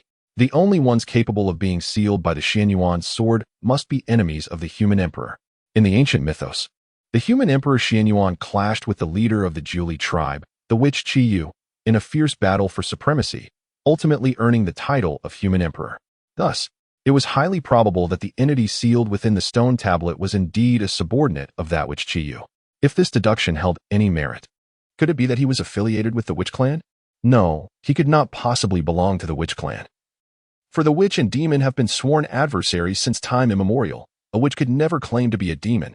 Thoughts flitted rapidly through Zhou Wen's mind, and he seemed to form a vague conjecture regarding the events of ancient times. However, conjectures remain mere speculations. To grasp the truth, one must gather more evidence. Sigh. Never mind, it is best not to dwell on such distant matters. I shall focus on my own affairs for now. Shaking his head to cast aside the tumultuous thoughts, he redirected his attention to the Xianyuan sword in his hand, observing its blade adorned with celestial carvings of the sun, moon, and stars, and the other side depicting mountains and flora. The handle of the sword bore equally enigmatic engravings. Upon shifting his gaze to it, Zhou Wen was astonished to find one side inscribed with agricultural and pastoral techniques, while the other detailed strategies for unifying the seas. What a magnificent sacred sword of humanity! Despite the terrifying cracks that marred its surface, the essence of righteousness and tranquility that could vanquish all malevolence still lingered. If I could restore it to its former glory and power, who would I have to fear? Master, what a remarkable treasure this is. I see you are utterly captivated by it. Might you allow me a glimpse as well? In this moment, Zhou Wen's entire focus was devoted to the Xianyuan sword in his hand, completely oblivious to Bai Suzhen's approach. Suddenly hearing a voice beside him, he turned his head and was taken aback to see the white practitioner, holding Shao Qing, observing the Xianyuan sword with great interest. Upon hearing Bai Suzhen's request, Zhou Wen raised his hand and extended the Xianyuan sword towards her, eager to allow her to admire its splendor. However, as he offered the sword, an unexpected scene unfolded. Shao Qing, nestled in Bai Suzhen's arms, suddenly became agitated, desperately trying to burrow deeper into her embrace, clearly frightened. What troubles you, Shao Qing? Bai Suzhen, noticing Shao Qing's unusual behavior, hastily withdrew her hand, cradling the little serpent once more, and inquired with genuine concern. Chapter 73. The Increase of Deception in the Valley. Zhou Wen observed the pair, a human and a serpent, and couldn't help but chuckle softly, addressing Bai Suzhen, "Fear not, esteemed practitioner. Shao Qing is merely intimidated by the Xianyuan sword I wield. This sword, a weapon of humanity, embodies the authority of mankind and innately suppresses all demonic entities. As a creature of the demon lineage, Shaoqing naturally harbors great fear towards it. Oh, is that so? Then I shall avert my gaze from the sword. Master, please. Stow away the Xianyuan's sword at once, Bai Suzhen replied, tightening her embrace around Shaoqing, clearly anxious that Zhou Wen's sword might inadvertently harm the little creature. Rest assured, esteemed practitioner, I shall keep a vigilant watch over the Xianyuan's sword. As long as Shaoqing does not approach it willingly, there is nothing to fear. By the way, how's Shaoqing's injury? Has she recovered? Zhou Wen inquired softly, eyeing Bai Suzhen's protective hold on the little serpent. Yes, Master, Shaoqing is healed. By the way, Master, where did you acquire this Xianyuan sword? Was it from an ancient relic? Indeed, you are correct. During your cultivation, I was unexpectedly drawn into an ancient relic, where I battled a formidable entity, and it was from this encounter that I obtained the Xianyuan sword. I must say, I was fortunate to emerge unscathed. Otherwise, esteemed practitioner, you might never have seen me again. As he tucked the Xianyuan sword behind him, Zhou Wen briefly recounted his recent experience to Bai Suzhen. Although he spoke lightly of the ordeal, Bai Suzhen discerned the underlying peril. Since arriving at this battlefield of national fortune, Zhou Wen had always displayed an imposing demeanor. Yet now he spoke of nearly facing demise, revealing a deeper significance to the situation. Master, was it truly so perilous? If we encounter any more relics in the future, perhaps we should refrain from exploring them, as they are far too dangerous. There is no harm in acknowledging that every advantage carries its disadvantages. Although this humble monk has encountered a significant crisis, the relationship between effort and reward remains proportional. The benefits gained from this experience are manifold. Not only has he acquired the renowned humanitarian sword, the Xianyuan sword, but his cultivation has also seen considerable enhancement. Very well, dear Bai, allow me a moment to recuperate. We shall return to the waterfall by the pool shortly. Indeed, Master, I shall also engage in meditation while I await your readiness. Observing that Shun had expressed such intentions, Bai Suzhen naturally offered no objections, and thus the two of them each found a serene spot to sit cross-legged in contemplation. As Zhou Wen settled down, a sudden system notification resonated in his ears. Ding! Congratulations, host, you have acquired 14 million believers this time. Your acting degree has increased by 7, bringing your current acting degree to 75. Ding! Congratulations, host, due to the increase in your acting degree, you have received a Bodhi bead and a glazed Zen staff. Upon hearing the belated system prompt, Zhou Wen was momentarily taken aback. He had not anticipated that the number of people on this star who believed in him would amount to a staggering 14 million. It is worth noting that during his initial acquisition, he had garnered 17 million followers. Coupled with the sporadic increases in followers over the past 2 days, he had already surpassed the 2 million threshold. Now, with the addition of these 14 million believers, his total count of followers had soared to over 30 million. There are over 30 million devotees, whose daily offerings of faith are nothing short of monumental.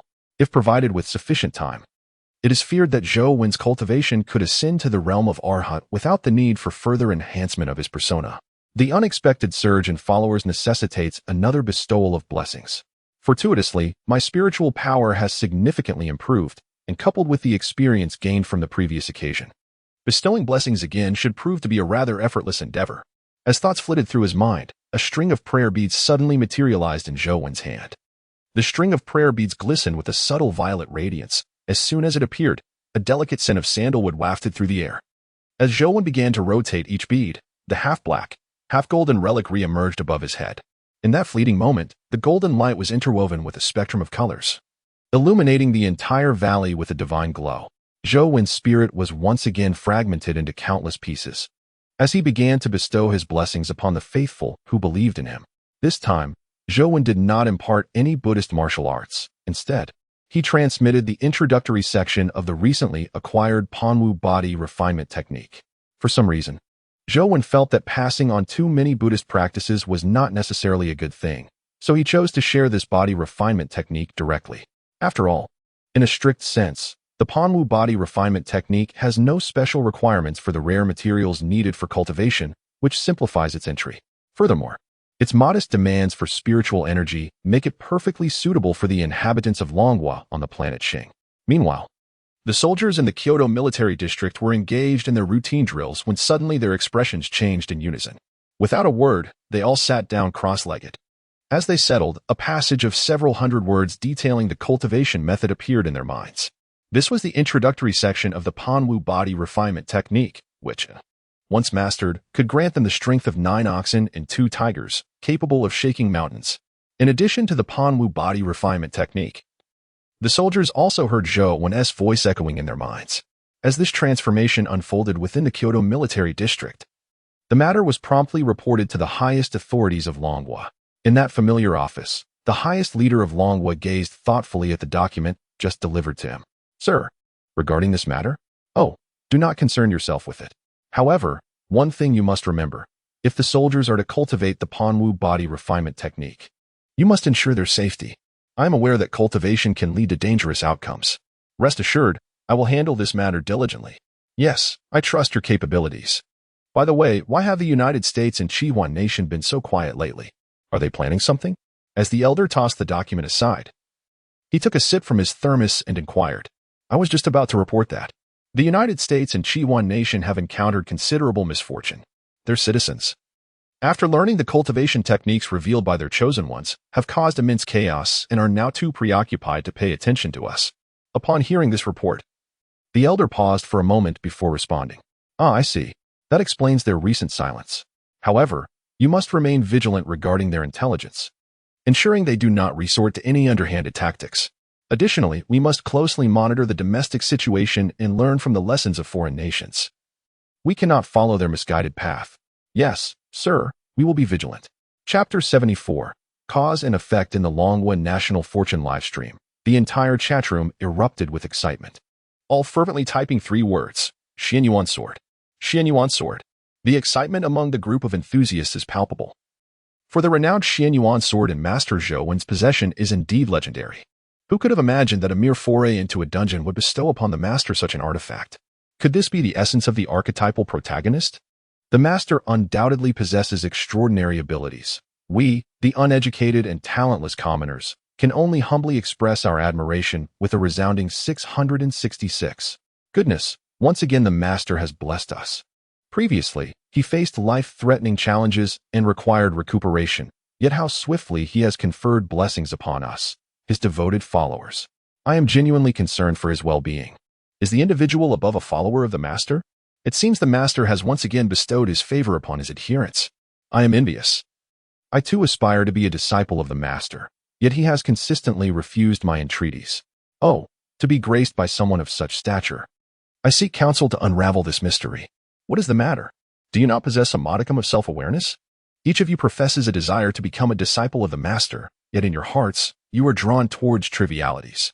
Such insincerity precludes you from truly becoming his followers. Within the Dragon Kingdom's live-streaming chamber, tranquility has reigned for some time. The reason for this calm is the diminished presence of foreign trolls attempting to disrupt the peace.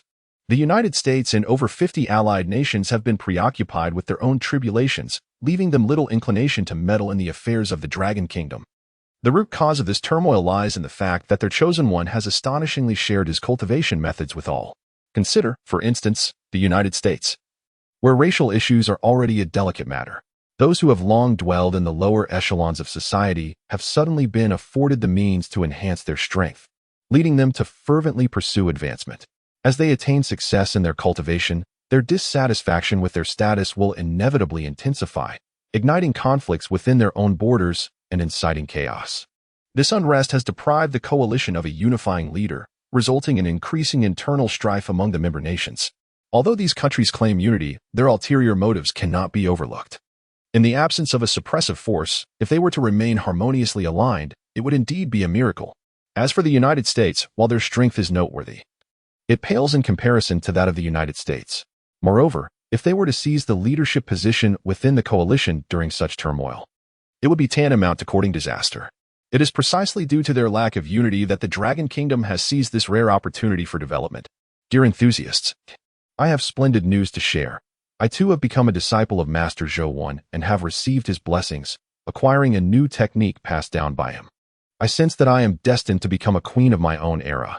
As the live stream buzzed with fervent comments, a voice with a distinctively sweet tone rang out. I can't believe it. You, Tuanzi, have become a disciple of the master. I am truly not convinced. Brothers, let us unite as Tuan fans and rally behind him to support Master Zhou Wen. No more talk. I shall rush home and pledge my faith to Master Zhou. I long to stand alongside Tuanzi forever. With Tuanzi revealing that he had indeed become a disciple of Zhou, the atmosphere in the livestream room erupted with excitement. A wave of enthusiastic comments surged, elevating the ambience to a pinnacle of fervor. Brothers, let us all charge forth. If you too can become disciples of the Master, our group shall perform a talent showcase tonight. Witnessing the lively comments, Tuanzi seized the moment to further amplify the excitement. Brothers, for the sake of Tuanzi, let us rush forward. We must act. I shall refrain from speaking further. I will meditate and calm my heart before devoting myself to Master Zhou. As the tide of faith in Zhou surged once more within the live stream, a striking purple-gold pinned comment suddenly appeared. Important announcement. Please take note.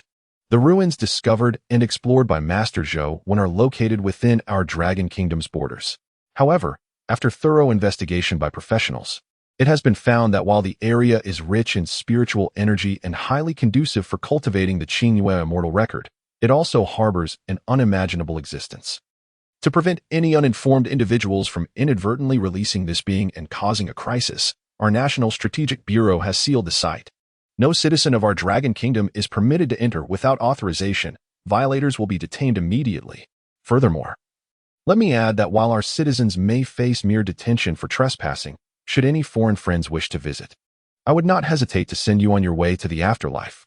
Though the purple gold comment appeared devoid of malice, the last sentence sent a chill through the hearts of the viewers in the live stream. It is undoubtedly concerning that there are issues within those ruins. Did you not see how Master Zhou nearly met his demise earlier? Since the state wishes to seal it, we, the common folk, naturally support this decision wholeheartedly. I concur. The government strategy is indeed wise.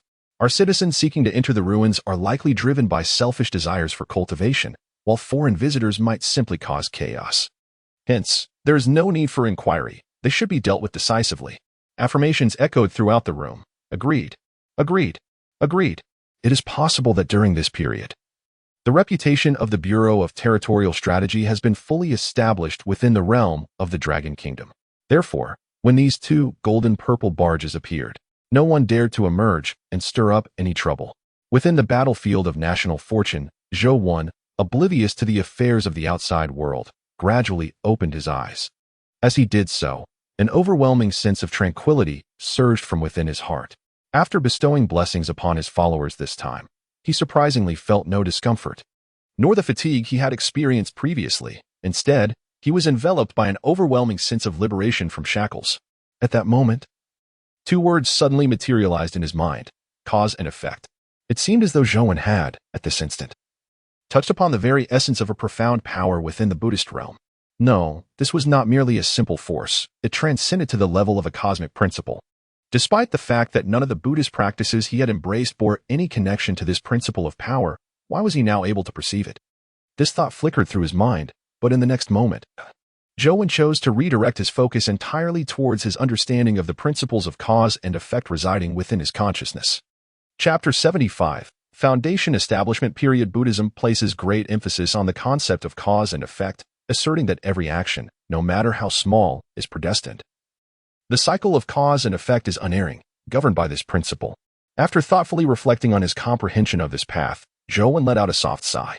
Alas, it is a pity that he lacked a practice directly aimed at the principles of the cosmos. Although he had gleaned some insights into the principles of cause and effect, they remained scattered and lacking coherence, rendering them of little practical use. Indeed, Zhou's understanding of this path had deepened due to his recent interactions with his followers.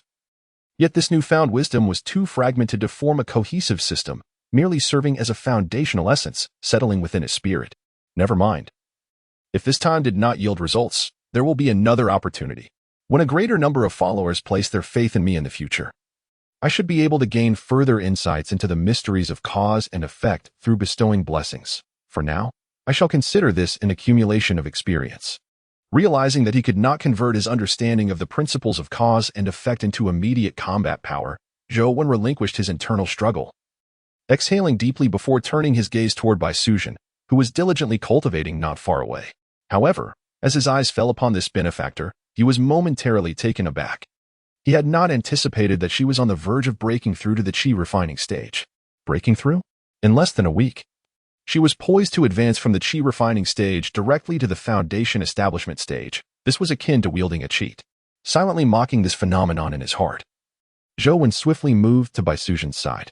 With a flick of his wrist, the vibrant crimson robe soared back to him, draping over his physical form. Subsequently, he flicked his fingers, releasing a radiant spectrum of Buddhist light that sent the small green creature lingering on Bai Sujin flying away. Your master is about to break through. Why are you still clinging to her instead of safeguarding her? As Zhou Wen witnessed Xiaoqing being sent flying, she playfully stuck out her tongue at him.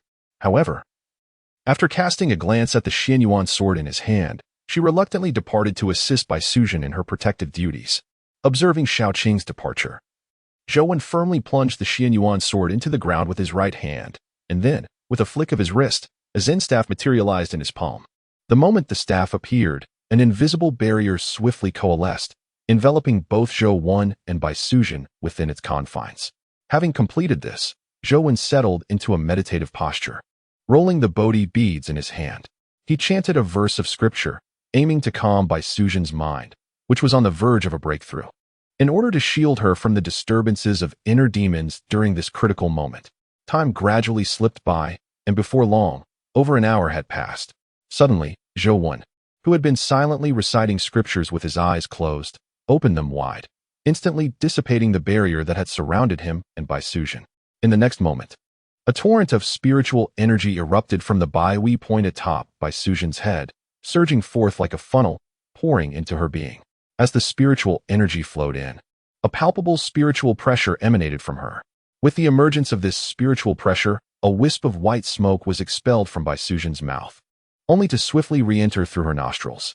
In the next heartbeat, her bright eyes opened wide, a gentle smile gracing her face. I have broken through. I have reached the foundation establishment stage. At last, I can refine the youth-preserving pill. With this pill, my exquisite beauty shall be preserved for eternity. Upon witnessing Bai Sujin open her eyes, Zhou Wen was about to approach her to congratulate her on this remarkable breakthrough. However, to his surprise, the moment she awoke, she uttered a statement that implied her arduous cultivation was merely for this purpose.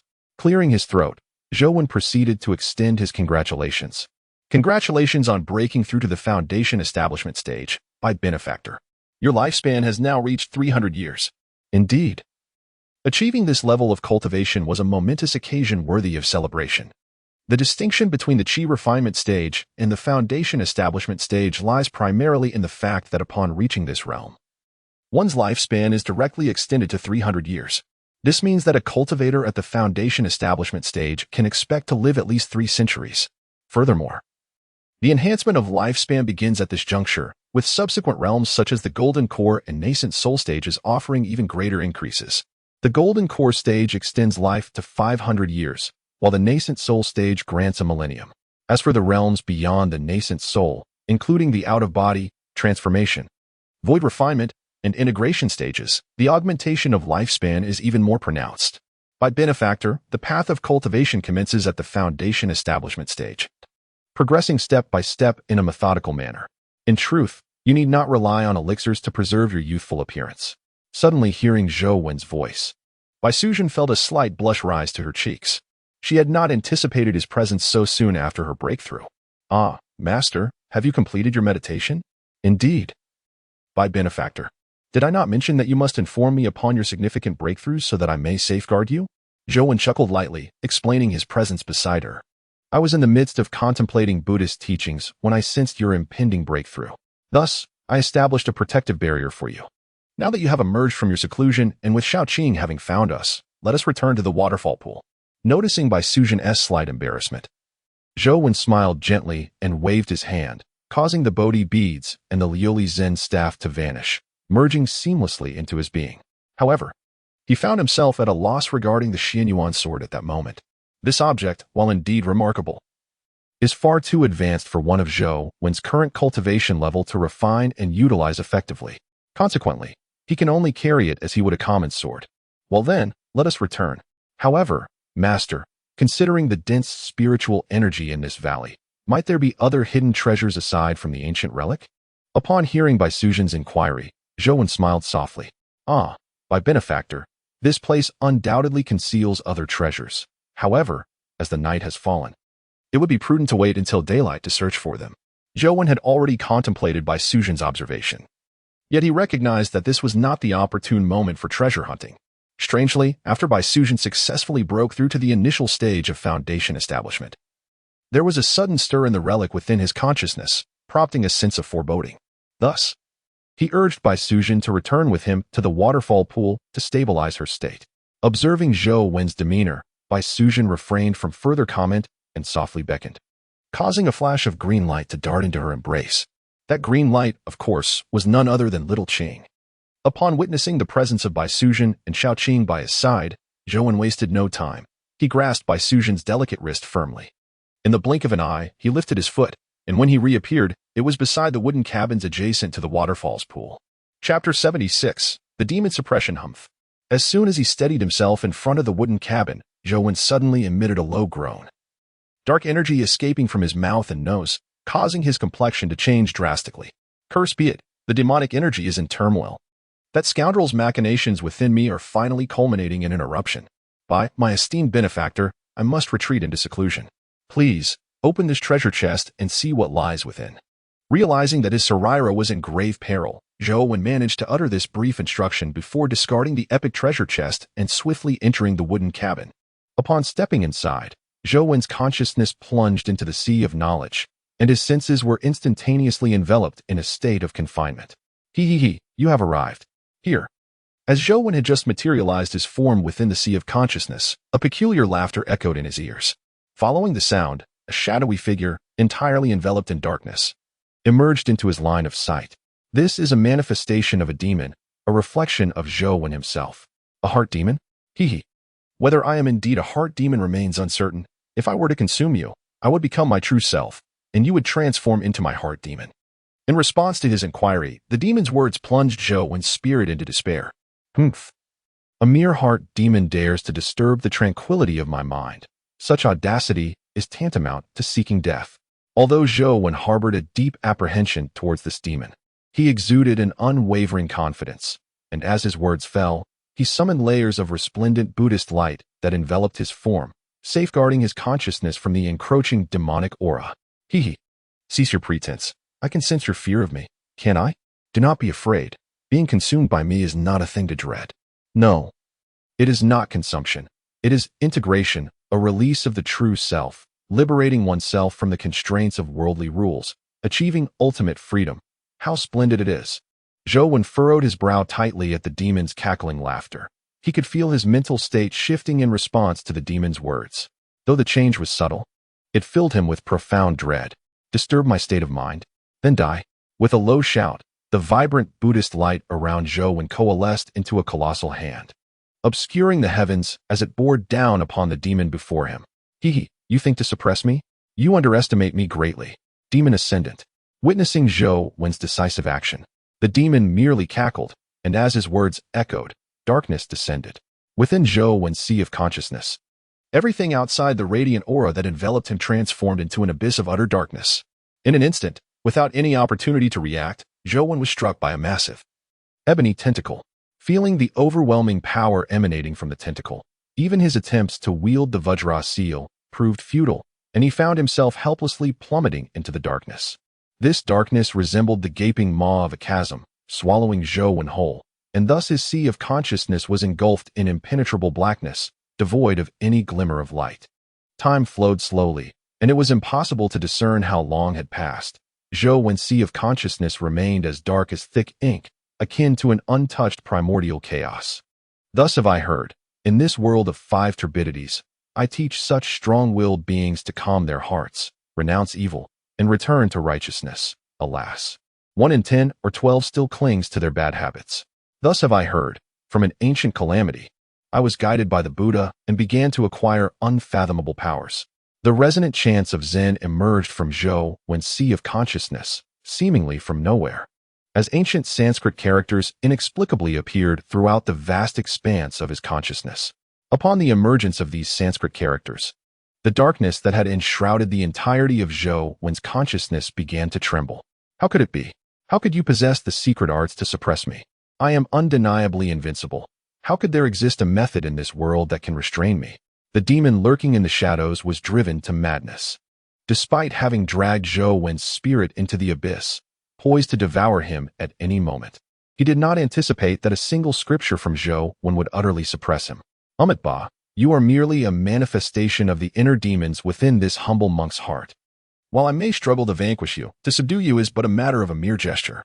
Furthermore, your existence is intrinsically linked to my own thoughts. Even without this specific technique to counter you, do you truly believe you can engulf me? Do you think that my years of cultivating my character have been in vain? As the demon faltered, Zhou Wen's voice reverberated throughout the vast expanse of his consciousness once more. In the next moment, a magnificent figure materialized. It was the ethereal visage of a Buddha, its height unfathomable. Surrounding the Buddha's head was a halo of light that, in an instant, dispelled all darkness within Zhou Wen's mind. This is the power of faith that Zhou Wen has gathered over this period. He has now fully unleashed it, transforming into the majestic form of the great Sun Buddha. The purpose of this manifestation is to utilize its power in conjunction with the methods to suppress demons, to forcefully subdue the heart demon dwelling within his consciousness. After all, the heart demon is an exceedingly enigmatic entity, and one cannot predict the repercussions it may have on Zhou Wen's future path of cultivation if not dealt with promptly. Therefore, Zhou Wen has spared no effort this time. He had previously feigned weakness, only to erupt suddenly now, delivering a thunderous blow to his adversary. You dare to scheme against me? In an instant, the demon reacted, realizing it had been ensnared. Who could have imagined that the cunning heart demon would fall victim to the machinations of its own consciousness? This only serves to highlight one fact. Zhou Wen is undoubtedly a being more devious than the demon itself. At last, I have subdued you. For the time being, I need not concern myself with you any longer. Ignoring the demon's furious howls, Zhou Wen's manifested great Sun Buddha form detonated all the accumulated power of faith, transforming into an enormous hand that obscured the heavens. Together with the demon-suppressing method, it ultimately subdued the heart demon completely. At this moment, Zhou Wen, who had been seated in meditation, finally rose, exhaling a long breath of turbid air. Alas, although I have suppressed the heart demon, the peculiarities of the relic within me remain unmitigated, which presents a significant conundrum. One cannot help but wonder what impact this will have on my cultivation in the future. However, I am fortunate that the benefits I derive from the ancient relic are substantial. Even if the relic has shown some flaws, it is not entirely unacceptable. At worst, once my degree of embodiment reaches 100% and I awaken the next incarnation, I shall simply forfeit my current Buddhist powers. Zhou Wen silently assessed his gains and losses from this expedition into the relic, concluding that he had indeed profited immensely. With that, he ceased to dwell further on the matter, shook his head, and turned to step outside the wooden cabin. He had yet to fully account for the treasures he had acquired. After all, Bai Suzhen still had that epic-level treasure chest. He wondered if she had unearthed anything of value. With these thoughts in mind, Zhou Wen strode out of the wooden cabin. Chapter 77, The Avatar Fruit Outside the Cabin.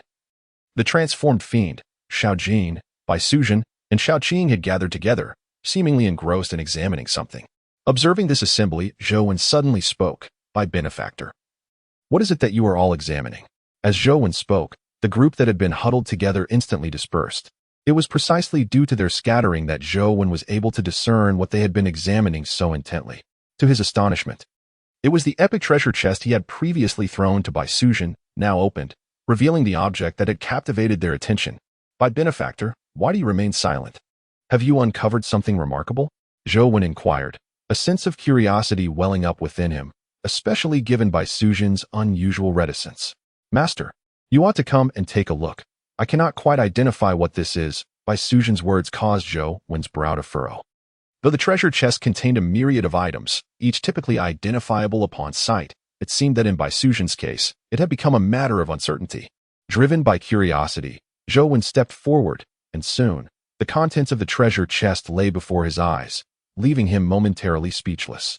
The item was a rare treasure known as the Avatar Fruit, an exceedingly rare natural wonder that, when consumed, could manifest an avatar possessing 70% of the user's strength. When not in use, it would merge with the user, but with mere thought. The avatar could emerge from the user's form. Note, the avatar's strength would increase alongside the user's, and if the avatar were to be destroyed, it would significantly affect the user. As this information flooded Zhou Wen's mind, he was rendered utterly astonished. What is this? Such a miraculous item can be found in the treasure chest of the National Fortune battlefield? The Avatar Fruit, capable of summoning an avatar. Seemed almost too incredible to be true. Unable to contain his excitement, Zhou gently lifted the avatar fruit from the chest. He glanced at Bai Sujin, who promptly spoke. Master, I cannot accept this avatar fruit. It is far too precious. It is truly suited for you. While Bai Sujin occasionally displayed a naive demeanor, she was far from foolish. She fully understood the significance of the avatar fruit that Zhou held. This item could be deemed a peerless treasure. Consuming it would grant the user an avatar with 70% of their strength, which would also enhance as the user's power grew. The implications of possessing such an avatar were clear to her. At certain critical moments, it could be tantamount to having an extra life. Thank you, my benefactor. This fruit is indeed an extraordinary treasure for me, and I shall not be polite. Should I come across any further valuable items in the future, I promise to share them with you. Witnessing Bai Sujin, fully aware of the immense value of this avatar fruit, waiting patiently for his return, left Zhou heart profoundly shaken. It must be said that despite occasionally appearing somewhat lacking in intellect, this esteemed by benefactor's character is beyond reproach. Ah, master, I shall certainly remember your words. Should you come across any treasures for beauty and rejuvenation in the future, do not hesitate to share. As Zhou was about to consume the doppelganger fruit he had acquired, he was suddenly greeted by the voice of Bai Sujin, nearly causing him to stumble.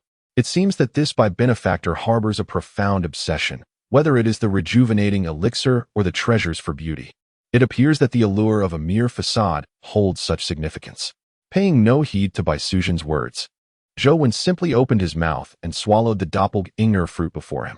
In the next moment, he felt an extraordinary surge of energy sweeping through his entire being. This force is extraordinary, imparting a sense of chaotic void. In the mere blink of an eye, it swept through Zhou entirety, leaving no aspect untouched. Not even the depths of his consciousness. In the next moment, this peculiar energy began to emanate from within Zhou, swiftly coalescing into a tangible form beside him. At the inception of this entity, its form was exceedingly peculiar.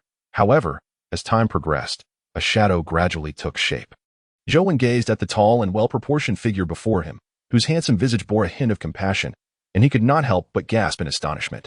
It was not that this individual bore an uncanny resemblance to him that left him in disbelief, but rather the shocking realization that this manifestation of his was completely devoid of clothing from head to toe. This situation is indeed quite awkward. After all, Zhou is now aware that all his actions with Bai Sujin are being broadcasted live. It would be one thing for Bai Sujin, who is not far away, to see his utterly exposed self, but it would be utterly mortifying if the viewers in the live stream were to catch sight of him. How absurd. I can't believe I'm even contemplating this. Even though Bai is a benefactor, I cannot allow her to witness me in such a state. Suddenly jolted by some unspeakable thoughts in his mind, Zhou unhesitatingly withdrew this manifestation back into his own body. It is unavoidable. Although it is merely his doppelganger that has been exposed, it is still a projection of himself. And being so unabashedly bare inevitably invokes a sense of modesty within him. Master, I was still observing. Why did you retract him so soon? As Zhou just retracted his doppelganger, the words of Bai Sujin echoed in his ears, nearly causing him to sputter blood in disbelief. What did she mean by "you haven't quite grasped it yet"? Was it necessary for a young lady to be so audacious? Bai benefactor. The physical form is merely a fade. What is there to admire? Master, if the physical form is but a superficiality, what is there that you cannot reveal to me? Upon seeing Zhou turn his gaze towards her, Bai Sujin remained unfazed, even raising an eyebrow as she engaged him in a playful argument. Zhou, observing Bai Sujin's earnest demeanor, could only shake his head in resignation, choosing not to entangle himself further in this matter.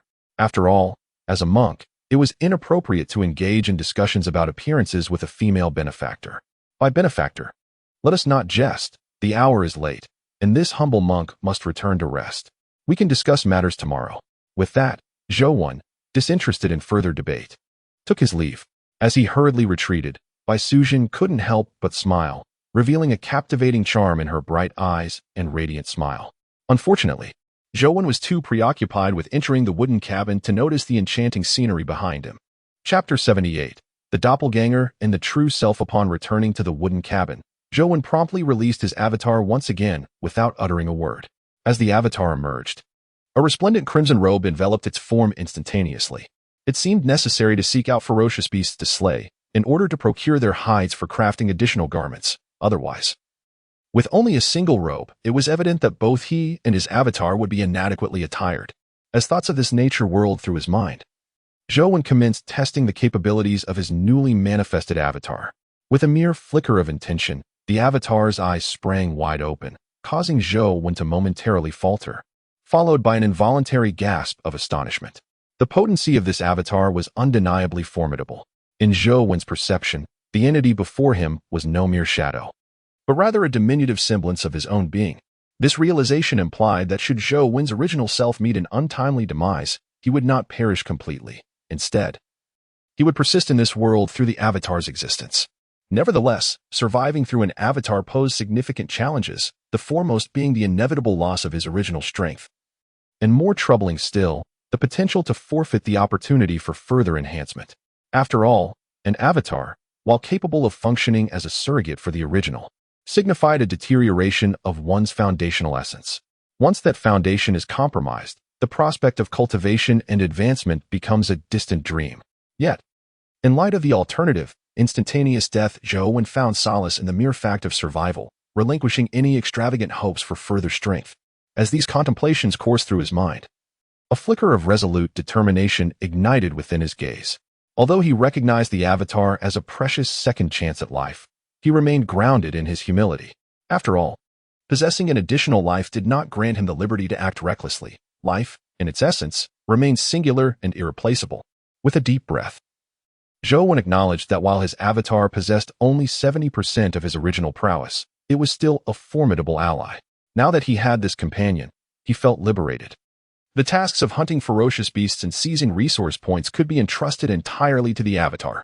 Their minds were interconnected, allowing them to share perceptions and thoughts as if they were one entity, as long as they remained within 1,000 miles of each other. Having reached this resolution, Zhou began transferring several of his treasures to the avatar. However, he retained the third-grade white lotus and Bodhi beads, as they were crucial for his cultivation and mastery of the formidable Buddhist powers. He deemed it prudent to keep these artifacts close. My true self may not return for a long while, but I can have Xiao Jin accompany me. Certain unique items may be borne back by it. Draped in a magnificent red robe, the doppelganger received the treasured artifact from Zhou's hands and, after fastening it to his person, casually remarked, "Very well. Let the little Jin accompany you. Should you discover any rare treasures or vanquish fierce beasts, you may allow it to return and present the precious loot to me." Although it was evident that a profound connection existed between Zhou and his doppelganger, he still opted to maintain a dialogue, rendering the scene within the wooden cabin somewhat peculiar. After all, the sight of two identical figures engaged in conversation was undeniably unsettling. As Zhou's words faded, his doppelganger abruptly rose, pushed open the cabin door, and ventured outside. Beyond the threshold, Bai Suzhen was not resting. Instead, she was grilling with Xiao Jin, Xiao Qing, and the formidable Hua Xiong, observing the harmonious interaction among the three fierce beasts and a person. Zhou's doppelganger couldn't help but feel a mix of amusement and exasperation. "Xiao Jin, cease your frolicking and accompany me," he called nonchalantly. At once, Xiao Jin flapped its wings and soared to his side, lowering itself to allow him to mount its back. "Master, it's quite late. Why do you still wish to go out?" Bai Suzhen, noticing Zhou's intention to depart without a word, felt a twinge of displeasure. "Dear Bai, I am merely a projection. My true self remains here to oversee matters. Thus, there is little to hinder my late-night excursion." Zhou, without concealing his doppelganger's nature, offered a brief explanation, and before she could respond, he urged Xiao Jin to take flight.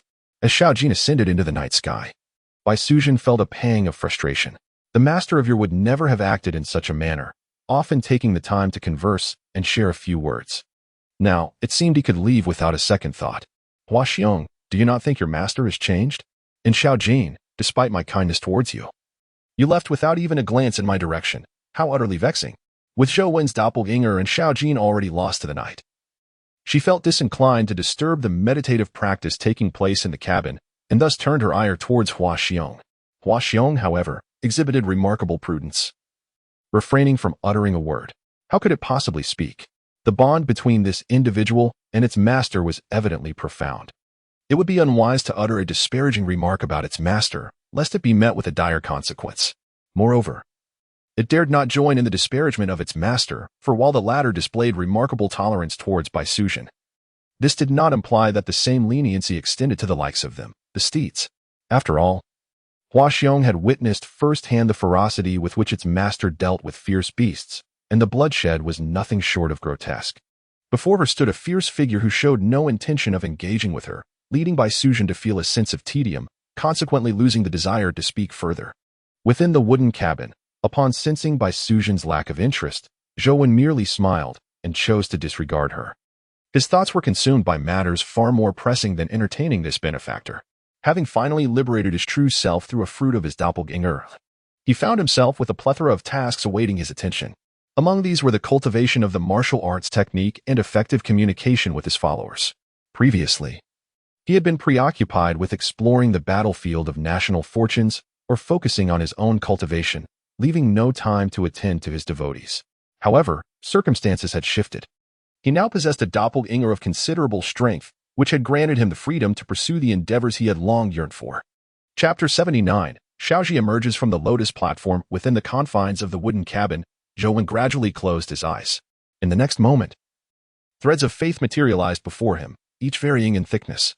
The slightly thicker threads represented those whose faith in Zhou Wen was exceedingly devout, capable of providing him with greater power of belief.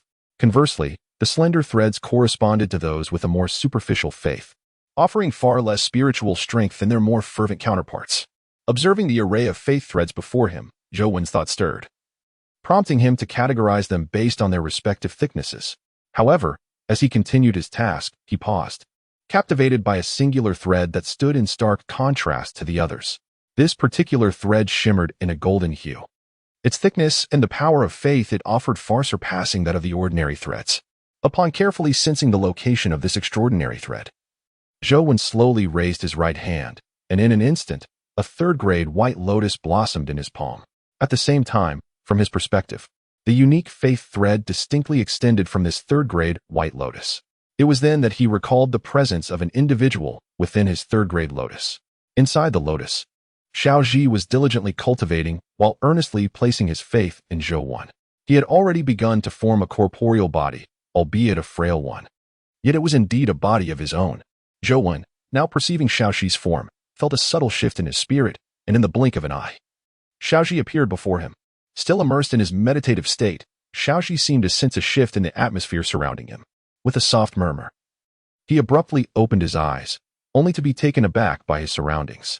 He found himself within a quaint wooden cabin, where an ascetic monk sat cross-legged before him. After a moment of astonishment, joy surged within him. "Master, have I truly emerged? Indeed, your form is now complete, and your spirit finds its anchor. There is no longer a need for you to remain within my sacred lotus," the monk replied. "However, you now find yourself on the battlefield of national destiny, a place fraught with peril that requires no further elaboration from me. Regrettably, my current strength is insufficient to tear open the fabric of space and return you directly to Earth. Otherwise, you would not have to confront the dangers of this battlefield." The monk, Zhou Wen, held the emerging disciple in high regard. The very fact that this individual had been slain due to his unwavering faith made Zhou feel a sense of remorse. Although the disciple's soul had been reformed and he appeared reborn, Zhou understood the harsh reality. Death was irreversible. Despite Xiaoji now resembling an ordinary person, he was, in essence, no longer truly human, for his physical form had transcended mere flesh.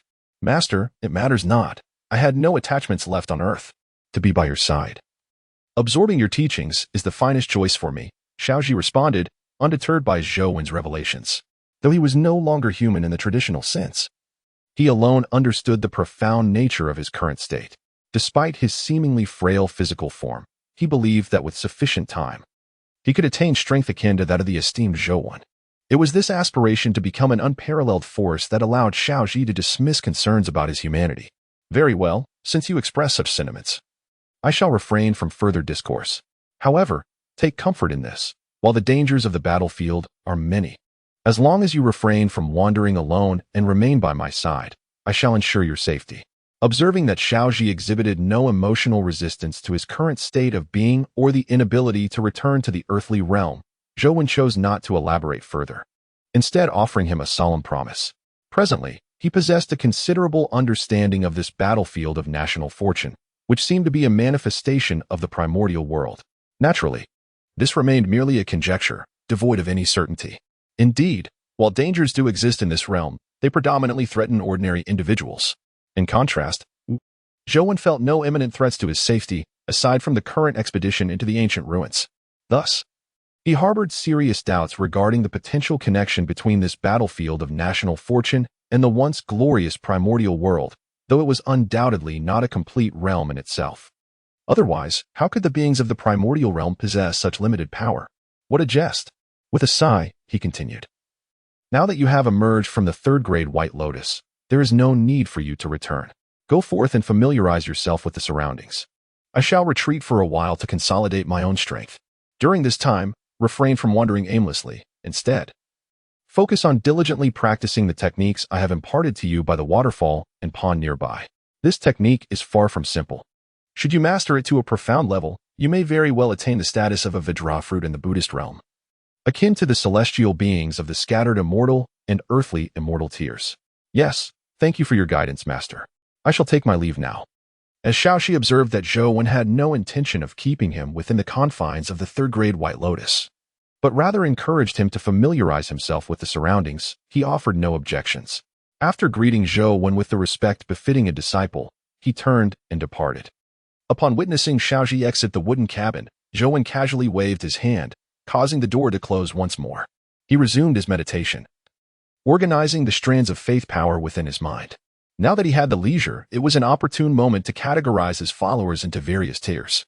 Once he completed this classification, he would bestow greater blessings upon those whose devotion was most fervent, while he would not expend much thought on the newly initiated followers who offered only meager faith power daily. By the waterfall's pool, Bai Suzhen and the others had just finished their barbecue and were resting together. Suddenly, the door of Zhou Wen's wooden cabin swung open, and an unfamiliar figure emerged, causing a momentary pause among all present. Bai Suzhen's expression shifted dramatically. Without a second thought, she sprang to her feet, her inner spiritual energy surging, and in an instant, a radiant moonlight gathered around her. Who are you? Where is the master? Why have you come from his place of cultivation? In that moment, the early-stage foundation-building cultivation erupted from Bai Suzhen, and a subtle yet palpable divine sense firmly locked onto Shaoxi, as if to suggest that should his response fail to satisfy her, she would strike him down without hesitation. Chapter 80. The harvested spirit fruits outside the wooden cabin. Shaoxi felt an overwhelming sense of impending danger crashing against his tender psyche. With a tinge of helplessness, he lamented, I have only just manifested my physical form. Why must I be met with such hostility? Sister Xiaobai, please spare me. I am a disciple of Master Zhou. Due to an unforeseen demise, I have only just taken shape with the Master's assistance. Please, do not harm me. Shaoxi was well acquainted with Bai Suzhen, as she was once a prominent host in the Dragon Kingdom's live streaming platform, and it was impossible for him not to recognize this companion of Master Zhou. You are a disciple of the Master? Can he truly bring the dead back to life? Bai Suzhen was taken aback. Although she had always known of Zhou Wen's extraordinary power, she had never considered that he could resurrect the deceased. Sister Xiaobai, I assure you, I speak nothing but the truth. Moreover, as you can see, I am no match for you. How could I possibly pose a threat to the Master? I was merely released by him to become acquainted with the surroundings, as my form has stabilized, and he needs to focus on his own cultivation. As Bai Suzhen in front of him seemed to have gradually come to believe his words, her murderous intent began to dissipate. Shaoxi finally exhaled in relief. Yet he dared not let his guard down for even a moment, hastily explaining his harmlessness to Bai Suzhen. At that moment, Bai Suzhen, sitting across from him, also began to calm down. She discerned that Shaoxi's strength was woefully inadequate, almost pitifully weak, a being so feeble that even if Zhou Wen stood still, allowing him to strike, he would likely be unable to inflict any harm. With this realization, Bai Suzhen set aside her hostility towards him. Ah, so that is how it is. You are indeed a disciple of the Master. I never anticipated that the Master possessed such abilities, capable of resurrecting his followers. If only more of the Master's disciples were to encounter untimely accidents, it would imply that our citizens of Longhua, even if not chosen ones, might still arrive in this battlefield of national fortune. Hearing these words from Bai Suzhen, Shaoxi was momentarily taken aback, as he had never considered this aspect. I must admit, this little sister Bai's thought process is rather peculiar. To have conceived of the notion of self-sacrifice for resurrection as a means to enter this battlefield of national fortune. Cough, cough, cough. Little sister Bai, theoretically, your idea is feasible. However, undertaking such a risk remains perilous. My case is merely an exception. It is uncertain whether the master would truly sense the accidental demise of his disciples and guide their souls to this battlefield.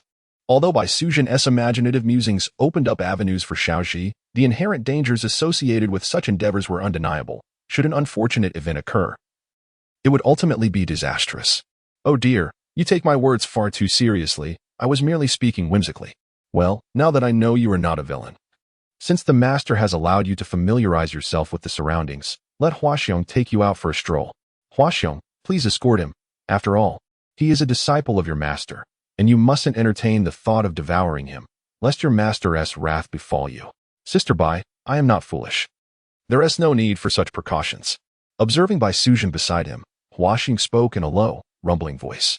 After finishing his sentence, he said no more to Bai Sujin and directly approached Xiaoji, lowering himself in submission. Since it is the master's directive for you to familiarize yourself with this environment, please come forth. I shall guide you on a tour to help you acclimate.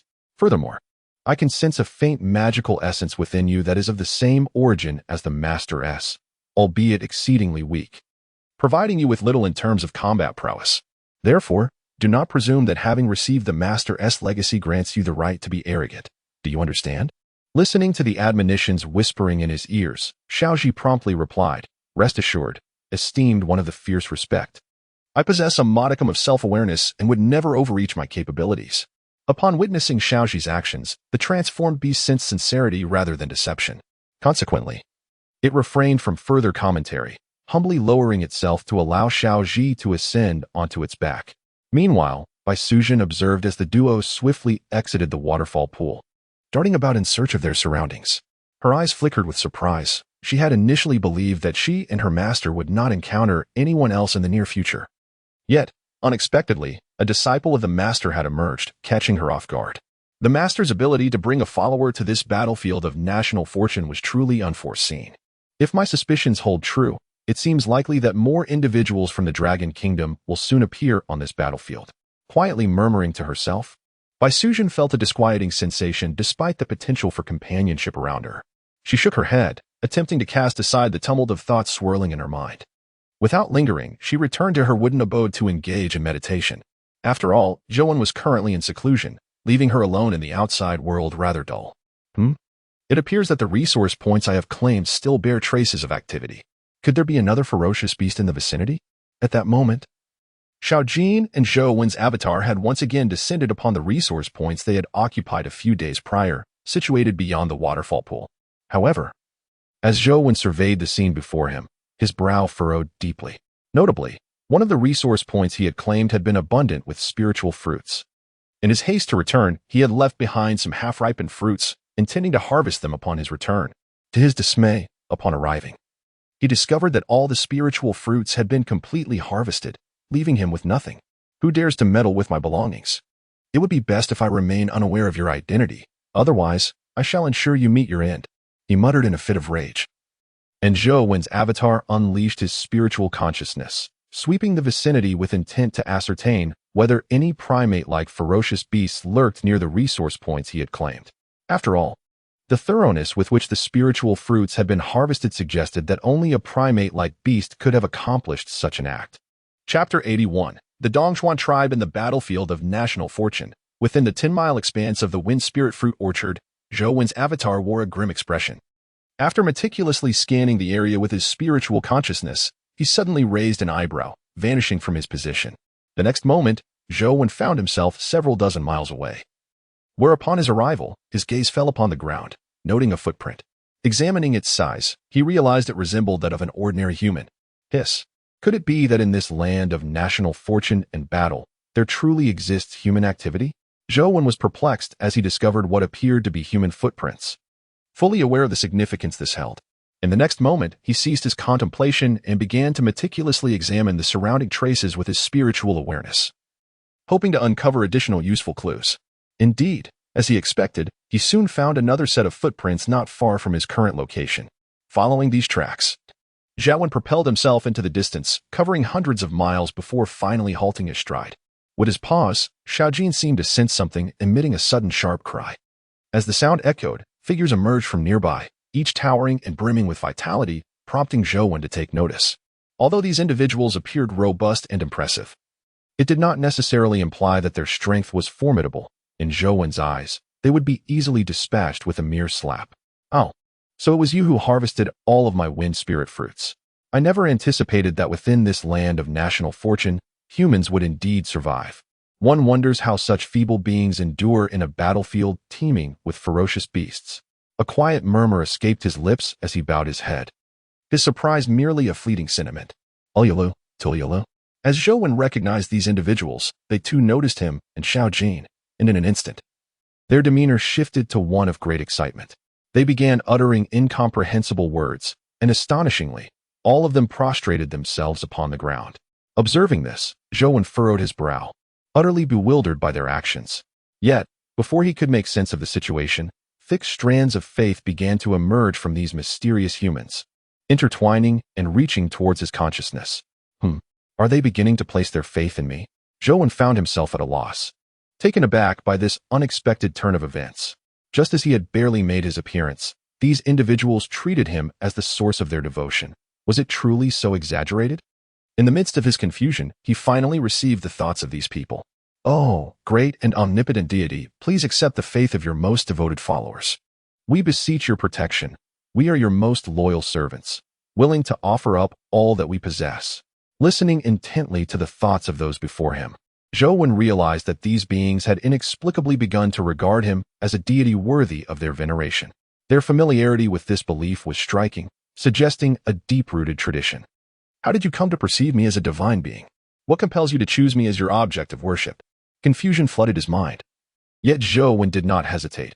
He commenced an inquiry using his divine consciousness.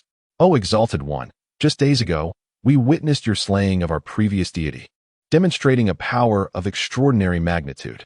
Your might eclipses that of the divine being we once revered, which is why we fervently wish for you to accept us as your most devoted followers. Slay the deity they worshipped? When did I do that? Zhou found himself momentarily bewildered. He recalled no such action against a god. However, he had indeed vanquished numerous ferocious beasts. Suddenly, his brow arched slightly as a realization dawned upon him. Are you suggesting that those two large birds were the deities you once worshipped? In the blink of an eye, he grasped the essence of their words. If he were to be associated with the demise of a deity, the only connection he could surmise was the ferocious beasts he had recently dispatched. Among those beasts, the only candidates that fit the divine criterion were indeed the two formidable birds, which clearly surpassed the others in strength. Indeed, great deity. The two large birds you vanquished were our former gods. However, they proved too feeble and fell before your might, thus rendering them unworthy of our worship. Only you, powerful and enigmatic, are fit to assume the mantle of our divine protector. As the thoughts resonated within his consciousness, Zhou could not help but feel a slight twitch at the corners of his mouth. The beings before him were remarkably heartless. They had so swiftly discarded their old god, opting instead to revere him simply because he had defeated the deity they once worshipped. The strangeness of the situation left him pondering.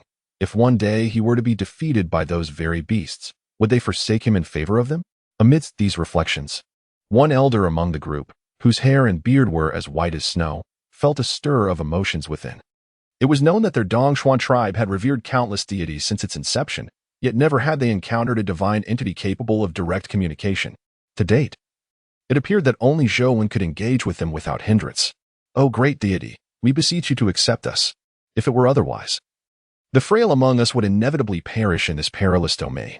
O divine beings, please bestow your mercy upon us. Having lost the protection of the old gods, our Dongshuan tribe has been deprived of our sustenance. Should we fail to receive the blessings of the new gods, our tribe faces the imminent threat of extinction. Zhou's eyes shimmered with divine light as he surveyed the individuals before him, his heart echoing with burgeoning thoughts, and his brows furrowed slightly. The source of sustenance. Blessings. Could it be that these individuals survive solely through the provisions granted by those two great birds? What is the nature of their symbiotic relationship with those avian entities? If I were to accept them as my followers, would there be any complications?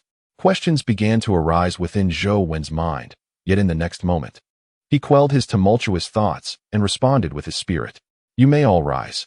Since you wish to believe in me, I shall bestow upon you my blessings. However, before that, I request that your leader step forward. I wish to learn certain matters from him. Chapter 82. Blood feast before Zhou when stood more than a dozen towering figures resembling wild men, each one prostrating themselves in reverence, offering their faith to him. Despite their fervent devotion, Zhou remained relatively composed. After all, his followers numbered in the millions, rendering this display of faith less exhilarating than it might have seemed. O great deity, I am the chieftain of the Dongchuan tribe, their leader. Ask me whatever you wish. I shall speak without reservation. With the resonance of Zhou divine consciousness, an elderly man with a snowy beard and hair stood forth. Zhou interest piqued upon hearing the elder's claim. Do you know what this place is called? Furthermore, who named your tribe Dongchuan? And why did you choose this name? As Zhou inquiries reverberated within the elder's mind, he pondered for a moment before responding. O great deity, the place we inhabit is known as Dongwang. It is vast, so extensive that even our mightiest warriors would find it challenging to traverse its expanse in their lifetime. The name of our tribe was given by the first chieftain, who named us thus because it is said that we migrated from a region in Dongwang called Dongchuan. Zhou nodded slightly upon hearing the elder's explanation. Dongwang. So this place is called Dongwang. It appears that both the Funyo Mountains and this locale are merely corners of Dongwang. Although my understanding of the national destiny battlefield remains somewhat limited, the mere mention of the Eastern Wasteland evokes a wealth of insight. After all, if there exists an Eastern Wasteland, it naturally follows that there must also be corresponding Southern, Northern, and Western Wastelands, though they may not bear these exact names. As my thoughts reverberated, I posed a question. How did the deities you once revered communicate with you? Was it akin to my experience? Furthermore, did your sustenance entirely rely on your ancient gods, or did you possess means to procure food independently? Upon my inquiry, a flicker of perplexity illuminated the elder's eyes, yet he did not hesitate to respond. O great deity, we are utterly incapable of communicating with the ancient gods. Over the years in our Eastern River tribe, we have worshipped many deities, yet only you have truly engaged with us. As for sustenance, it is the gods' control over the sources of food that keeps us, their followers, firmly in their grasp. Otherwise, if we were able to secure ample nourishment on our own, why would we need to venerate these so-called deities? After all, the monthly tribute of blood offerings is a matter of utmost gravity for us servants. A moment's negligence could lead us back into the embrace of the Eastern Wasteland. The elder's response this time seemed to harbor a profound resentment, directed squarely at the deity he worshipped, which piqued Zhou's interest. Blood sacrifice, what could that possibly entail? Are your ancient gods truly consuming humans? Yet, if they were indeed cannibalistic, could your tribe sustain such a demand, one life each month? As Zhou pondered these thoughts, his expression gradually darkened. After all, the term blood sacrifice holds no positive connotation, regardless of how one interprets it.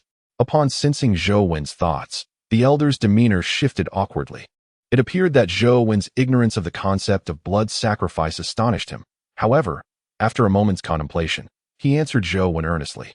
O great deity, the so-called blood sacrifice involves us, your humble servants, carving a substantial piece of flesh from our own bodies each month for you to consume.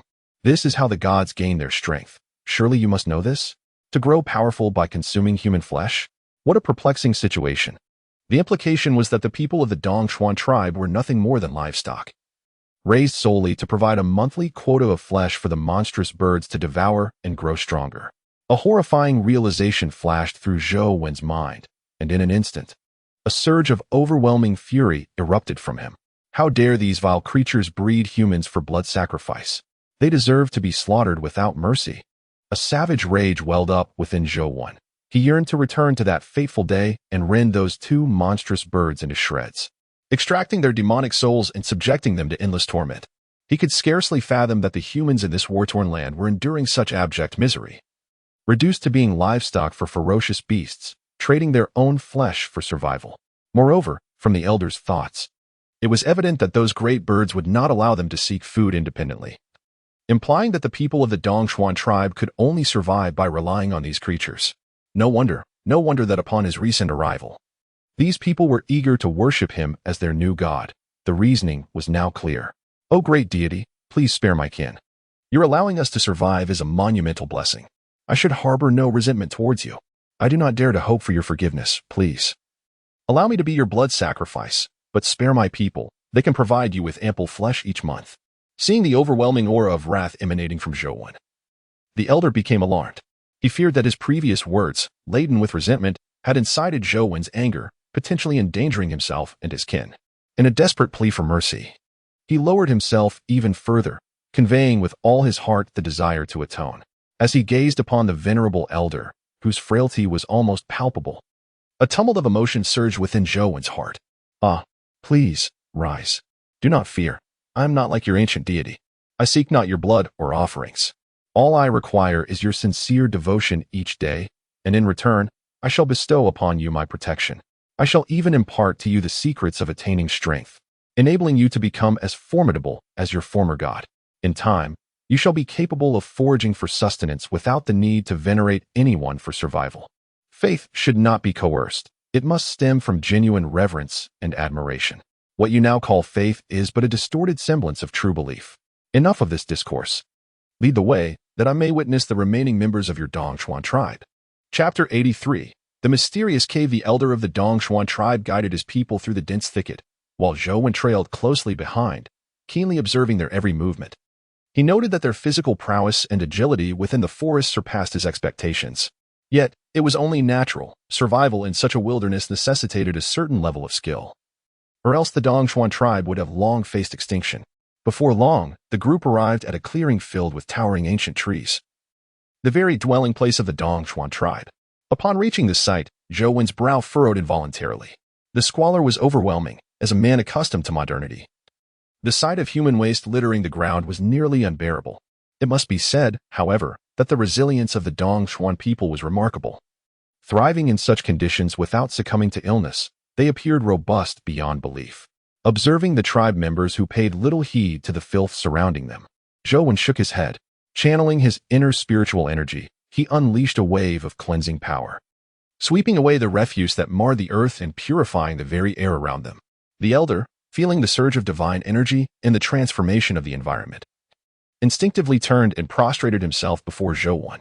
"Great deity, we thank you for revealing your divine might." At that moment, figures began to emerge from within the hollowed trunks of the colossal trees. It was then that Zhou realized these immense trees had been largely excavated, and the members of the Dongshuan tribe had made their homes within their vast, wooden interiors. Zhou's gaze swept over the figures emerging from the ancient trees, and he noticed that each bore a dazed expression, their forms exceedingly emaciated, prompting him to furrow his brow. Initially, he had presumed that the members of the Dongshuan tribe were robust, akin to the venerable chieftain, yet he was taken aback to discover such gaunt individuals among their ranks. As Zhou's consciousness traversed the bodies of these departing Dongshuan tribesmen, a note of astonishment escaped him. It became evident that each of them bore fresh and old wounds, which instantly elucidated the cause of their malnourished appearance. "Great chieftain, are these truly your kin?" Zhou inquired through his thoughts, neglecting to glance at the elderly chieftain prostrate on the ground. "Indeed, great deity, they are my kin. The very ones who have consistently offered their flesh and blood to the divine. However, starting this month, should you require sacrificial offerings, they shall be drawn from these very tribesmen beside me." Upon hearing the chieftain's response, Zhou could not suppress a sigh. He then chose not to elaborate further, instead raising his voice to call out to the small golden figure still circling above. "Little Gold, I shall step out for a moment. Ensure their safety and prevent any unfortunate incidents." As his words faded, he vanished from his position and reappeared in a dense forest several miles away. The instant Zhou's form materialized, he wasted no time, disappearing once more to venture into the distance. Simultaneously, his consciousness swept across the surroundings, diligently searching for traces of ferocious beasts. Upon venturing forth, he was imbued with a murderous intent. It was disheartening to witness the members of the Dongshuan tribe, who were ensnared by two ferocious beasts. To survive, they were compelled not only to offer their devout faith, but also to sacrifice their own flesh and blood for the beast's consumption. The ordeal they endured was nothing short of excruciating. It was indeed peculiar. Previously, this area had been teeming with signs of these savage creatures, yet today, as he sought them out, he found not a single trace. Zhou traversed countless miles through the dense forest, yet the absence of any beast left him perplexed. Had he, in prior encounters, vanquished all the ferocious beasts in this region, rendering them completely elusive? Just as this uncertainty gnawed at his mind, a thunderous roar erupted from the distance. Instead of alarm, Zhou felt a surge of joy. It seemed fortune had favored him at last. As he had been troubled by the inability to locate the beasts, Now one roared nearby. How unexpected it was to have an adversary so conveniently present itself. With a light chuckle, Zhou wasted no time and swiftly made his way towards the source of the roar, soon pausing at the slope of a grand mountain. In this locality, there lies a cave from which the thunderous roar of a beast had just emanated. Zhou consciousness delved into the depths of the cave. Yet as it ventured merely a few dozen meters, an invisible force completely obstructed its passage, causing him to furrow his brow. It is worth noting that since the culmination of his spiritual essence, he had never encountered a situation where his consciousness was hindered. Without hesitation, he employed the heavenly eye technique once more to scan the cave's interior, only to find himself still unable to discern the cave's true nature. Clearly, something was concealed within this cavern. Nevertheless, he resolved to venture forth. Even if peril lurked within, he felt confident that, given his current cultivation, he would be unafraid. After a brief moment of deliberation, Zhou stepped into the cave. Instantly, he was enveloped by a shroud of darkness. Gazing into the abyss before him, he pushed the heavenly eye technique to its utmost limit, discovering that he could only perceive a distance of 3 zhang ahead. Beyond that, even with the heavenly eye, all that met his gaze was an impenetrable blackness. In that moment, Zhou truly felt a surge of intrigue. From these various manifestations, it can be discerned that within this cavern lies something astonishingly unexpected. Indeed, it is a peculiar place, shrouded in mystery, and I can only hope it does not lead to disappointment. As I continue to tread deeper into the cave, Zhou murmurs softly, and without realizing it. His right hand has firmly grasped the Xianyuan sword. Although this sword is broken and beyond Zhou's ability to refine, it remains an artifact of great significance. And in his grasp, it still possesses an unimaginable power. Chapter 84. The imprisoned dragon. The cave is profound. Zhou even harbors doubts as to whether it penetrates the entire mountain, for how else could such depth be explained? Roar. Once again, a resonant roar echoed from the cave, confirming to Zhou that the previous feral cry originated from this very cavern. As he felt the tumultuous wind brushing past him, mingled with a faint, pungent odor, his brow furrowed slightly.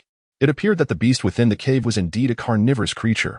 Otherwise, such an imposing presence would be inconceivable. Humph, with such a formidable aura, I shall today obliterate all your teeth and rid you of your stench. With a cold snort, Zhou muttered under his breath. He found himself quite overwhelmed. Although the foul smell posed no real threat, it was, nonetheless, utterly repugnant.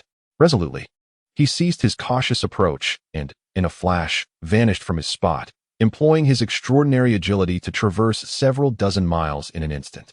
At last, he beheld the depths of the cave and the fearsome creature that lay within. Zhou stood beside a lake of molten lava, his gaze fixed upon the scene before him, and he could not suppress a sharp intake of breath. There, within the lava lake, lay an enormous beast, resembling a dragon and measuring 100 feet in length, coiled within its fiery depths. Surrounding the lava lake were scattered remnants of colossal white bones, their sheer numbers astonishing, each radiating a ghostly luminescence. So, these are the remains of ferocious beasts. No wonder I question the scarcity of such creatures here. It seems you have devoured them all. Observing the dragon, nearly half submerged in the molten lava, Zhou could not help but murmur to himself, "Roar." Just as Zhou was gazing at the lava lake, another deep, resonant growl emanated from the dragon's mouth. It was only then that he realized the source of the roar was merely the dragon's snoring. Oh, so that is the case. I wondered why this fellow was making such a commotion, only to discover it was merely a snore. Zhou chuckled softly at the scene unfolding before him when his gaze suddenly halted. He had spotted something, a crimson chain, deeply embedded within the dragon's body, binding it firmly to the walls surrounding the lava lake. Observing this sight, Zhou's heart stirred, and he took a sharp breath. Could it be that these countless bones belonged to creatures like myself, lured in by this dragon's snores, only to meet their demise? As soon as Zhou's thoughts settled, a shadow suddenly descended from above his head, crashing down upon him with simplicity and force. "Damn it," he muttered under his breath, as the radiant multicolored light of the Buddha enveloped him, and he wielded the Xianyuan sword, slicing upwards towards the looming shadow. The blade pierced flesh with a sickening sound, and Zhou felt a warm surge of blood spray around him, followed by an intense heat coursing through his entire being. A roar of pain erupted. Not the mere grumbling of slumber, but a genuine cry of agony. The Xianyuan sword had carved a deep wound into the dragon's claw, one that reached to the bone, inflicting a torment that it could not endure. How audacious to attempt a sneak attack. Fortunately, I wield the Xianyuan sword. Otherwise, I might have faced dire consequences. As the colossal dragon recoiled in pain, withdrawing its claw, Zhou finally glimpsed the creature's full form. The dragon was ensnared by 9 massive chains that bound it, confining it to the magma lake. This confinement explained the earlier attack with only a single claw. The rest of its body was firmly restrained, utterly immobilized.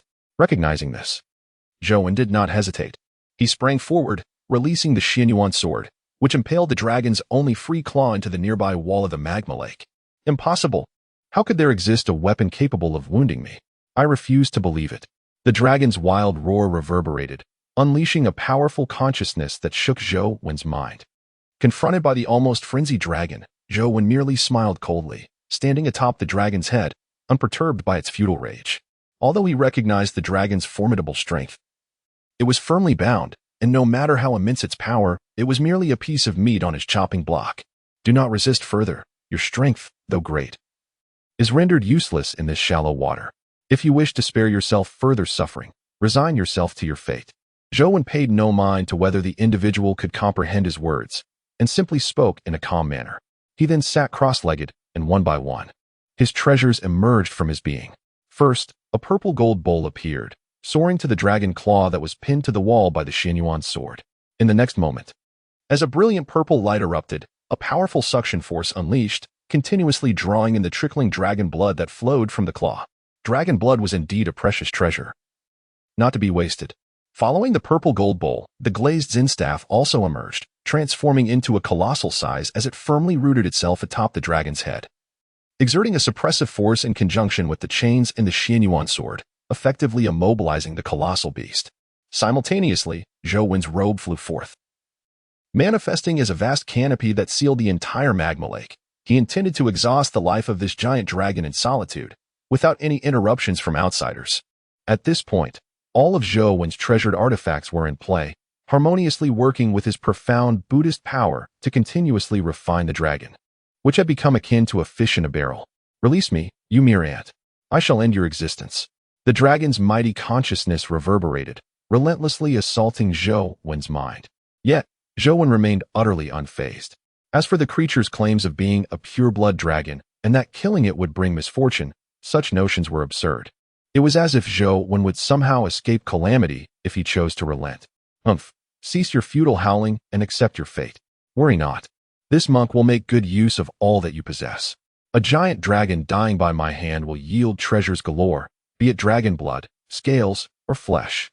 Zhou mused. Your cultivation seems formidable. I wonder if you have condensed a dragon pearl. It is said that dragon pearls are immensely valuable. Acquiring one would be a tremendous fortune. Undeterred by the dragon's threats, Zhou continued his relentless refinement, applying a methodical approach. Chapter 85. The master emerges from seclusion within the wooden cabin where Zhou had been cultivating in the national fortune battlefield. He slowly opened his eyes. His retreat had not lasted long, and he found himself compelled to emerge once more. Who would have thought that even with a doppelganger, I am still unable to cultivate in peace? It seems I must invest time in nurturing Xiaoxi, training him to guide the people of the Dongchuan tribe. Trivial matters can be entrusted to them. With this thought, Zhou stepped out of the wooden cabin.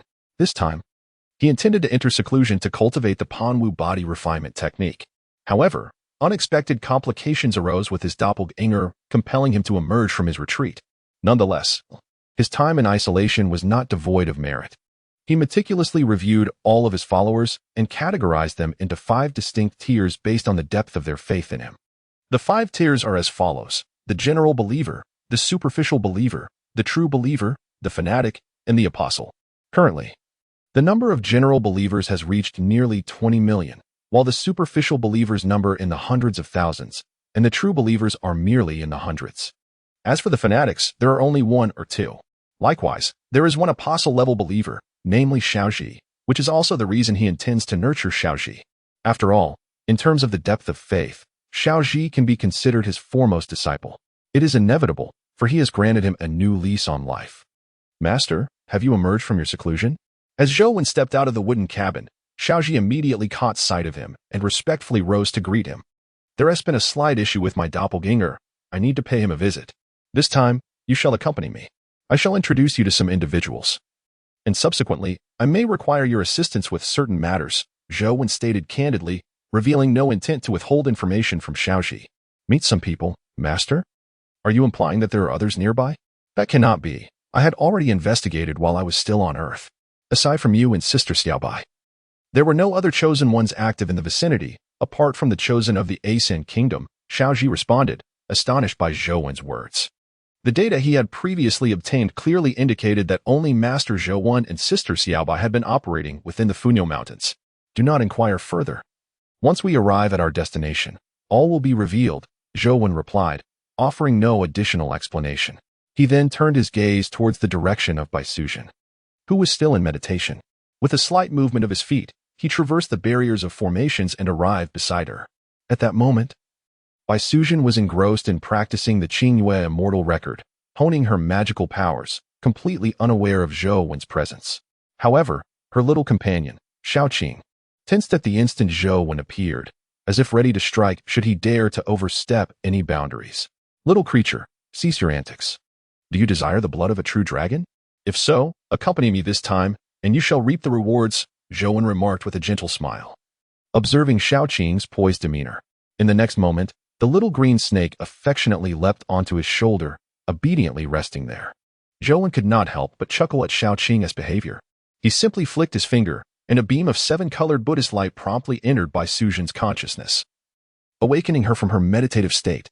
Of course, such an awakening was only feasible due to Bai Suzhen's current level of cultivation. Otherwise, he would never have dared to act so boldly. Ah, master, why do you recklessly intrude upon my chamber? Still groggy, Bai Suzhen slowly opened her eyes. As she did, Zhou Wen's figure reflected in her pupils, prompting a gasp of surprise. Do not be alarmed, benefactor Bai. I apologize for the abrupt disturbance. I wish to inform you that I intend to leave this place for a temporary abode, and I must take Xiaoqing with me. Thus, will you accompany me? Or will you remain here alone? Observing the visibly startled Bai Suzhen before him, Zhou Wen felt a wave of helplessness wash over him. He had indeed intruded upon the fair maiden rather abruptly, but time was of the essence. He could not simply linger outside, waiting for Bai Suzhen to conclude her cultivation. Master, are you implying that you intend to depart from here? If so, I must accompany you. You cannot abandon me, master. You promised. Initially, Bai Suzhen had been somewhat vexed by Zhou Wen's impudent intrusion without so much as a greeting. However, upon hearing his intent to leave, she immediately sprang to her feet, seizing the sleeve of his robe. Venerable one, having come this far, I shall not forsake you. Might you kindly release me? Zhou Wen observed that his right arm was entirely ensnared by Bai Suzhen's grasp, the proximity almost intimate, causing his lips to twitch slightly. I'm still a monk. Your closeness renders me quite uncomfortable. I am not afraid, so why should you be? Master, it is commendable that you have not abandoned me. Otherwise, I would certainly be displeased, and if I were to become angry, you would find it challenging to appease me. At that point, no one would be available to open treasure chests for you. Let us see how you would manage then. Upon hearing Zhou Wen's words, Bai Suzhen huffed lightly and released her hold on his arm, muttering softly to herself. Zhou Wen chuckled at her, murmuring, Ah, esteemed Bai, how could you possibly hold a grudge against a humble monk? Very well, let us set forth. We are rather pressed for time. With these words, Zhou Wen grasped Bai Suzhen's delicate wrist, and, in the next instant, they found themselves atop the back of the ferocious beast. Once they stabilized themselves, Zhou Wen released Bai Suzhen and turned to Xiaoxi, gesturing for him to ascend the beast's back. Understanding the unspoken implication within Zhou Wen's gaze, Xiaoxi wasted no time in preparing to climb up.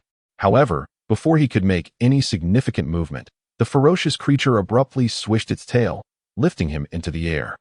In the next moment, it propelled itself forward, catching Xiaoxi midair and sprinting toward the direction indicated by Zhou Wen. Within the dense forest, the beast surged forward with the force of a bulldozer, barreling ahead with reckless abandon. This time, it moved through the dense forest with greater caution than usual. Zhou Wen had previously urged it to hasten, to proceed as swiftly as possible. Thus, it did not hesitate or ponder the potential noise it generated, which might attract formidable beasts. After all, it possessed a profound understanding of Zhou Wen's capabilities. It knew that should any powerful creature dare to obstruct their path and trouble their group, it was highly probable that its master would swiftly eliminate the threat with a mere sweep of his hand.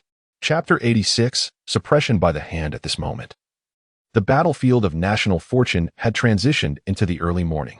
The dew in the forest was heavy, enveloping everything in a veil of silence, when suddenly, a thunderous roar erupted. The source of the sound was the creature carrying Zhou Wen and the others, racing forward at full speed. Master, where are we headed in such haste? The wind tousled by Su Zhan's hair, and having completed her foundation establishment, she felt no chill. She was merely curious as to why Zhou Wen had abruptly decided to leave the waterfall pool and in such a rush. We are bound for a place where a group of people are suffering greatly. I had initially intended for my avatar to tend to them for a while, but unexpectedly, it became entangled in a rather troublesome matter and cannot extricate itself for the time being. Therefore, I must personally make the journey. Master, what kind of trouble has your avatar encountered? Should we go assist? Upon hearing that Zhou Wen had discovered a group of people in this battlefield, Bai Suzhen did not focus on that. Instead, her concern lay with the predicament of Zhou Wen's avatar. It's nothing to worry about. My avatar is simply unable to break free from its obligations and does not require our assistance. Oh, that is a relief. By the way, Master, what is the situation with the group of people you mentioned? Could you share the details with me? Seeing that Zhou Wen had assured her regarding his avatar, Bai Suzhen took the opportunity to inquire about the mysterious group that had appeared.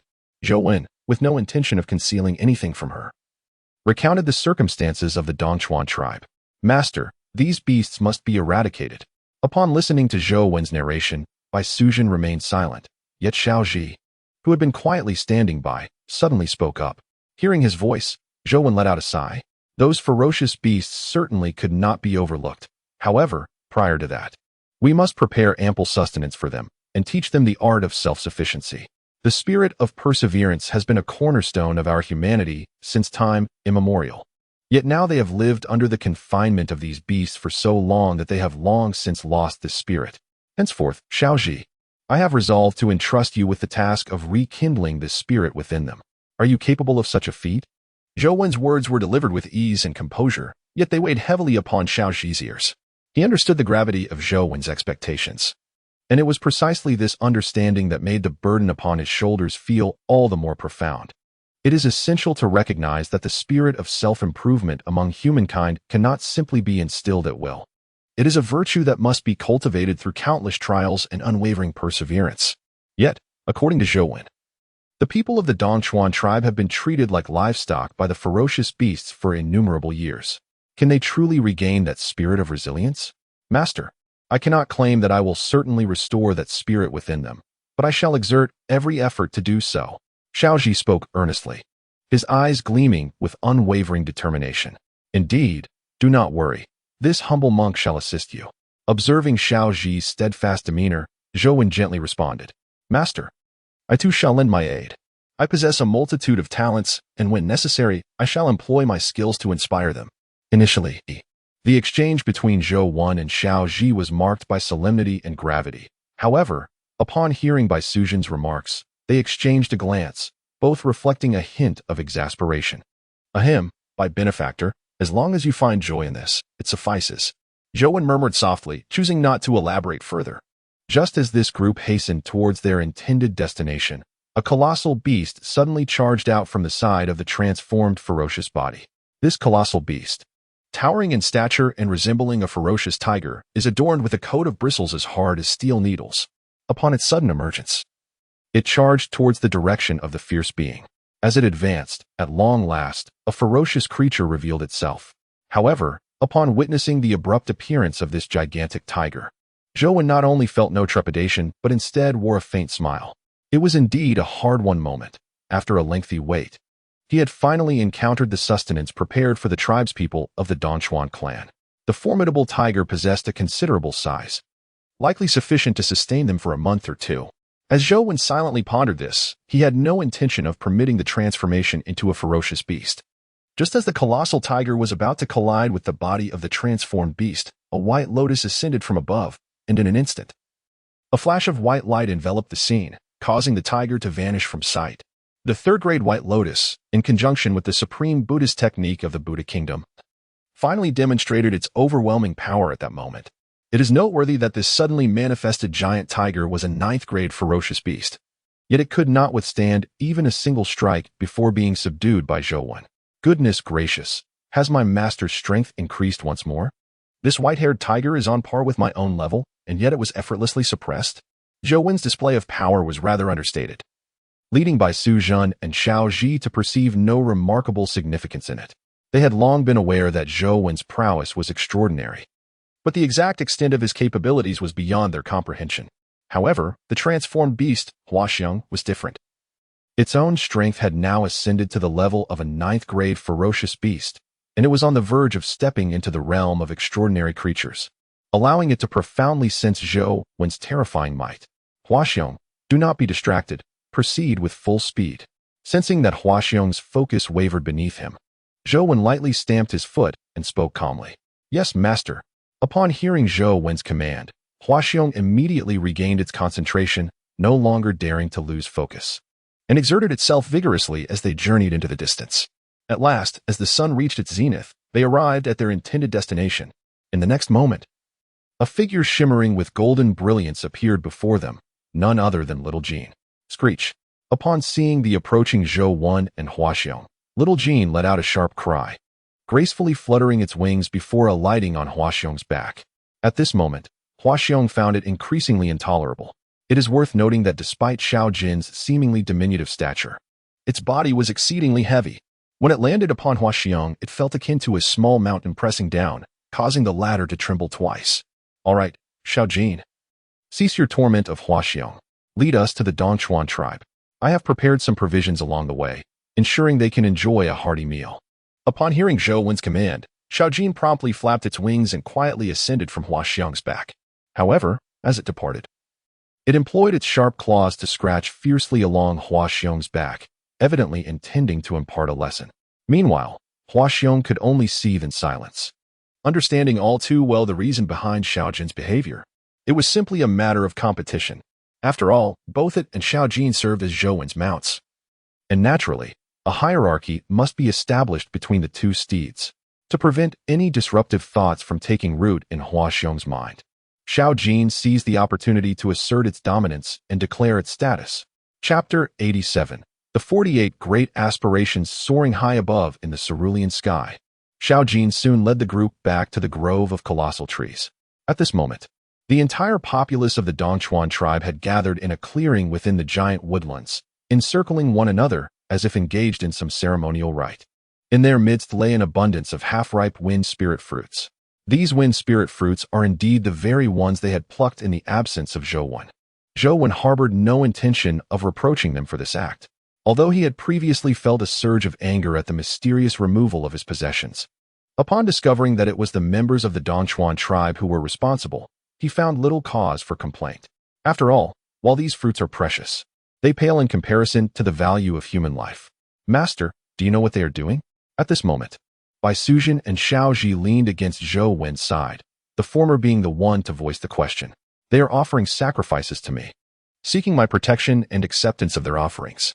Sacrifices? Offerings? What do they wish to present? A flicker of surprise crossed Bai Suzhen's face upon hearing Zhou Wen's response, quickly followed by a cascade of questions in her mind.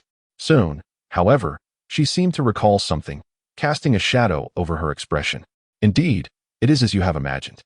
Thus, I must now make a great vow. As Zhou Wen gazed upon the gathering engaged in the sacrificial ceremony in the clearing, he felt a sudden stirring within, as if glimpsing the path that lay ahead. At that moment, a resplendent array of multicolored Buddha light enveloped him once more. Simultaneously, the black and gold relics, which had previously exuded a harmonious balance of two distinctly opposing forces, began to crumble under the weight of an indomitable malevolence. Should I attain supreme enlightenment and achieve perfect awakening, my abode within the realm of Buddhas would be replete with boundless and unimaginable merits, adorned in splendor, illuminating the minds of the human race in this land, dispelling ignorance and delusion, so that all may ascend like dragons. When I become a Buddha, in the worlds across the 10 directions, all living beings within my realm would manifest bodies of pure, refined gold, embodying the 32 marks of a great man. As Zhou Wen articulated his grand aspirations, the sound of golden lotuses and the resonance of the Tao intertwined in a ceaseless melody around him. Yet, as the protagonist of this unfolding saga, Zhou Wen found himself devoid of joy. What transpired? My grand wish was meant to be singular. Yet I am now uncontrollably compelled to express further aspirations. Sensing the peculiar phenomena enveloping him, Zhou Wen, even without deep contemplation, understood that something was amiss. It seemed as though a force, lingering betwixt heaven and earth, was on the verge of awakening within him. In the external realm, the Buddha light radiating from Zhou Wen intensified, and a phantom of a precious tree materialized behind him. With each grand wish he uttered, the illusion of that tree grew more substantial. When I become a Buddha, huh? Just as his aspirations flowed forth, Zhou Wen experienced a sudden interruption, as though he had been disrupted by some unseen force. To his astonishment, the source of this disturbance was his own right hand. At that moment, a three-petal white lotus materialized upon Zhou Wen's right hand, quaking with a tremor that revealed fissures upon its surface. It is worth noting that this three-petal white lotus had always been revered as his most cherished treasure, diligently cultivated in his care. Yet now, under the vibrations of his thoughts, it manifested cracks, threatening to shatter and inflicting a grievous blow to his spirit, pulling him from his earlier state of fervent aspiration. With a cough, golden blood erupted forth. This marked the second injury Zhou Wen sustained since entering the arena of national fortune, both instances arising from his inadvertent entanglement with forces he ought not to have provoked. Kuan Yin. A low growl of anger was stifled in his throat. He had already surmised who sought to awaken within him, for the 48 great vows and the Bodhi tree were unmistakably linked to a singular individual. This time was truly perilous, had it not been for Zhou Wen's decisive action, sacrificing a significant portion of his vital treasure to completely disrupt the momentum of the 48 great aspirations. Who knows what calamity might have ensued if this had continued? Perhaps when the 48 great aspirations were fully granted, it would coincide with the moment of Zhou Wen's soul scattering into oblivion. Master, what has befallen you? At this moment, as Zhou Wen spat out a mouthful of reverse blood, Bai Suzhen swiftly rushed to his side, supporting his shoulder and speaking softly. Cough, cough. It's nothing serious. Just a minor mishap during my cultivation. With Bai Suzhen's assistance, Zhou Wen straightened his posture once more. The Buddha's power within him circulated, flowing into the third-grade white lotus, suppressing its destructive force. After exerting effort to contain his internal injuries, he raised his gaze towards the Dongchuan tribesmen, who had ceased their sacrificial actions not far away. Such sacrificial ceremonies should no longer continue. How to revere me will be imparted to you by my protector, Xiaoji. Noticing the tribesmen gazing at him with blank expressions, Zhou Wen refrained from elaborating further. After conveying his message through spiritual consciousness, he casually extracted the white-haired tiger from the third-grade white lotus and crushed its skull with a single palm strike, causing it to perish on the spot. Battlefield notification. Congratulations to the chosen one of the Dragon Kingdom, Zhou Wen, for slaying the level 9 ferocious beast, the white-haired tiger. Due to the significant disparity in strength between the beast and the chosen one, the treasure chest reward for this kill has been cancelled. Furthermore, the white-haired tiger's death occurred too far from the resource point occupied by the chosen one, resulting in a failure to seize the resource point. With the demise of the white-haired tiger, a notification echoed in the ears of Zhou Wen and Bai Suzhen, prompting both to furrow their brows in unison. Meanwhile, Xiaoji appeared dazed, as if he had not heard the battlefield notification at all. Xiaoji, did you hear any strange sounds just now? After frowning slightly, Zhou Wen quickly regained his composure. He was not overly concerned about the absence of a treasure chest reward or the failure to claim the resource point from slaying the ferocious beast. After all, given his current strength, he had long since deemed both treasure chests below the golden level and ordinary resource points beneath his notice. Thus, he directed his full attention toward Xiaoji, who showed no reaction to the battlefield notification. Huh, Master, what strange sound? I didn't hear anything, Xiaoji replied honestly, appearing genuinely perplexed. However, just as he uttered those words, he seemed to pause momentarily, as if recalling something, and then quietly asked Zhou Wen, Master, was it the battlefield notification? But I didn't hear anything. Chapter 88. Perfectly playing the role.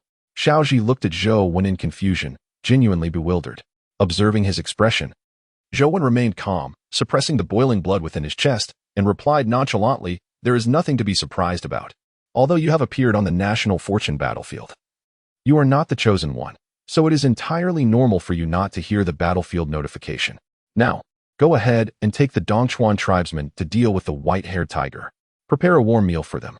I have some complications to attend to and will refrain from intervening further. With a casual remark, Zhou Wen silently turned and ventured deeper into the dense forest, closely followed by Bai Suzhen. Initially, she harbored a curiosity about the people of the Dongchuan tribe, but upon witnessing Zhou Wen's injury, her concern for the tribe waned.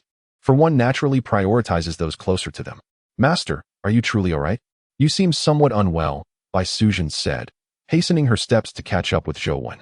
She grasped his wrist, a faint stream of spiritual energy clumsily flowing into his body, seemingly to assess his current condition. Feeling the slight pulse of spiritual power within him, Zhou's lips curled into a subtle smile.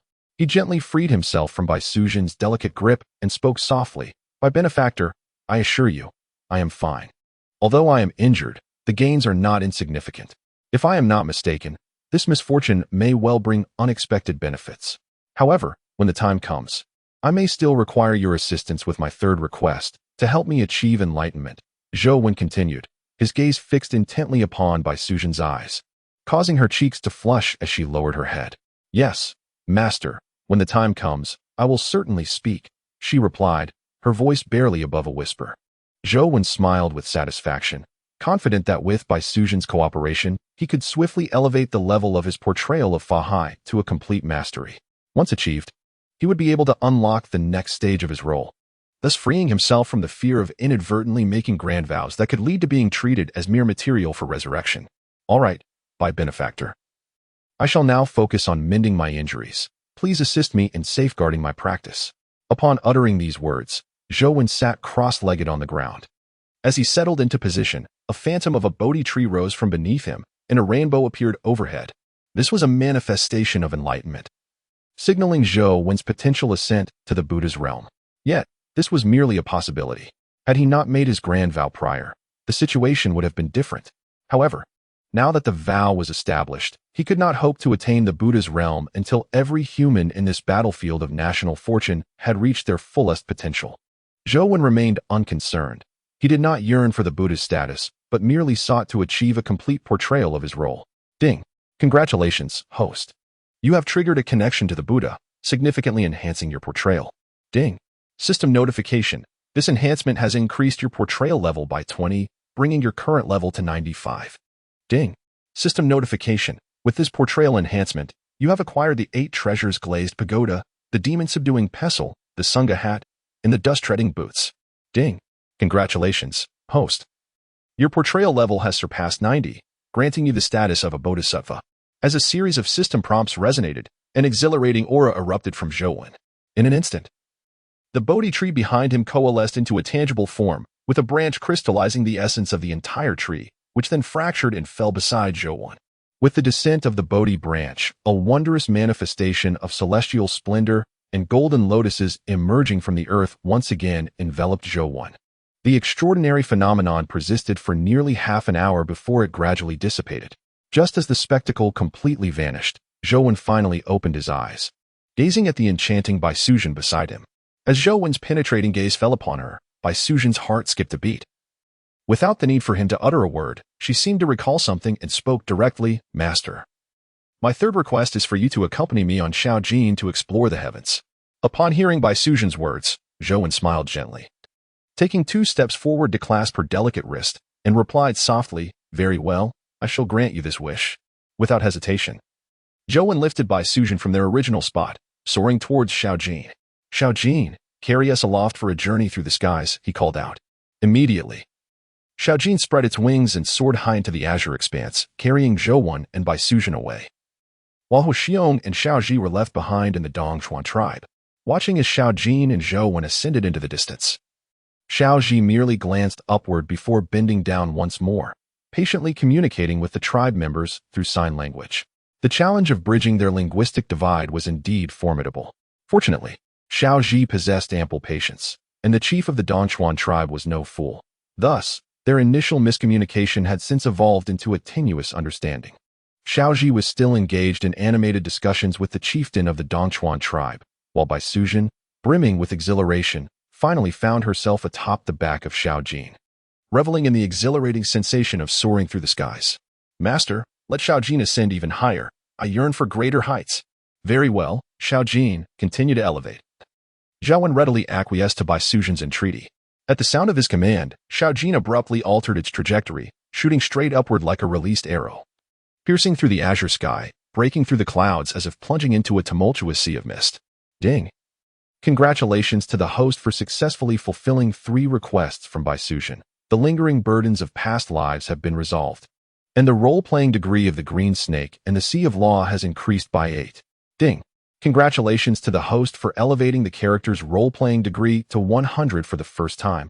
The current role-playing degree stands at 103, and the host has acquired a complete inheritance of the Green Snake's magical powers. Ding! System notification. Due to the host's role-playing degree exceeding 100, the excess will accumulate for the next character portrayal. Ding! System notification. A new character for role-playing is now being randomly selected. As a series of system notifications echoed, a beam of white light materialized before Zhou Wan, gradually coalescing as though it were forming a human-like statue. However, at that moment, a golden light surged from the depths of the dense forest, emanating from the very location where Zhou Wan had previously practiced. The source of this golden radiance was the branch of the Bodhi tree, which now radiated a spectrum of colorful Buddhist light, brimming with potent spiritual energy, continuously flowing towards the white light before Zhou Wan. Chapter 89. The system affected before Zhou Wan. The white light was steadily condensing. It had nearly formed a complete figure, revealing a Taoist clad in flowing robes. Yet, under the influence of the golden light below, the human form coalescing from the white light began to transform, gradually morphing into the visage of a monk. Witnessing this scene, Zhou Wan's pupils constricted in shock, particularly when he noticed the monk gripping a branch in his hand, sending waves of unease through his very being. Damn it, the system's power has been influenced. Could this be the might of the Buddha's guidance? Zhou Wan's thoughts raced, engulfed in genuine panic. Previously, he had merely made a grand wish, nearly awakening the presence of the Buddha within himself. If he were to embody this figure, the repercussions could be monumental, potentially leading to his own gradual replacement as he continually increased his role-playing degree. Just as Zhou Wan was engulfed in turmoil, a turning point finally emerged. A dragon-shaped sword energy soared from the distant horizon, slicing directly into the white light before Zhou Wan, obliterating a portion of it. The shattered remnants of the white light revealed an ethereal silhouette of the branch. As the illusion shattered, a furious roar erupted from the mouth of the white light figure, Xin Yuan. Amidst the furious shouts, tinged with a hint of exasperation, the moment the name Xin Yuan fell, a streak of golden light shot forth from the distance, landing in Zhou Wan's right hand. As the golden radiance enveloped Zhou Wan, it dissipated to reveal a sword, its body marred by countless cracks, a treasure of humanity, the Xin Yuan sword. Despite its seemingly imminent collapse, the Xin Yuan sword exuded a disquieting power that sent shivers through the air. Xin Yuan, do you truly wish to forge an unending enmity with me? Upon the appearance of the Xin Yuan sword, a furious exclamation escaped the lips of the white figure. Humph. Zhuan Ti, your sacred status has been obliterated, yet you remain so audacious, seeking a death struggle with me. Come forth then, I shall witness how you, a mere remnant of your former self with your Tao treasure shattered, can contend with me. A cold snort emanated from within the Xin Yuan sword, which then channeled its power into the white figure before Zhou Wan, swiftly expelling Zhuan Ti's essence from within. Xin Yuan, you will come to regret this. I shall not let you escape for thwarting my resurrection plan. The wrathful roar resounded as Zhuan Ti's power was driven out, shattering into nothingness amidst the cosmos. The branch that had previously fallen to the ground was now reduced to dust, scattered by the gentle breeze. Thus, Zhuan Ti's attempt to ensnare Zhou Wan had utterly failed. Only the Xin Yuan sword remained, capable of influencing the system's power. Fear not for my intentions towards you. I am, after all, the ancient emperor of humanity, possessing my own demeanor. Though I yearn for rebirth, I shall not resort to the despicable means of Zhuan Ti. Xin Yuan's voice resonated through the heavens. And as these words faded, the Xin Yuan sword detached itself from Zhou Wan's grasp, hurtling back in the direction from which it came. The power that had been infused within Zhou Wan was drawn away, and at last, the system's might was free from interference, allowing Zhou Wan's next role to be randomly selected. Still clad in broad robes, Zhou Wan heard the system's prompt. Ding.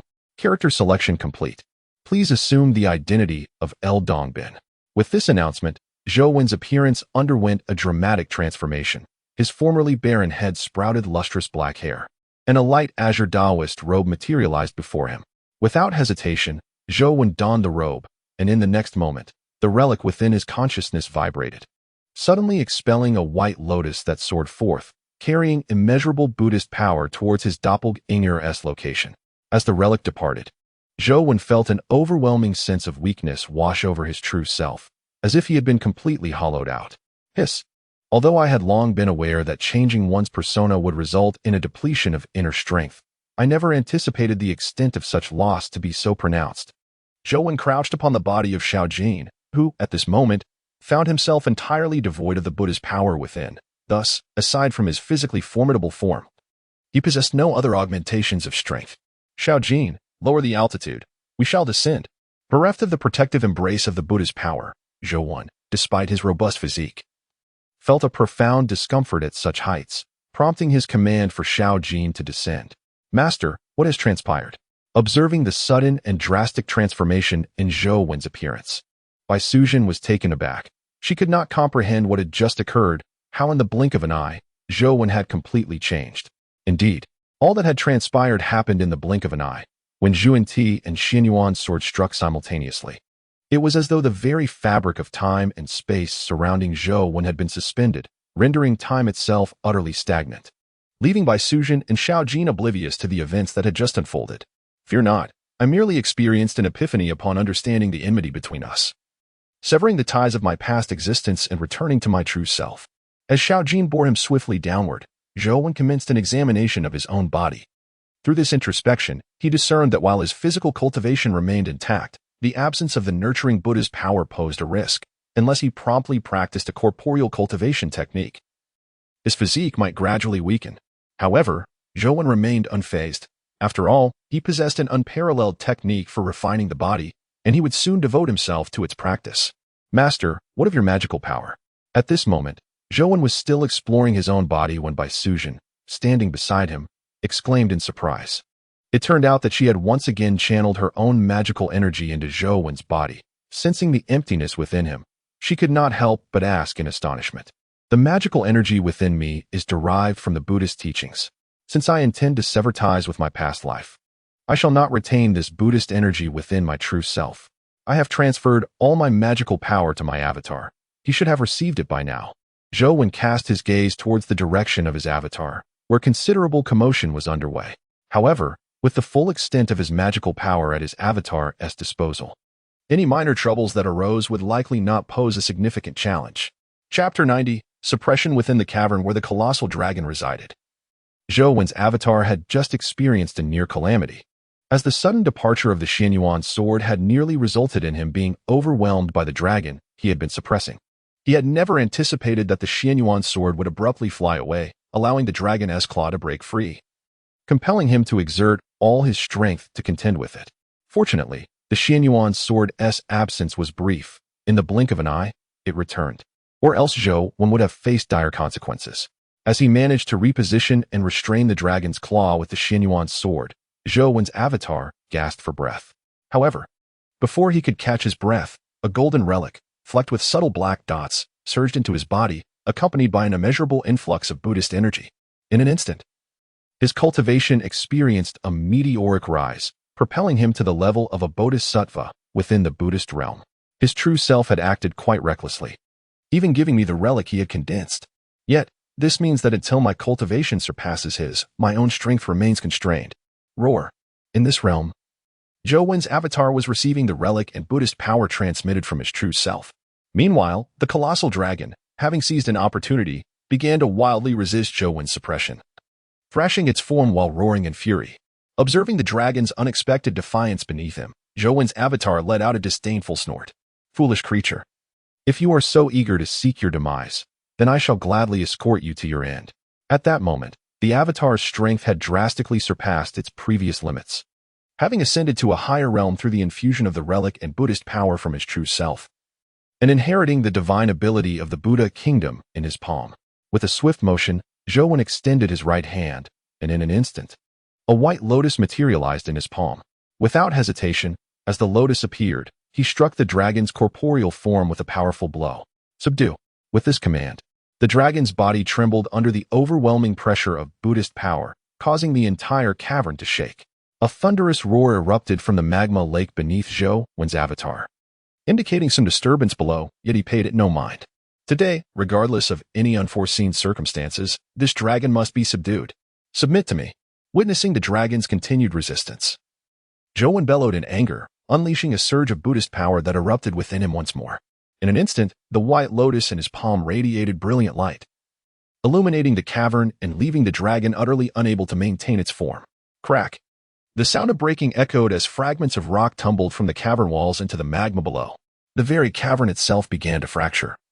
As Zhou Wen had thoroughly subdued the dragon, causing the chains binding it to be drawn into the third-grade white lotus, leading to the structural collapse of the cavern. Realizing that the cavern was on the brink of collapse, Zhou Wen's expression hardened. He swiftly summoned a robe that soared into the air to support the impending collapse of the ceiling. Wretched beast, today I shall witness whether you truly perish. Zhou Wen's Buddhist power surged to its zenith as he stabilized the crumbling cavern while continuing to seal the dragon. His treasured artifacts relentlessly bombarded the dragon's flesh, ensuring it was completely ensnared within the third-grade white lotus. At last, the dragon was entirely subdued by Zhou Wen, with no chance of rebirth. Ah, my true self. I have risked everything to capture this dragon for you. I hope you regain your strength swiftly. Breathing heavily, Zhou Wen noted that the cavern was teetering on the edge of collapse, and with the dragon now under his control, he prepared to withdraw. However, before he could take a step, something suddenly emerged from the magma lake. As this extraordinary object emerged into the world, it radiated a resplendent spectrum of colors, captivating the gaze of Zhou Wen entirely. Ah, this is indeed a sign of a precious treasure's arrival. As an incarnation of myself, am I truly so fortunate? Without a moment's hesitation, undeterred by the searing heat of the molten rock, Zhou Wen reached out and deftly grasped the radiant artifact, shimmering with a kaleidoscope of hues. Without pausing to contemplate what he had acquired, he sprinted fervently towards the cave's exit. There was no alternative. The cave was on the verge of collapse, and supporting it with his robe had become increasingly exhausting. As Zhou Wen burst forth from the cave, his robe followed suit, and with a thunderous crash, the cavern finally succumbed to its fate, sending clouds of dust swirling into the air. Standing amidst the ruins, Zhou Wen waved his hand to disperse the dust completely, then gazed down at the object in his possession. It was a seven-tiered pagoda, from which streams of mysterious yellow energy ascended and cascaded downwards, leaving Zhou Wen utterly entranced. This object is undoubtedly a treasure, at the very least a primordial medium-grade spiritual artifact.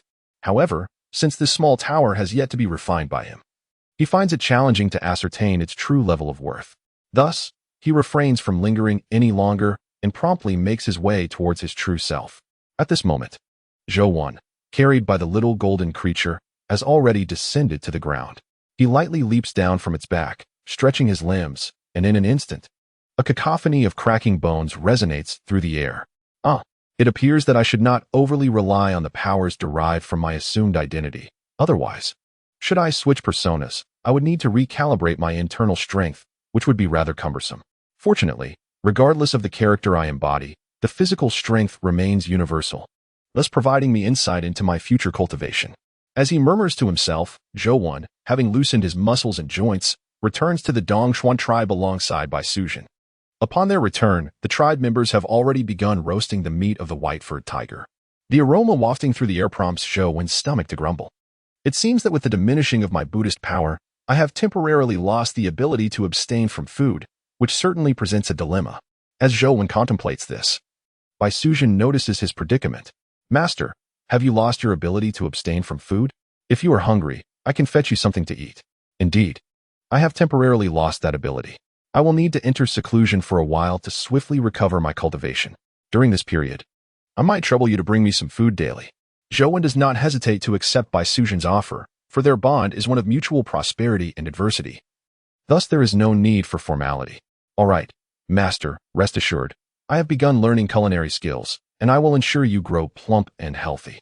Hearing that Zhou Wen truly expects her to care for him fills Bai Sujin's face with excitement, and she happily sets off in search of Xiao Ji, intending to procure a piece of roasted meat for Zhou Wen. Once Bai Sujin departs, Zhou Wen chuckles softly, shaking his head. Sometimes, reflecting on the presence of such a naive girl by his side brings him joy. He then suppresses his distracting thoughts, quietly closes his eyes, and opens his attributes panel once more. Name, Zhou Wen. Role assumed, El Dongbin. Current role proficiency, 3. Current abilities acquired, pure Yangdao body. Magical realm, none. Methods to unlock further role proficiency. Modify attire to align with the essence of El Dongbin, the pure Yang ancestor. The system notification indicated that upon reaching a performance level of 5, the host would inherit a portion of the divine powers of the pure Yangdao ancestor. Gazing at his attribute panel, Zhou Wen fell into deep contemplation. The pure Yangdao ancestor, El Dongbin. It seemed that this time I am not to portray El Dongbin from Journey to the East. In his mind, Zhou Wen began to speculate about the identity of the character he was to embody. It was evident that this time, his target identity should be of a higher stature. Compared to the previous character, Fahai, the status of the pure Yangdao ancestor El Dongbin must surely surpass that of the former. This also attests to one point.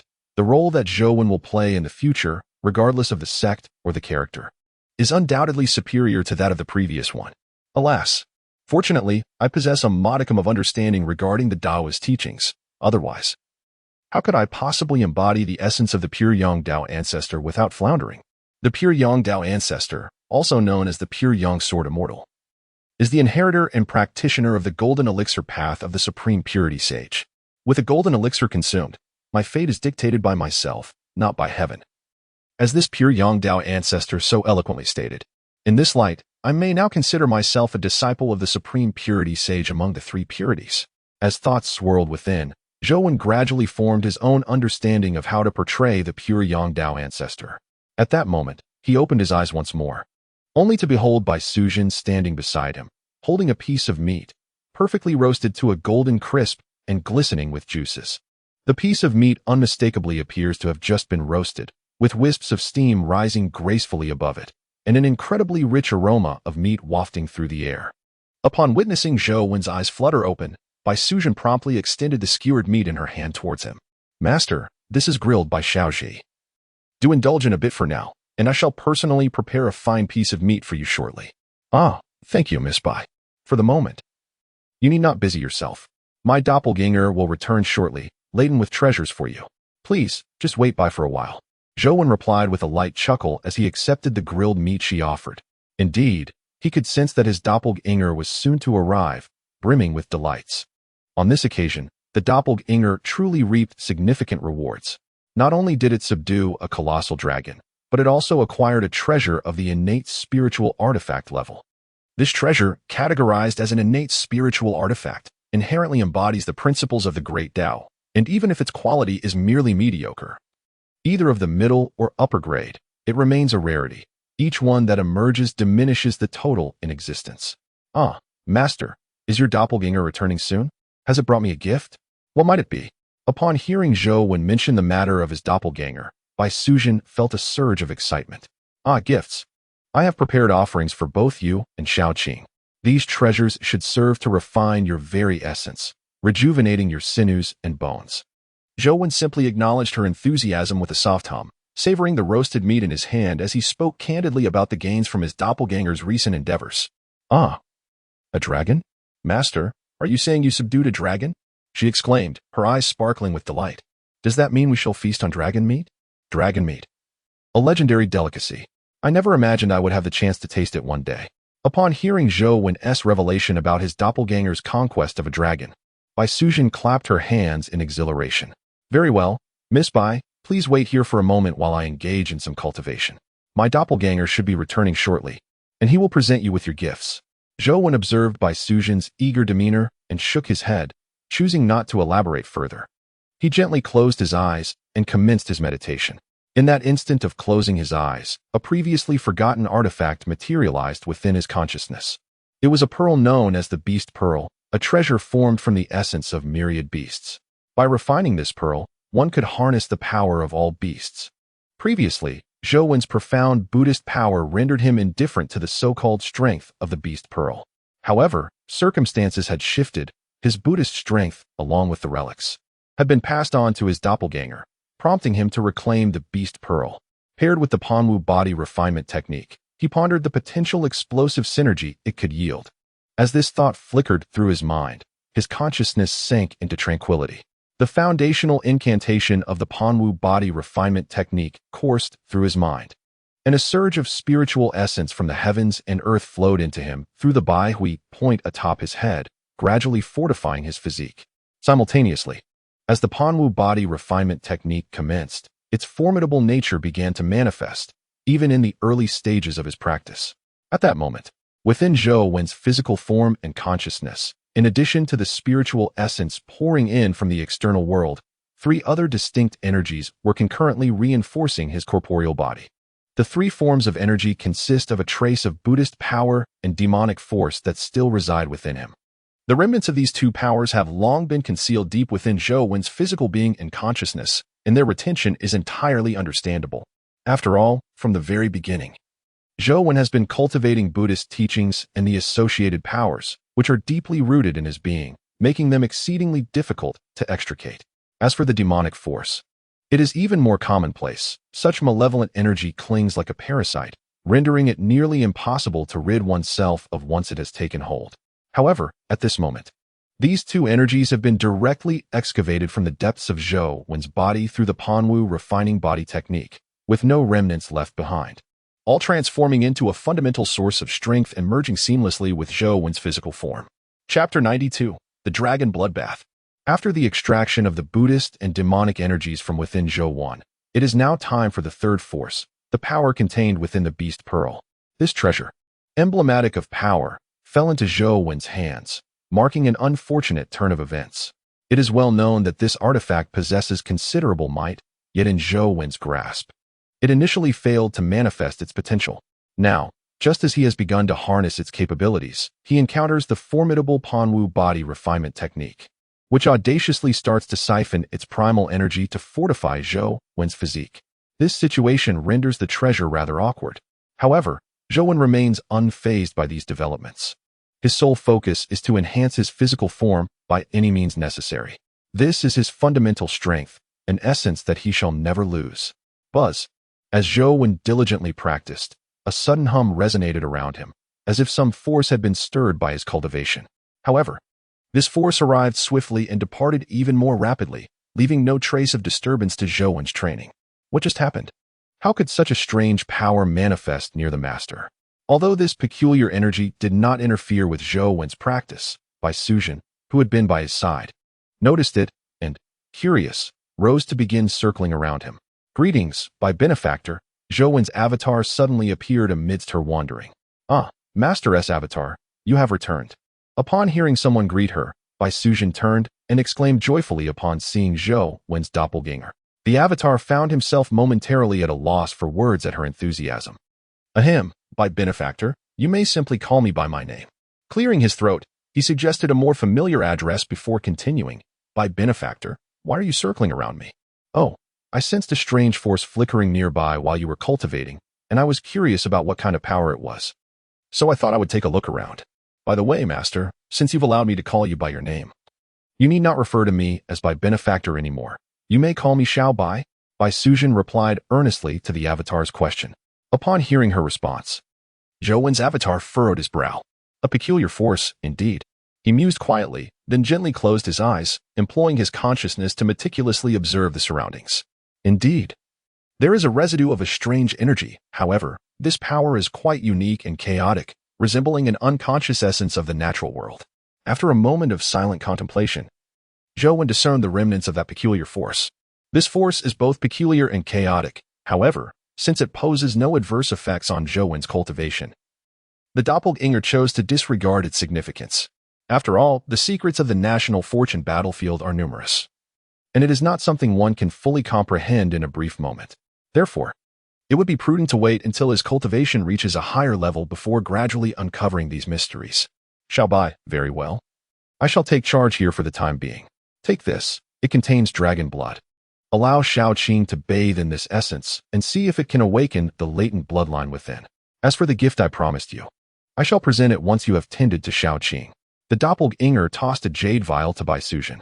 Inside the vial was the heart's blood of the colossal dragon he had subdued, the essence of its life's blood.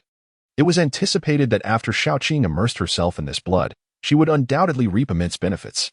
Ah, Master, this is dragon blood, Bai Suzhen exclaimed, her excitement palpable. All right, I understand. I shall take Shaoqing to bathe in the dragon blood at once. Upon receiving the jade vial from Zhou Wen's doppelganger, Bai Suzhen hurried away, with Shaoqing eagerly perched on her right hand, gazing longingly at the vial. As a serpent demon, Shaoqing could inherently sense the significance of the contents within the vial and was already brimming with anticipation. Meanwhile, Zhou Wen's doppelganger, seeing Bai Suzhen depart, gently pointed his finger, causing massive trees to fall in response. Utilizing the Buddha power within him, Zhou combined these trees to form a colossal wooden barrel. He then placed his true self inside the barrel and poured forth a copious amount of dragon blood, nearly submerging his physical form entirely. My true self. Your resources for cultivation are now abundant, he mused.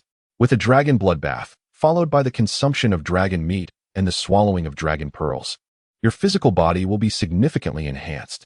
Gazing at the large wooden barrel, Zhou Wen's doppelganger sighed, setting up a protective barrier before beginning to safeguard his true self. At that moment, within the confines of the barrel, Zhou Wen's true body was experiencing a terrifying transformation, the dragon blood cleansing his physique. Coupled with the support of 3 distinct powers within him, he swiftly advanced the Panwu Yenshin Ju to an introductory level. An extraordinary force began to surge from his dantian. This force, robust and pure, coursed through Zhou Wen's veins, imbued with a palpable vitality that nourished his sinews and skin.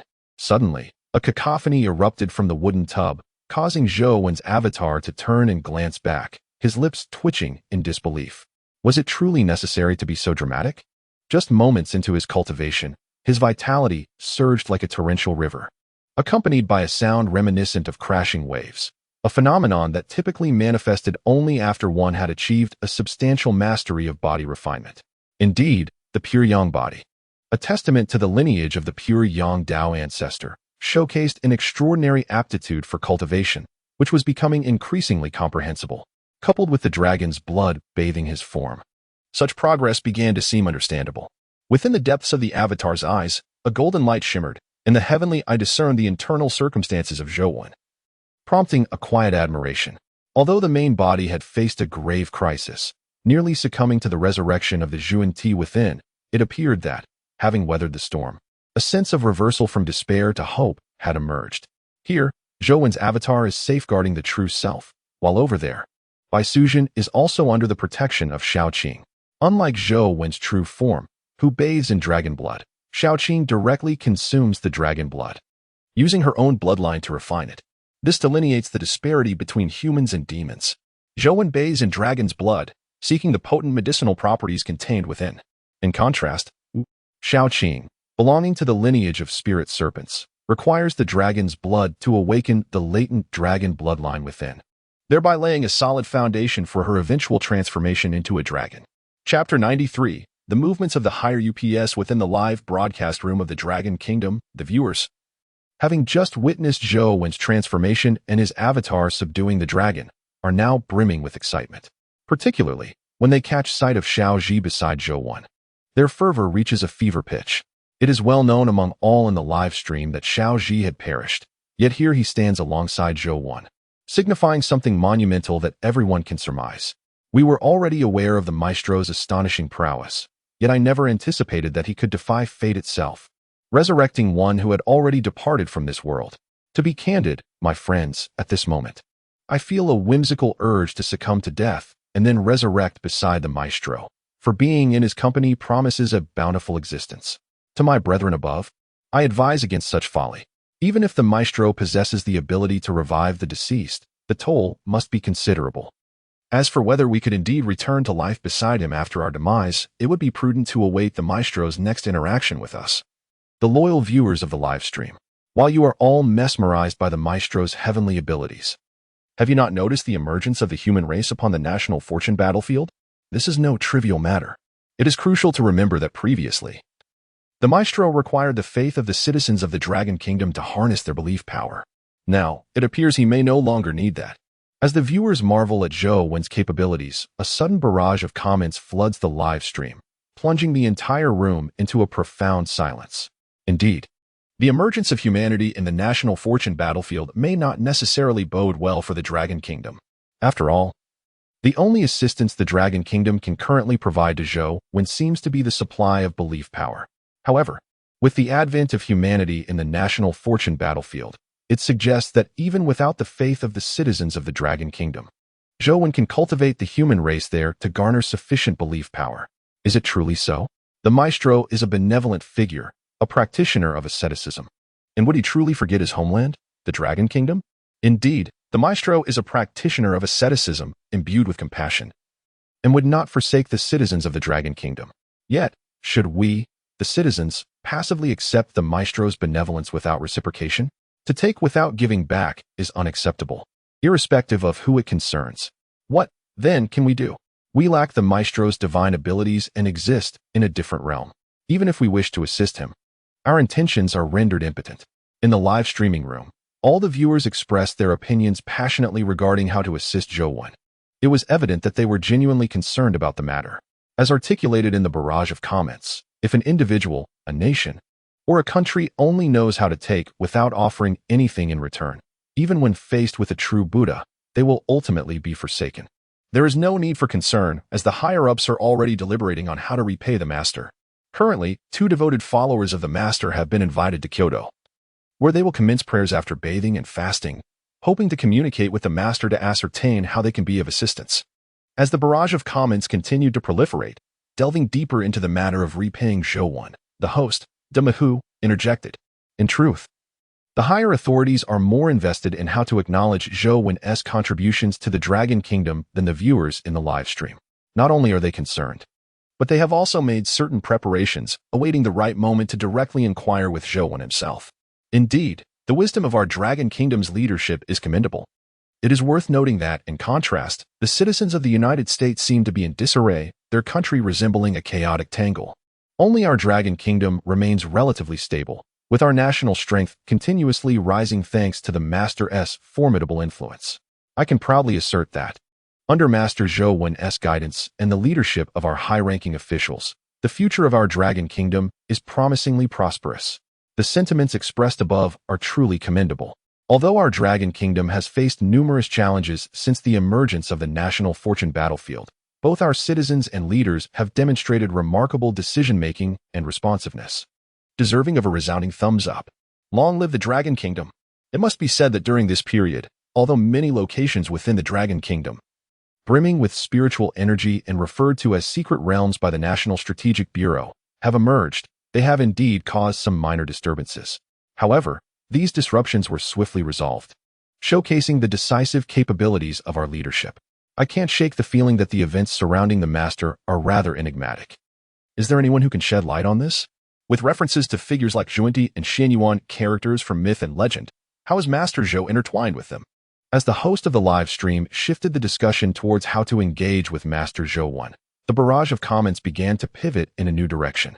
The curious onlookers were quite intrigued by the secrets surrounding Zhou, although they were unaware of the system associated with Zhou. They had witnessed the extraordinary phenomena accompanying the appearances of Zhuanti and Xianyuan in the live stream, which piqued their interest. Zhuanti, one of the 6 saints beneath the Tao ancestor in the mythos of the primordial era, possesses an indestructible cultivation that renders him immortal unless faced with a catastrophic event. However, the current situation seems rather peculiar, as a being of such stature, a saint of the primordial era, is poised to awaken within the body of Master Zhou, indicating that he has indeed perished. Additionally, Emperor Xianyuan, one of the 3 sovereigns of humanity, has intervened to assist Master Zhou against Zhuanti. This suggests that the Saint Zhuanti may, in fact, be positioned in opposition to our human race, which is rather comprehensible. To those above, I understand your concerns. But wasn't Zhuanti once the leader of the Western teachings? Shouldn't he be regarded as Master Zhou's venerable ancestor? How could he possibly turn against Master Zhou? You may be unaware, but amidst the primordial chaos, while other sages may refrain from acting against their descendants, this particular sage, Zhuanti, is unlike the rest. He is truly capable of anything. Observing the barrage of comments flooding the livestream, the great monkey felt a sense of exasperation. Do these online warriors truly comprehend whom they are disparaging?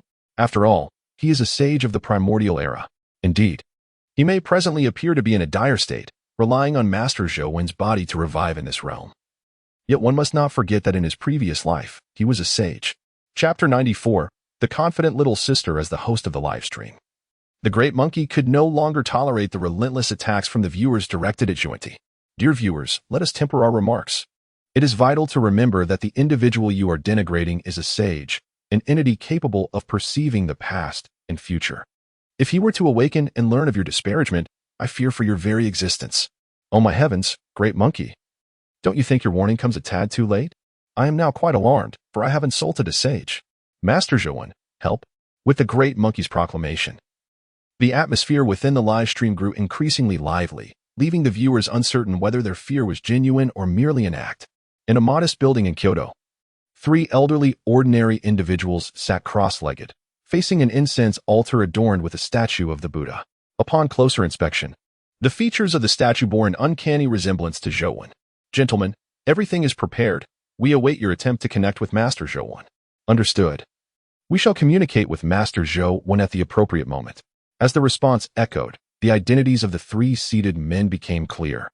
They were devout followers chosen by the higher echelons of the Dragon Nation, deeply faithful to Zhou. Meanwhile, in the national fortune battlefield, Zhou's true self and his avatar remained oblivious to the fact that the leadership of the Dragon Nation, having received news of humanity's emergence in the battlefield, had begun to seek contact with him. Alas, his true self was currently entrenched in a crucial stage of cultivation. He had been in seclusion for an entire day, yet there were no signs of emerging. Could it be that the combination of the martial refinement body technique and the pure Yang Dao body was indeed this effective? At this moment, Zhou's avatar was diligently safeguarding his true self, yet a deep furrow of concern marred his brow. It was essential to note that his true self was entirely immersed in the cultivation process, rendering him oblivious to the external world. This compelled the avatar to remain steadfastly near his true self, fearing that a moment of negligence could yield unforeseen consequences. Just as the avatar was engulfed in anxiety, a sudden, resounding howl pierced the air. A peculiar roar resonated, reminiscent of neither a dragon nor a serpent. Upon hearing this sound, Zhou's doppelganger subtly curled the corner of his mouth and directed his gaze toward the source of the noise. Utilizing his heavenly eye, he beheld Shaoqing, now transformed into a colossal dragon of over 10 zhang, exultantly howling towards the heavens. At this sight, Zhou surmised that Shaoqing had likely awakened the dragon bloodline within, resulting in a significant enhancement of her power. These truly possessed a remarkable ability to ascend swiftly with mere advantages, unlike myself, who, without the aid of a system, would have to painstakingly cultivate to attain strength. As the voice of Zhou's avatar faded, a stir emerged behind him. Suddenly, with a resounding crash, Zhou's true self, who had been immersed in the cultivation of the martial body refinement technique, opened his eyes wide. In an instant, a surge of formidable energy erupted from his being, shattering the wooden tub into splinters. "At last, you have emerged from your seclusion," remarked the avatar, a radiant smile illuminating his face as he beheld the imposing figure of his true self standing tall. "Indeed, I have rejoined the world. The gains from this retreat have been substantial. I have discovered a pathway to gradual enhancement, ensuring that I am not solely reliant on the system," he replied. "Yes. Through the interventions of both the Enlightened One and the Emperor Xinyuan, it has become evident that the system's power is not invincible. Thus, it is imperative to forge one's own strength, for true fortitude must originate from within." In this instance, the true self of Zhou was engaged in conversation with his avatar when, suddenly, a figure dashed towards them with unwavering determination. "Ah, Master, you have emerged from seclusion." The newcomer, who had yet to steady herself, spoke with an urgent tone, undoubtedly revealing her impetuous nature as Bai Sujin. "Yes, I have emerged, but please, Bai girl, refer to me simply as Zhou. The title of master is better suited for my avatar." Zhou, observing the hastily approaching Bai Sujin, responded with a gentle smile, teasing his own avatar in the process. "Huh, my true self, since I am you, what need is there for distinctions in address? Very well. I comprehend the thoughts within your heart. I shall first go to visit my devotees. Should you have anything to convey, do so through our little Bai girl." In response to the teasing from his true self, Zhou's avatar smiled softly, uttered a peculiar remark, and then turned to depart towards the direction of the Dongchuan tribe. "Wait, Brother Zhou, from now on I shall call you Brother Zhou," Bai Sujin exclaimed. "By the way, what did your avatar mean by that earlier statement? Are you planning something new?" Not one to be easily fooled, Bai Sujin began to speculate after hearing the words of Zhou's avatar. "Indeed, little Bai. I shall acquiesce to your call. I intend to traverse this realm of national fortune as a Taoist. As for my avatar, it will remain here to care for the people of the Dongchuan tribe, ensuring they possess some means of self-defense in this arena of national fortune." "Oh, I see. That sounds splendid. I will accompany your true self on this journey, while your avatar can ensure that Xiao Ji remains steadfast here." Upon hearing Bai Sujin's declaration, Zhou looked at her in surprise before replying. "Little Bai, you must understand, my true self's power has been significantly diminished. Traveling alongside me could be perilous for you. Do you not fear? Not at all, Brother Zhou. I am no longer the defenseless, naive girl I once was. I am now a foundational cultivator, and moreover, Xiaoqing has grown stronger thanks to the gifts you bestowed upon her. With both her and me by your side, even with your current diminished strength, there is no need to worry about safety. Zhou gazed silently at the fair maiden before him, a lingering question on his lips. From whence did her confidence arise? A foundational stage cultivator, indeed formidable, were he to compare himself to his past self. He would surmise that even now, a typical foundational stage practitioner would likely find themselves on the receiving end of a punch that would leave them bloodied. As for Xiaoqing, after acquiring the blood of the colossal dragon, her strength had indeed seen a commendable enhancement, yet it remained limited. To claim her strength was remarkable would be an overstatement. She could at most be equated to Xiaojin in prowess, invincible beneath the realm of exotic beasts. Yet whether she could triumph over them would require further testing. Little Bai, I shall depend on you for my safety henceforth. Rest assured, just leave it to me. By the way, Brother Zhou, did you not mention previously that you had prepared a gift for me? Where is it? Chapter 95. Response within the dense forest. Zhou observed the bashful expression of Bai Suzhan, shaking his head in resignation. With a flick of his fingers, a spirit pearl materialized before her. This is a dragon pearl, a crystallization of the essence from the dragon I vanquished. It will greatly benefit your cultivation. I bestow it upon you. Brother Zhou. This is far too precious. I cannot accept it. Upon acquiring the dragon orb, Bai Suzhan initially felt a surge of excitement. However, as Zhou uttered a few words, she immediately began to shake her head. Brother Zhou, this artifact would be beneficial for your cultivation as well. Given your current decline in strength, it would be more prudent for you to keep it. I cannot hinder your recovery. Not at all. You should take it. Although this dragon orb is indeed precious, I possess items of even greater value, Zhou replied. Since you wish to accompany me on this journey through the realm of national fortunes and battles, it is imperative that you do not neglect the enhancement of your own strength. My power has significantly waned, and should we encounter danger in the future, I may not be able to protect you. Seeing Bai Suzhan's reluctance to accept the dragon orb he offered, Zhou merely extended his hand once more, showing no intention of reclaiming it. This dragon orb, undeniably rare and invaluable, was a treasure that Zhou cherished. Yet, no treasure could rival the comfort of having a trustworthy companion by his side. Having relinquished all the Buddhist power he had amassed while playing the role of Fahai, and embarking anew as the patriarch of Pure Yang, he could no longer afford to remain stagnant. The journey was essential, and with his current diminished strength, he was only at the beginning of this transformation. A period of weakness was inevitable. Moreover, this phase of decline would not be easily surmounted in the near future. Thus, the question of whether the dragon orb should remain in his possession became less significant. It would be far more beneficial to bestow it upon this young lady. After all, she possessed innate wisdom and, in her previous life, bore the form of a serpent. Theoretically, this dragon orb would serve her best, which was the fundamental reason Zhou was willing to part with it. Brother Zhou, since you insist, I shall not be impolite. I promise to repay your kindness in the future. Bai Suzhan conceded upon witnessing Zhou's determination. The allure of the dragon orb was simply too compelling for her to dismiss, although she hesitated to accept such a generous gift from Zhou. An instinct within her compelled her to seize the dragon orb. Splendid. I shall await your repayment, Zhou replied. Now, take this dragon orb and refine it. I believe that with it, your strength will experience a remarkable leap in a short time. Zhou felt no reluctance whatsoever in bestowing the dragon pearl in his possession to Bai Suzhan. This epitomizes his principles. After all, in the realm of national destiny, she was the only one he could truly call a friend. Upon hearing Zhou's words, Bai Suzhan reached out to accept the dragon pearl, and without hesitation, she sat cross-legged before him.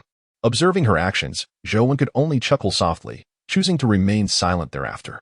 However, shortly after Bai Suzhan settled into her meditative posture, Zhou's expression shifted slightly, and he too assumed a cross-legged position. As he did so, a chorus of prayers began to resonate within his mind. The voices of fervent prayers resound from the very surface of the earth. The lofty ambitions of the Dragon Kingdom's elite have undoubtedly been fulfilled. Those three devout followers of Zhou have truly managed to connect with him across dimensions. Your Excellency Zhou, please heed the heartfelt supplications of your most devoted acolytes. I hold the deepest reverence and awe for you, and I humbly beseech you to respond to my insignificance. Your Excellency Zhou, please listen to the voices of your most faithful followers. The leadership of the Dragon Kingdom seeks to engage with you and follow your guidance. We implore you to bestow your divine oracle upon us. Your Excellency Zhou Wen, please lend an ear to the heartfelt entreaties of your most devoted disciple. I yearn for rebirth in your divine realm and wish to assist in guiding the fortunes of the Eastern Chuan tribe. I earnestly hope, Your Excellency, that you will grant us your wisdom. The chorus of prayers reaches Zhou Wen's ears, and he comprehends the desires of these three faithful followers, as well as the profound depth of their devotion. The three individuals capable of directly contacting Zhou Wen are, of course, not mere superficial believers. They are, in fact, genuine devotees, and one among them, destined to be reborn in his divine realm, is nothing short of a fanatic. This is precisely what enables them to establish a connection with Zhou Wen. After all, Zhou Wen has already classified his followers into various tiers based on their faith. Within this classification, only those who ascend to the level of true believers possess a certain probability of transcending dimensions to reach him. It is not that Zhou Wen elevates himself and wishes to disregard each of his followers' petitions. Rather, the sheer number of individuals who profess faith in him has become overwhelming. Even if he yearned to respond to every prayer, he finds himself unable to fulfill such a task. Consequently, he resorts to this compromise, delineating levels among his followers. Only upon reaching a designated tier may they proactively contact Zhou Wen. I have received your prayers and am aware of your requests. Regarding the affairs of the Dragon Kingdom, I have long been absent from the terrestrial realm and am unfamiliar with the current situation, hence I refrain from elaborating. The sole assurance I can provide is that as long as I exist in the Dragon Kingdom, there is no cause for fear. Should any nation on the terrestrial realm dare to challenge my Dragon Kingdom and its 5 representatives, simply inform me, and I shall traverse great distances to vanquish their chosen one upon this battlefield. The words I have spoken may be relayed directly to all on the terrestrial realm. Let them know that I am not jesting. In the presence of his followers, Zhou Wen exhibited an unmistakable dominance, a demeanor that left no room for concealment, deeply etched in the hearts of the three devotees. Furthermore, those wishing to be reborn within my divine realm must first complete the tasks I assign. The singular task bestowed upon you is to cultivate a greater number of followers for me. Additionally, I shall share certain details regarding the followers with you, allowing you to discern the tier of the followers you develop for me. Chapter 96. The fanatic. A cascade of thoughts resonated within the minds of the three devout individuals engaged in fervent prayer, causing their expressions to shift dramatically. It is essential to acknowledge that although the three individuals pledged to the higher echelons of the Dragon Kingdom to actively seek contact with their revered Zhou Wen, a sense of uncertainty lingered within their hearts. After all, it was highly probable that Zhou Wen was no longer on the terrestrial plane. Could their faith alone enable them to bridge the dimensional divide and establish communication? However, the unfolding events compelled them to believe that such a connection was indeed possible. Otherwise, they would have no means to elucidate the sudden influx of information that had manifested within their minds. Did you receive it as well? In a tastefully adorned wooden cabin, the three individuals, seated in a meditative posture, opened their eyes in unison. One of them spoke. Indeed, we felt the response from His Majesty Zhou Wen. Suli, I never anticipated that you would be such a fervent devotee of His Majesty. Henceforth, I shall honor you and serve under your guidance, tirelessly working to expand His Majesty's following. As the first voice resonated, a second swiftly followed. The speaker was one of the earlier devout worshippers of Zhou Wen, now gazing with reverence at an elder seated beside him, whose hair bore the first signs of silver. Ah, Zhao Zhizuan, we are all followers of His Majesty. We need only to dedicate ourselves to spreading His teachings, without the need for titles of superiority. Suli, do not be modest. As the saying goes, without rules, there can be no order. As devotees of His Majesty, if we are to propagate His glory, we must establish our own principles. As another elder besides Suli interjected, the latter, who had intended to respond, fell silent, letting out a sigh. Since both of you insist, I shall humbly accept the position of leader, all in service of His Majesty's radiance. Suli clasped his hands in reverence before his chest, speaking solemnly. Long live Leader Suli! Long live Leader Suli! Witnessing his two companions bowing in respect, even Su Li, with his current disposition, felt a surge of unfamiliar emotions. It was a momentous occasion. He had been formally recognized by Zhou Wen as the leader among all followers on the terrestrial plane. Such was the depth of his faith in Zhou Wen, bordering on fanaticism, which represented the zenith of mortal devotion. It is worth noting that the level of faith characteristic of a fanatic is often seen as the limit for an ordinary individual. Furthermore, to ascend to the rank of an apostle-level devotee, one must not only possess an exceptionally devout belief but also receive a certain degree of affirmation from the deity they venerate, which cultivates them into an apostle-level follower. The apostolic-level believer, to put it plainly, is the chosen emissary of the divine upon this earthly realm. To aspire to be such an emissary, one must inherently possess an unwavering faith. In this moment, Su Li, with the potential blessings and reciprocation from Zhou Wen, may indeed ascend to the status of an apostolic believer. This is precisely the reason why the two believers by his side hold him in such esteem. Now, my dear companions, please rise swiftly. Let us not squander time on trifling formalities. Since you are already aware of His Majesty's previous response, you should understand how we ought to communicate with the higher authorities. Zhao Zhizuan, I entrust this matter to you for your report to the upper echelons. Remember, do not conceal or alter any information in your reply to them. His Majesty is always watching us. Having assisted the two individuals before him to their feet, Su Li wasted no time and directly issued his command. Upon hearing his directive, Zhao Zhizuan readily complied and promptly turned to depart. As Zhao Zhizuan's figure faded from view, Su Li exchanged a glance with the other individual beside him, then settled back into a meditative posture, beginning a devout prayer. As for the ensuing actions and responses from Longwood upon receiving their feedback, that was no longer within their purview. Their sole focus now was on how to cultivate more followers for Zhou Wen. Ba, my revered self, congratulations. It seems you shall soon reap a bountiful harvest of believers on this terrestrial sphere. Just as Zhou Wen concluded his discourse with his three followers and opened his eyes, he was met with the congratulatory words of his avatar, prompting a serene smile from him. What is there to celebrate? No matter how many followers one may gather, the power of faith resides solely within you. Your strength, however, is currently constrained, and until I surpass you, your abilities shall remain stagnant. In contrast to the joy radiating from his avatar, Zhou Wen's true self exhibited a calm demeanor. This time, in response to his followers, the act of encouraging them to cultivate more adherence on earth was merely a casual endeavor, devoid of any profound significance. As he stated, he has transferred all his powers onto his avatar, granting it nearly the same strength as his true self at the height of its prowess. However, this also rendered any progress for the other party exceedingly difficult until they surpass his capabilities. The host, unperturbed, must acknowledge the importance of foundational strength.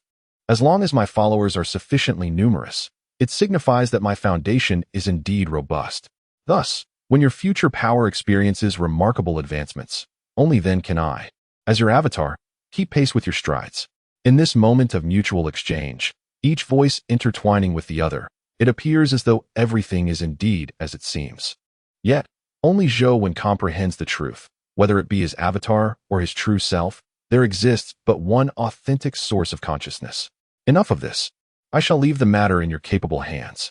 Whether it pertains to the tribespeople of the Dongchuan clan or the exploration of the surrounding area, these are not trivial matters, and I trust your performance will not disappoint me.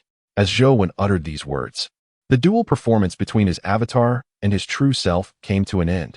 The avatar ceased its speech, simply nodding gravely, seemingly silent, yet conveying much. Just then, as the exchange between the true self and the avatar concluded, a sudden dragon's roar reverberated through the air. This is the true roar of a dragon, not the bizarre cries that resembled neither snake nor dragon that came before. The moment Zhou Wen heard this dragon's roar, his gaze instinctively turned towards the petite figure of the young girl beside him. At that moment, she underwent a series of exceedingly peculiar transformations that caused Zhou Wen to narrow his eyes in astonishment. Chapter 97. Transformation into a Dragon. From Zhou Wen's perspective, two fleshy protrusions visibly emerged above Bai Sujin's forehead, rapidly splitting apart as if they were transforming into a pair of dragon horns. This is not the end. Meanwhile, a translucent dragon scale quietly emerged at the center of Bai Sujin's brow. At the moment this scale appeared, an overwhelming force erupted, voraciously beginning to consume all the spiritual energy surrounding her, as if something was being nurtured. Transforming into a dragon, Zhou Wen observed the unfolding spectacle, and an inconceivable thought surfaced in his mind. Indeed, at this moment, Bai Sujin was astonishingly undergoing a transformation into a dragon, a phenomenon unprecedented in history. After all, The human race has never possessed even a trace of dragon blood. The so-called heirs of dragons are largely a matter of spiritual legacy. Yet now, Baisujin was effortlessly transforming into a true dragon due to a dragon pearl, leaving Zhou when somewhat speechless. This was not entirely unexplainable. If Baisujin truly was the reincarnation of that white serpent, then based on her previous life's cultivation experience, it was not unreasonable for her to directly embody a true dragon through a dragon pearl. However, her current transformation into a true dragon, one cannot discern whether it is a blessing or a curse. Observing the purity of her bloodline, it appeared even more refined and potent than that of the colossal dragon previously subdued by her avatar, which could be a rare elixir for certain ferocious beasts. Compounding the dilemma, Baisujin's current strength was still quite feeble. In fact, strictly speaking, she was even inferior to a juvenile true dragon, complicating her predicament further. Thoughts flickered through Zhou Wen's mind, filled with complexity. Earlier, he genuinely intended to take this young lady out for a stroll, but given the current circumstances, it was evident that taking her out would only bring harm. Perhaps it would be best to wait until she emerged from her seclusion to determine the course of action. The transformation into a dragon is not something that can be accomplished overnight. With a silent decision made, Zhou Wen ceased his ruminations and turned his focus to studying her Panwu body refinement technique. As for the introductory chapter of this technique, he had now completely cultivated it to a consummate level, allowing him to initially grasp the power of the dragon elephant. With a mere tremor of his arms, he could contend with ferocious beasts. In terms of strength, although it paled in comparison to his peak, he was no longer an utterly defenseless cub. However, reaching this point had exhausted all the foundational resources accumulated from his previous life. To swiftly enhance his progress in the Panwu body refinement technique, he would need to invest vast amounts of resources. Of course, in strict terms, the consumption of resources for this technique is not substantial, particularly when cultivation speed is deliberately slowed. However, if one desires to rapidly advance their training, an abundance of resources is indispensable. Fortunately, I still possess a considerable amount of dragon flesh, alleviating any immediate concerns about resource scarcity. However, this is merely a temporary situation. Since I am determined to rely on my own strength to steadily and gradually enhance my cultivation, I must confront the challenges that lie ahead. Therefore, I now recognize that I must not only cultivate my own vitality, but also develop certain mystical arts or spells. Having clarified the path I ought to take in my cultivation, I shall not linger any longer and will begin to explore the specific spells documented within the Panwu body refinement technique. The technique that immediately captured my attention is a martial art known as the Panwu Divine Fist. The essence of this technique lies in unifying the primordial forces of vitality throughout the body, condensing it within the dantian, thereby forming a blood orb. Once the orb detonates, an inexhaustible surge of vitality is unleashed, resulting in a strike that surpasses one's inherent limits, a truly formidable mystical art. Of course, such a potent technique, while immensely powerful, does come with its limitations. Each blood orb can only explode once. To achieve another detonation, one must invest a considerable amount of time to gather the primordial vitality anew. Additionally, the number of blood orbs that can be coalesced within the body is severely restricted, as this process draws directly from one's own vitality. A moment of carelessness could result in harming one's own essence, which would be a grave miscalculation. Thus, I shall regard the Panwu Divine Fist as my current trump card, ready for direct cultivation. Nevertheless, in addition to this pivotal technique, I must also prepare some conventional methods. Quietly contemplating this in my heart, I soon discovered another mystical art that I required within the Panwu body refinement technique, the Panwu Heavenly Opening technique. This technique is an introductory mystical art within the Panwu body refinement technique, serving as a fundamental practice. It encompasses the entire cultivation path of the Panwu body refinement technique and can unleash greater power as one's cultivation progresses, making it exceedingly well-suited for my current endeavors. Having selected the mystical arts that I need to focus on for this session of cultivation, I wasted no further time and commenced my practice. I decided to first cultivate the Panwu Divine Fist, a technique that presents no difficulty in its practice, relying solely on the long-term accumulation of my primordial vitality. However, for me at this moment, such complications are unnecessary. After all, I possess a considerable amount of dragon flesh. With their presence, I can rapidly condense blood orbs within my body without concern for the costs. As for the slight depletion of vitality, it can easily be compensated by the dragon flesh. Thus, with unrestrained fervor, I unleashed my full potential, managing to coalesce a blood orb within just one day and night. In that very instant, as the blood orb formed within me, a muffled groan escaped my lips. This time, he gathered the blood droplets at an alarming speed, inadvertently injuring his own essence. However, it was not a grave matter. He promptly ceased all actions and began to roast the meat of the colossal dragon. In an instant, the fragrant aroma of the meat wafted through the air, quickly attracting the attention of the little golden creature and the fierce entity. Not wishing to waste this opportunity, Zhou produced a substantial piece of dragon meat and commenced the roasting process. As the enticing scent of the meat permeated the surroundings once more, he and the two beasts began to indulge heartily. With the consumption of the dragon meat, a surge of invigorating energy coursed through Zhou body. He silently closed his eyes, beginning to refine this newfound power to replenish his depleting life force. Chapter 98. Departure time flowed gently, and before long, 3 days had passed. During this period, Zhou had successfully condensed a total of 4 droplets of blood, signifying that he could now employ the Panwu Divine Fist technique 4 times. With 4 droplets in his possession, he deemed it sufficient for the moment and prepared to commence his training in the Panwu Kaitian technique. Sensing the abundant life force within the 4 droplets nestled in his dantian, Zhou exhaled a deep breath and spoke softly. He then closed his eyes once more.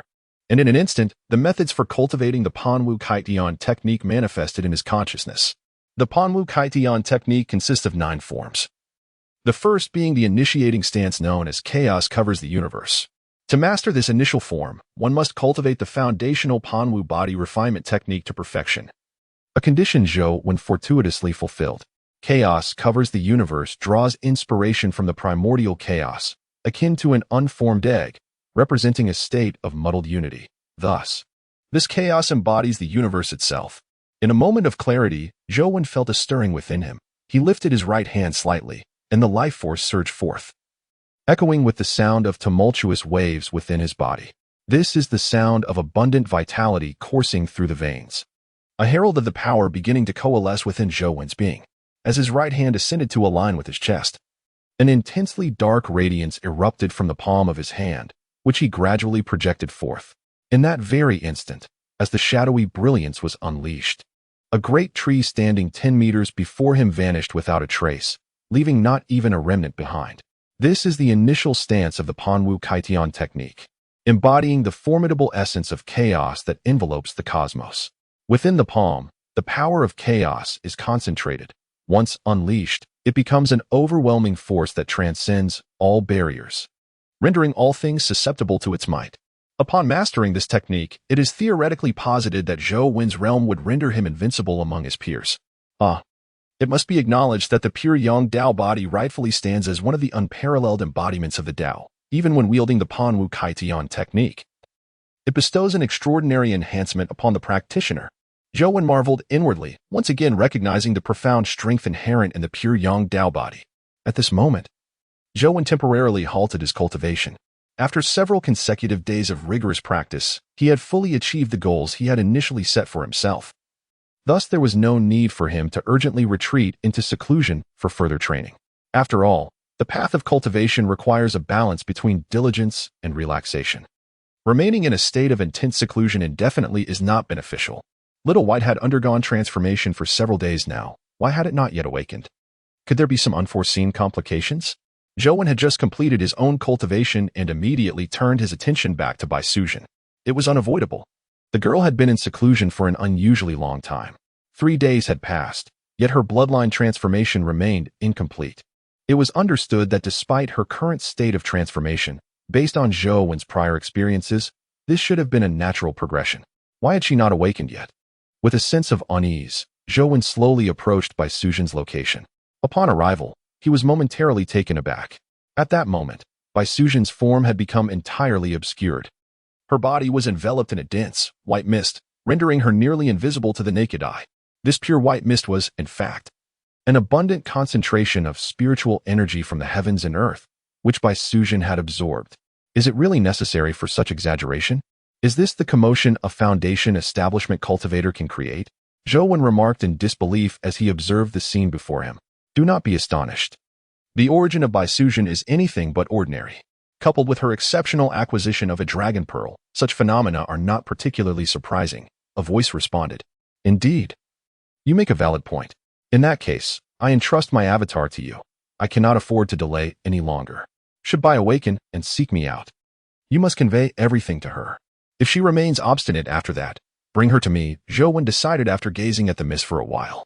He could no longer afford to procrastinate, assuming the role of the pure Yang Dao ancestor was of utmost urgency. For reasons unknown, despite his continuous cultivation during this period, Zhou Wen felt an overwhelming sense of urgency within his spirit, compelling him to expedite his role as the pure Yang Dao ancestor. Rest assured, my lord. We are one and the same. I will handle matters. If Bai insists on seeking you, I will certainly escort her, his avatar assured him. Upon hearing this, Zhou Wen no longer hesitated. With a casual wave of his hand, the creature Huaxiang appeared by his side. He leaped onto its back and softly commanded, Huaxiang, let us depart. Indeed, this time Zhou Wen chose to ride Huaxiang instead of Xiao Jin. After all, his journey was for exploration, not haste, rendering Xiao Jin's swift abilities unnecessary. As the command of Zhou Wen reverberated, the figure of Huaxiang lowered itself, swaying as it ventured into the distance. Meanwhile, Zhou Wen's avatar stood resolutely in place, his eyes reflecting a deep contemplation. Ah, my true self.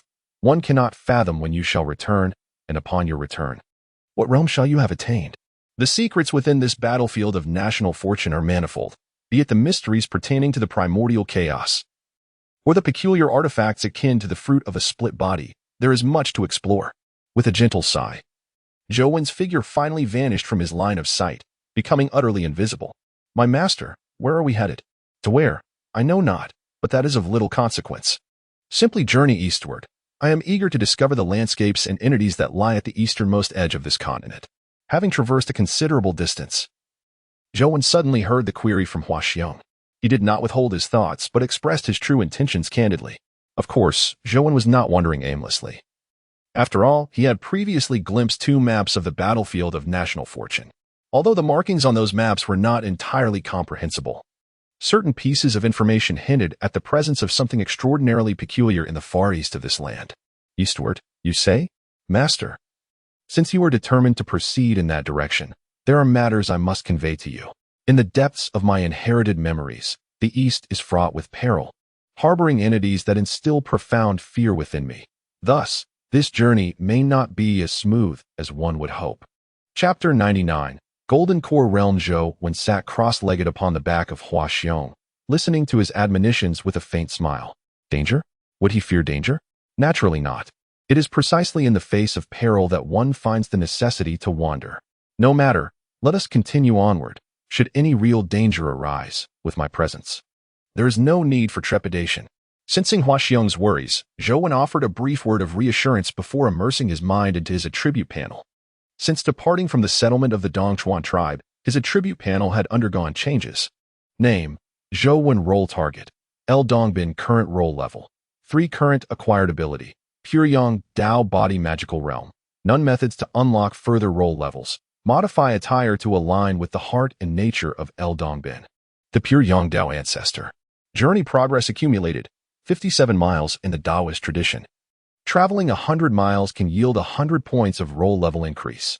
System notification: upon reaching a role level of 5, the host will inherit a portion of the magical powers of the pure Yang Dao ancestor.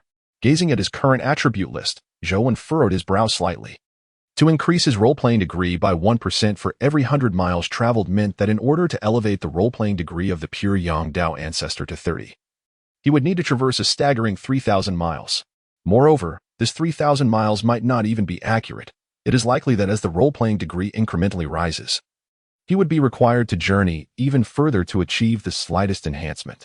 Never mind, he resolved to take it one step at a time, aiming to elevate his role-playing degree to 5 first, and then he would see just how much of the pure Yang Dao ancestor's magical legacy he could acquire. With this thought silently echoing in his mind, Zhou Wen continued his journey eastward alongside Huaxiang. The journey lasted a full 2 days, during which Zhou Wen and the beast, Huaxiang, experienced a remarkable tranquility, devoid of any unexpected events, leaving both of them rather astonished. It is essential to remember that in this battleground of national fortune, one would typically encounter a plethora of ferocious beasts. Yet, in their current locale, Seeking a single ferocious creature proved to be quite a vexing endeavor. Indeed, Zhou was in pursuit of a ferocious beast, having attained a modest level of physical refinement. He felt confident that ordinary ferocious beasts would pose no challenge to him. Thus he sought an opportunity to hone his skills. Huaxiong, have you intentionally guided me along a safe route? Why is it that we have yet to encounter even a trace of ferocious beasts along the way? Master, ferocious beasts possess a sense of territoriality. Previously, this area was already inhabited by 2 extraordinary beasts, along with 7 formidable ferocious creatures coexisting.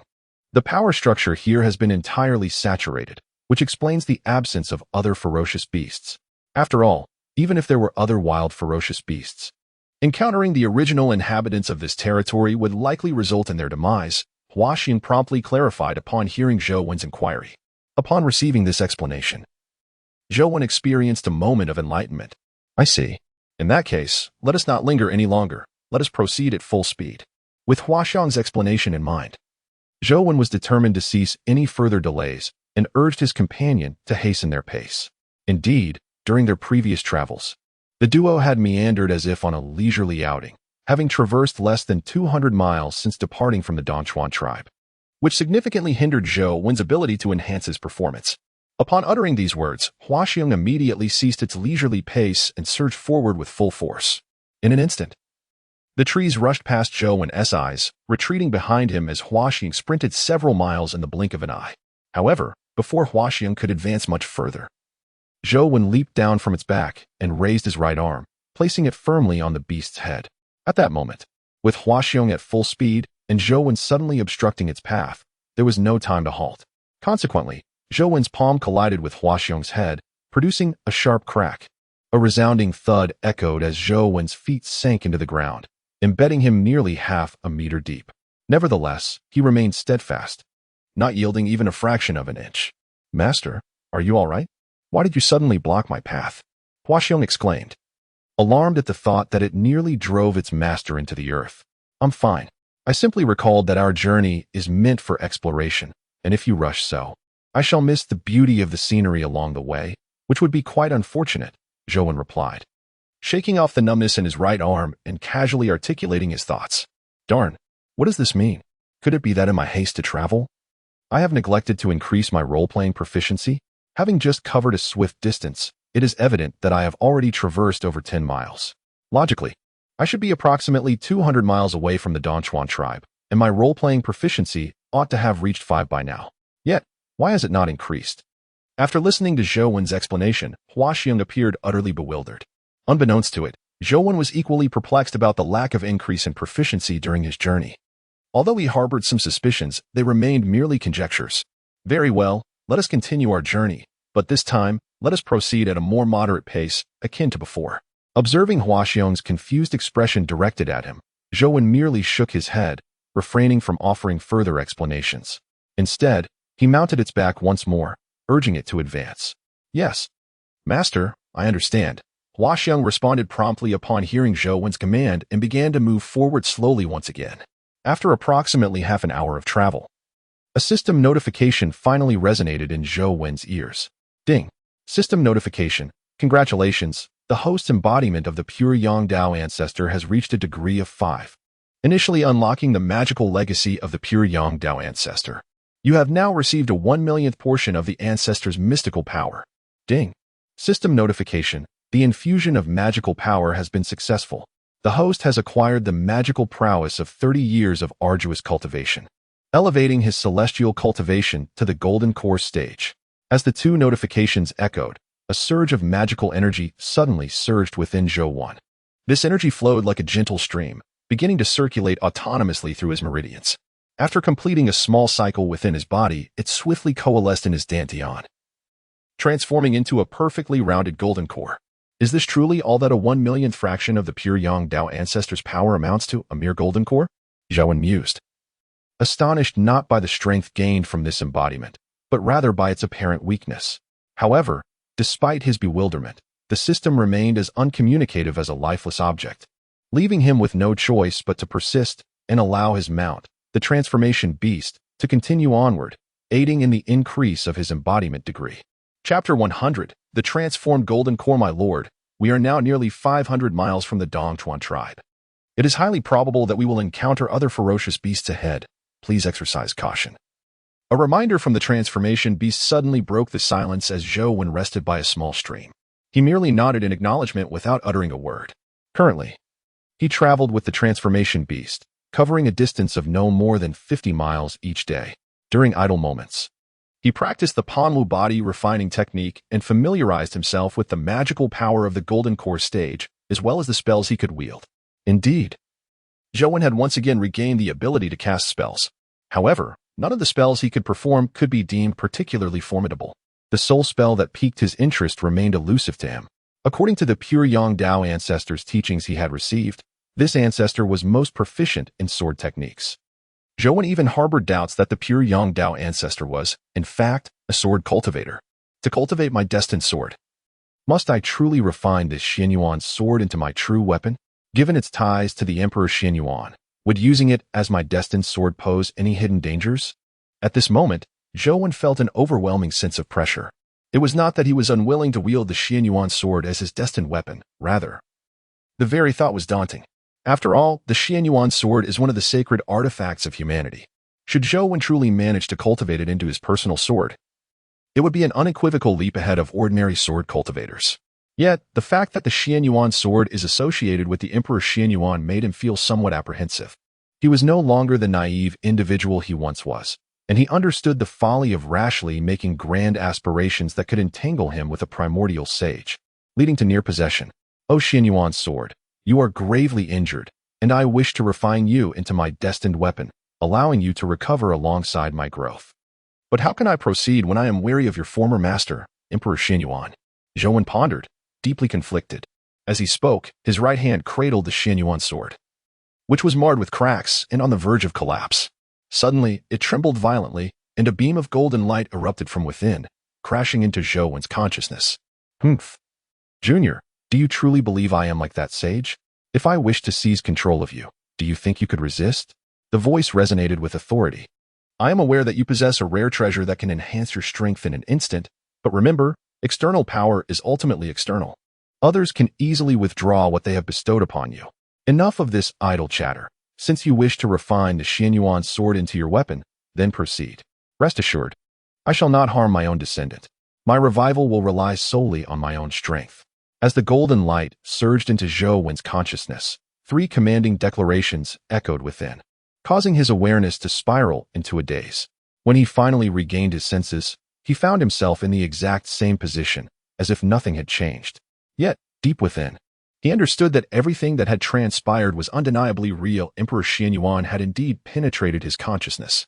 This revelation made Zhou Wen acutely aware of his own frailty in the presence of the ancient predecessors from the primordial era. Even with the support of the system he currently possessed, when confronted by these long-established entities, he found himself relegated to a position of passive endurance against their relentless assaults. Upon regaining his composure, Zhou Wen exhaled deeply, releasing a sigh of resignation.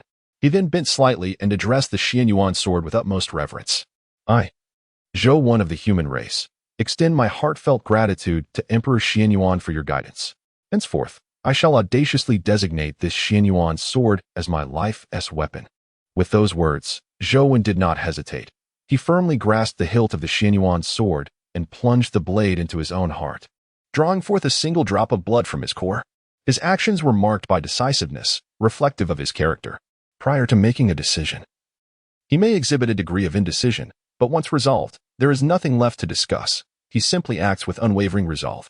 As the drop of his lifeblood fell upon the blade of the Xianyuan sword, Zhou Wen began to weave his sword technique, channeling streams of magical energy from his dantian into the sword's body. The path of the sword cultivator is centered on the personal refinement of the sword. One's mastery is largely embodied in the weapon they wield. Thus, upon becoming a sword cultivator, the practitioner's techniques may appear singular in nature. However, this is of little consequence, for the pursuit of the sword cultivator is remarkably straightforward, devoid of superfluities. What they seek is an ultimate essence, the ability to shatter myriad laws with a single stroke, regardless of the countless techniques and arts one may possess. With a single sword, I shall dismantle your myriad laws. This embodies the pursuit of the sword cultivator, and it is also the aspiration of Zhou Wen in the days to come. as Zhou Wen's mana surged into the Xianyuan sword. An overwhelming force of attraction erupted from the blade. In the blink of an eye, it drained every drop of mana from Zhou Wen's body, leaving him with a sensation of dizziness in his mind. Fortunately, once the Xianyuan sword had completely absorbed the mana, it soon returned a trace of exquisitely pure energy, replenishing the golden core within Zhou Wen's dantian, stabilizing it just enough to prevent it from toppling over. Alas, the Xianyuan sword is so ravenous. Yet my current mana is far too feeble to satisfy its hunger. Feeling the pure mana emanating from the sword, Zhou Wen felt a twinge of helplessness. However, in the next moment, he found himself unable to divert his attention any longer. It turned out that the pure mana surging into his golden core was, in fact, a sword chi which began to alter the very essence of his golden core. Indeed, it was transforming the golden core he had only recently condensed. It is worth noting that although Zhou Wen's golden core was small, its roundness and harmonious Tao rhythm were extraordinary. Yet now, this rhythm was being ruthlessly shattered by the sword chi, and the shape of the golden core was gradually morphing into that of a sword. What in the world is happening? My golden core is changing shape. Good heavens, this transformation of my golden core won't hinder my future cultivation, will it? Zhou Wen attempted to suppress the reshaping of his golden core with all his might, but his efforts were in vain. Even as he summoned all his focus, he could not alter the reality of its transformation. Chapter 101. Opening the acupoints. Zhou Wen's consciousness delved into his dantian, and the changes unfolding before him nearly drove him mad. His golden core had transformed into a sword shape. This was utterly exhilarating. Just as his mind was in turmoil, a notification suddenly sounded in his ear. Ding. System notification. Due to the anomaly of the golden core, the similarity to the pure Yang Dao ancestor has increased, and the role-playing degree has risen by 5. Ding. As the role-playing degree of the host has reached 13, the inheritance of the pure Yang Dao ancestor's mana is triggered once more, granting the host 1/millionth of the pure Yang Dao ancestor's mana infusion. The host's cultivation level has now reached the Yuaning stage. With the sound of these two system notifications, Zhou Wen's eyes flew open, filled with astonishment. The transformation of his golden core had inexplicably increased his role-playing degree. This meant that the pure Yang Dao ancestor he was embodying was also a being of a transformed golden core. Moreover, it was highly probable that his transformation was akin to Zhou Wen's, into a sword shape. There was no escaping it. After all, the pure Yang Dao ancestor was indeed a sword cultivator as well. As the golden core within him ascended to the state of Yuaning in an instant, the magical energy disrupted by the sword aura of the Xianyuan sword was restored once more. Despite the overwhelming nature of the sword energy that the Xianyuan sword bestowed upon Zhou Wen, it was ultimately akin to a rootless weed, insufficient when compared to the Yuaning cultivation he now possessed.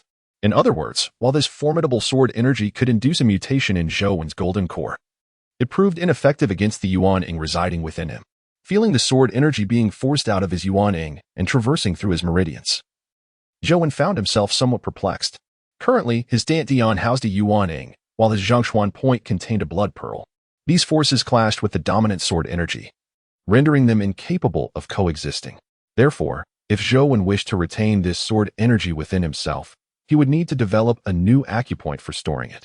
The Sea of Consciousness could not serve this purpose, as such sword energy, imbued with the essence of slaughter, would inevitably erode his own spiritual power if harbored there. Thus, the only solution was to employ the method of opening acupoints to create a new cavity within himself for the accommodation of this sword energy. As Zhou Wen's thoughts swirled, his focus shifted back to the cultivation method of the Panwu body refining technique. This technique encompasses the method of opening acupoints in the physical body.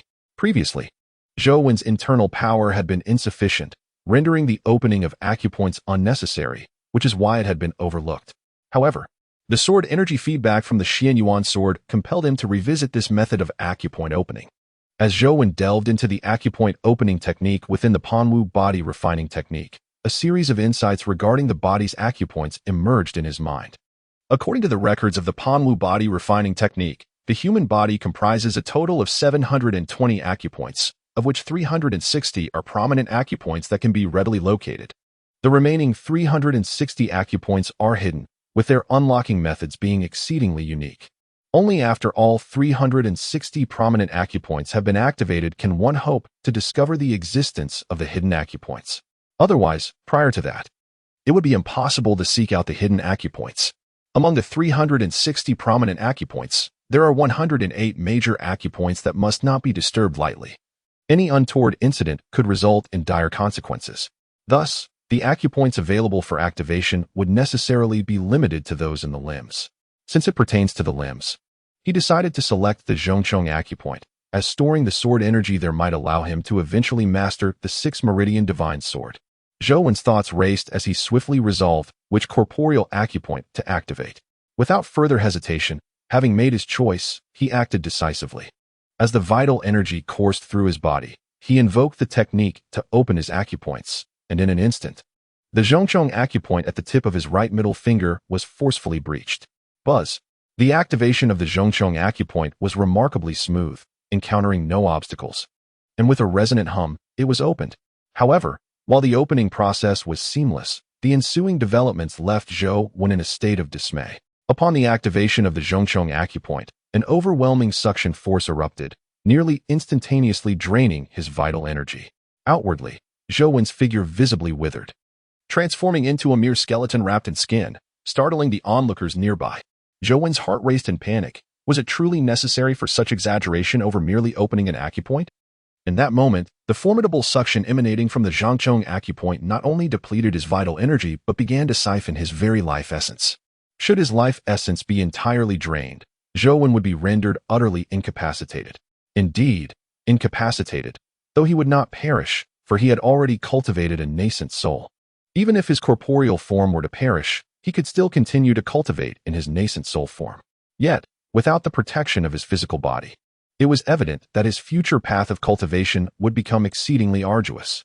Thus, unless absolutely necessary, he would never relinquish his corporeal form. Consequently, Zhou Wen acted without hesitation, explosively releasing the blood orbs condensed within his Danzhong acupoint, transforming them into a torrent of vital energy directed toward the Zhongcheng acupoint. With the Zhongcheng acupoint now opened, there was no possibility of closure. Therefore, the only strategy Zhou Wen could conceive was this desperate measure: to utilize the vital energy within him to fervently fill the Zhongcheng acupoint, ensuring it would be satiated. Although he was uncertain how much vital energy the Zhongcheng acupoint required to be fully replenished, he had no alternative but to engage in this fierce struggle. Just as the blood orbs in his Danzhong acupoint erupted entirely, the Zhongcheng acupoint, which had already begun to siphon his life essence, seemed to momentarily shift focus, voraciously engulfing the blood orbs laden with abundant vital energy. As the initiator of this acupoint activation, Zhou Wen could only watch helplessly as events unfolded within him. Witnessing the vitality emanating from the blood orbs wane increasingly, his heart sinking deeper into despair.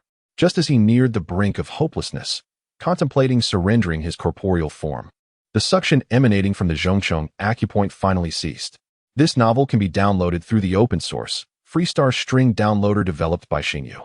If you acquire the novel file through alternative means and the merchant has not provided the software source code or open-source link, please seek an immediate refund and report the merchant. Author's email, xingyuoutlook.com, Author's QQ, 201-759-3710. Official QQ Group, 149050832. Official TG Group, https t.me/fqtool. Chapter 102. The essence of innate being. Zhou Wen slowly opened his eyes, exhaling a long, murky breath, unable to suppress a low curse. Damn it, that was perilously close. I nearly suffocated myself. If this gets out, I'd be the laughingstock. With a quiet grumble, Zhou Wen did not hesitate and promptly took out a small tower. This small tower comprises 7 layers, a striking artifact that he had previously acquired when his avatar subdued the colossal dragon. This treasured possession had long since been entrusted to him by his avatar, and he had merely refined it slightly, allowing him to wield a fraction of its formidable power. However, to call it refinement would be a misnomer. It was more akin to embellishing his own image. Faced with this esteemed treasure, he harbored intentions of refining it, yet found himself utterly powerless to do so.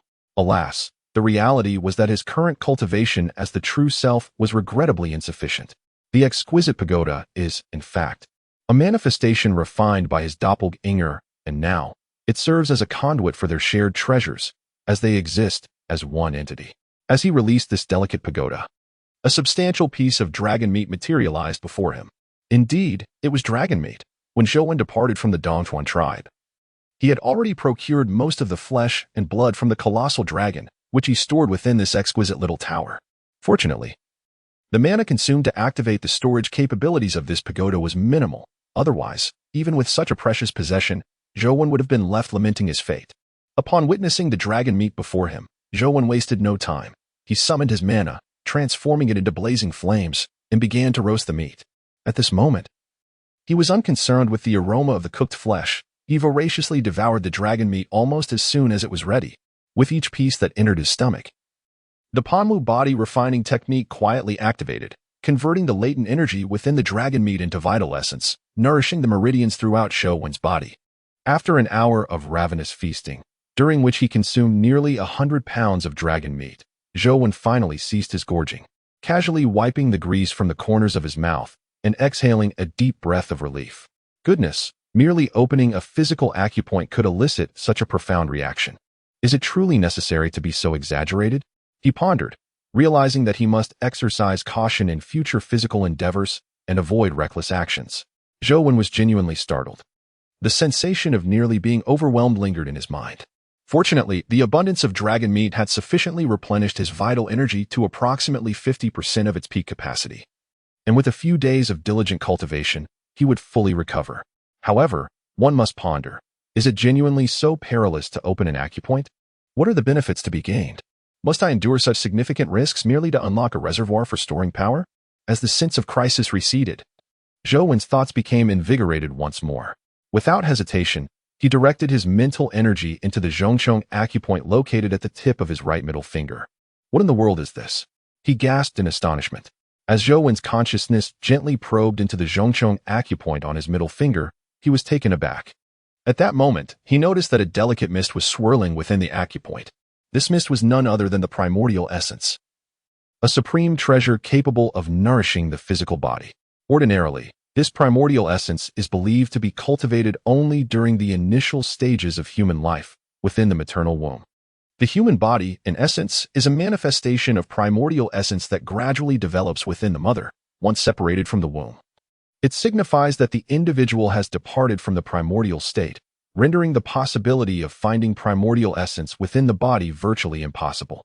Yet now, the abundant primordial essence within Zhou Wen's Zhongchong acupoint seemed to reveal a startling truth, that perhaps all 720 hidden and manifest acupoints within the human body are similarly imbued with this primordial essence. Alternatively, it could be suggested that the reason Zhou Wen's vital energy had previously been absorbed was due to this Zhongchong acupoint reversing it all into primordial essence. If this were indeed the case, he would have struck a monumental fortune. After all, he lacked not a shred of vital energy. However, the primordial essence is what could amplify the very foundation of his life force, and the disparity between the two is akin to the difference between heaven and earth. This was truly a remarkable windfall. Such an abundance of primordial essence could elevate the core of my life force beyond measure, ensuring that my physical cultivation would be even smoother than before, potentially yielding extraordinary results. Moreover, if the ability of the Zhongchong acupoint to reverse vital energy into primordial essence could be sustained, it would lead to unparalleled prosperity. Zhou Wen was genuinely ecstatic. He began to guide the primordial essence from the Zhongchong acupoint into his body with focused intent. As this essence flowed into him, he felt a tingling sensation coursing through his entire being, accompanied by a series of popping sounds emanating from his muscles and bones. The Panwu body refinement technique enhances one's vital energy and foundation, while the body opening technique unseals the hidden acupoints, transforming vital energy into primordial essence to fortify one's fundamental roots. This was an extraordinarily powerful and almost miraculous martial art focused on physical cultivation. The Panwu body refinement technique truly exemplifies the supreme method for body refinement. Feeling the transformative changes within his own body, Zhou Wen profoundly grasped the formidable essence of the Panwu body refinement technique at that moment. As the innate essence within his middle finger surged entirely into his being, he became acutely aware of certain exceedingly subtle alterations. Notably, since the activation of his Zhongchong acupuncture point, it had been autonomously circulating the vital energy within him. Of course, the rate of this circulation was incomparable to its initial pace. Indeed, had Zhou Wen not meticulously investigated, he would scarcely have noticed such a volume of circulation. Yet, This minuscule change caused Zhou Wen's pupils to dilate suddenly. He understood precisely what this signified. His Zhongchong acupuncture point could genuinely, autonomously circulate the vital energy within, transforming it into innate essence. Although the rate of this transformation could not compare to the initial stages, this was of little consequence. For Zhou Wen was not in short supply of time at present. Furthermore, it is essential to recognize that Zhou Wen had merely activated a single Zhongchong acupuncture point. Within his body lay an astonishing 359 visible acupuncture points and 360 hidden ones. If he could activate them, it would certainly be akin to accumulating grains of sand to form a tower. However, this notion merely flitted through Zhou Wen's mind before he promptly dismissed it. While activating acupuncture points was undoubtedly necessary, it was certainly not the opportune moment. Did he not just narrowly escape a life-threatening situation? He would not risk opening any additional points until his vital energy experienced a significant enhancement or he achieved new insights into the Panwu body refinement technique. For the sake of his own survival, he resolutely decided against activating any more acupuncture points. Chapter 103. Unresolved Grievances. Master, are you alright? At this moment, Zhou Wen remained seated, contemplating the profound transformations within his body. Although his vital energy still experienced some deficiencies, the strength of his sinews and bones had undergone a remarkable leap. Previously, he could contend with the formidable foes on equal footing. However, now, if the formidable foe refrained from employing their innate divine abilities, they would surely be overwhelmed by his might. This newfound confidence stemmed from the enhanced strength of his sinews and bones. It is of no concern. It is merely a different understanding of cultivation, resulting in a sudden surge of strength. Noticing the formidable foe's concern for his condition, Zhou Wen's response was succinct. However, in light of his reply, the formidable foe appeared distinctly skeptical. What a jest! What did it mean to have a different insight into cultivation leading to a sudden leap in strength? Did it truly believe that Zhou Wen, who had nearly perished before its very eyes, could be easily deceived? Master, cultivation is not achieved in a day. I hope you can. Before the fierce words could be fully articulated, they were abruptly silenced. After all, who could blame it? Its station forbade a steed from reprimanding its master. Thus, it ceased speaking mid-sentence. Yet, to this, Zhou Wen remained entirely unconcerned, showing no sign of resentment towards its overstepping. For, in truth, the reason behind the beast's concern was rooted in a genuine care for its master's safety. It was of no consequence, though somewhat unexpected. It ultimately proved advantageous. Very well, continue your guardianship. I shall resume my cultivation for a while longer. With a succinct directive to the beast, Zhou Wen immersed himself once more in his practice. It is important to note that his previous endeavor of opening his acupoints was intended to contain the errant sword energy swirling within his meridians. Now, with the Zhongchong acupoint successfully opened, the influx of primordial essence was indeed a tremendous boon. However, he had not lost sight of his original purpose. As Zhou Wen's eyes closed once more, his entire focus coalesced upon that strand of extraordinarily pure sword energy. With his mind concentrated, the previously unrestrained sword energy began to respond to his thoughts, surging directly into the newly opened Zhongchong acupoint. Of course, given that the Zhongchong acupoint had just been opened and was still engaged in the transformation of blood vitality into primordial essence, Zhou Wen endeavored to harness this pure sword energy with his mental strength. Fortunately, this endeavor encountered no unforeseen complications. Zhou Wen could sense that the once wildly exuberant strand of pure sword energy, upon entering the Zhongchong acupoint, had instantly settled into a state of remarkable calm, relinquishing all prior restlessness. This is not the end. Even more astonishingly, after the pure sword energy manifested within the Zhongchong acupoint, Zhou Wen felt that the innate essence feedbacking from it into his physical body had become increasingly rich. What is this? As he sensed the subtle changes within his body, Zhou Wen first furrowed his brow, then suddenly experienced a moment of clarity. So that is it. Although the vitality and blood within me appear abundant and pure, it nonetheless contains certain impurities that are difficult to eliminate. Thus, this affects the Zhongchong acupoint's ability to autonomously convert and absorb the vitality and blood. Now, coincidentally, I have concentrated this extremely pure sword energy of the Xianyuan sword into the Zhongchong acupoint, leading to the purification of the incoming vitality and blood, which will then be transformed into innate essence. In this way, the efficiency of the Zhongchong acupoint's absorption has been subtly enhanced. Gradually, with this newfound understanding, Zhou felt a surge of joy in his heart, and his gaze became immensely fervent. Whether it be the pure sword energy within or the current activation of the acupoint, the impacts on him were nothing short of profound. It could almost be said that everything that transpired today has laid a solid foundation for his path, enabling him to achieve twice the results with half the effort in his future cultivation endeavors. Huaxiong, let us depart. Having quietly organized his internal state, Zhou immediately rose, uttering no more than a few words to Huaxiong. Thus, the pair, a man and a beast, set off once more to embark on a new journey. Meanwhile, within the Dongchuan tribe, Zhou avatar, who had been imparting the knowledge of the Dragon Kingdom's square characters to the tribe's members alongside Xiaoji, suddenly raised an eyebrow, his gaze unconsciously drifting towards the location whereby Suzhen had been in seclusion. Since Zhou true self had bestowed the dragon pearl upon Bai Suzhen, 8 days had passed, and she had remained in a state of cultivation. Today, signs of her imminent emergence from seclusion finally manifested. Indeed, Bai Suzhen was about to break her meditation. At that moment, in the place where she was secluded, wisps of a unique aura began to rise. While the average person would be unable to discern the nature of these special energies, it posed no challenge for Zhou's avatar. This is the essence of the dragon. On that day, when he subdued the colossal dragon, he too had sensed its presence. However, even that formidable dragon, at that time, possessed a mere fraction of the purity of the dragon essence that is now erupting from the secluded abode of Bai Suzhen. This caused Zhou's avatar to furrow his brow involuntarily, as a sense of perplexity welled up within him once more.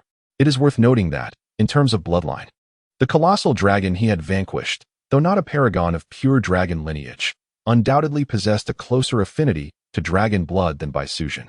Yet, the current comparison of dragon energy between the two left him somewhat astonished. Xiaoji, I shall visit Master Bai. I leave this matter in your capable hands. Upon sensing the changes in the secluded realm of Bai Suzhen, Zhou's avatar did not dare to linger for even a moment. He promptly addressed Xiaoji beside him, saying, Your Highness, you may proceed. I shall remain here.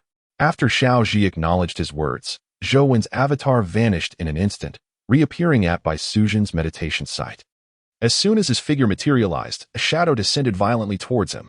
In the face of such a fierce assault, Zhou's avatar neither flinched nor dodged, steadfastly absorbing the blow with his physical form. Monk, do not presume that your inaction will spare you from my wrath. Upon witnessing Zhou's avatar endure her attack without a hint of movement, the recently emboldened Xiaoqing let out a fierce reprimand and prepared to strike once more. Xiaoqing, just as she was about to unleash another assault, a soft admonition emanated from the dense dragon aura surrounding Zhou's avatar, halting her actions. Chapter 104. Ascend high within the vast forest of colossal trees where the Dongchuan tribe resides. The rich dragon aura swirled and coalesced around a figure within. Gradually, as the dragon energy dissipated, a stunning silhouette emerged before Zhou's eyes. It was none other than his former ally, Bai Suzhen. However, at this moment, the aura surrounding this once naive and sweet companion had undergone a remarkable transformation, now embodying the demeanor of a cold and ethereal goddess. Master, it has been a long time. Ba, my benefactor, you have finally awakened your latent wisdom completely. No wonder the dragon aura around you has become so potent after your retreat. It all makes sense now. Here, I congratulate you on reclaiming the karmic fruits you once achieved. Observing the striking transformation of Bai Suzhen before him, Zhou's avatar quickly grasped the situation. It was evident that this Bai benefactor had fully awakened the wisdom of her past life. Furthermore, it was not merely an awakening. She had acquired a vast reservoir of cultivation wealth left to her from her previous existence, encompassing all the insights gained during her past endeavors in the art of cultivation. Congratulations are unnecessary. The grievances between us were resolved after you fulfilled my 3 requests. Henceforth, it would be best for us to avoid entanglements. Otherwise, I fear I may not be able to restrain myself and might strike you down. Gazing upon the serene visage of Bai Suzhen and hearing her words, Zhou's doppelganger could not help but furrow his brow. In truth, whether it was the Bai Suzhen before him or the earlier assailant, Xiaoqing, should a confrontation arise, the so-called true dragon or colossal python would merely be subdued with a single hand. Yet, for reasons unknown, he harbored no intention of engaging in conflict at this moment. Revered Bai, the enmity between us has been laid to rest. I hope that in the days to come, you shall harbor no ill will towards me. Since you wish to depart, you may do so. Furthermore, I have journeyed eastward. Should you seek my true self, simply proceed in that direction, and I trust you will catch up with him in due time.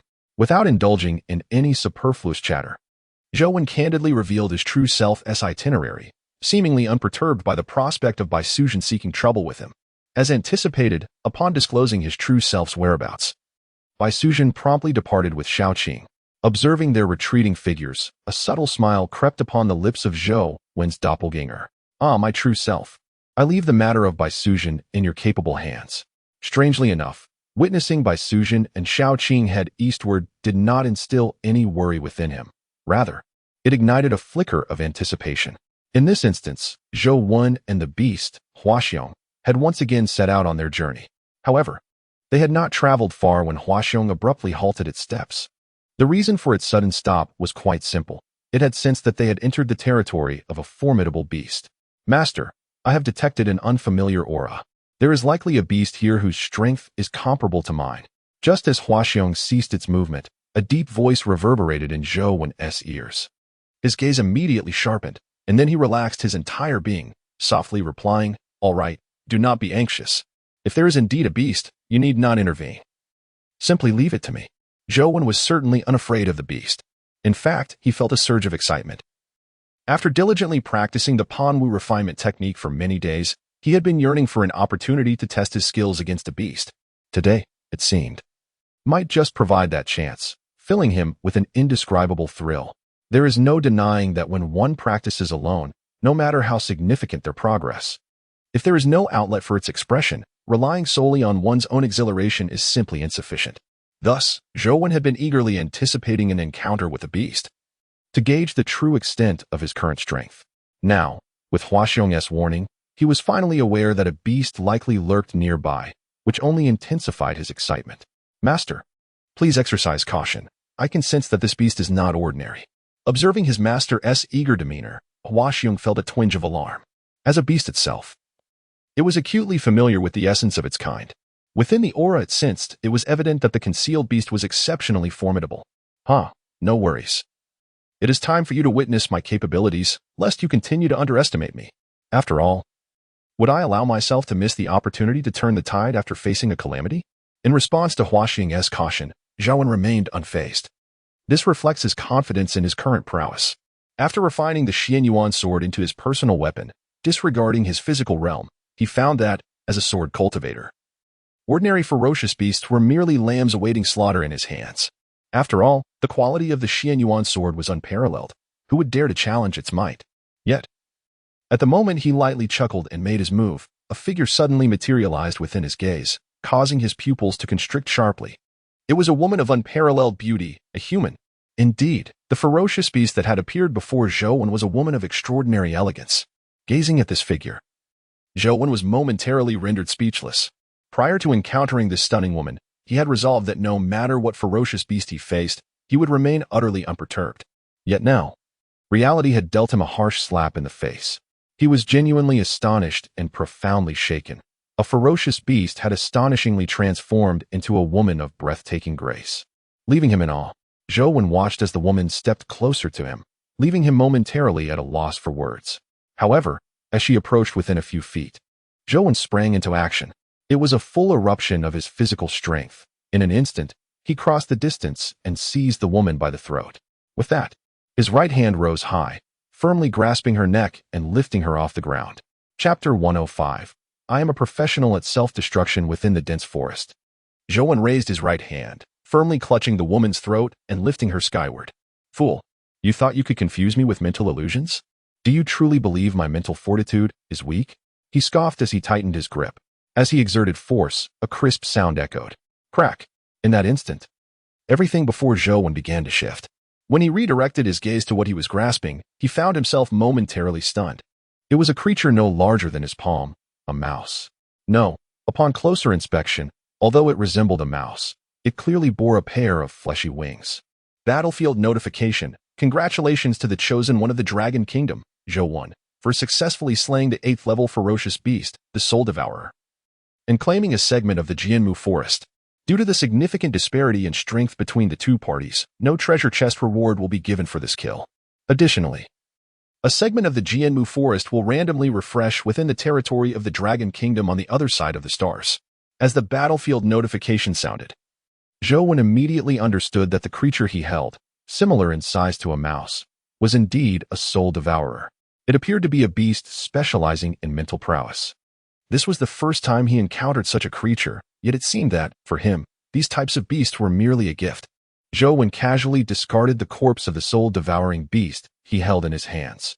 Although this creature was indeed a ferocious beast and its flesh must possess considerable nutritional value, its appearance was rather unappealing. And thus Zhou Wen had no intention of incorporating it into his diet. It was unfortunate. It seemed that the National Fortune battlefield calculated my strength in conjunction with the power of my avatar. Otherwise, given my true prowess, I would be nearly on par with the soul-devouring beast. The only reason it posed no threat in my grasp was that its mystical abilities were utterly outmatched by mine. Silently lamenting in his heart, Zhou Wen cast a casual glance at the transformation of the beast beside him, his intent unmistakable. Although he looked down upon the soul-devouring beast, its corpse still held some value for the transformation beast. Currently, although its strength had significantly increased since their initial encounter, it remained far from the level of an extraordinary beast. Thus, if it wished to keep pace with Zhou Wen, it must accelerate its own growth. Of course, relying solely on itself to match Zhou Wen's progress would undoubtedly be an arduous task. Therefore, Zhou Wen resolved to provide it with some assistance in its future cultivation endeavors. "Thank you, Master," the transformation beast exclaimed, visibly excited at the prospect of receiving the soul-devouring beast's corpse, while Zhou Wen dismissed the creature's remains. As an 8th-level ferocious beast, its corpse still possessed substantial utility. To the transformation beast, it represented vital resources for its future advancement. "All right, wait here for me. I will scout ahead," Zhou Wen said, noticing the transformation beast's eager expression. He waved his hand dismissively and proceeded briskly forward. Indeed, without the godly footwork, he was somewhat unaccustomed to his current state. Now, it was imperative to search for a suitable escape technique. After all, he was now a cultivator at the nascent soul stage, and mastering some basic elemental escape methods should pose no challenge whatsoever. As he measured the dimensions of the earth with his own 2 feet, Zhou Wen mused to himself. Although he now had the transformation beast as a mode of transport, possessing a personal escape technique would undoubtedly prove far more convenient. As he advanced a mere few hundred steps, the environment around him underwent a remarkable transformation, instantly illuminating his vision. The once dense forest had abruptly morphed into a landscape teeming with low shrubs, and he was greeted by the long-forgotten brilliance of sunlight. So this is what they call soarwood. The very name suggests a connection to swords. Could it truly be so? Observing the underbrush before him, Zhou Wen did not pause in his stride, but boldly stepped into the thicket. However, the moment he entered the dense foliage, he was met with an astonishing spectacle. The air resonated with a cacophony of sword sounds, and sparks flickered across his flesh, as if an endless torrent of sword energy had struck him directly. Feeling the peculiar changes surrounding him and the persistent stinging sensations coursing through his body, Zhou Wen couldn't help but draw in a sharp breath. This sword wood is indeed related to swords. At the very least, the sword energy it harbors is undeniably fierce. It is worth noting that his current physical form is capable of contending with the most formidable beasts beneath the realm of exotic creatures. Yet, after enduring the sword energy within this forest of sword wood, he surprisingly experienced a slight stinging sensation throughout his body, which is rather exaggerated. Hiss, sword wood, infused with sword energy, and it seems that the quality of this energy is quite commendable. If I could assimilate this sword energy into my being and tame it completely, wouldn't that allow me to save a considerable amount of time in my cultivation? As he felt the abundant streams of sword energy surrounding him, a bold thought suddenly emerged in Zhou's mind. No, this is no longer merely a bold idea. It borders on recklessness. To absorb sword energy into his body, especially that which is chaotic and unrefined, could be lethal if mishandled. Yet, Zhou remained indifferent to such risks. After all, his physical strength provided him with a solid foundation. Sometimes, the audacity to embrace danger and the willingness to take risks is also a manifestation of strength and confidence. As soon as the thought arose in Zhou Wen's mind, he became intrigued. Without hesitation, he summoned the vitality within his body, enveloping a portion of the sword chi that surged toward his flesh. He envisioned it sweeping through the meridians within him. Alas, as the sword chi, wrapped in his vital energy, surged into his veins, Zhou Wen could not help but utter a curse. The pain, excruciating to the point of distorting his features, surged from his meridians, causing his body to tremble uncontrollably. This time, he acted impulsively. He placed too much confidence in his own meridians and underestimated the sharpness of these rogue sword energies. Once these energies entered his body, they immediately broke through the protective barrier of his vital energy, wreaking havoc through Zhou Wen's meridians. Had it been anyone else, they would have likely met their demise instantly. Fortunately, Zhou Wen's physique was robust, and his meridians were broad and resilient enough to withstand the onslaught of these sword energies. However, even now, Zhou Wen was on the verge of causing himself immense pain. Chapter 106. Excitement. Just as Zhou Wen was overwhelmed by the influx of sword energies, struggling to concentrate and summon his inner power to subdue them, a spark of ingenuity struck him. He suddenly recalled the fragment of Xianyuan sword energy sealed within his Zhangcheng acupoint. In a flash, that fragment of Xianyuan sword energy surged forth with remarkable speed, swiftly coursing through Zhou Wen's meridians. The moment it appeared, the previously tumultuous rogue sword energies within his body became surprisingly docile. With the emergence of the Xianyuan sword energy, Zhou Wen felt the shift within his meridians and the gradually dissipating pain, prompting him to release a long, relieved breath. Indeed, his wit had not led him astray this time. As the sword energy of Xianyuan, it effortlessly suppressed these ordinary rogue sword energies. However, just as Zhou Wen began to relax, the suddenly unleashed Xianyuan sword energy trembled slightly, and then dispersed, encircling the rogue sword energies. Realizing the change within himself, Zhou Wen quickly understood the situation. The Xianyuan sword energy intended to devour all the rogue sword energies, thereby augmenting its own power. Naturally, if the Xianyuan sword could indeed consume these rogue energies and enhance itself, Zhou Wen would wholeheartedly welcome it. However, the location of this consumption was rather alarming. It was within his own body, within the meridians where he circulated his vital energy. Any mishap could lead to disastrous consequences. In an instant, Zhou Wen focused his mind, vowing not to be blindly arrogant again, and promptly summoned his inner power to firmly protect his meridians. With the rogue sword energies no longer in turmoil, he was finally able to mobilize the vital energy within him. This unforeseen situation has imparted a valuable lesson to Zhou Wen. One must never succumb to excessive arrogance and must always consider the worst possible outcome before undertaking any endeavor. In this moment, Zhou Wen had just fortified the meridians within his body with his magical prowess, while simultaneously, the Xianyuan sword chi had successfully consumed the errant sword chi without encountering the slightest resistance. Indeed, in the span of a mere breath, the Xianyuan sword chi had completed its task of absorption, leaving no room for opposition. This outcome was entirely anticipated, as the disparity in quality between the Xianyuan sword and the rogue sword chi was akin to the chasm between heaven and earth. A gentle hum resonated from within Zhou Wen, emanating from the Xianyuan sword chi, which seemed to express a cheerful disposition. Meanwhile, the errant sword chi that had been consumed did not dissipate. Instead, it began to coalesce in a peculiar manner, forming a brand new sword chi. However, it was evident that this amalgamated sword chi was rather chaotic and lacked purity. Fortunately, the quantity of this combined sword chi had surpassed any singular rogue sword chi that had previously rampaged within Zhou Wen's body.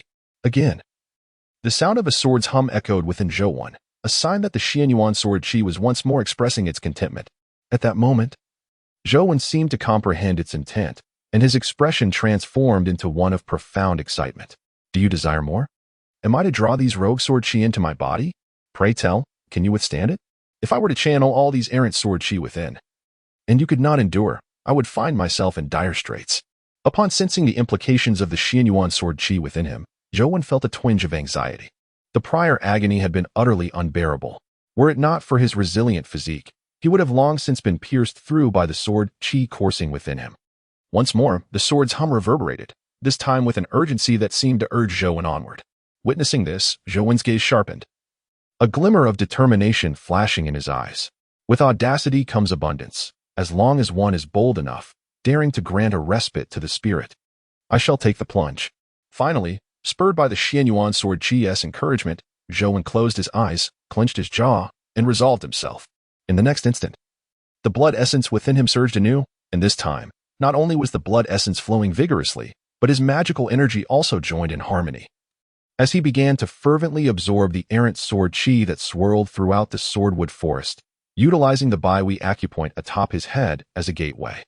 With this action of his, the entire swordwood forest resonated with the sounds of sword energy and the piercing echoes of swords slicing through the air, creating a cacophony that startled the distant and quietly observing Huaxiang into restlessness.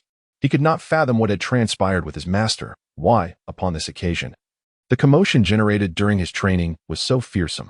Could this be the reason for the astonishing speed at which humans cultivate? However, such a method of training surely cannot be without its drawbacks.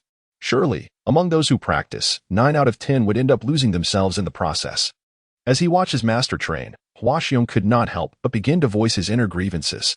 It is no wonder that the transformation of the fierce beast has led to some disparaging remarks. Indeed, the current state of Zhou Wen is rather dismal. At this moment, although the meridians within him are well protected by both magical energy and vital essence, rendering him impervious to the rampant onslaught of the rogue sword chi infiltrating his body, the delicate capillaries on his skin have inevitably succumbed to the violent assault of this unrestrained sword energy, resulting in the formation of numerous beads of blood upon his surface, giving him the unsettling appearance of a bloody figure. However, despite Zhou Wen's frightening visage, his condition is relatively stable. The ruptured capillaries were trivial matters he had long neglected in his cultivation, thus he pays them little mind. His primary concern at present is the status of the strand of Xianyuan sword chi within him, for he has already placed a sumptuous feast at its doorstep. And now it remains to be seen how well it will partake. With a surge of rogue sword chi flooding into Zhou Wen's body, the Xianyuan sword chi responded with an exhilarating cry. Indeed, it was a cry of excitement. The Xianyuan sword chi appeared particularly animated, its entire essence trembling with fervor. Without a hint of hesitation, it transformed into a slender line and surged forth towards the rogue sword chi with lethal intent. Chapter 107. The sword chi devours its master. Clang, clang, clang. An unceasing barrage of explosive sounds erupted from within Zhou Wen, causing the eyes of the fierce beast nearby to widen in disbelief. What on earth is happening? It feels as if the very essence of its master is akin to a cacophony of firecrackers, the explosive sounds instilling a sense of trepidation even within this fierce beast. At this moment, within Zhou Wen's body, the Xianyuan sword chi seems to transform into an indomitable and supreme force, rampaging uncontrollably. The errant sword energies that invade his being are effortlessly severed or obliterated and absorbed by the Xianyuan sword chi, leaving Zhou Wen in awe. Is this the true quality of the Xianyuan sword energy? Before its might, those aimless sword energies possess no resistance whatsoever. With a resonating cry, the Xianyuan sword chi emits another melodic note. The sound of the sword's chant grew increasingly sharp, infused with an escalating thrill. However, in the very instant that the resonance of the sword reverberated, Zhou Wen's complexion underwent a sudden and dramatic transformation, his visage turning an alarming shade of blue. Damn! What on earth are you trying to do? This is no jest. It could genuinely lead to fatalities. Zhou Wen could not help but panic. For the Xianyuan sword energy coursing through his body had become uncontrollably wild, voraciously consuming the errant sword energies around him. At this moment, it surged against the meridians within him, hurtling towards the Baihui point atop his head with reckless abandon. The intensity of its momentum suggested a fierce intention to shatter Zhou Wen's Baihui point, breaking free from his body to devour the boundless, unclaimed sword energies of the outside world. Should it truly break through the Baihui acupoint, only heaven knows whether the current volume of vital energy within Zhou Wen can withstand such an intrusion. No, it is not a matter of uncertainty regarding his capacity to endure its absorption. Rather, it is a foregone conclusion that he cannot. One must understand that even a minor acupoint like the Zhangchong carries a terrifying demand for vital energy, and now, with the imminent threat posed by the significant Baihui acupoint, Zhou Wen is unequivocally on the brink of being drained entirely. No, please, no. A desperate cry resonated within him as Zhou Wen fervently attempted to exert his will over the strand of Xianyuan sword energy. Under his influence, the speed of the sword energy ascending through his meridians noticeably decelerated, yet it persistently surged toward the Baihui acupoint. Witnessing this, Zhou Wen felt a wave of despair wash over him, yet he resolutely intensified the speed at which he directed the unclaimed sword energy surrounding him. In an instant, a tempest swept through the expanse above the swordwood forest, unleashing an astonishing torrent of sword energy. Accompanying this eruption of power, a crimson mist erupted above Zhou Wen's head. His scalp was forcibly torn open, and as torrents of blood gushed forth, the recently grown luxuriant tresses of his hair were once again sheared to the roots. Damn it! I will fight for this. Let me in. Feeling the chilling sensation upon his head, Zhou Wen's heart plummeted to the depths of despair. Indeed, it is a case of misfortune not coming alone, as within him, the essence of the Xianyuan sword is in turmoil, while outside, the unmastered sword aura wreaks havoc. At this moment, his corporeal form resembles a solitary vessel adrift in a vast ocean, perilously close to capsizing. Just as Zhou Wen finds himself in this dire predicament, the Xianyuan sword, which he had kept by his side, suddenly emits a resonant chime. In the next instant, all the chaos surrounding and within him dissipates entirely. Indeed, it was merely a subdued sound of the sword, yet under its influence. The turbulent Xianyuan sword essence attempting to break free from within and the unmastered sword aura trying to invade his body both become remarkably docile. It is at this juncture that Zhou Wen recalls the presence of this revered artifact, the Xianyuan sword, beside him. Cursed be my mind for failing to remember the Xianyuan sword's existence in my moment of desperation. Otherwise, I would not have been driven to such a precarious state. As he observes the once turbulent Xianyuan sword essence now subdued and the unmastered sword aura within him severed and digested, Zhou Wen rises with renewed vigor, grasping the Xianyuan sword that he had always kept close. In the next moment, as he wields the Xianyuan sword, an overwhelming aura of dominance emanates from him, effortlessly taming all the unmastered sword auras within the surrounding growth. Seeing these once unruly sword auras now easily subdued, a faint smile plays upon Zhou Wen's lips, and he unconsciously lets out a whistle, his demeanor exuding self-satisfaction. How amusing it is! Were you not just brimming with arrogance, eager to invade my body? Dare you attempt it now? With the Xianyuan sword in hand, Zhou Wen seems to have entirely forgotten the peril he had just escaped, his confidence restored. Oh, but what need have I to concern myself with these unmastered sword auras? It is the Xianyuan sword essence within me that demands my attention. It has been bold enough to rampage within, and how dare it falter at a crucial moment? Compared to the unmastered sword auras outside, Zhou Wen harbors a deeper apprehension towards the Xianyuan sword essence within him, for its quality is exceptionally high. With his current magical prowess, attempting to confine it when it goes awry could truly exceed his capabilities. Therefore, Zhou Wen deems it essential to refine the Xianyuan sword essence further. With this thought in mind, he gradually retreats from the grove of sword trees, relinquishing the intent to absorb the unmastered sword auras into his body for the time being. Of course, this does not signify a genuine abandonment of the unmastered sword auras before him. His withdrawal serves solely to focus on refining the Xianyuan sword essence within. Once he has thoroughly refined it, he will undoubtedly turn his attention back to the unmastered sword auras, for in his eyes, they represent the finest sustenance on his path of sword cultivation.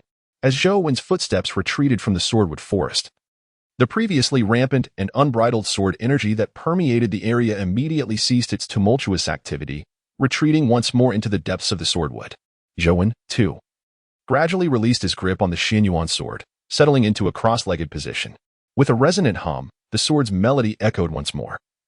The moment Zhou Wen loosened his hold on the Xianyuan sword, the sword energy within him surged violently, rushing towards his Baihui acupoint. Yet, midway through its onslaught, it suddenly halted as if sensing something, freezing in place within Zhou Wen's meridians. This Xianyuan sword energy is but a fragment of my life sword energy. Today, it nearly turned against its master. If I cannot fully refine you today, I shall shatter you to prevent any future rebellion. Observing the Xianyuan sword energy stagnating within his meridians, Zhou Wen showed no intention of sparing it, letting out a cold snort as he spoke with chilling resolve. Chapter 108. You head east, I head southeast beside the swordwood forest. The surge of blood vitality and potent magical energy within Zhou Wen coalesced as he concentrated all his strength, enveloping the fragment of Xianyuan sword energy within him, fervently refining it. To his astonishment, the sword energy showed no resistance to his refining efforts, allowing his blood vitality and magical energy to leave indelible imprints within it, embedding his consciousness firmly. Nevertheless, Zhou Wen showed no signs of halting his endeavor. After all, this fragment of sword energy had caused him considerable turmoil, nearly leading him to an untimely demise. Thus, at this moment, Zhou Wen was still refining the trace of the Xianyuan sword chi within him, when an unexpected transformation occurred within his body. It turned out that the previously unclaimed sword energies that had surged into him, despite being largely consumed by the obliteration of the Xianyuan sword, still retained a considerable amount of chaotic sword energy. At this moment, due to Zhou Wen's neglect and the mutual attraction between the sword energies of the same origin, these chaotic sword energies unexpectedly coalesced once more within him into an exceedingly thick sword chi. Indeed, this newly formed sword chi was remarkably substantial. So much so that as it coursed through Zhou Wen's meridians, he could distinctly feel a sensation of swelling within them. Upon sensing this formidable sword chi, Zhou Wen initially furrowed his brow, only to soon relax it. This was because the thick sword chi had reformed within his body, inherently absorbing some of his vitality and magical power, effectively imprinting his essence upon it. Thus, it merely roamed within his meridians without posing any harm to his body. Remarkably, despite the chaotic nature of this newly birthed sword chi, its abundance was its greatest asset. If he could thoroughly refine it, it might very well become a powerful ace up his sleeve. Noticing that the sword chi merely traversed through his meridians without any ill effects, Zhou Wen's attention briefly flitted over it before returning to the Xianyuan sword chi, which he considered a thorn in his side. Since the thick sword chi seemed harmless for the time being, he decided to address it later, choosing instead to focus all his energies on the troublesome Xianyuan sword chi. Before long, he successfully resolved the issue of the Xianyuan sword chi, having completely refined it to the point where he could manipulate it with utmost ease. With this, a significant hidden danger within him was finally eradicated. Once he had dealt with the Xianyuan sword chi, Zhou Wen turned his attention once again to the thick sword chi. As the saying goes, practice makes perfect. It wasn't long before this substantial sword chi was also refined and subsequently sealed within his Zhangcheng acupoint alongside the Xianyuan sword chi. As both the Xianyuan sword chi and the thick sword chi were returned to the Zhangcheng acupoint, the rate of condensation of innate essence within it increased once more. Zhou Wen could distinctly sense the flow of his vitality diminishing at a perceptible pace. Although this depletion was not rapid, it was nonetheless substantial. If he did not find a way to replenish it, he feared he would eventually be drained of all his essence. Sigh, this was truly uncomfortable. While the innate essence in the Zhangcheng acupoint greatly aided my cultivation, the consumption of vitality was not insignificant. Moreover, with the need to condense blood orbs, I can only hope to encounter several ferocious beasts to slay. Otherwise, I will inevitably find myself in a state of depletion. Gently opening his eyes, Zhou Wen's gaze fell upon the fearsome creature not far from him, causing the latter's fur to bristle with unease.